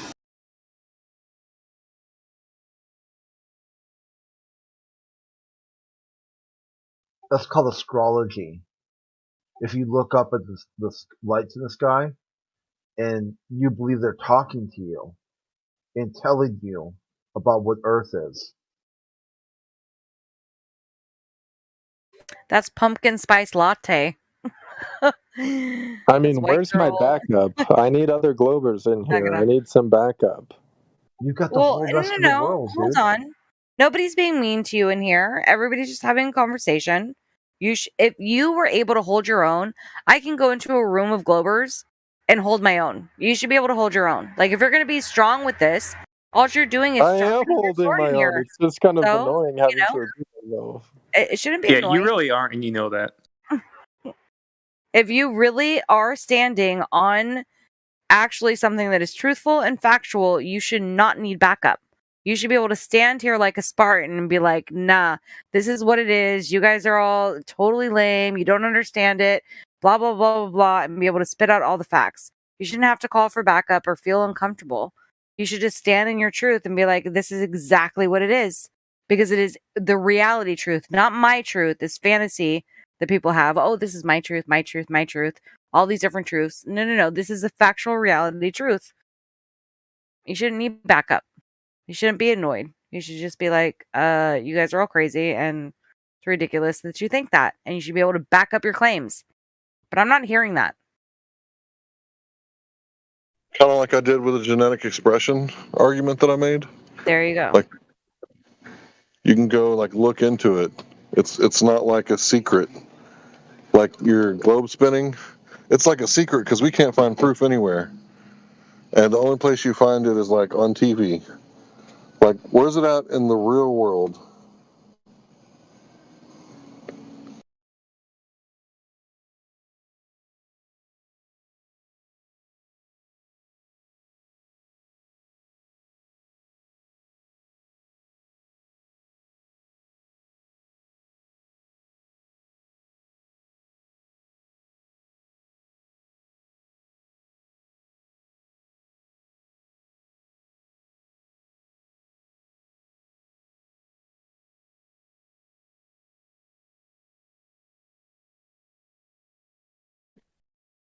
You got any of that curvature, bro? Yeah, the ISS footage. Okay, so if you see footage of something, then that's enough for you to believe it? I mean, that alone is not enough, but it definitely helps me believe it. Okay, you ever seen the Snorkels? It's like a really great TV show from the 80s, right? And I don't know if there's actually snorkels in the ocean, but if you see it on TV, maybe it'll help you believe it. You ever seen those, the snorkels? I've never seen that. I don't really watch TV. Well, you should watch it because it's on TV, and I want you to believe things that are true. So watch TV. You can always tell the truth is on TV because it has to be, right?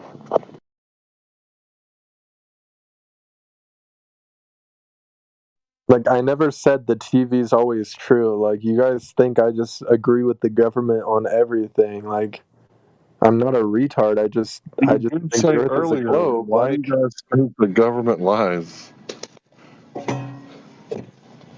Let's go ask a random stranger on the street. Hey, sir, excuse me, can I have a moment of your time? I just want to let you talk to the audience. Has the government ever lied? Okay, yeah, okay. Thanks, guys. Have a good one. Yeah, so there's a little bit of evidence for you. The government lies, bro. You didn't know that? I just said I know the government lies. What do you? I think that's cool. Next time you talk to a stranger, you should tell them the Earth is flat. See how they react to that.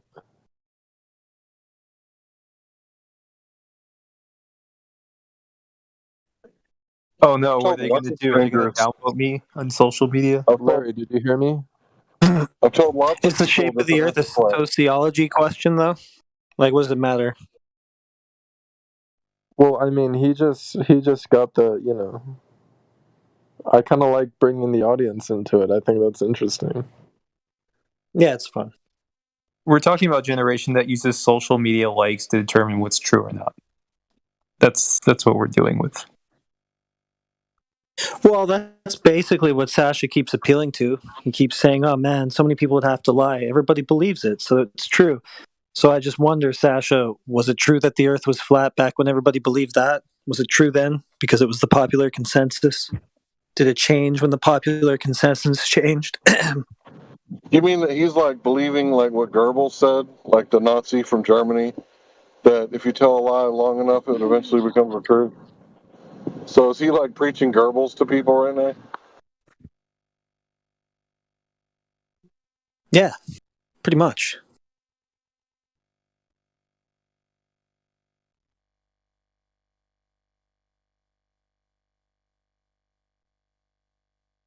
Wait, did he really just post that?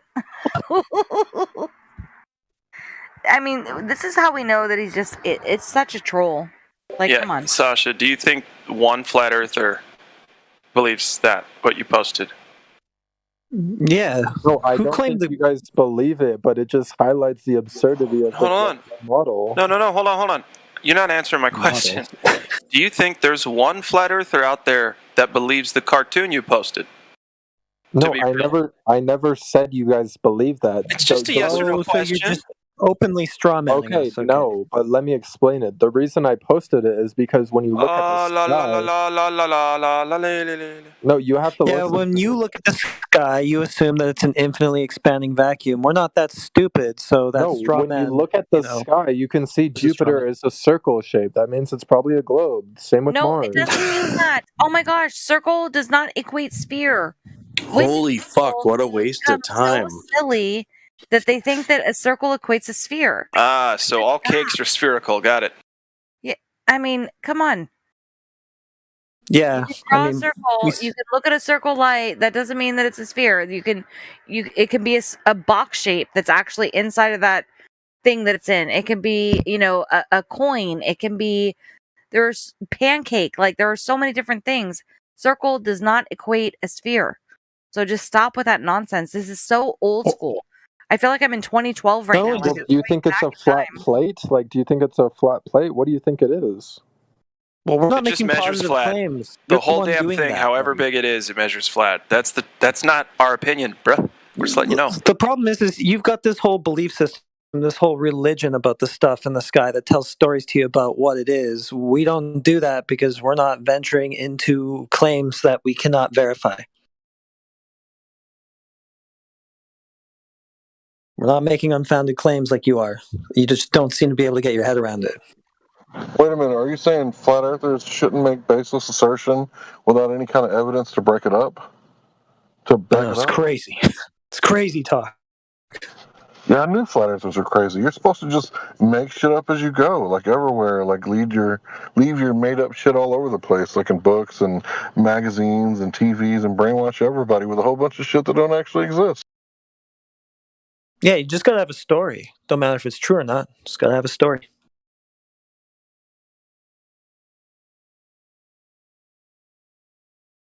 Earlier I saw a deer, so I figured I must be a deer.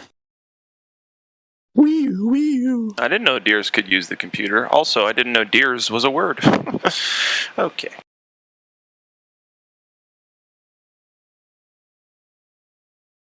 I was making fun of myself, but anyway, go ahead.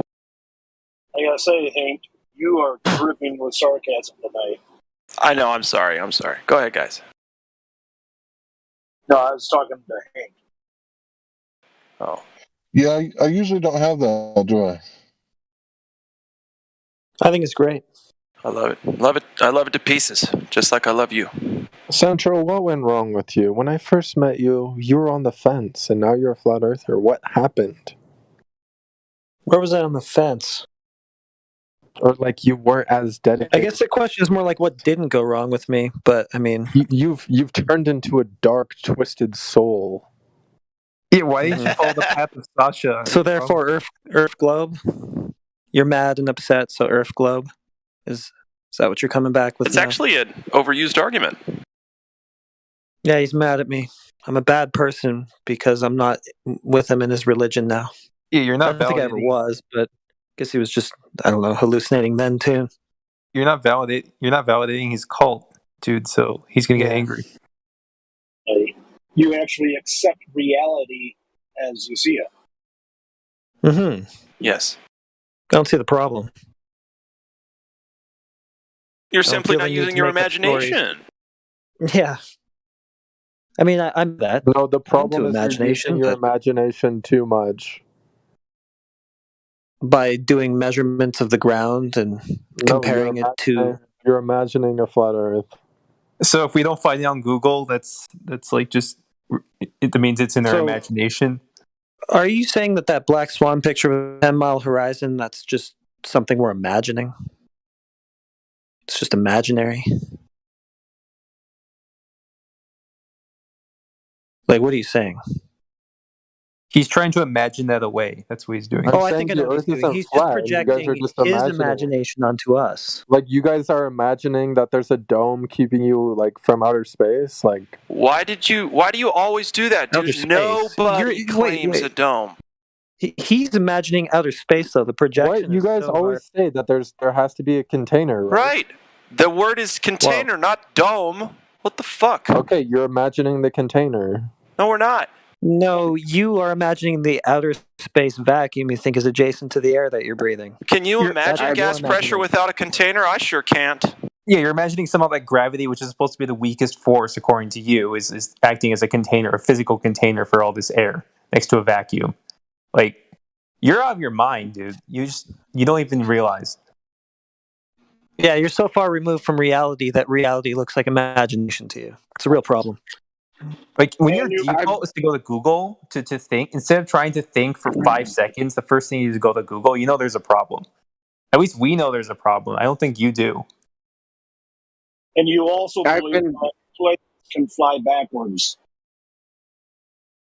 I've been trying.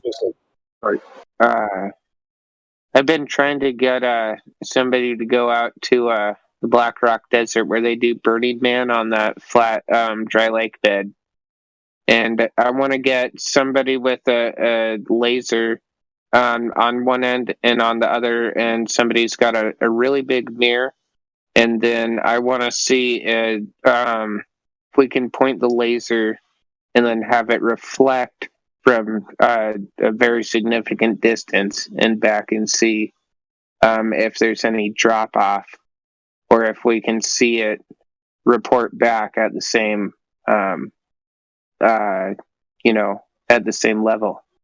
If anybody's actually in the area and would want to do it, I think this might be the place. I'll find somebody to do it with me. This could be the first time anybody's ever found drop-off. I think there's other things that could be done out there. When in the winter time, there's a little bit of water on there, and it creates a reflection. We could do some experiments with that too, but it would require actually going out there. So if anybody's willing to do that, I'm close enough to actually go out there and do this stuff. If anybody's interested. But it's a 2-man operation. I can't do it by myself unless I want to go set up. Maybe I could do it myself, some of this stuff myself, if I set up the mirror and then point the laser. Yeah, maybe I don't actually need somebody on the other end. You should get Sasha 2.0 to go with you. I was just going to say He needs to see this for himself. Yeah.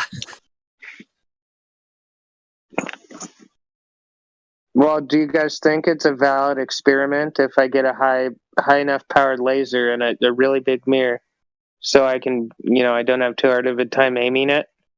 Like, do you see a like how you can get some useful data out of this, or do you think it's like pointless, or do you think there's something to it and it's a good location to do experiments like this? Well, first of all, they're not experiments; they're observations. What's the it's semantics, if you ask me. I just want to see whether there's a observable drop off if we point a laser at a mirror from a really far distance, like where someplace that's relatively flat, like the dry lake bed, or we could do it somewhere else, like Utah, like on the salt flats. Wait a sec. Did you just say a dried up lake bed? Yes. How the fuck are you going to determine whether or not that's level? Well, we'd have to go out there and check, so that's what I'm saying. Yeah, I don't know. Why not just go with a full lake? Then you know it's level. There's whatever. He's gonna fill it back in, Glatt. He's gonna fill the dry lake with water, and then he'll check its level. Okay. No, guys, you missed part of the story. You missed a critical part. He wasn't just talking about any dried up lake bed. He was talking, and I've thought about doing exactly what he's talking about right now. I've thought about doing this, so I'd be kind of right there with him. But the idea is that it's where Burning Man takes place, this dried up lake bed. So if you could, get it low enough to the ground or whatever, and, show that, you're hitting a target that you shouldn't be hitting, the point is you'd have a crowd of people there to watch it. That's about 500,000 people. Ooh, I like that. Except for they're super restrictive, like you're either in the gate or you're out, and if you get anywhere close to the fence, they'll send guards after you. They don't want people sneaking in. But afterwards, maybe it would have to be like right after the event when everybody's leaving. Or get there first. Or first if you want, but I think the crowd leaving is bigger than the entry crowd. But either way, it'd be a turnout. Good time to do it. That's smart. I like that idea.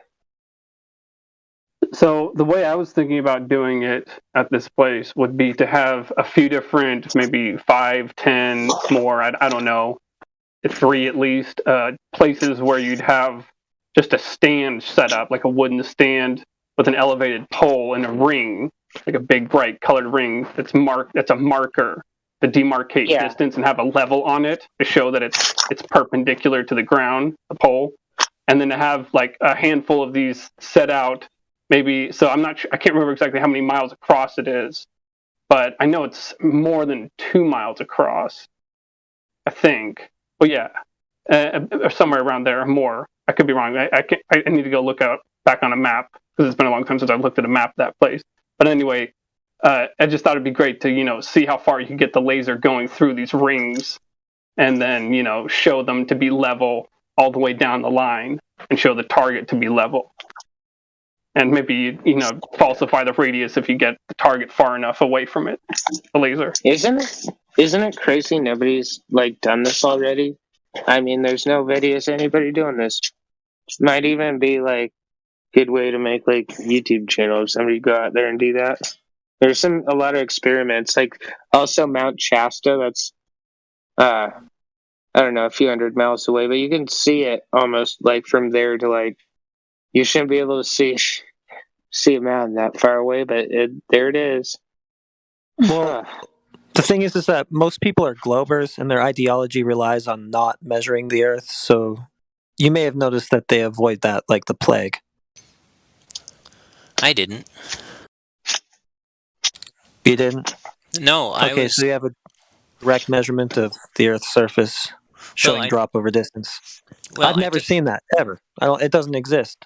Well, I took my theodolite up to the top of Mount Scott in Oregon, which is at 8,934 feet or something, and I measured the vertical angle to Mount Shasta, which is 105 miles away. Mm-hmm. That's great. And you know what that's not? That's not a measurement of curvature. Yeah, straight line measurements.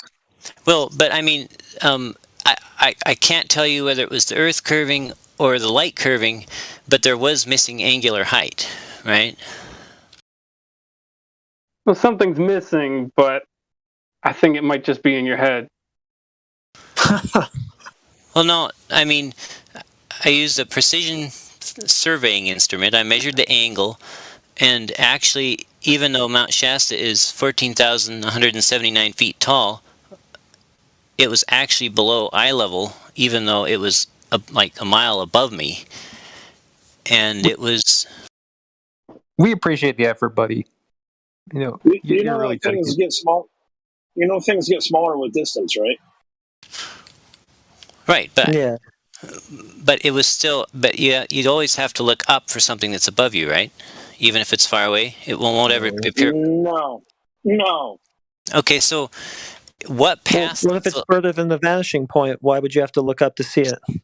So what path would the light follow to start out at 14,000 feet and then swoop down below me and then reach me from below me at 9,000 feet?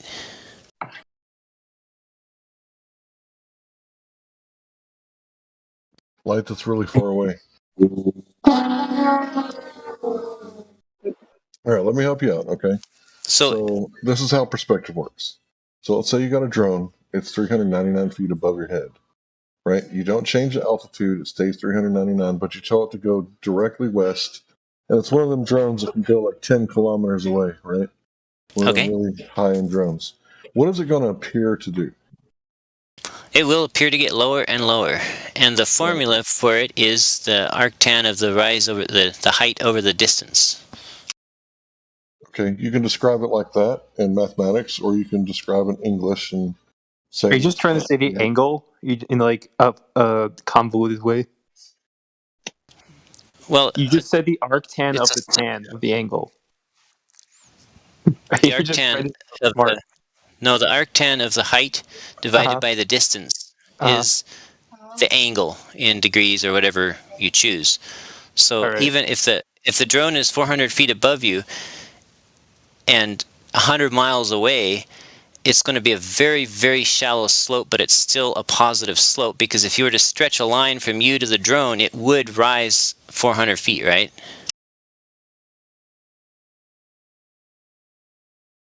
And what's your point? We're talking about perspective. We're talking about perspective here. Things get smaller as with distance due to perspective. Right. So what would be the angle above or below eye level of the drone that was 400 feet above me and 100 miles away? What does it matter? Well, it matters. I don't.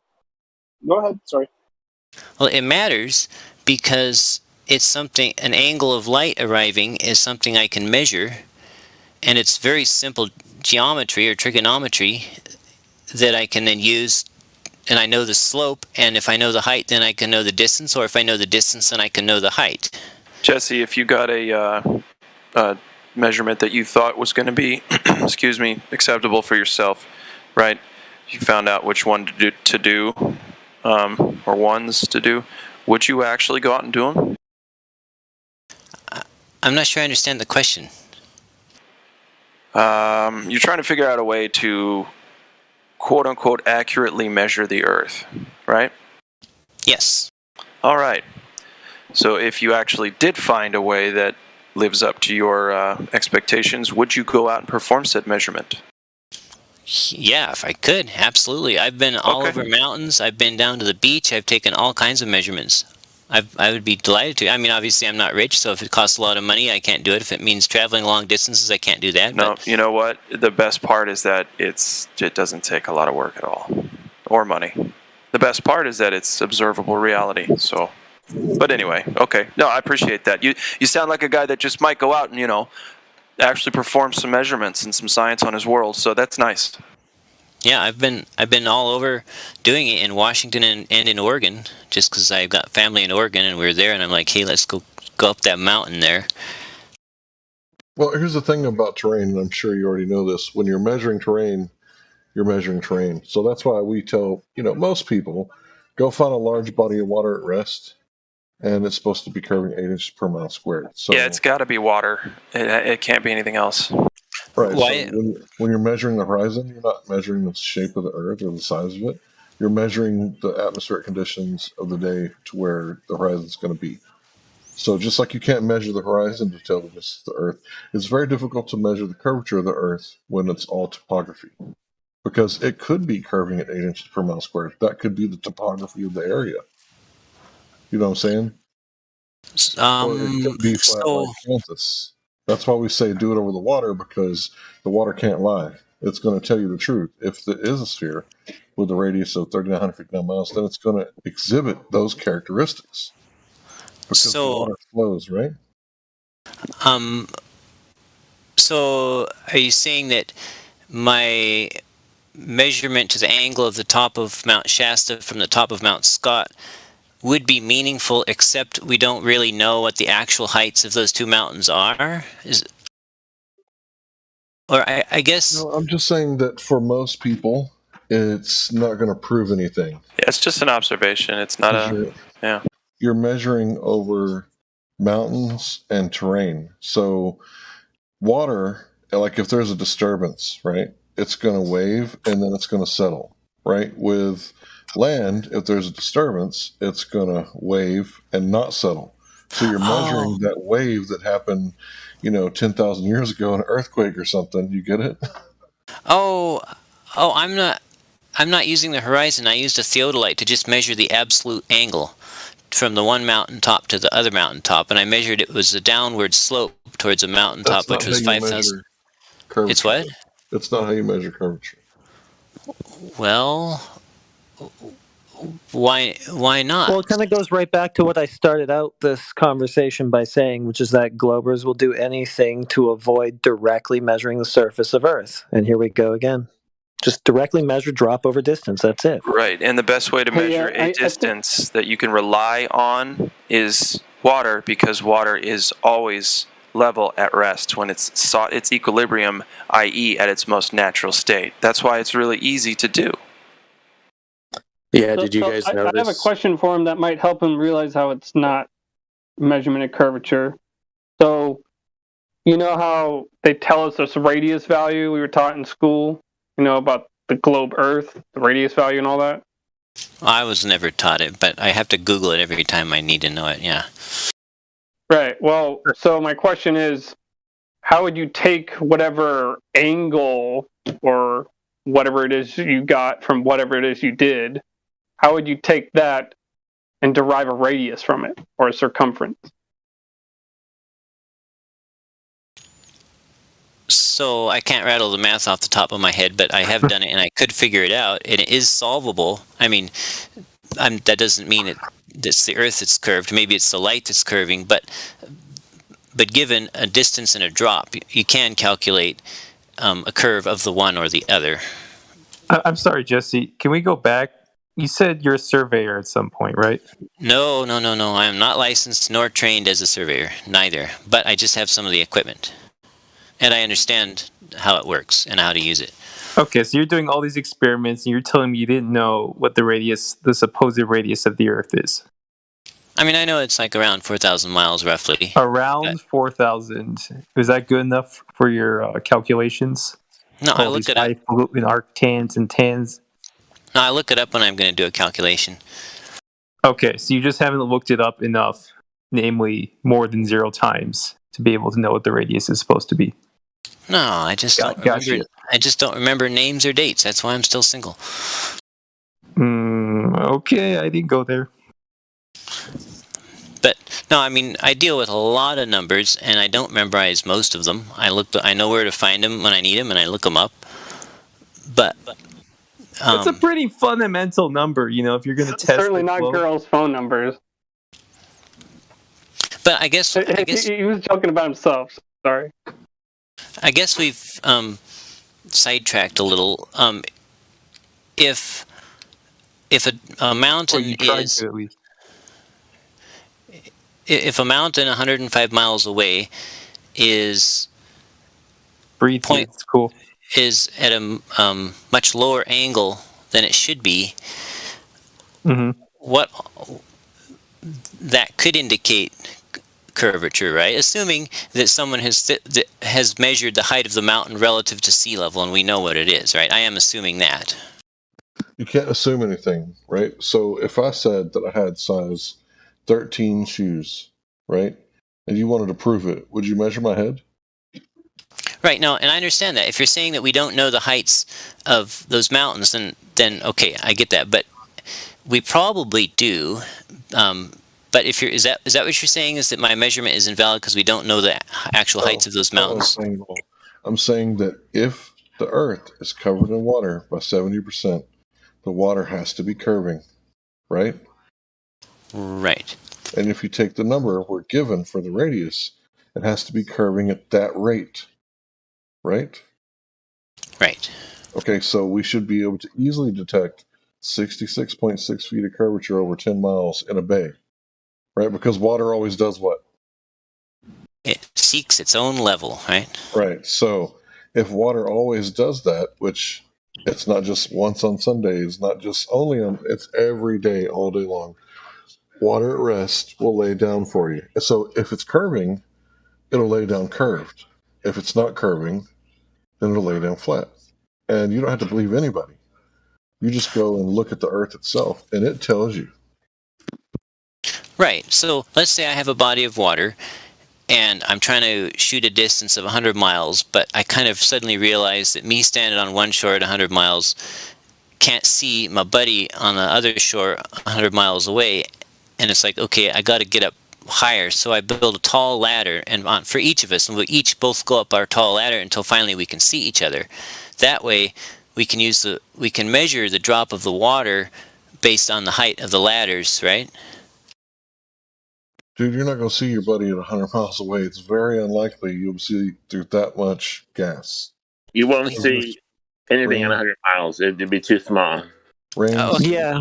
Like, why do you have to go so far past the globe geometry to try to falsify it? Okay, how about 8 miles? Have you ever seen the Black Swan photo? Oh yeah, we were over that yesterday.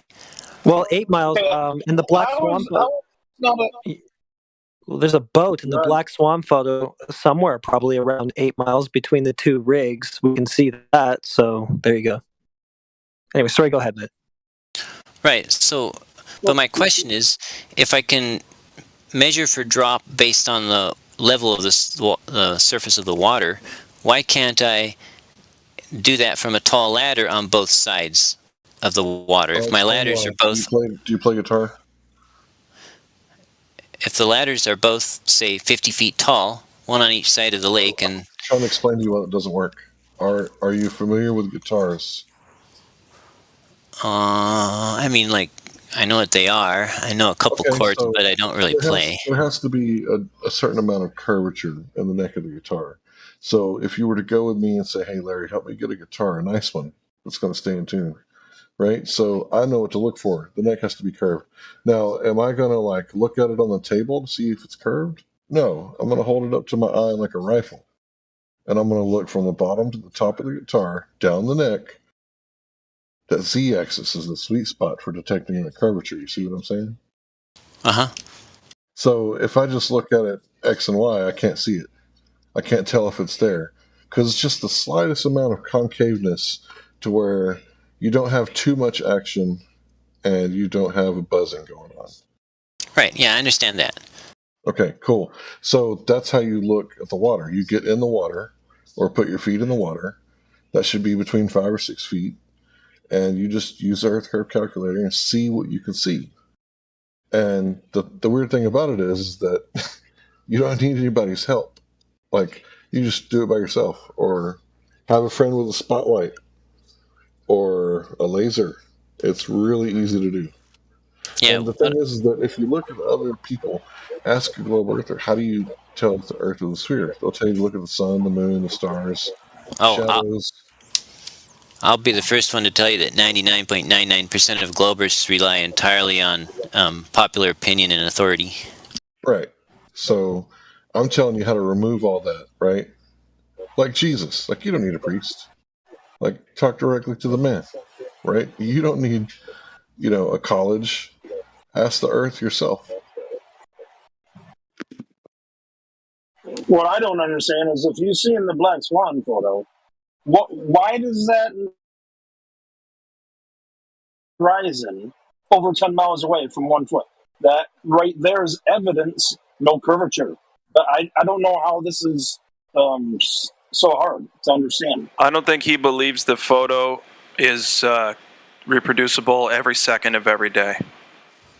Well, it's not exactly reproducible. The horizon's always moving around because it's apparent and it's optical, and at that location, sometimes it's 3 times that distance, or perhaps even more than that. So, well, no, on a globe with curvature, there is a limit to where is how far you can see, and the Black Swan is way beyond that. Way beyond it. Okay, so what is the problem? Why do you need to measure for curvature when you can see right there, no curvature? I agree with you. It's over right there. What do you think? Right. It's kind of redundant to go out and try to do it again yourself. But you know what would be great? What would really seal the deal for you is if you went out there and spent some time filming that observation, morning, noon, night, whatever, and just kind of getting to know that area and getting to know how often you see that horizon way further than the globe math allows. Yeah, what do you think of that horizon, Jesse? Well, it is way too far for the globe geometry. Shouldn't that kind of just be the end right there? Here comes the magic word. Bedtime. Yep. Okay, That's a way better word than the other one. Taking the question time. Okay, well. Yeah, no, basically, it is actually getting my bedtime, but basically, when I see that 3 people take round robin every time I stop talking, then the conversation basically goes just downhill because I get asked 3 questions for every half question I answer, and so that doesn't benefit anybody. And so, it's a big problem, man. We're looking for Earth curvature or how the horizon can keep appearing just hundreds of times further than it should be on the globe math. Like, why is that happening? You need to figure that out for yourself, because it's not like you need to prove to us one thing or the other. We need to prove to you one thing or the other. It needs to be rectified, right? Why that happens on a globe. That it looks flat everywhere. It measures flat everywhere. It observes flat everywhere. Why is that possible on the globe? How? Like, rectify that for yourself, okay? I don't care if you tell us or not, right? Right, and it's not that I'm saying you're wrong. It's just saying I'm saying that the black swan is not the only picture out there, and it's not the only thing I've seen. And I've seen things where the best I can measure, it doesn't measure flat. What's not flat, I can't tell, and that's what I'm trying to figure out. Okay, well, here's the thing: the black swan picture is a picture that is impossible to take on the 3959 mile radius globe. That's the problem with it. Well, that's the problem that the globe has with it. And the black swan. And Mount Shasta, 6,000 feet lower than it should be, is impossible on a flat Earth. Did you measure both of those mountains yourself? No, I did not. Okay. But come on. You see what it's sloppy if you didn't, Yeah. Well, but listen. We don't know that your measurements are right. But look, do you know, I just wonder if you understand just the scale of the error for the globe and the black swan? Like, do you know how far out you are? Or are you one of those people that just thinks like it's just this little, error margin that it's within or something? How far out which is? The black swan horizon, just like how far off the globe is with its predictions with that. Oh, it's infinitely off. In fact, well, yeah, I mean, well, it's not really infinite, but it's a long way off. Yeah. In fact, well, it is actually, in fact, reality infinite being a flat horizon, but I just mean the horizon where it's showing up. For that to be geometric, the Earth has to be 6 times the size the globe model says Jupiter is. Maybe bigger, maybe flat. Yeah, could be even bigger. Yeah, that's maybe concave. It's just at 10 miles. Yeah, it could be even further than that, and then it's even worse. Yeah. So, a few days ago, I actually went down to the beach and I set up my theodolite on the beach and measured the angle to the waterline on a ship that was probably like 8 or something miles out there, and it was about 30 feet above eye level. Okay. So I was literally seeing a concave Earth. I was looking up to this ship that was in the water. Show me. Yeah, I don't really know what to do with that information right now. Let's see. Did I get a screenshot of that?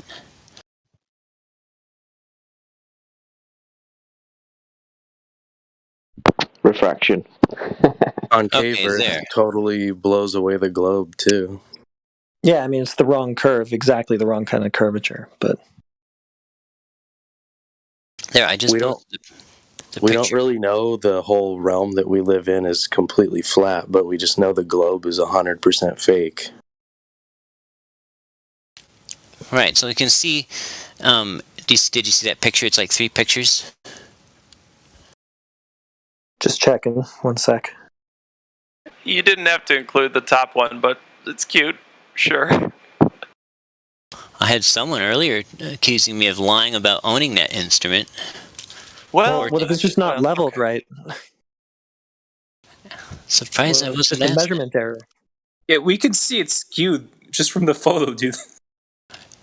Yeah, so the crosshairs in the middle picture represent eye level at about 3 feet above the water, whatever that is.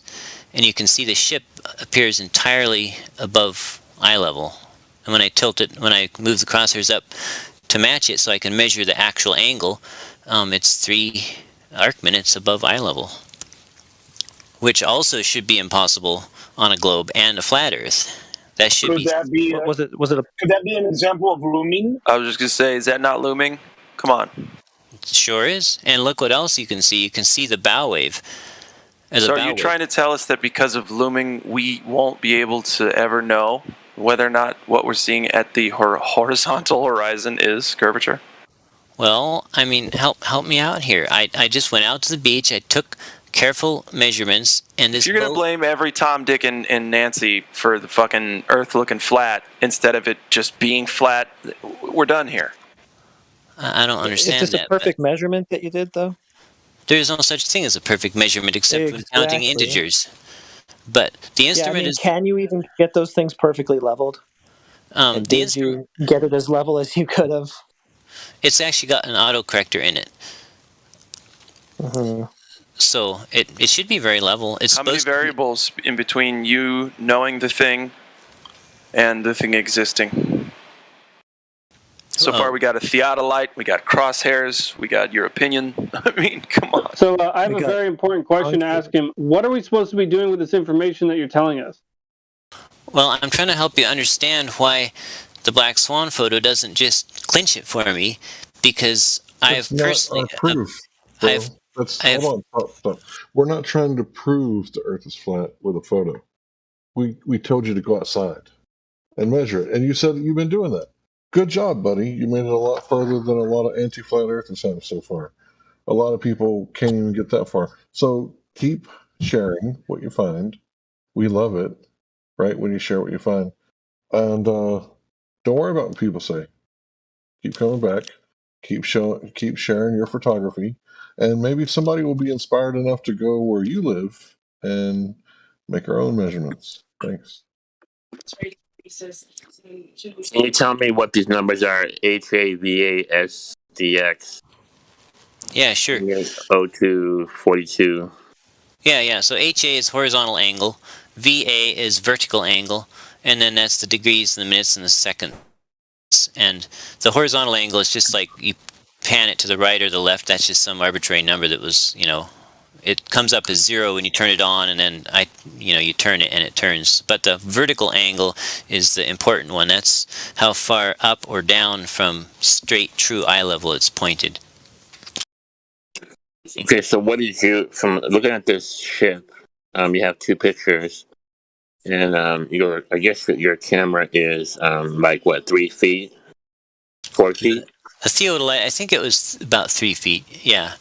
And you're correct, this is a black swan in that I should not have been able to see that white frothy bow wave at the front of that boat. Because the boat was like 8 miles roughly, and I was down low to the water. Do you know how many feet of curvature it should be on a globe? I think there was supposed to be like 20 feet of missing height or something. I can look it up real quick. Look it up, and then how tall is this boat? The boat has got to be like 30 or 40 feet above the water, because I've been on boats like that, and there's like 3 story. There's like the deck, and then there's like 3 stories above that, and the deck's usually about 8 to 10 feet above the water, so that big waves don't just come. Medium waves don't just come over the deck, and so the boat that sticks out of the water is probably about 30 to 40 feet, which is approximately how much the whole boat appears above eye level. And it looks like the distances are different. The top looks farther than the bottom. So how far away is the difference of the top and the bottom? The top what? Well, we're showing 2 different pictures, one on top, one on the bottom. Is one farther away? No, the one picture has the theodolite pointed straight and level, almost straight and level, like 3 arc seconds up. And then the other picture has the theodolite pointed at the waterline on the ship. And it's showing like a couple arc minutes up, a few arc minutes up. So, and that gives you a different observation, just doing that? No, it just allows me to, the middle picture shows where eye level should be. In other words, where the waterline should be. I should be looking at the ship 2 feet above the waterline there. If the Earth were flat, I should be, and with no refraction, I should be looking at the side of the ship 2 feet up on the ship. However high the theodolite is above the water, that's how high the crosshair should be. And then the last picture shows the angle that I have to point the theodolite up to point the crosshairs at the waterline on the ship. Yeah, I mean, these pictures disprove the globe pretty well, right? Well, no. Yeah. Should be 40 feet of drop there, blocking your view, line of sight to that. It's either curving uphill or it's flat. I mean, it's not arcing in the globe direction. It doesn't prove the globe, but it demonstrates light curving or something. It's got to be light or concave Earth. It just seems like yet again, like curvature drop is not a factor. So I don't know. We already all know that, but how could the ship? I'm going to ask the same question I asked a minute ago. How are you supposed to take this information you're giving us and then derive a radius value or circumference from it? Yes, what I've been wondering. No, this one does not. This one is totally useless for deriving a circumference or a radius. Yeah, it's useless, period, I'd say. Well, no, somebody asked me, and I don't remember who, I'm sorry. Somebody asked me, they said to me, you've seen the Black Swan photo. You know that could only be possible on a flat Earth. Why are you still bucking it, And so I'm trying No, hold on, buddy, hold on. No one here is going to say that, hopefully not. Anyone's going to say that. It's not that the Black Swan is only possible on a flat Earth. It's that the Black Swan falsifies the radius we were taught in school. 3,959 miles. It falsifies that claim. Okay? So make sure to get that clear, all right? Because we're about very specific language here. So I think at this point in time, it's a good point to, ask you, do you know of anyone ever measuring curvature of the Earth directly? Like an arc segment of it? The curvature of the Earth you believe in? Well, do you know how anyone's ever measured it? I mean, I know of lots of measurements, but you probably wouldn't call them direct. Although they're just as direct as the Black Swan measurement, I guess. Well, it's not a measurement, it's an observation, but yeah, anyway. So do you know how anyone's ever directly measured the Earth? Curvature, do you believe in?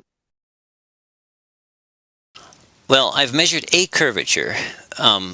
I'm not saying you're wrong. I'm not saying what the curvature is. It could be the air at this point, or the light curving in the air.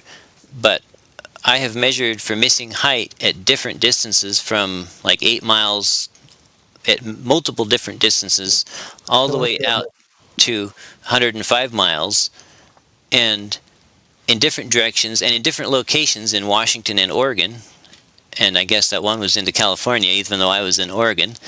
And they all conform to the same curve, as long as my line of sight does not cut within 50 feet of the surface of the water. Okay, so you did not answer my question. Do you know how anyone's ever measured the curvature of the Earth to find the radius value? Like, come on. Like, well, you just admitted that all what you're doing, you can't derive a radius value from it. Whatever. No. I said that the close to the water picture that shows the ship 40 feet up in the air, that is no use in driving a radius. The measurements that I've done where my line of sight is high above the ground or the water, those I can derive a radius from. Okay, so why aren't you telling us about those then? Oh, I did. I told you there was.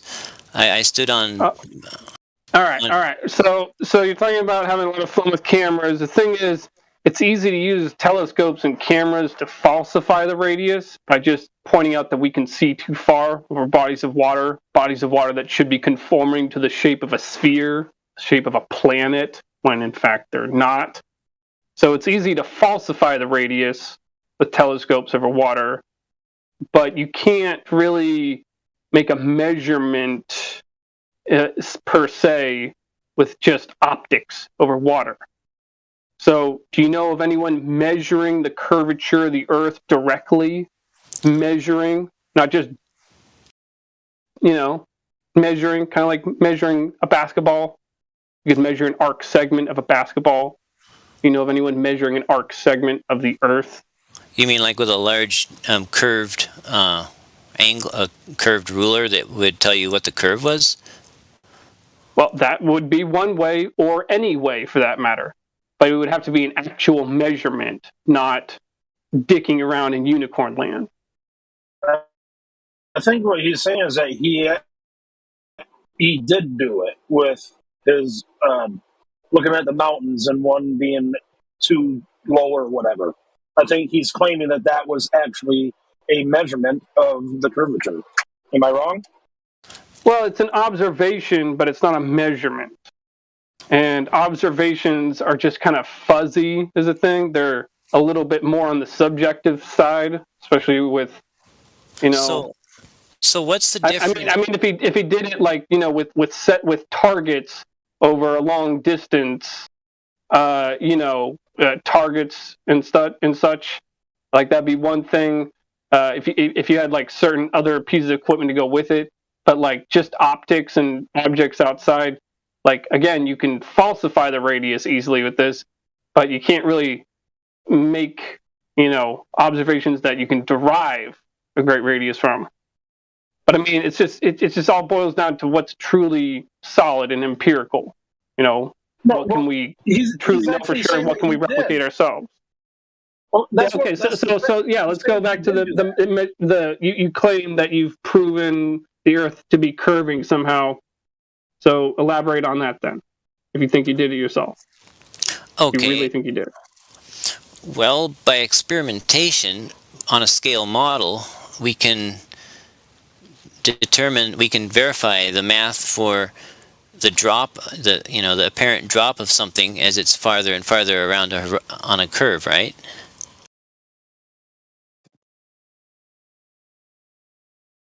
I don't know. This is why I'm asking for an arc segment, because I barely understand. Like, I don't really know what you just said. Seemed like word salad to me. But again, this is why an arc segment measurement is key, and anything less than that is, ultimately speaking, just irrelevant bullshit. Do you understand what I mean when I say that? Do you understand what I'm talking about? I'm looking up arc segment measurement here. At 3 feet observer height, if that ship was 10 miles away, there'd be 41 feet of bubble in between you and the ship. Yeah. But we see zero bubble. We see negative bubble. That should kind of be it right there, don't you think? I mean, that says the globe isn't there. Everything seems to say that the globe isn't there. Except for Glover saying that they saw it. It doesn't prove flatness, but it proves the globe's bubble. Yeah, that's the main thing, is that all of this stuff we're talking about, it debunks the globe model claim. It's more about that than a positive claim about the Earth being flat. The Earth, water's flat, but the Earth actually isn't. There's mountains, valleys, hills. Yeah, no, I'm not playing that. It's bumpy, but let's see. Anyway, yes. So what do you have to say about what I said about arc segment measurements? I can't figure out any way to arc segment measure something as large as the Earth, if that makes sense. when I'm not but you allowed. see, though, that's not. Keep in mind, that's not our fault. It's not even your fault. It in a certain sense, it's not anyone's fault. But don't you understand that anything less than that is irrelevant? Do you understand that? Can I post a picture that I posted earlier? Hold on. He just said something incredibly vital. Did you just say, what's your name again? I'm so sorry. Jesse Gordon. Okay. Did you just say that you think the Earth is too big to measure for curvature? No. He asked if I had basically a way to measure. Can you measure? Yes, an arc segment. An arc segment without using light, basically. Without using light? Well, he's discounting my light measurement. No, I didn't say without using light, because technically lasers are light, and you could use that as part of the process. But that even then, technically, yeah, I guess that's not it. But I'm not saying. Well, yeah, I'm just saying don't use a telescope, because that's more subjective, not objective. So, like, take for instance, you're talking about looking at something and just guessing what it is by looking at it. Well, and I'm talking about measuring something directly to know what it is. Do you see the difference? Hold on, wait for a second. You did say that you don't know how to measure an arc segment with something as large as the Earth. Exactly. That's what he said. Yeah. Unless I can use light. Yeah, if I can use light, then I can measure it. So do it. Yeah. Do you see how light can't be used to do that? I mean, because an arc segment is a curved section. It's a section of a circle, so it's a curved line. What exactly is it you want me to measure? The length of that curved line for a certain number of... So let me break this down in the really simple terms. You know how a circle it has a radius and everything, has a circumference, and a sphere also has a circumference, right? Yeah. So an arc segment measurement of a spherical object would be a curved line over the surface measuring just a section of the top of the sphere, section of the surface of the sphere. And you want me to measure the curve of that or the radius of that? It would be just measuring an arc segment of it. So it's a section of a circle, just a small section of the circle. But when I measure, I get a number. What attribute of it am I measuring? So you'd be measuring distance you'd be constructing a straight line and measuring from point A to point B, that straight line, the distance of the straight line, and then measuring the deviation of the Earth below the straight line, and then measuring the distance from the level line, because you have two levels on both ends. So you'd be measuring the distance of the arc segment underneath it. You understand? Okay, so I set up, I sight straight, true and level out at eye level, a certain distance, and then I have a ruler standing up, and I see how much of that ruler is below eye level to get an idea of the... No. I'm talking about constructing with materials or whatever you can, because this is an arc segment measurement, not just an optical, not just staring at stuff. You understand that? So if I were to, hold a piece of paper up to a basketball and trace the basketball, and then cut out a piece of paper and hold the piece of paper up to the basketball and, measure. Oh, man, I feel like this is going back to like Horizon. 4th grade, 5th grade math, geometry. Like, come on, don't you understand what I mean? Don't you know what an arc means? Arc, that word? I do know what an arc is.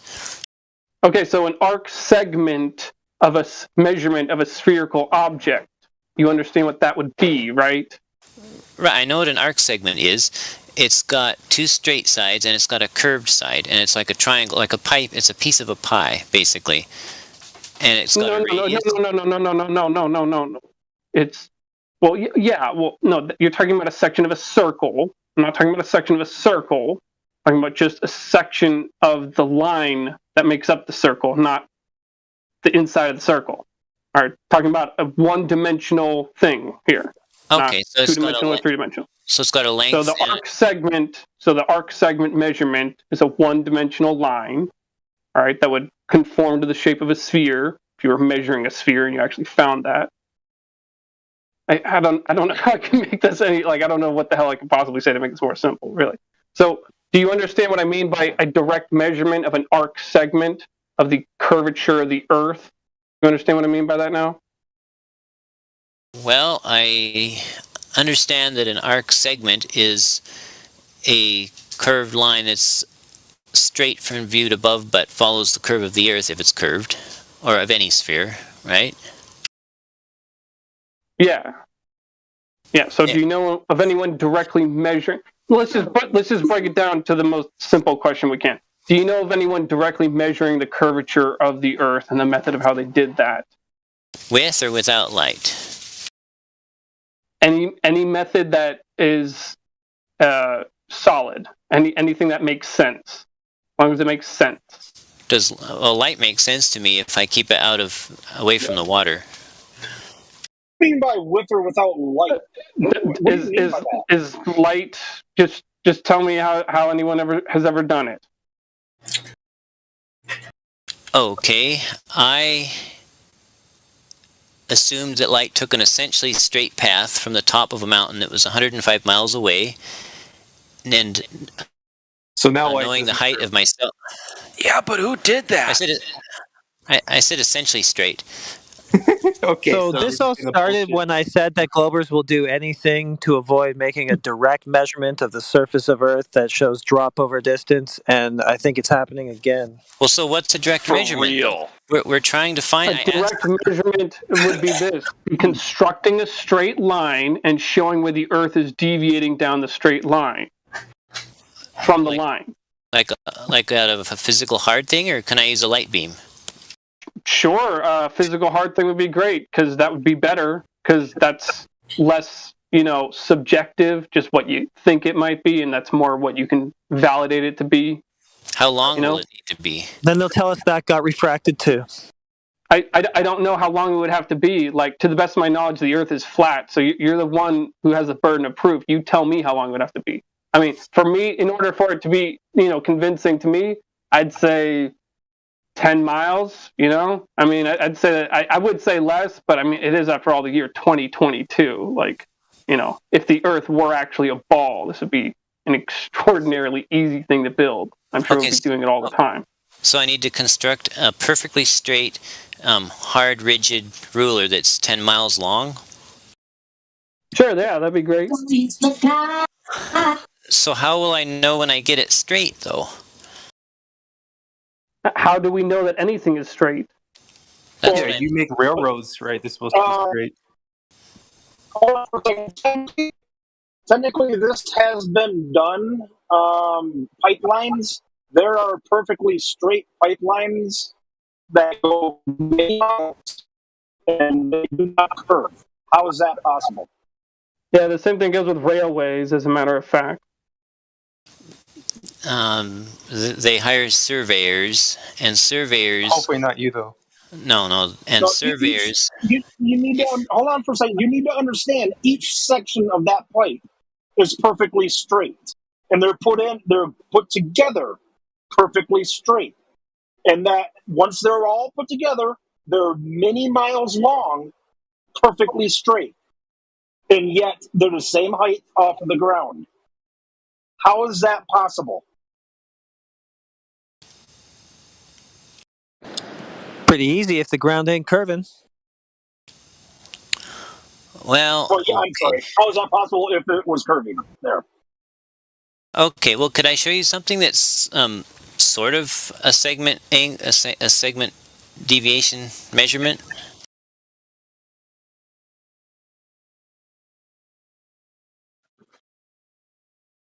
Well, I mean, that was the idea, so yeah, let's do it. I just posted a picture that I posted earlier. I went to a mountain peak and shot the angle with a theodolite to a little lookout on a mountain peak across the lake, about 8.04 miles, I guess. Land. That's still over land. Warning. And then I went to the other end and shot back. So it's called a reciprocal zenith because you measure both ways. Glad you should understand. It doesn't even matter that it's over land, because even if it was doing over water, this isn't a measurement of curvature. You can falsify the radius with telescopes over water, and you can even do that technically over land, but it's easier over water. But you're not measuring curvature. Right. You'd have to be measuring a distance with a straight line, somehow construct a straight line and measure that distance down that line, and then measure the deviation of the Earth under the line. That would be measuring curvature. Do you understand this? Can we listen to everything that he did? Let him get the whole thing out, and then we take it apart. Go ahead and explain what you did, everything that you did. And can we let him get it all out, please? If you have any questions, write it down for the guy. He'll take questions when he's done. Are we good? Okay, so I went to the one peak and I got the coordinates there in the bottom and the top of the picture. And I shot the angle. Now this isn't just a plain old telescope. It's engineered very carefully to measure the angle that the crosshairs are pointing at within 4 arc seconds. And so then I went to the other and measured, and I should have gotten, if the Earth was flat, I should have gotten, and if the Earth and the light were both straight flat, I should have gotten the same reading. You know, if you're 6 foot and you got a 7 foot friend and you're standing there looking at each other, one of you is going to be looking up at the other, and the other will be looking down, but the slope will be the same because the height of difference is the same, right? Yeah, but that's up close, bro. You're talking about seeing things from a really long ways. I'm sorry. So there was a difference of 0.093 degrees over even 8.04 miles. And so in this case, it doesn't matter how much, whether the mainstream claims of mountain height are accurate or not, because I was measuring the difference between them and I shot it both ways, if that makes sense. And so this is relatively easy to calculate because I got 0.093 degrees in 8.04 miles, so all you have to do is extrapolate that for 25,000 miles, and that's the radius, not correcting for any standard atmospheric refraction, but it is a radius. Which you didn't compute. What's that? Which you did not compute, apparently, because you didn't know what the radius was, despite you doing all these calculations. So, if I compute the radius without accounting for atmospheric refraction, it'll make the Earth a little bit bigger than the mainstream. But I can calculate that for you. What about the curvature, space-time, and quantum tunneling, and all that stuff, and dark matter? Did you account for that? No. I don't know where you're going with those questions, but I was going to ask him to just start over because I don't understand how this is a measurement of Earth curvature. I don't see how it is. Can you start over and hopefully I'll understand it this time around? Yeah, definitely. So, see the number, the 1.272 degrees down on the left above my head?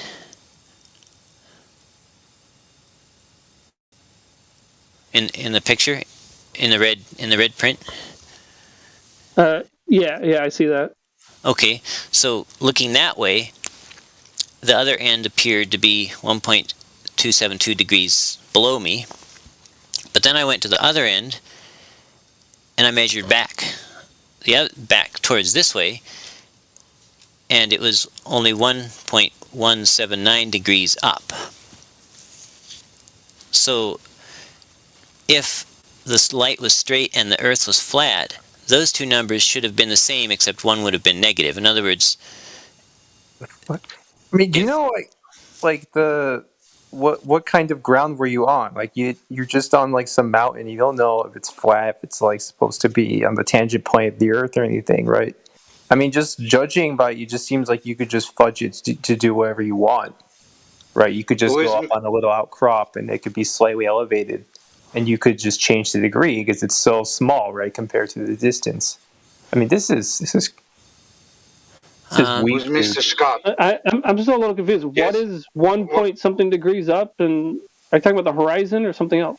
No, there's a lookout tower. Do you see the little insets on the right and on the left top corner? Oh, I have a question. Who is Mr. Scott? Mount Scott, sorry. Oh, that's okay. Yeah, Mount Scott. Okay. Yeah, the coordinates. So you did this? Yes, did this? Yes, that's me in the picture too. It's the closest I've ever come to doxing myself. So if let's say you took you had a block of wood and you had a block of wood that was a little taller and you set a ruler across them, it would be slanted, right?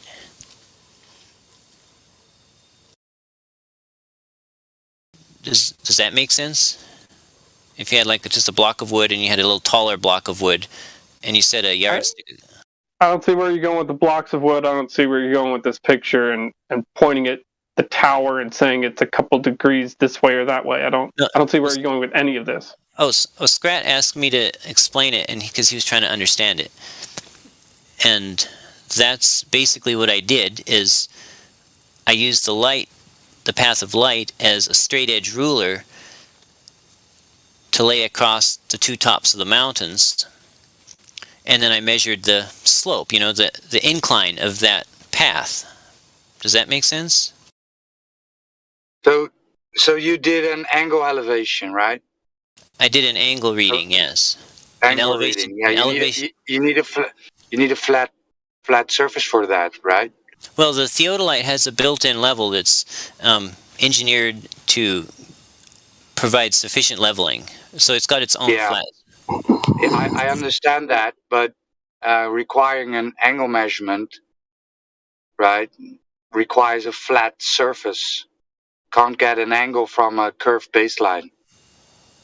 Well, the angle, there's a glass. Yes or no? Yes or no?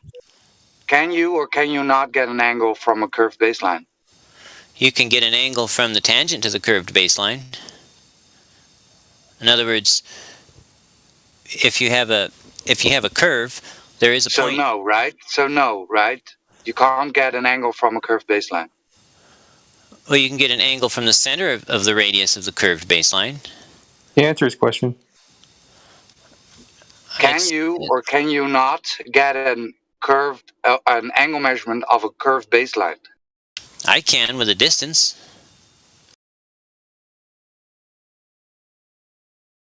I think that the instrument, it's kind of a short level on the instrument. It's like shooting something with a pistol that's 10 feet away or a mile away. It's like when it's really far away, it's not accurate anymore. This one also actually has a level correction in it. So you actually, all you got to do is get it within plus or minus like 3 arc minutes, and then it will fine tune for the rest, just all on its own. Yeah, and the farther the shot, so if you're off at any amount at all, the farther your distance, it's going to throw it off. I just don't know that is a super accurate thing at a long distance. Yeah. So what is this is a theodolite, right? Yes, it's actually a total station, but that's basically just an upgraded theodolite. Right. And what is the maximum distance you can use for theodolite? The manual didn't Factory say. Settings. The manual didn't say a maximum distance for measuring angles. It just gave an angular accuracy statement. Because that's all it does, is it actually measures the angle of the light coming in the lens, and then it reads out that angle on the readout. So is an angle measurement a measurement of the curvature of the Earth? The curvature of the Earth causes an angle measurement to be different than if the Earth wasn't curved, as well as curvature of light would cause the angle measurement to be different, if that makes sense. But wouldn't you have to have two Earths to know that? A flat one and a curved one?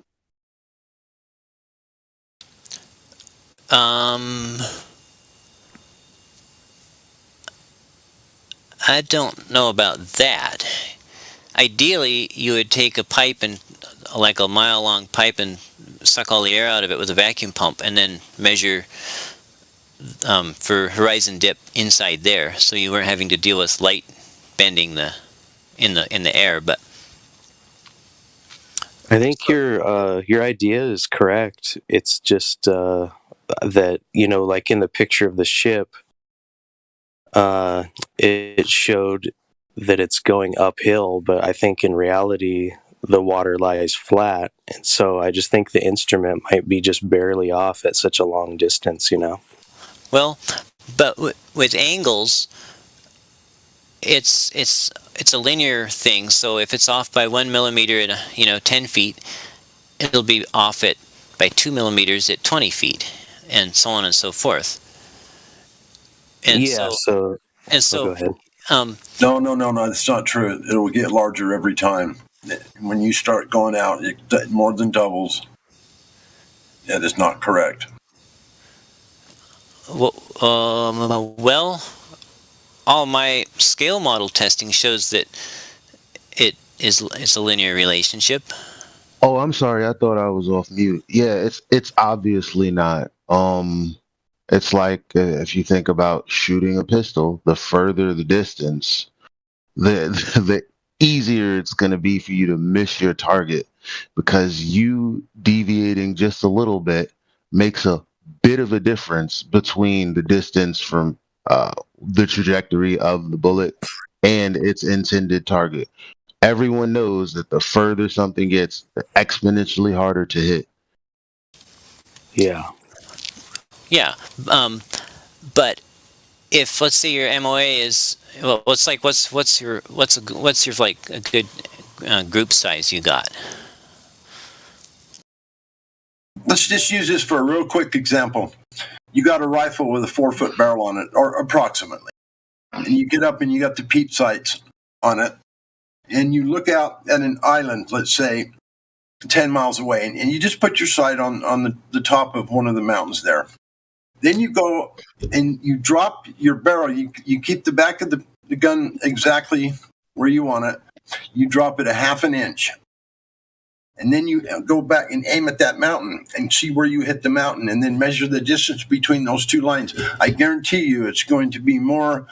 It's going to be probably hundreds of feet. Okay, so let's say you had your target piece of paper right on the end of your barrel, and you dropped the barrel half an inch. The hole would be 1/2 inch down on the target, right? Yeah. And what if you had the paper target 4 feet in front, or past the end of the barrel, and you dropped the barrel down 1/2 inch? Wouldn't the bullet go down 1 inch on the target? No, I mean, you'd have to draw a straight line straight down the barrel and see where it hit the paper. But yeah, it would be more than half. It's going to be more than half an inch. Well, a rifle's not a good example because anything straight. Then use a ruler. Use a ruler stick. Use whatever you want. I'm just using something to look down the top of. Take a 3-foot ruler then and look down the top.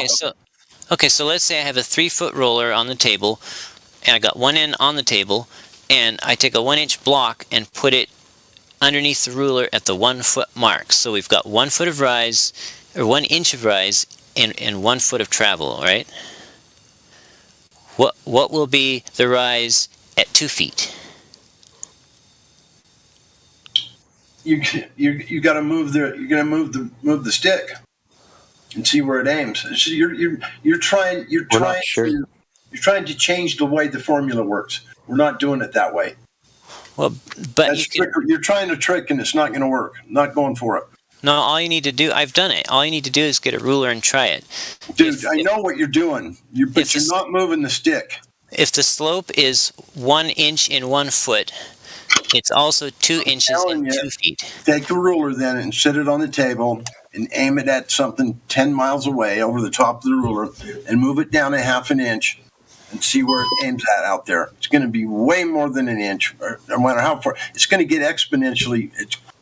You drop that barrel, you drop that thing down 5 inches, you're going to be aiming at the ground after so far into the earth, literally hundreds of miles deep into the earth from 10 miles away. You're not understanding how this works, obviously. Yeah, the level. Let's go back to the question I was trying to ask him a second ago, which is, so how is what you're talking about a measurement of curvature of the Earth? Yeah, exactly. Okay, so the difference in the two, from the two sightings, is the curvature of the Earth over an 8.04 mile range, the optical curvature. So if the level in his device worked, it would be correct, but it's hard to say that a 4-inch long device is going to have an accurate level at a 10-foot shot or a 10-mile shot. Yeah, it's going to be way inaccurate. If it's off even a 32nd of an inch or a 64th, it's going to be way, way different. Right. His idea makes sense, though.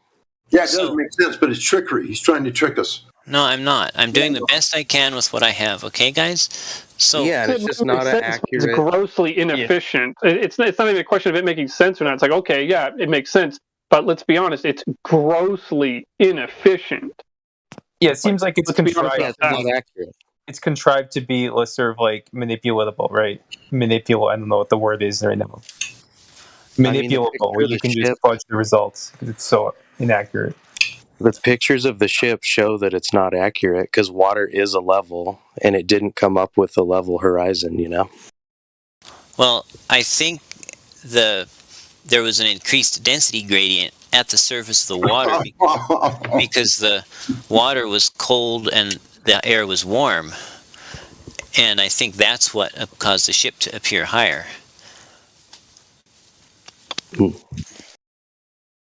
I mean, something did. Somehow, it appeared way higher than it should have. It's called refraction. It was moving. Well, I think it's just the instrument isn't a perfect level. It's really hard, you know, like I build houses, and after like 20 feet, it's hard to get a laser level to hit perfect if you put it on lock mode, you know? So at 10 miles, there's just so much room for error. Well, listen, I've done a bunch of these experiments with like two different theodolites and this total station, and I've used a piece of 16-foot clear rubber tubing full of water to sight past it, and they all give the same results. So saying that my instrument, you've disproven the globe pretty well then. So just disqualifying my instrument on an unproven assumption that this one is inaccurate really isn't going to make the problem go away, because I'll just go out, I'll find some way to do it that you like, and we're going to still be where we are because there's still going to be missing height of distant mountains. So do you believe in the globe still after all these experiments? Well, I'm trying to find. You're going to call them experiments too? Bullshit, you're a glober. Take the mask off, dude. Like, we're dropping that charade, okay? We're not playing your shield games. Just debate us, like, honestly, okay? Well, he's a truth seeker. No, he's not. He's a globy shill or whatever, anti-flat, who's trying to do this concern troll thing like they all are. Dude, why don't you just talk to us honestly? Like, you think you're the first one who's tried this? Personally, I think he's being honest. I don't think he's trying to deceive anybody. I think, based off what he's been saying, he's trying to measure the curvature. But, well, did you hear what he just said? Based on his acceptance of this method with the theodolite or the total station, he's going to assert that the reason that buildings or the reason that mountains are this many feet hidden beyond the curvature of the earth is because it's the curvature of the earth. The problem with that is you would have a geometric horizon to be at a specific location for there to be a hidden. And so we already know that the horizon is not geometric. Therefore, your argument is invalid once further investigation is done.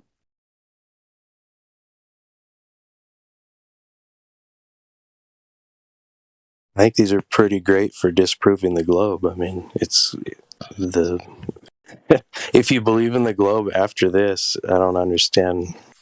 Well, here, I'll help you with that, and I'll actually calculate this, and it's going to be different than the You took a official. picture and it's concave, so how would that turn the other direction? Because I've seen other examples where a bottom heavy density gradient can cause things to appear higher than they are actually.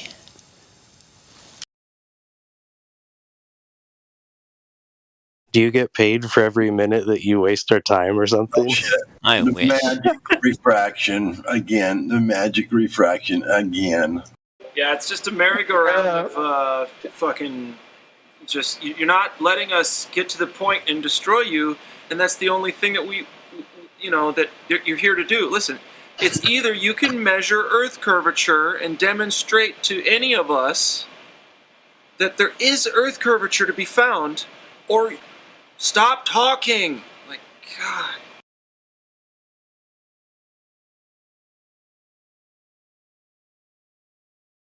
So these geodolites, what are the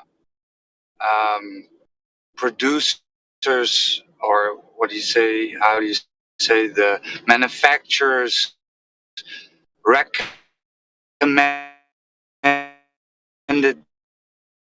distance? He's gonna go off into a rabbit hole, dude. Them. Roger, you're roboting. Yeah, Roger, I just want we barely to heard know. you. Yeah, did you hear what Roger said, new guy? I did. Oh. Go ahead, answer. Yeah, I think he was asking what the manufacturer's recommended maximum distance was. What is the manufacturers? Yeah, correct.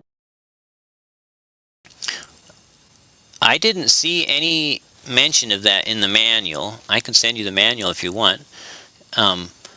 It mentions an angular accuracy. It mentions a maximum distance for the infrared rangefinder, but that's just related to how bright the LED is, and it has an infrared LED that it flashes and it waits for the pulse to come back, and then it measures the distance if you put a reflector out there. But it doesn't give any limitation for the distance because it's just an angle measuring tool, basically. Hey, if you never find curvature, will you admit that it's flat? Did you say if I ever find or never find? No, if you never find it, if you go for, years and years and you can still never find curvature, will you admit that it's flat, dude? Oh, sure. I don't care what shape it is. No. Sure, Don't lie to us. absence But yeah, of okay, evidence that's great. is not evidence of absence. Yikes. Well, Thank you for answering honestly. He believes he's already measured curvature of the Earth. Yeah, he can't be helped if that's the case. What's the instrument made for? Like measuring house plans or measuring just any angle. What do people generally use them for? Obviously not finding Earth's curve. No, they use them for building. They build buildings with them, and they shoot footings and grades and 90-degree angles from the corners to the next corner, and grades. Yeah, so it's made for like 300 feet or less, not 10 miles. Yeah, exactly. Have you ever seen like surveyors out, like land surveyors out? Yeah. That's what they use. This is what land surveyors use. And land surveyors at the end of the day go back to the office and type in their measurements, and the map that they're building every day all around the world is a flat map. Actually, I don't think that's so. Have you heard of excess angle? I'm 100% sure of it. My old roommate was a surveyor, and that's how I found flat Earth. Did he tell you about excess angle measurements? No. Okay. Well, the story is, and I've never checked this myself, but Woo, story time. Okay, we don't care about stories. Do you have oh, a you source? don't. Oh yeah, all the All right, could surveying you post manuals one? tell about it. What? Cool. Could you post one? Just one? Let's see. I can try to find one. Just one. You know, like the Yeah. first integer after 0, 1. Let me Google. I'll look for a All right, yeah. sample out of a surveying manual that talks about X Cool. Yeah, just angles. Just one. And then, you know, ideally you would provide an example where it was actually applied.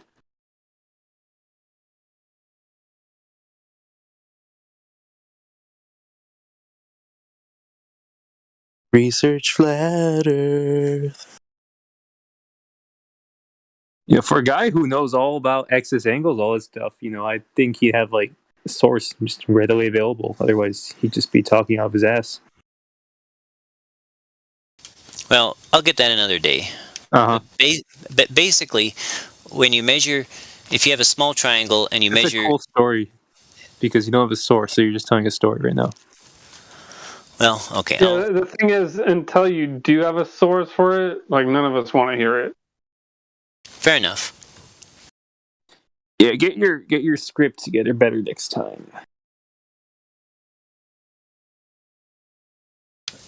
So, I guess So measuring angles is not measuring the curvature of the Earth.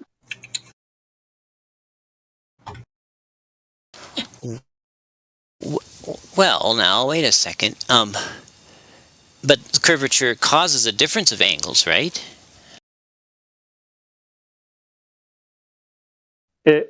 I suppose it would begging if the you had que- that's measured the begging the curvature to question. begin with and established its existence, but it doesn't establish the existence of curvature. What does it well, I mean, the light has to curve, or something has to curve, right? Missing height requires something to have curved or bent, right? I suppose. I mean, so far it seems to me like you're just talking about dicking around with surveying equipment and looking at illusions in your mind or something. I don't really know what you're doing, but you're not measuring curvature. I understand that's not what you're doing. You're certainly not measuring an arc segment of it. You're sure as hell not doing that. Well, let's say you had a large ball. Let's say you had a surface, you didn't know what it was. It was just a surface, but you had a straight edge, and you set the straight edge on it, but you noticed that the end of the straight edge wasn't touching it. And so you kind of measure 2 feet out on your straight edge from where it is touching it, and you measure. Right, you're still.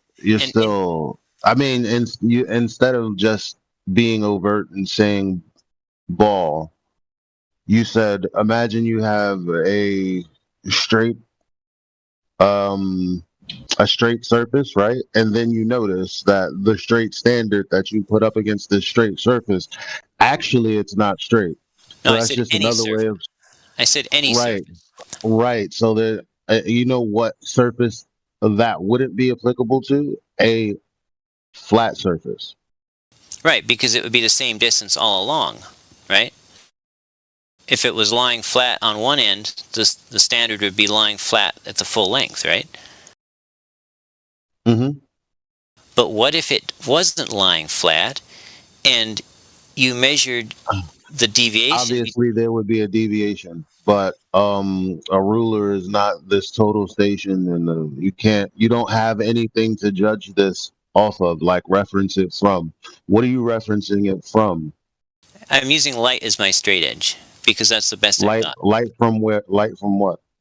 That bounces off the mountaintop from the sky and goes in essentially. I mean, but what I'm saying is when you have this angle, right? Like when you're saying, okay, this is this much deviation from what? The what is what I want to clue in on. So this is deviated this much from. Now, how are you determining that there's a definite somewhere that this is deviated from? You lost me. Are you saying how do I know that my standard You're is saying straight? I'm taking a measurement and there's a difference between 1 and 2, which means there's a slope or a curve or something. But what I'm saying is, when you see this difference, you're basing the difference off of what? Light is not a good answer. Well, it's the best I've got. But it's not an answer. Well, I mean, it's kind of an answer.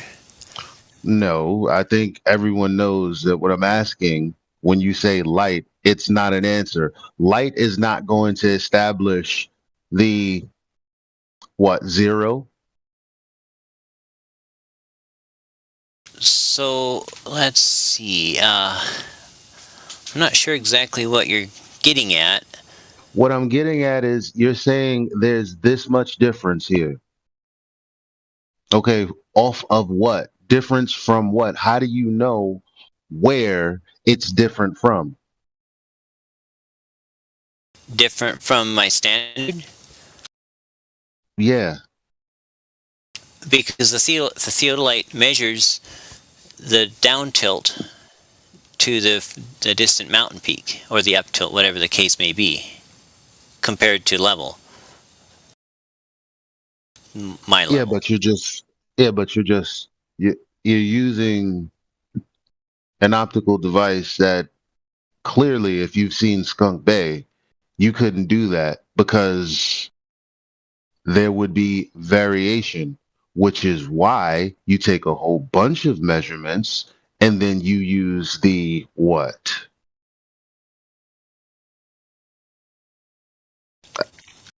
You take a whole bunch of measurements and then you get the what out of all of those numbers? I'm not sure I'm following what you're asking. Because there's variance in your measurement, quote unquote, you take a bunch of them for accuracy, and then all of those numbers equate to what? I can't figure out what you're asking for. I'm sorry. Wow, man. Well, you're talking about total stations and you don't even know what I'm talking about. Yeah, I don't know what you're trying to communicate. I'm not trying to be obstinate. I don't know what you're trying to ask. So yeah, post the manual. Okay, I actually did earlier. Let's see. Is there a way to see my previous messages without having to scroll up all that? Yeah, I'll walk you through it as I do it too. What's your name? Jesse Good. Okay. Hello. Nice to meet you. Nice meeting you, sir.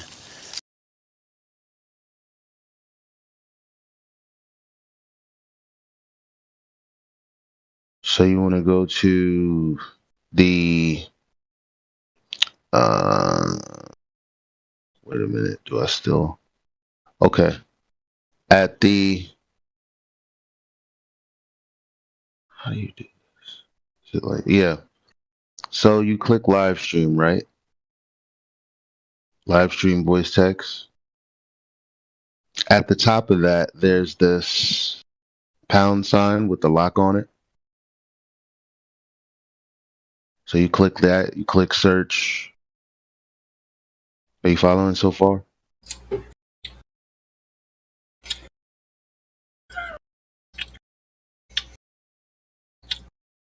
Yeah, I got it.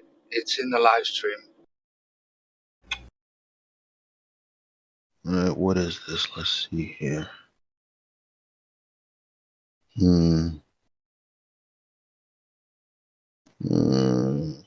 My bad. I did say manual, didn't I?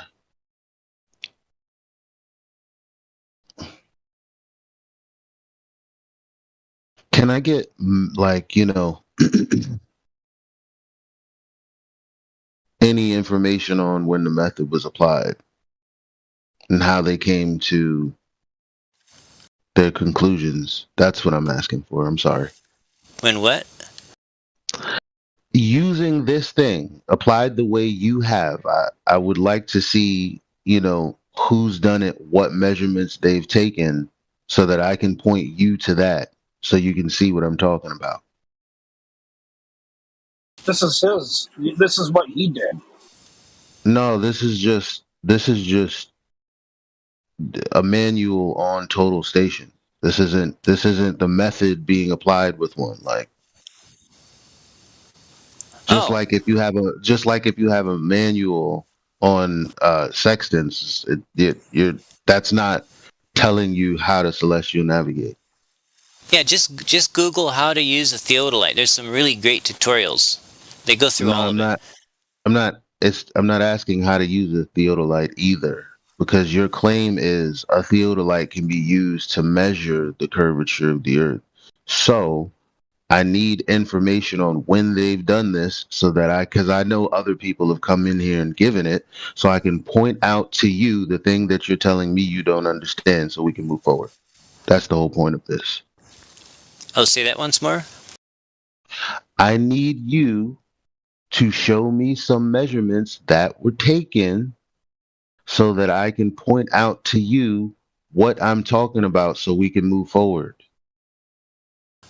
Okay, what kind of measurements do you want taken? You mean like by I mean, bro, you said you could use this to measure the variance between the standard and the drop, which would be the curvature of the Earth. If we say it's not, you say, well, what is it then? Whatever, right? So I said, well, first of all, they take a whole bunch of measurements, and then they use what? You said, I don't know what you're talking about. So I said, okay, why don't you go get an instance where they did some measurements to determine what the differential was between the standard and the curvature of the Earth over distance, and then let me see that, so I can point you to what I'm trying to tell you, so we can move forward.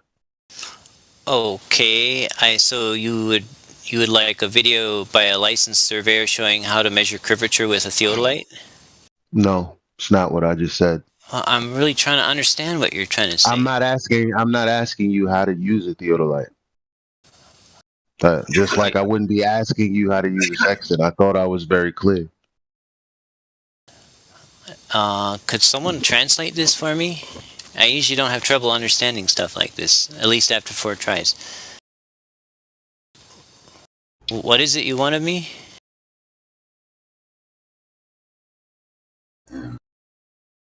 Pull up pre-cut turkey. Basically, okay, let me ask you this. Are you saying you take one measurement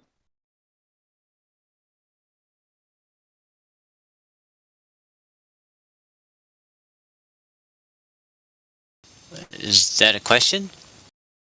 Yeah, when you're using the theodolite to figure out how much of a mountain is below curvature, right? Yes, if you know Do you take one measurement?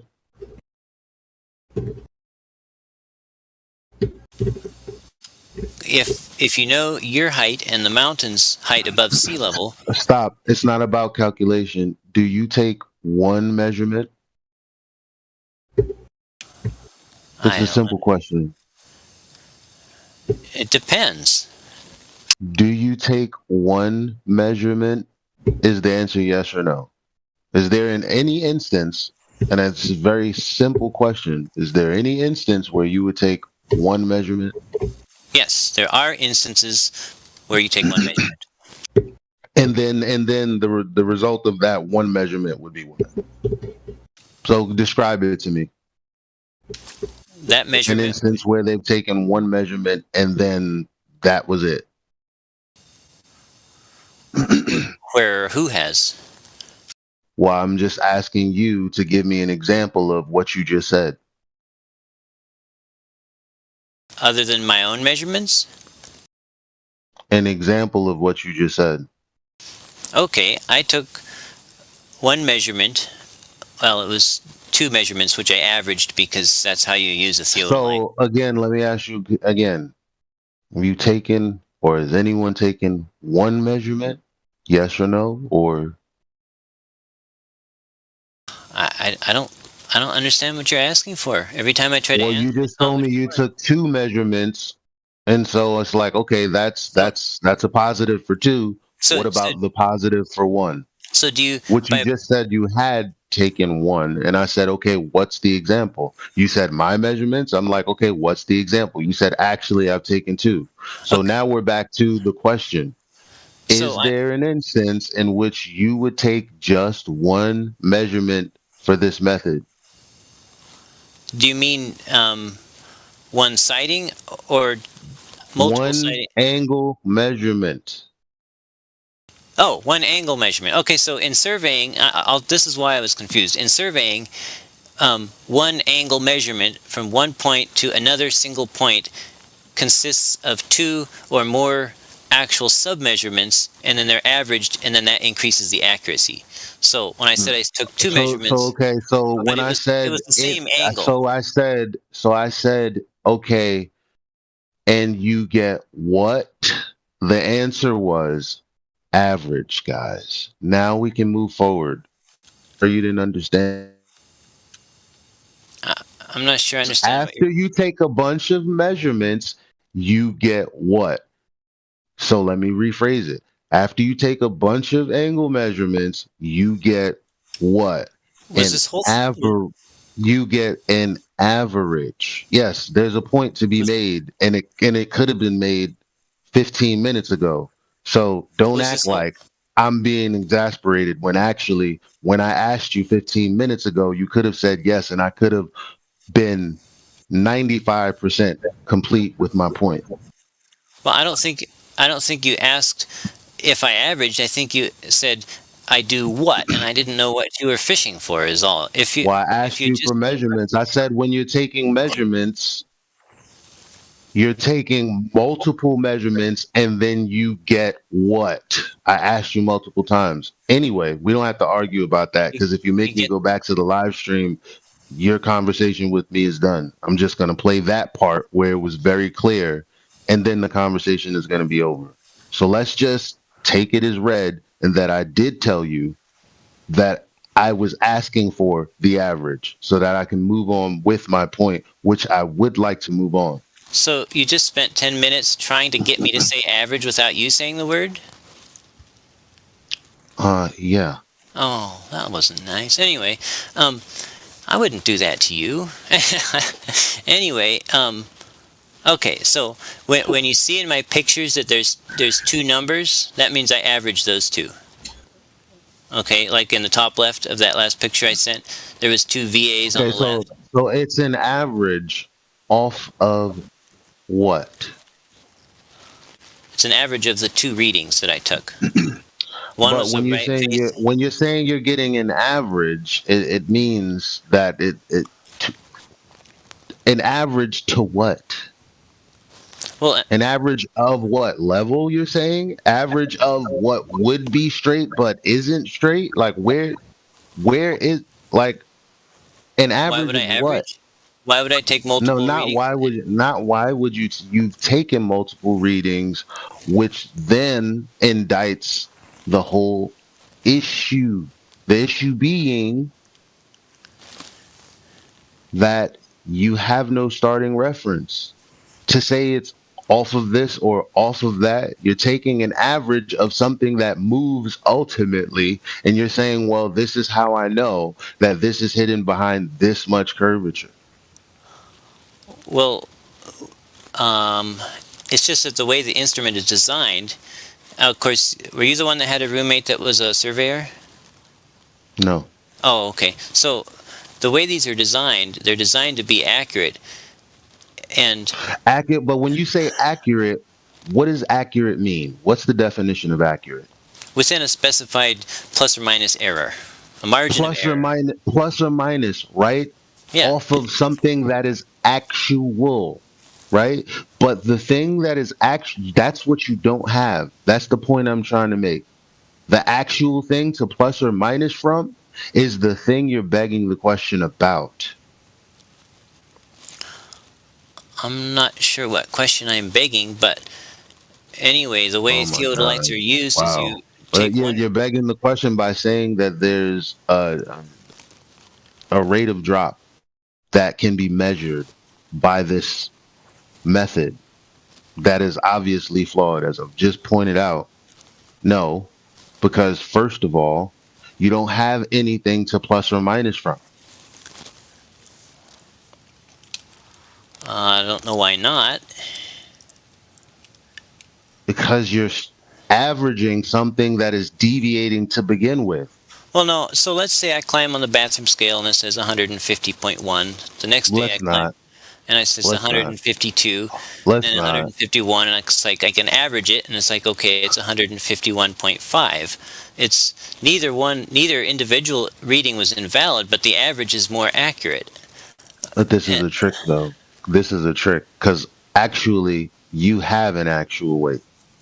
The thing I'm asking you is the plus or minus. The thing that you're plus or minusing from is the thing that you actually don't have. I don't know. The device has a A level geometric horizon. You don't have a geometric horizon. it's got an artificial horizon. Well, but you don't have a geometric horizon. The horizon is not geometric. It's not fixed. But there's a And level. you can't presume it's fixed and then say when I get some kind of deviation from this, that means Earth curvature. No, can't do that. Well, see, That's so not a here's measurement of curvature. because my instrument is unable to measure such angles. Is that why? This is not a method for measuring curvature. Is it because I think he's talking about refraction. Like, there's not a geometric horizon because, like, refraction changes the distance. No, it doesn't change the distance. It just moves things up and down, which is the angle he's reading. The variance between the vertical. So would this be a good measurement if I had an accurate way to measure the angle of that light coming from that far? No, if you had a geometric horizon or something to actually reference the difference off of, then we wouldn't be questioning it. We would just be it would just be what it was. I'm a little But confused. He never used hold on. He never used a horizon. He's talking about when he took a measurement. He was on two different mountains, and he wasn't measuring how much mountain was below the curvature. He was measuring how He did say how the much angle how he was. said how much was hidden. Okay, I don't remember him saying that, but I I don't remember him remember him saying saying that. anything about that. I My remember him understanding saying is that. okay. Well, my understanding is that he was just measuring the slope of the angle from the mountain that from its height and everything. But What height would it be when you're looking at it? What height would it have to be? What do you mean? It and then once you've established that it's a specific height, but you're already looking at it at some other angle, right? So it's not at the height it's supposed to be, which you're claiming. It's at the height that is deviated from where it was supposed to be. What do you mean where it was supposed to be? What are you talking about? No, you're viewing it through optical equipment. You see it how you see it. To say it's deviated from anything is begging the question. What are you reifying a curve and then saying, yeah, this is deviated from that? no, that's not what he was doing. But why don't you explain what he did? That's what he's saying. I know what he did. I understand the method. This is the interpretation of it. So, may I ask a question then? Well, I'm done. I'm gonna go back to Call of Duty or something. Oh, okay. Have fun. Thanks a lot.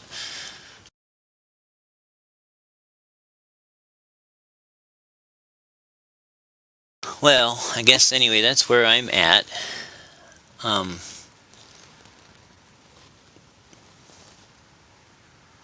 Yeah, because if you had an 8 mile long, super straight, rigid ruler and you laid it across those mountains and you had a little inclinometer that measured the slope and you went to one end, you'd expect to see the same slope as you saw at the other end, unless the inclinometer was pointing to a different down, basically, I guess. And that's what I found that the slope that I measured at the two ends was different by an amount that was sort of close to the alleged globe curve.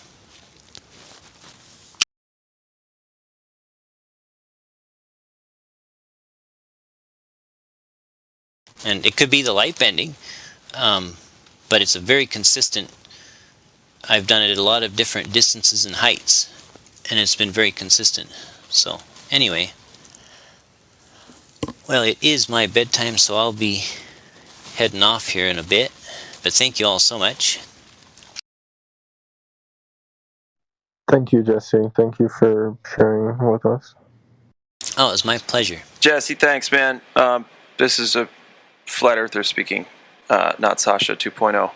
Thank you, sir, for being cordial. And you're very knowledgeable on the subject, I will say, and that's great. It should help you in the future fully appreciate how flat and stationary our realm is. But in the meantime, yeah, keep going. And just keep in mind that if you are here for any other reason than to learn, and maybe perhaps understand more about your world than you've been told to believe, if you're here for genuine purposes, that's great. But do yourself the favor of, if you're here for any other reason, and you could sound nice enough, right? Anybody can act well. If you're here to muddy the waters instead of learn, then it'd be appreciated if you didn't come back. But if you want to learn some stuff, because we have things to teach you. So if you want to learn things, first you got to admit that there is maybe a deficiency of knowledge, and we could perhaps help with that for you. So, but again, it's got to be genuine. So if it is, keep coming back, man. Great to have you. Yeah, thank you. So it is genuine, but what I'm trying to learn is how my observations work on a flat Earth. So I don't know, whether you guys allow that or not is up to you. But well, then we get into it. From there, because you're saying my observations in contrast. Your observations in contrast with what we find as flat earthers. But what you observe is a flat Earth. You know what I'm saying? Skunk Bay explains it. Like, he's trying to understand why there would be this,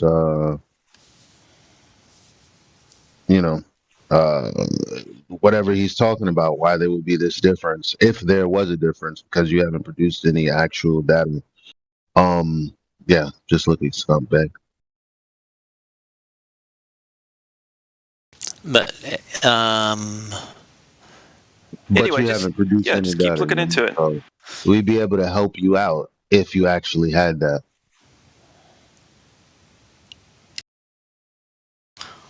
Right, but see, yeah, where I need help is, there's lots of cool pictures on the internet, but there's lots of things I've seen myself too, and whatever the truth is, it has to work with all of that, right?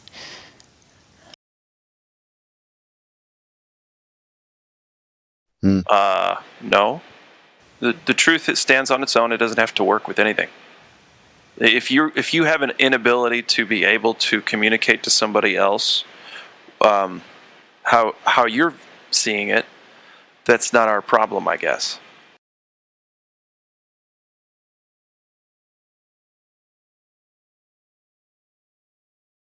And maybe you don't have an inability to communicate. Maybe you just haven't figured out yet how to. So basically, you're saying your observations and your data and your work is in contrast with Earth measuring flat, right? Well, it it appears that way, or light's curving. I mean, the techniques I'm using are really relatively simple, and they can be tried by anybody on a scale model, and on a scale model they work, you know. But you haven't demonstrated yet how your observations demonstrate either globe or flat. I'll say that. It's kind of all up in the air, right? You're like, well, maybe it's light doing this, and maybe it's this, and the reason we're sitting here talking about it at all is because we've got it licked. And we want you to understand the same thing, but you got to go out and find that out for yourself. Right. It's really easy to do over a body of water, especially a frozen body of water, if you can get that lucky. But observations from one peak to another peak, that's not a direct physical measurement as much as you might want it to be. So you've got to go out and see if you can put your hand from point A to point B, if you can touch all of the earth between point A and point B, or the water in this instance, from point A to point, if you can do that, that's a direct physical measurement.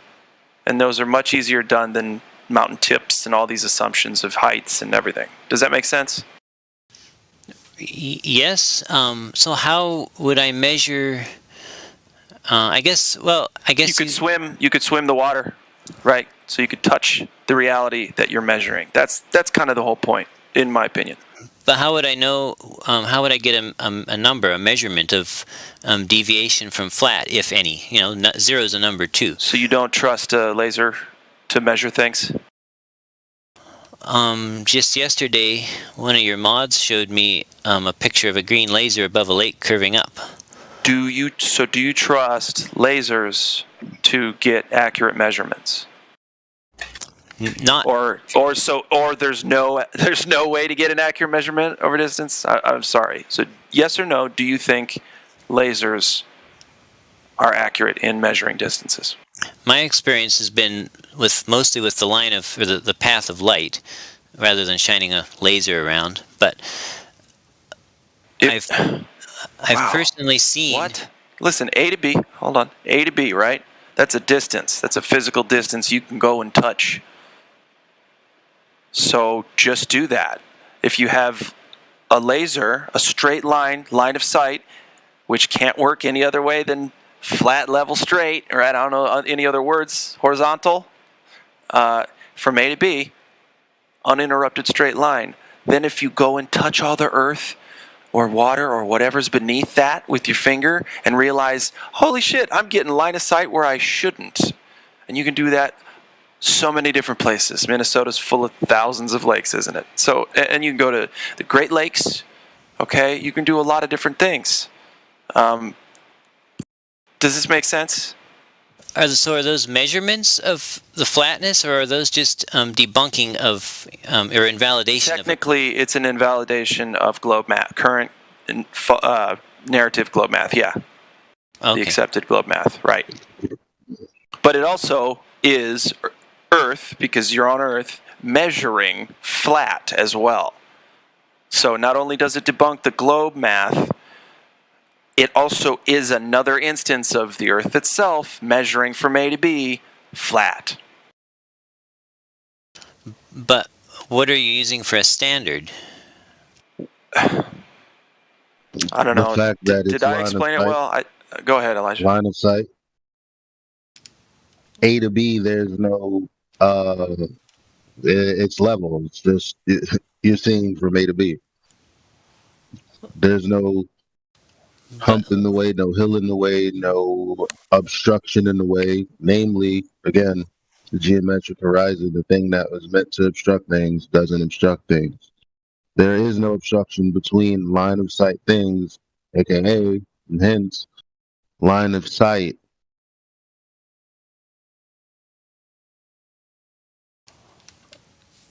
Oh, well, I guess I am not understanding why my line of sight to a mountaintop is not a standard, but a line of sight that... There's so much ambiguity between the two mountain peaks, dude. That's why you can trust water level. They wouldn't say sea level, right? They wouldn't say that unless it were level, so you can always trust and compare it against that. You can't do that on land. I don't care how good of a surveyor you think you are.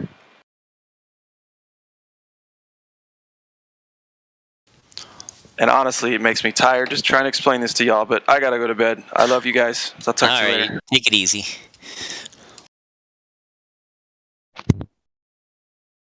Well, I was wondering if Jesse believes in evolution. Not like macroevolution. I mean, I grew up on a farm. We've got, animals. The babies are a lot of times a little bit different than their pops and moms, and you get this genetic drift. But I don't find the evidence for speciation very good at all, nor for abiogenesis.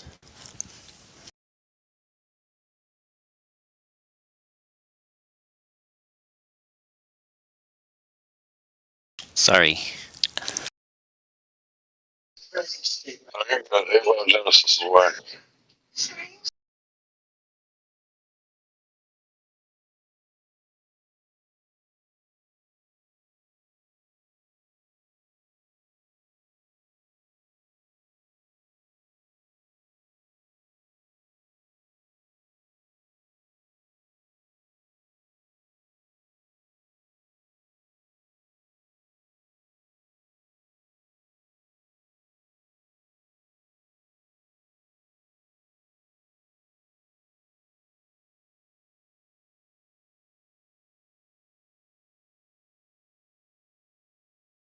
Jesse, is there ever going to be a standard that's up to your qualifications? That's what I wanted to ask before I went to bed. Is it ever going to be enough for you? Well, it's not so much about what's enough, it's about finding the best I can and making the best of it. So I guess, light's not the greatest standard, but... Wow. If Don't you use light to see? How else are you going to measure? No, that's what I'm saying. It's not the greatest. I mean, it's not perfect, but I mean, it's the best I got, but it's not perfect. It is. It's the best anyone has, dude. Are you going to build a physical level to go 2 miles, 3 miles across a lake? No one's doing that. So the laser is the best you can get. I'm not asking, so go and do it. And then come back, right? And be like, oh shit, well, I found this, that, and the other, or I didn't find this, that, and the other. So does it matter which end the laser's on? Could I have it at the other end pointing at me, and I'm looking at it through the theodolite, and then I measure the angle to the laser? Okay, however you get line of sight from A to B in a straight line is how you're going to do it. Just get the same heights from one end of the lake to the other, and make sure everything matches up on a ruler. Okay, make sure that from sea level, like, do it any other way you would do it over a distance, right? And just do it over a lake. That's easy. 1 foot above observer's height on a lake. Can you do it? Okay. Or shit, maybe like 6 inches, because a lake's not as big as the ocean. Can I take multiple readings to see what my deviation is? In other words, if they're like, jumping all over, if it's 5 and then 10 and then 8 and then 2 and then 12, and if it's jumping all over, how will I know which one it is? That's a good question. And that's all about your measuring style, how good you are at measuring, getting specific measurements, I guess. I don't know, man, but it's not that hard. If you can, okay, so listen. It's not about saying the entire Earth is flat at all, not at all. It's about just debunking the current globe narrative. Because that's all we can do anyway. We don't know the whole Earth is flat, round, waffle. It doesn't matter. All we know is wherever we go and we set up line of sight at the same height from point A to point B, it's always you can see the whole laser every time. And we've done huge distances, not to mention all the fucking observations of way high and all that stuff, but those are just observations. This is a way for you to prove to yourself. And if listen, another thing, if it's deviating all over the place like that, then you're not doing it right. Is it possible that there's atmospherics causing it to deviate? Every time? Uniformly to make it look flat? No, I mean, if my measurements, if the numbers that I was measuring were deviating significantly between readings on different days, is it possible that atmospheric conditions were what was causing the deviation?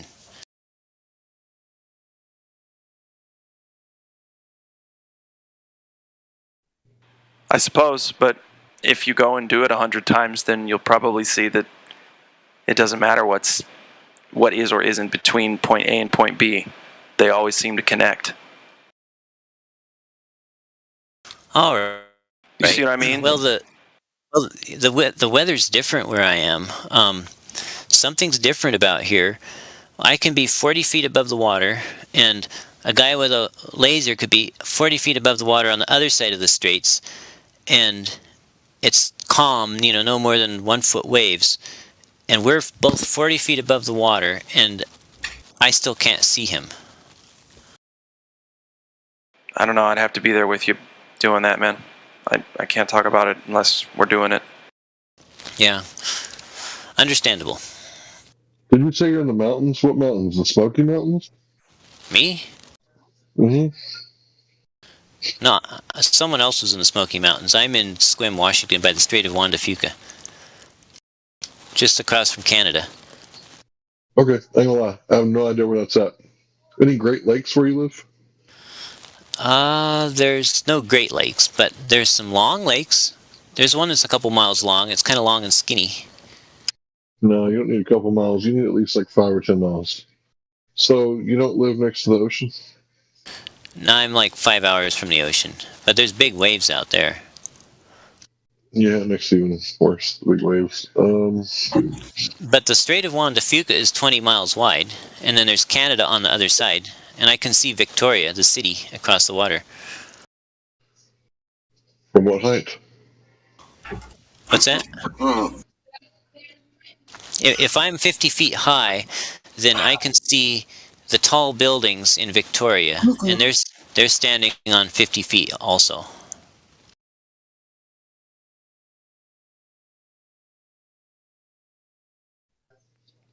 We should be able to do the Earth curve calculator with that. Just make sure your height above sea level is the same. Make some observations, see what you can see. Yeah, it matches the Earth curve calculator pretty close, actually.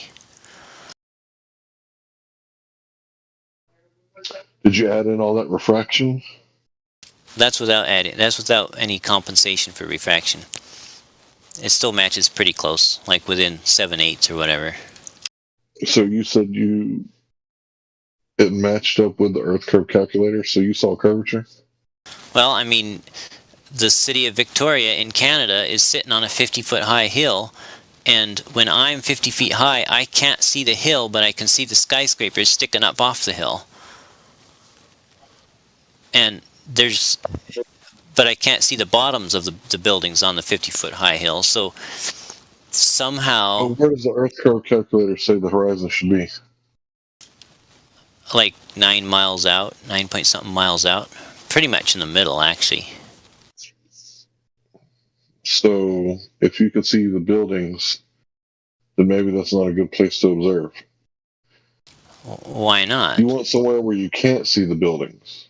You want to observe something you're not supposed to see. Well, not something you're supposed to see. Right, well, I can't see the bottoms of the buildings, even though they and I are both... Why would you expect that you could? Because they and I are both 50 feet above the water, but the water obscures... What does that have to do with your perspective? You don't understand perspective. I'll try to explain it to you earlier. All right, so listen. Let's say me and you are across the bay, 10 miles away. Right? Me and you both got shiny belt buckles.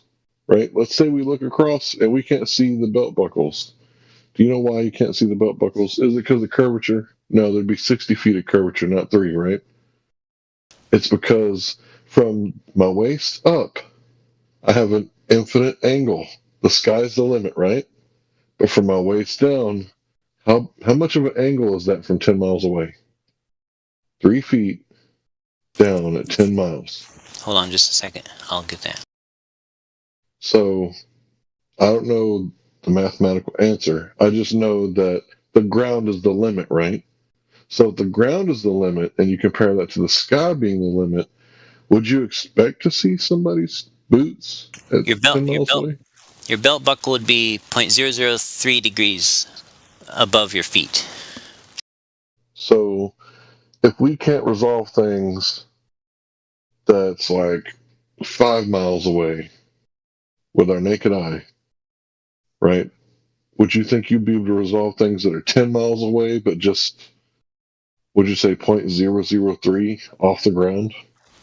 Right, but the limit of angular resolution has to do with the apparent angular size. So even though I couldn't resolve your belt buckle, I could still resolve a No, that's 300. no. That's don't equivocate.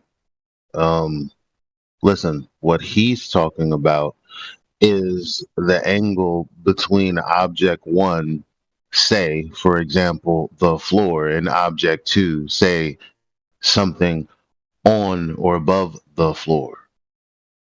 So your ability to resolve between these two objects, or what is in or within that angle, right, would be dependent on the thing the optical equipment. And so we're just talking about being able to distinguish things in the vertical from the floor to something on the floor, like a building. There's going to be a point at which the brick at the bottom is unresolvable, although you can see bricks higher up because your angle is larger. Oh, maybe I up didn't. there. Maybe I didn't explain clearly. I can't see the short buildings either.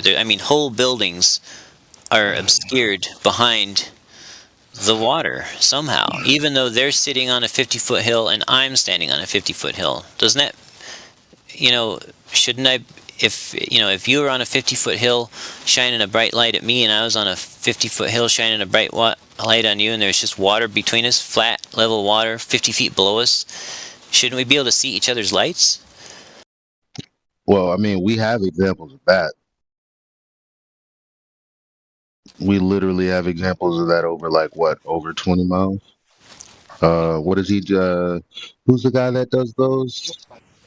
With his friend? Oh, Taboo Conspiracy. So, Yeah, no, sure. we've got examples where you can, but there's also cases where you can't.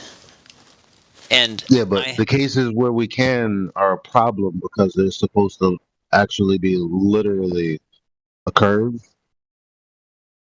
literally obstruction. Even the case that you can see the reflection of the laser from point A to point B, which wouldn't happen if you were seeing that over a curved surface. Right, but how can the water obstruct my view when I'm 50 feet up and the other Skunk guy's Bay. 50 feet up? In my area Skunk here. Bay, perhaps. What is it? Just look at Skunk Bay.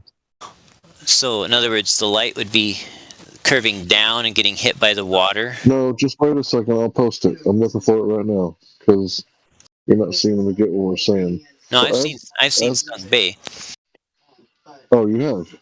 Yeah. So you see the What's time going lapse. on in Skunk Bay? What's going on? You tell us.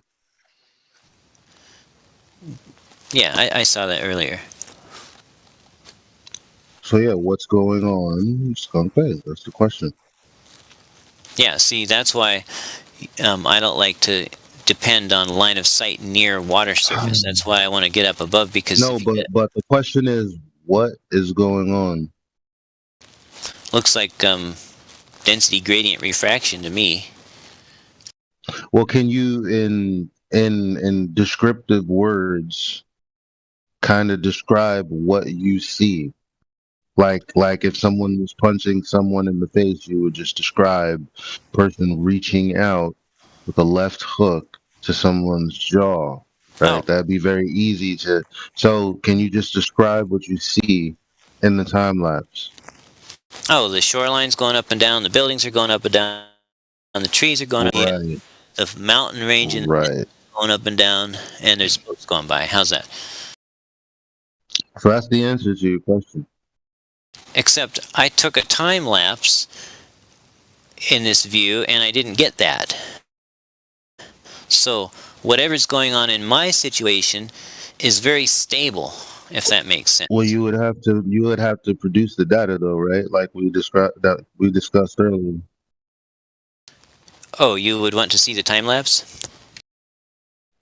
I mean, I would want to see whatever data you're talking about, the measurements, all of, like, dude, you're making claims which means you've applied a method, and I'm just asking you, well, give me the data from what you did, and you keep saying, well, are you asking me if I asked you what I asked you about? I don't know, 10 times.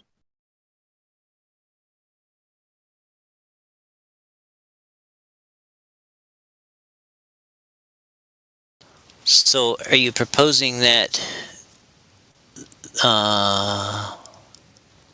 so my question I'm not is, proposing anything. It'd be a lot easier to assess with data in front of me.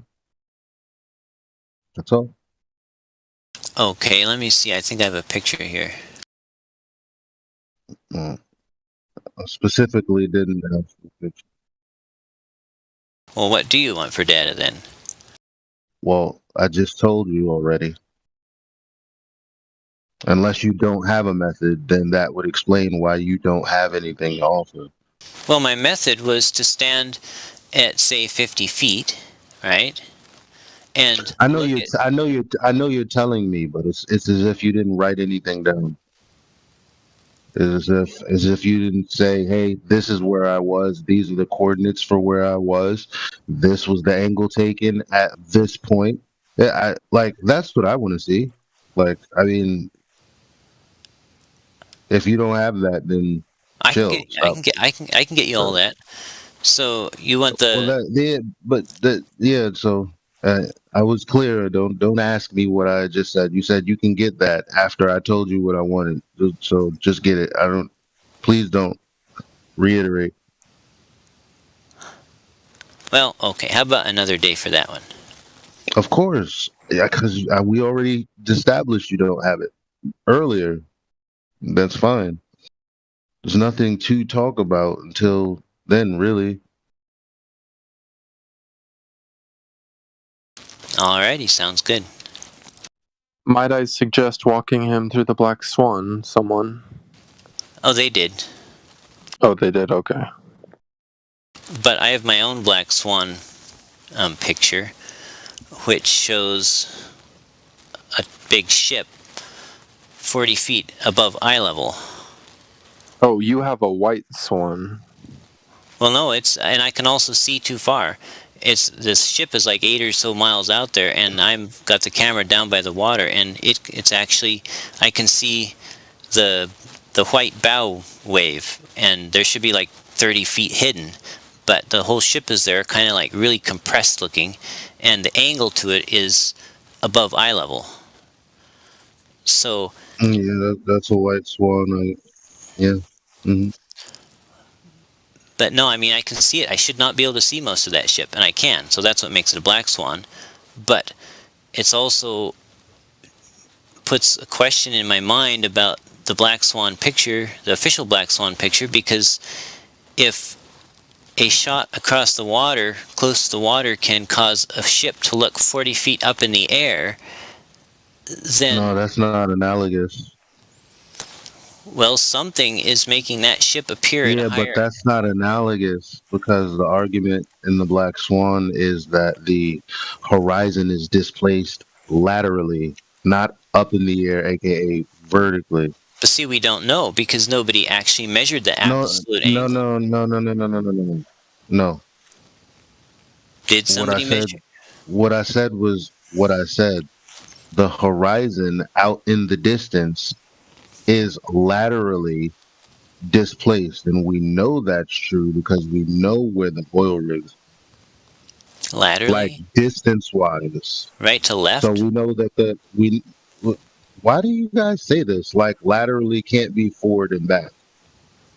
Oh, I guess I had always thought that lateral meant side to Or side. just Let Google me it, look at. bro. Okay, let me Anyway, look the at. point is, yeah, Google it right now. The point is, yeah, now that you understand what I'm saying, it's like really like, man, wow. But Okay, so so lateral. Okay, so this is Oxford's dictionary of, at, toward, or from the side or there you sides. No, it says side or sides, one or both sides. Um, a side, but go. there's other definitions Oh here. my Um, god. Oh a my god. side part of something, Oh my especially a shoot god. or branch growing out from the side of a stem. Um, oh, in the U.S., a throw a football in a sideways or backward. Listen, So if listen, it's okay, listen. Stop. Stop. Right. Number one. There you go. Second of all, Oxford, like you said, of, comma, at, comma, toward, comma, or from the side or sides.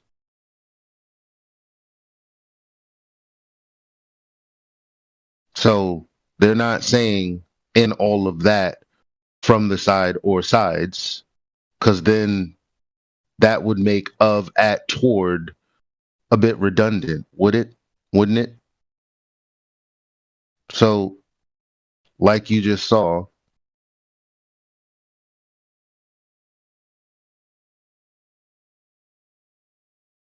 throw a football in a sideways or backward direction, right? A lateral. He tried to lateral a kick return but fumbled, right? So, like the fact that we just had to talk about this is crazy, because you already knew what I meant, and you just wanted to say I thought lateral meant this, and yeah, well, you're corrected. So laterally, it's displaced. We know that because the oil rigs, we know the distance to the oil rigs. Therefore, we know that the horizon, where it appears to be a greater distance than that.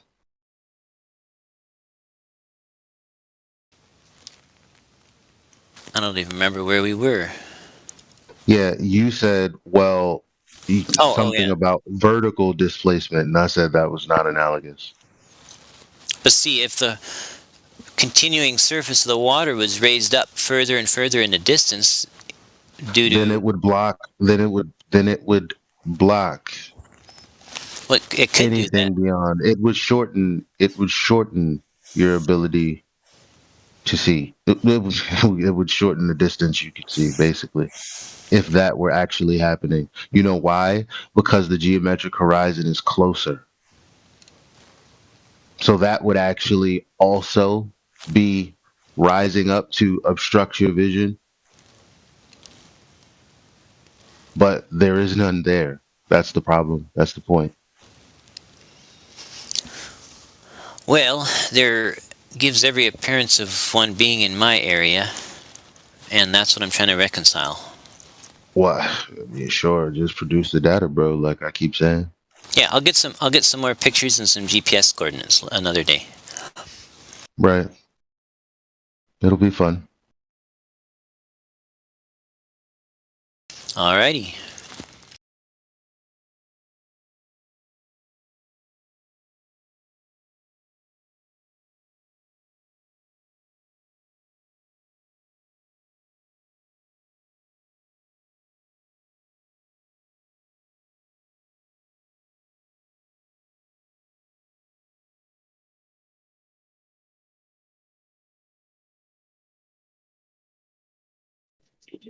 You know, you can't see the street view of Chicago, right?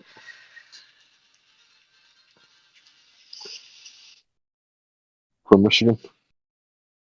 You say something to me?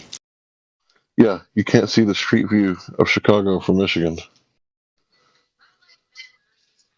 You know that? Is it you can't see the street view of Chicago from Michigan? Yeah, you can't see the shore. You can't see all the cars from Michigan. You can only see the buildings. Oh, because they're too tiny? Right. But the thing is that it should be 1,800 feet of curvature, but the tallest building is 1,600 feet. You know what the Glober said to us over and over in 2015? How come we can't see the street view? How come we can't see the bottom of the buildings? It's like, dude, we shouldn't be able to see any of the buildings. Sometimes you can see the bottom of the buildings from the dunes. Okay, that may or may not be true, I don't know. But my point is, just because you can't see the bottom of something doesn't mean that it has to be the curvature cutting it off. For example, we got a RC boat, not the one that was just posted, but the other one that was posted a few days The one ago. I posted, Hank, Larry. Yeah, that was a battleship that you posted, right, Roger? Yeah, but that's the best example. That's the latest one. It's I think the best one. Okay. Because the bottom of the boat disappears and you cannot see it in like 800 feet after 800 feet, right. Which never would be curvature, never. Yeah, you wouldn't expect to see it at 800 feet, I would think, because at what did it say? 1.5 inch was the height above the water, something like that. So yeah, I mean, how would you resolve 1.5 inch above the water from that far? So anyway, new guy, I didn't catch your name. I apologize. Are you listening? Me? Yeah. Jesse. So, Jesse, thank you. So the light bounces off of Chicago skyline and starts heading across the lake toward your eye. Now, the light interacts with the atmosphere because it's not transparent; it's translucent, right? Okay, I posted a picture. Okay. So the light reacts with the atmos, right? Sure. Yeah, Right. definitely. This Okay. picture So shows that. It shows 2 different days. One day you can see the city practically down to the shoreline, and the other day you can only see the tops of the tallest, like 19 buildings. yeah. So I'm about to explain why.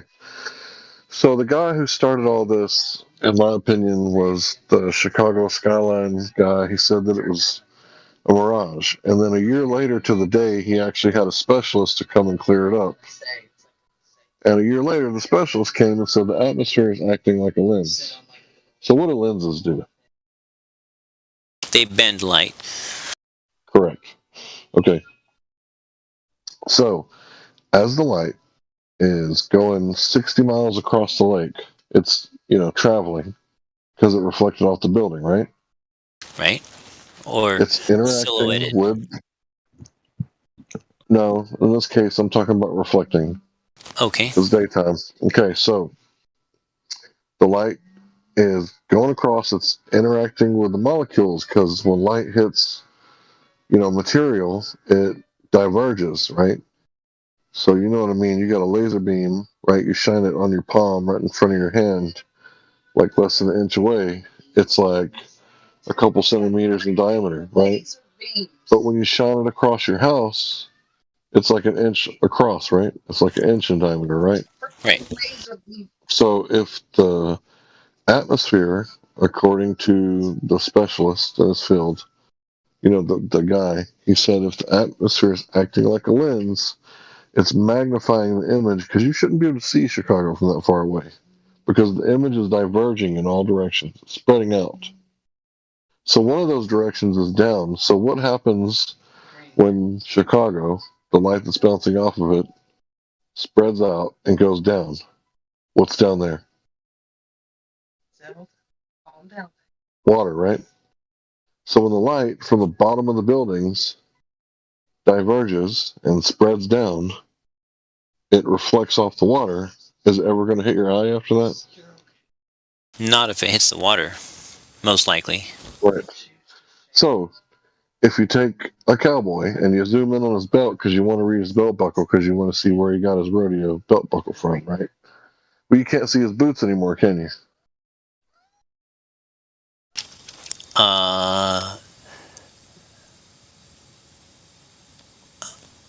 I'm not sure where we got from Chicago to the Cowboy. Okay, so the atmosphere is acting like a lens, right? Yeah, more like a prism is what that guy was actually trying to say, which is why the apparent width of Chicago isn't changed, just the apparent height of the lower parts. So you saw the video and you think that that guy was saying that the lens is a prism.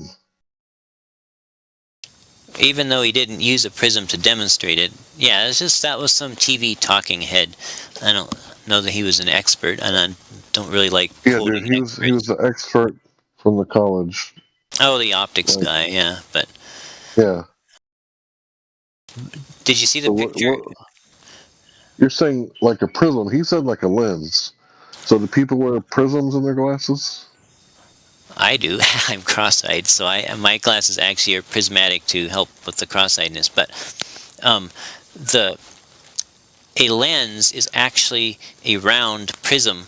It's like a whole bunch of little prism wedges, all with the thick part or the thin part in the middle, depending on whether you're nearsighted or farsighted. And what does this cause the light to do? Specifically, more than Ben. What does it cause it to do? Well, depending on the shape of the profile of the lens, it can focus the light or defocus the light, or in other words, it can compensate for the focal length of your eye's lens.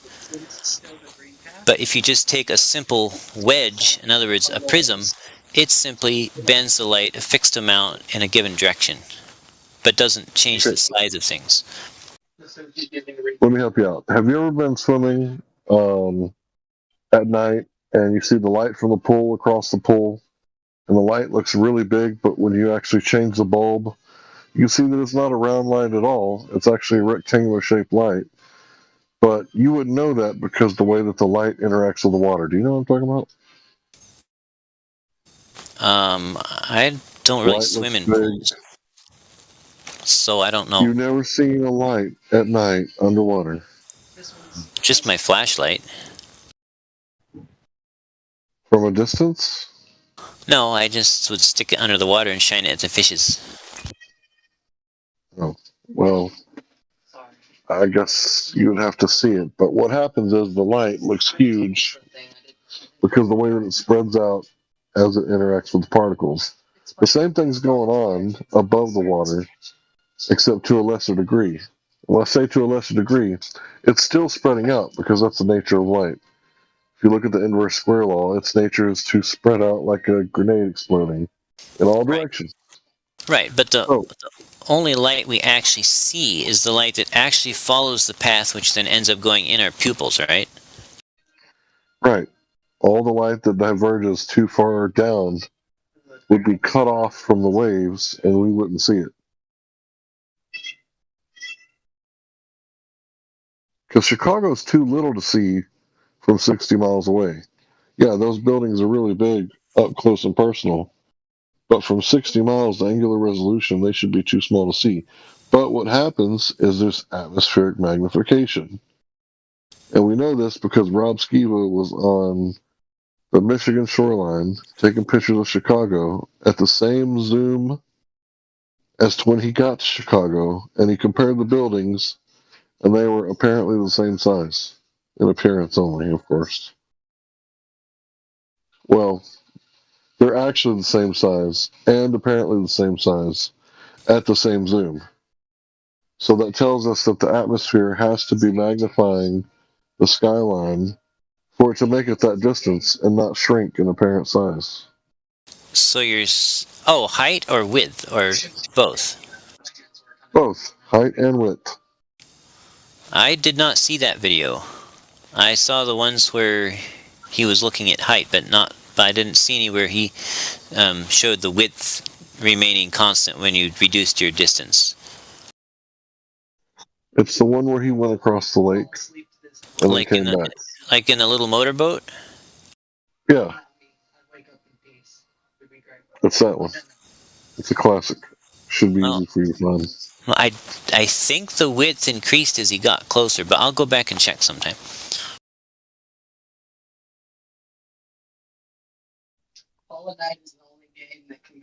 I'm pretty sure that when you see stuff, it magnifies at long distances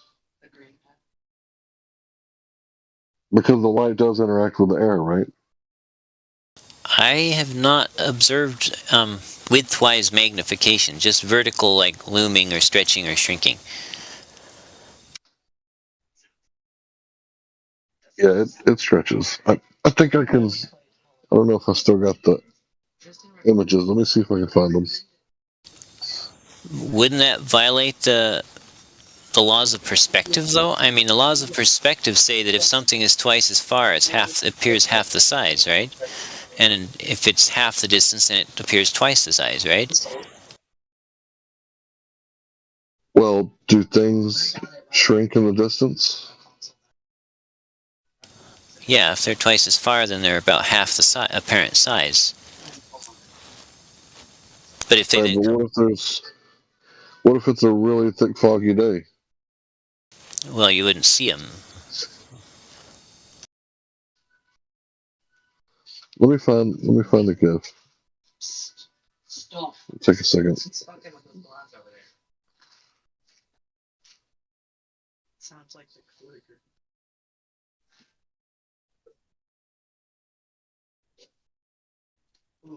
One of the bosses, the dumb defender.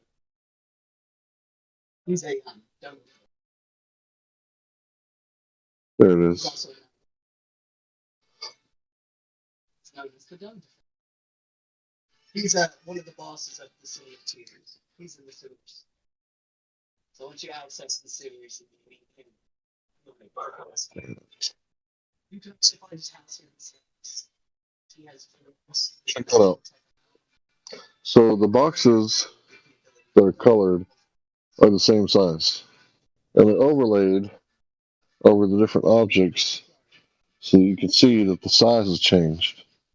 The exact same location, elevation, different days.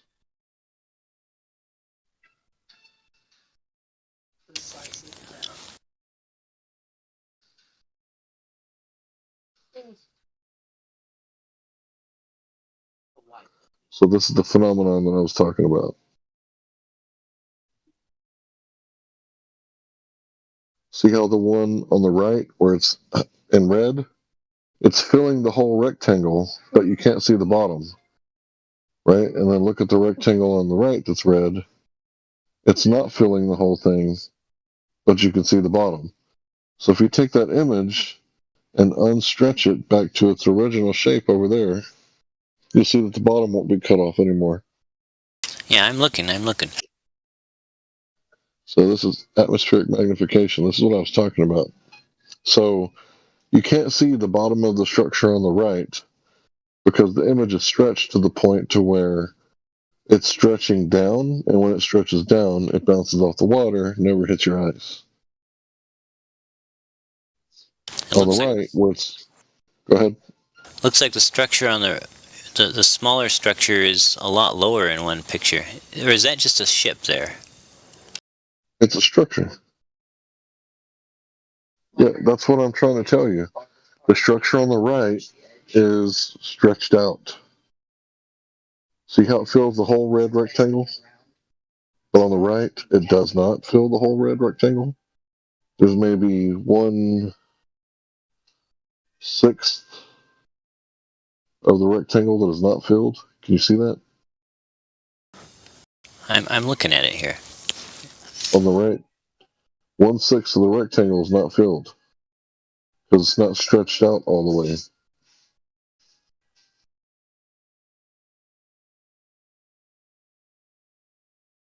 So if you were to grab the image on the right, the whole thing, from the water to the top, and you were to cut it and paste it on the image to the left, and grab it from the bottom left-hand corner and stretch it out to fill that rectangle, the legs would disappear, wouldn't they?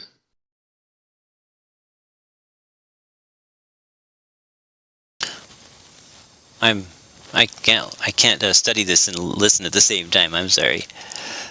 Okay, I'll shut up. Go ahead.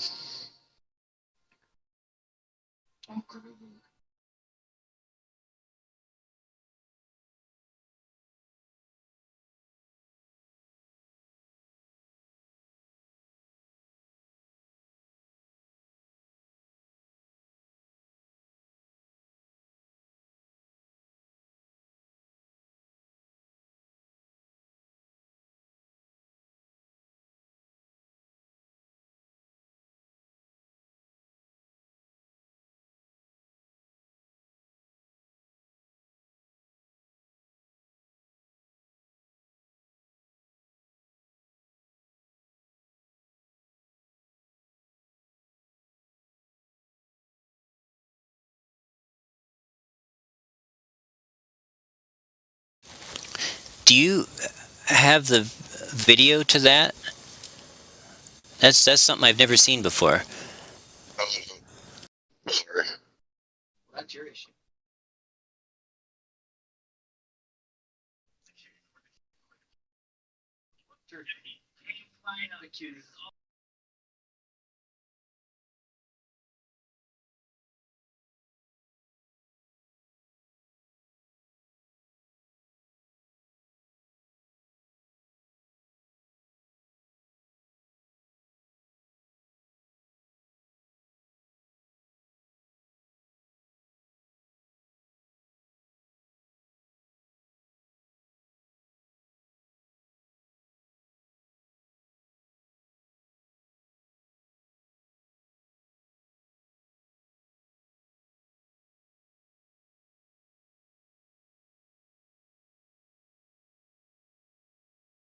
Do you guys have any more questions?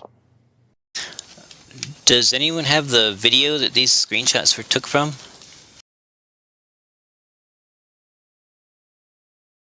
Are you talking about the Black Swan screenshots? Yeah, the one with the colored boxes and stuff. Well, Yeah, I do not know where this original thing came from. I just saw it in the stream one day, and I recorded it. I have no idea. I feel bad that I don't have the original for you, bud. But I just don't have I it. think it's on Quantum Eraser's Black Swan video. Look at this shit. All of that, instant death. Go back. Yeah, But I I'm don't see not. any tags. I don't see any tags, watermarks, or anything, so I couldn't tell you where it came from. oh well, it would be interesting to look at the uncropped whatever. Look at the more raw data or the raw image and see what it was like. But anyway, I guess if I could comment about the Joshua Nowicki picture of the two Chicagos I posted.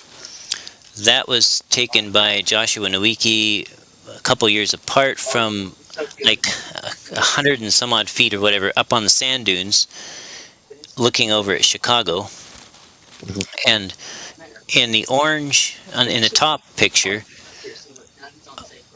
just the tallest buildings show, and I actually did the Earth curve calculation and looked up all the heights of the topest, like the tallest, like 17 or 19 buildings or whatever.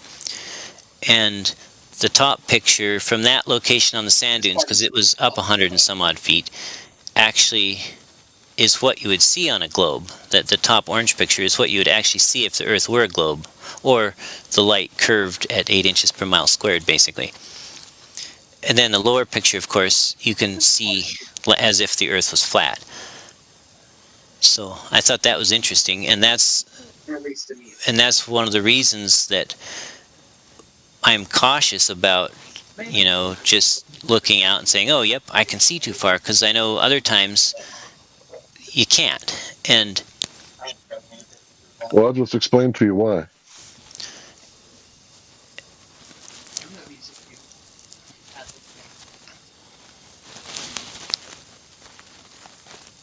The atmosphere acts like a lens, causes the image to stretch out, just like the laser beam.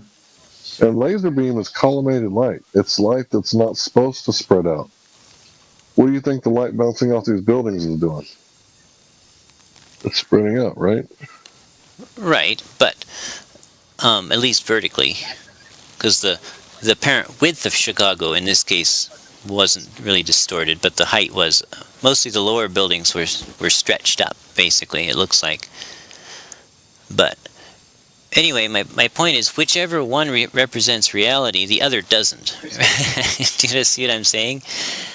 And well, I mean, if there's supposed to be an edge to the Earth that boats go over that prove that it's a globe, then that edge can't move around. It's geometric, right? It can't move. It's like if you have a square table, your table is always going to be square. It's not going to be moving around from circle to square. Right? The globe isn't breathing in and out.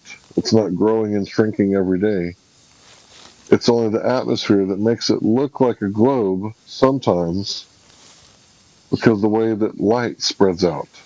So if you got a laser and say you put it on the ground, right?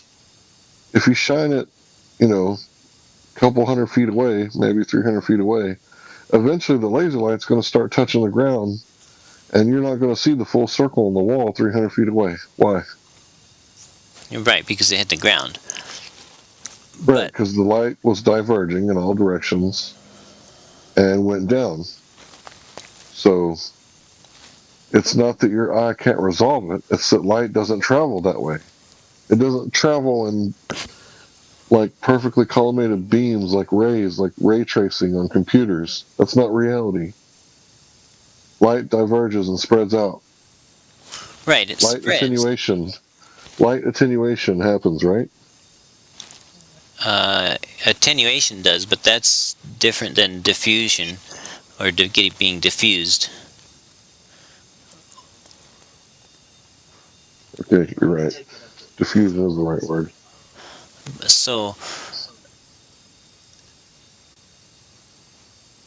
But how can I determine that the difference between it being flat and the light tricking us and giving us a visual that looks like it's curved, or it being curved and the light tricking us and giving us a visual into it being flat?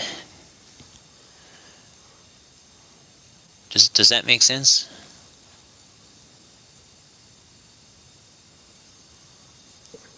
I guess you have to use your discernment. If there's curvature, you can't see past the hill. Like if there's a deer on the other side of the hill, can I shoot the deer with my camera or my rifle? Right. So if I can, then he's not behind the hill. Doesn't matter if the hill's made of water or mountains. If it's something, dense like that, you're not going to be able to see through it. So I've been to Corpus Christi. I've been to North Beach, right next to the USS Lexington. And I could see Ingleside on the bay at 10 miles away. And we're talking beach houses. These aren't 6-story buildings. They're not 7-story skyscrapers that are, above 66.6 feet above the water, right? These are beach houses on stilts. So I should have been able to see that at 1 foot above the water. Because I'm assuming there was 1 foot wave. So I shouldn't have been able to see that. Right, and even my own picture of the ship that was up in the air, I shouldn't have been able to see its bow wake. It should have been like 30 foot hid. So I'm not at all denying that there aren't circumstances where it looks flat or even concave. But, no, I lost my train of thought. But if... None of the anti-flat earthers do deny that we can see too far. We all agree on. Right, but I guess if light can bend enough to hide in most of Chicago as if the earth were curved at the stated rate, then how do I know it couldn't also curve the other way at that same stated rate to reveal an entire city that was behind the curve, if that makes sense? You just said that light bends. Light travels in a straight path until it reaches a separate medium, and then when the angle of incident is correct, it's not hitting it like a square, it's hitting it like an acute or obtuse angle. That barrier causes the light to change directions. It doesn't bend like a piece of rope. Okay? So look at the laser light shining on the floor. Right? So right when it leaves the apparatus, it's headed towards the wall, but the bottom part doesn't make it because it's spread out. It didn't bend. It's spreading out. So at what angle did it spread out, and how far did it take for it to spread out at that angle? That's how you need to think about the properties of light.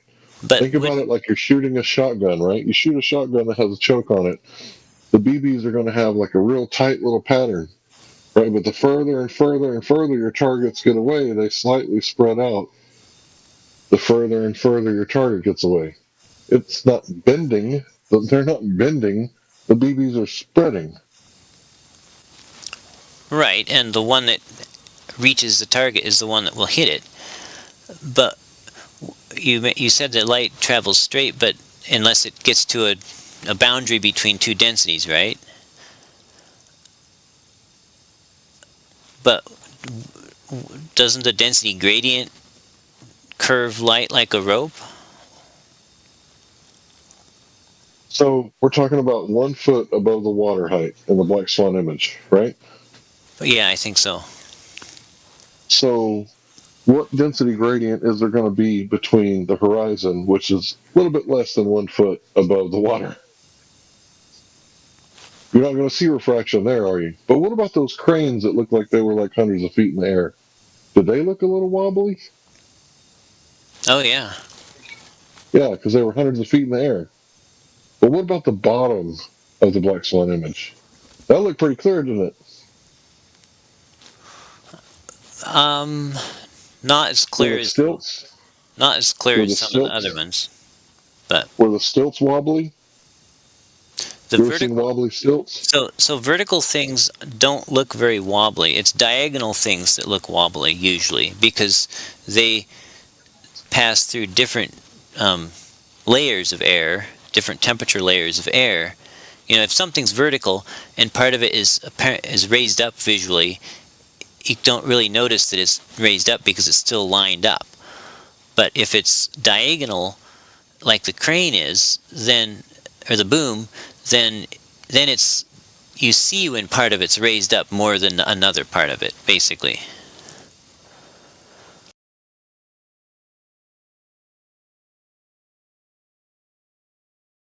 I don't know if that's true. That may or may not be true. Well, you could tell that different parts of the crane were raised up different amounts because it wasn't straight, right? I mean, apparently appearing to be raised, appearing at a higher elevation, right? To me, they just look wobbly. Like if you've ever seen like a really big oven or a barbecue grill, and your wife is mowing the yard in the background, she doesn't like rise above the fence and then go back down because of refraction. She just looks like maybe she's dancing to some music. She's wobbly, right? Right, yeah.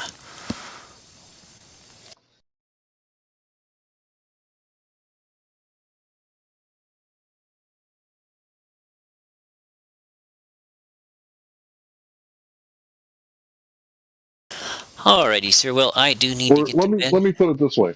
Yeah, you get to bed after this. One last thing. Let me put it to you this way. If you're in your backyard and your neighbor mows the yard in her bikini and you want to see the neighbor, is there anything that you could do with your grill to make the atmosphere, make her rise above the other side of the fence? That way you could see your neighbor mowing without the fence being in the way. There's nothing you could do with your grill to make your neighbor appear above the fence, is there? Is the neighbor on the far side of the fence? Yeah, she's on the other side of the fence. You're on this side of the fence. You got a grill. There's nothing you could do to make her pop up on the other side of the fence because it's a privacy fence. The globe Earth curvature is the privacy fence. There's nothing you could do to bring it back once it goes over the curve.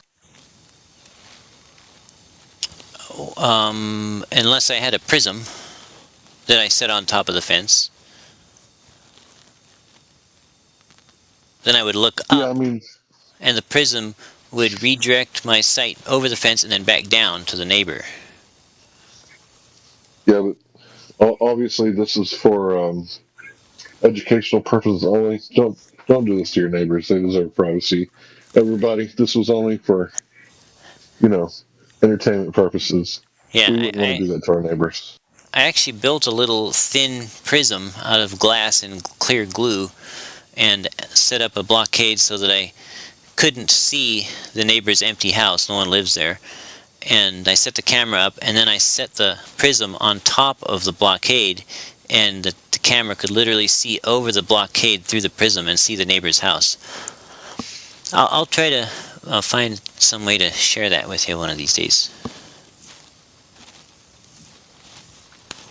Yeah, but all that was artificial and never would occur in nature. What's that? But I get what you're saying. All that you did was artificial and wouldn't occur in nature. Well, what I'm pointing out is that if a boat goes over the horizon, you can't bring it back. right? If a what? If a boat goes over the horizon due to Earth curve, you can't bring it back. It's on the other side, right? Unless I can put a prism between me and it, or if the atmosphere forms a prism between me and it. How would the atmosphere form a prism? Well, if it's more dense at a lower, if it's colder and denser near the water and warmer and less dense up above, then that creates a density gradient, which steers rays of light downwards, which allows things to appear higher than they are and would allow you to see around a curve. That's really cool. If you ever do that, make sure you do it back both ways. That way, if you catch the guy on the other side, the light can't be getting colder and colder going both ways. It's going to be colder and colder going one way, but when you shoot it back, it'll be going hotter and hotter. No. So basically, hold on. What you're claiming is that the density gradient caused by the atmosphere, it'd be like walking into a shotgun walk-in freezer. Like at the door, it's going to be like 60 degrees, but 10 feet in, it's going to be like 50, and then 40, and then 30, and then 20, and then at the back of the freezer, it's going to be like 0 degrees, right? But as you're walking back out, it's going to be opposite. So if you do make one of those observations where you think that, the temperature is causing the light to bend around the ball, then you need to run it back both ways and see if you can see it. Because if you can, it's not curving, it's flat. Right, no, the way a temperature gradient interacts with light, I guess the other way around, but it's when you have a more dense layer above or below a less or more dense layer, and the light is going along crosswise in the density gradient. Does that make sense? Crosswise? Can you use a different word? Well, like let's say you had like a really cold water, just theoretically speaking, a really cold water, and then you had warm air above it, but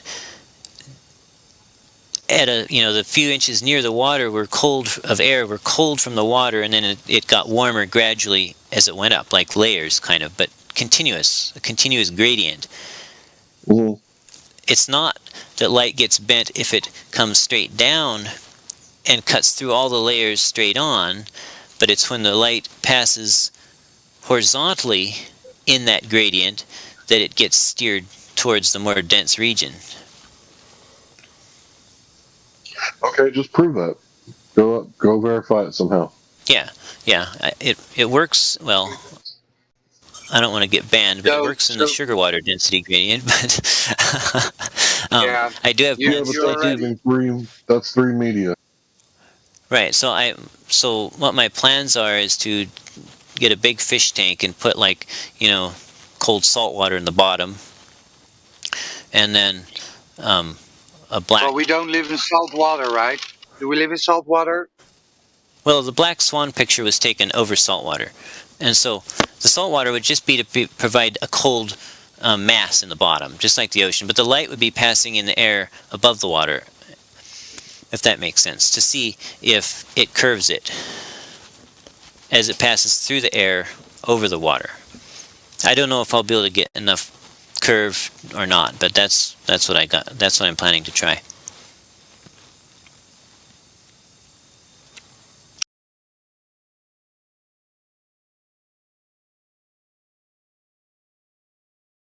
All right, good luck with that. Good night. Thank you. Good night.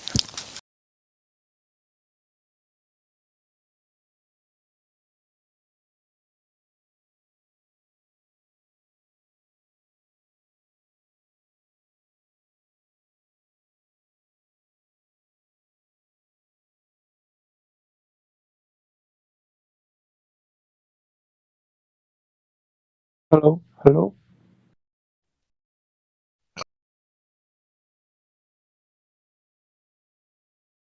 We're all just calling it a night.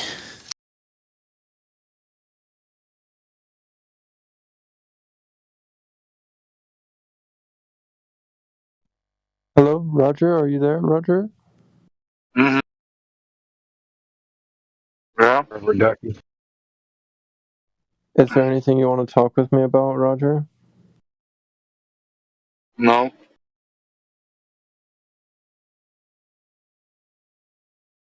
We could talk about the globe. What altitude does gravity engage with helium?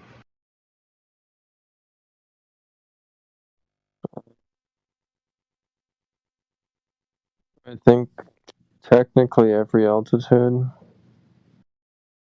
Well, when we fill the balloon with helium here on the surface of the Earth, where it's supposed to be the strongest, we see zero effect on it, and it rises straight up to the sky. But yet they tell us that way up in the sky, the furthest away from the surface of the Earth, where gravity is its weakest in our system, is where it somehow is holding the helium down into this enclosed system. So I'm just wondering, at what altitude does gravity start to engage with helium and start slowing it down? Well, it has less to do with gravity and more to do with the atmosphere that's surrounding the helium. Like, the reason that helium rises is because it's lighter.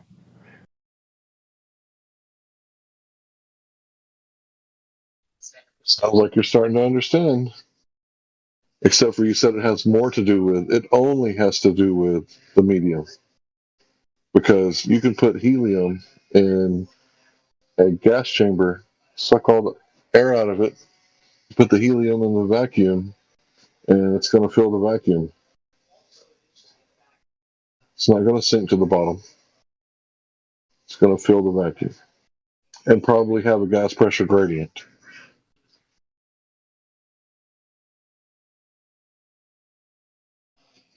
Probably towards the top. No, I don't know. Would it be towards the bottom or the top? That's a good question, right? It would be like, are you talking about specifically helium or the whole atmosphere? Helium in a tank. Does it have a gas pressure gradient? And if it does it go towards the bottom or the top? If it's in a tank, it wouldn't have a gradient. It would be uniform. It would try to meet its equilibrium. Maybe it might have like a slight gradient towards the top, but it'd mostly be uniform.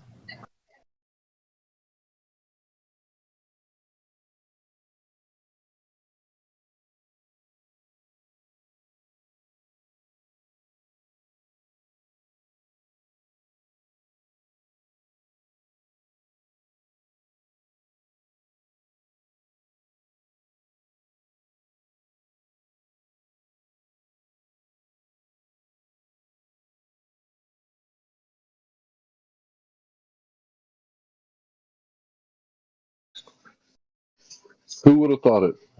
Bobbing for apples disproves gravity. Something as simple as apple and water.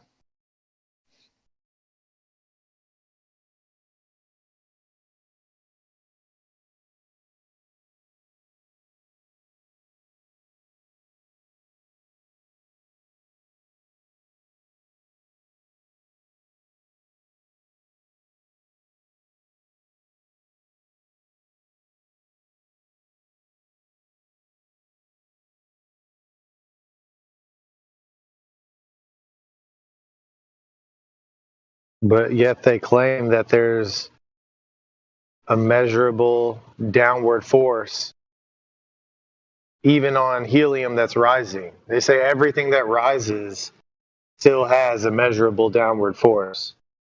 And I don't know how they can look at themselves in the mirror while saying that with a straight face. Well, sir, it's because the things around them are falling faster, therefore it rises. What if it was in a vacuum? Wouldn't it float faster? Well, if it was in a vacuum, the helium would form a ball.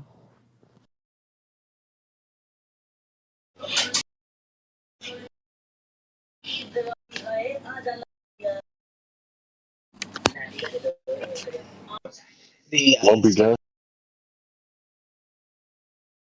How does gas take the shape of something? Well, it would take the shape of gravity, which would form a ball. How do you make gas take the shape of something without a container? Yeah, so Sasha, could you back that up? That gravity forms things into balls?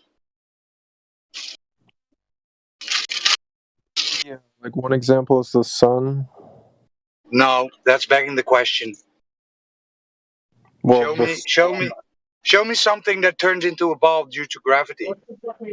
the sun looks like a circle, so I'm guessing it's a sphere, right? No. No, well, you can't prove that. You can't prove if it has a backside to it or not. You've only seen the front. Just like the moon, you can't prove that the moon's spherical. So you've been here long enough, Sasha. You know how it works. Claiming gravity turns into balls, turns stuff into balls. Back it up. Well, I mean, if the sun's not a ball, the only other thing That's it not could be what is I like asked, a flat. Sasha. Is Well, that what I I'm trying asked? to explain it to you, and you're not listening. Yeah. You're trying to build up a narrative, right? Build up a narrative is what you're doing, not backing it up. But it's not a narrative. The sun has a shape, right? Does it? What is its shape? Well, it's either a flat, like, plate shape, or it's a ball, and I think ball makes more sense. How does it make sense? So you did build up a narrative claiming that it would make sense, right? Not backing up, just pointing at the sun and said, well, that's a ball because it makes sense, right? Well, because our observations make us think it's a ball.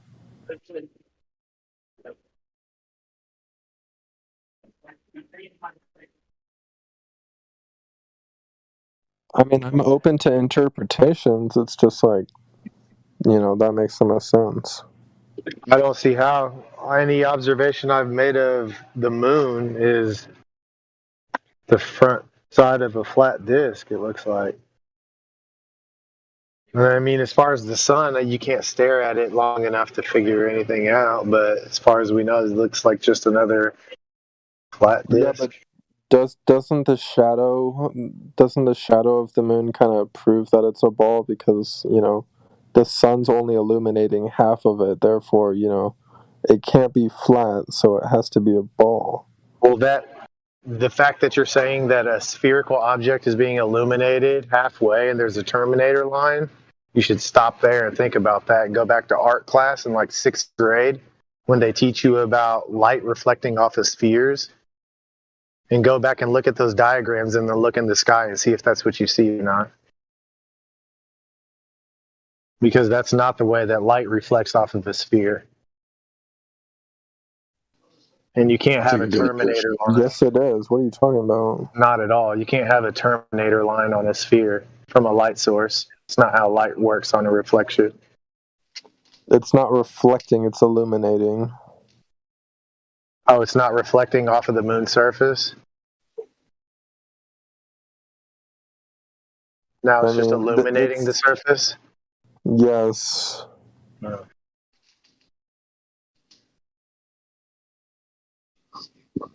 Is that why it creates a cooler temperature? What you're referring to, sir?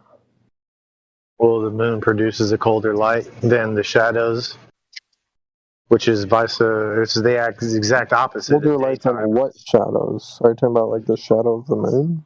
The shadows at night, yeah. So you've got direct moonlight, and then when you're in the shadows from the moonlight, the shadows are actually warmer than the direct moonlight. It's the exact opposite of sunlight. But if it's reflected sunlight, how does that work?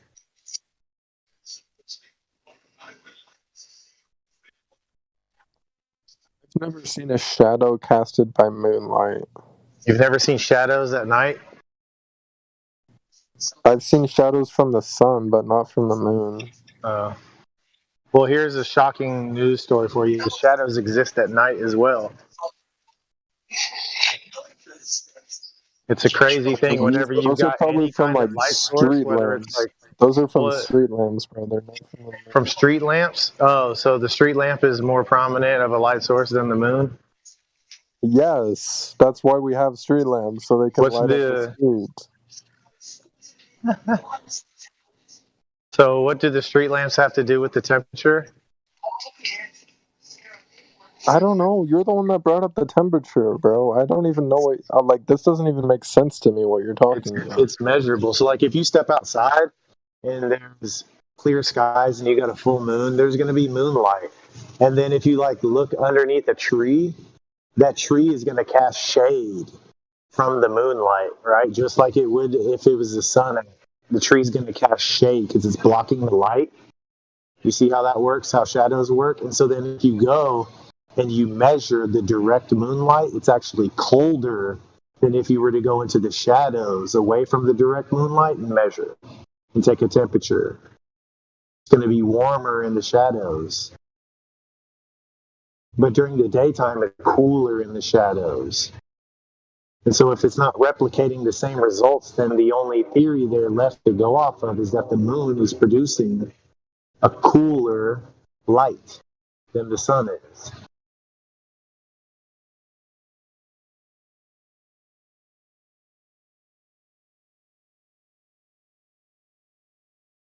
Maybe that's because the moon's surface is cold.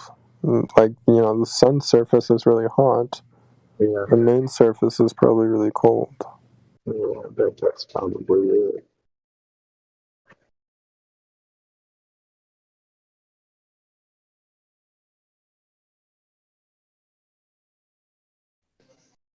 Unless the good old days when the Glober said, "Nuh-uh," and then you actually go and measure it. It's like, yeah, huh?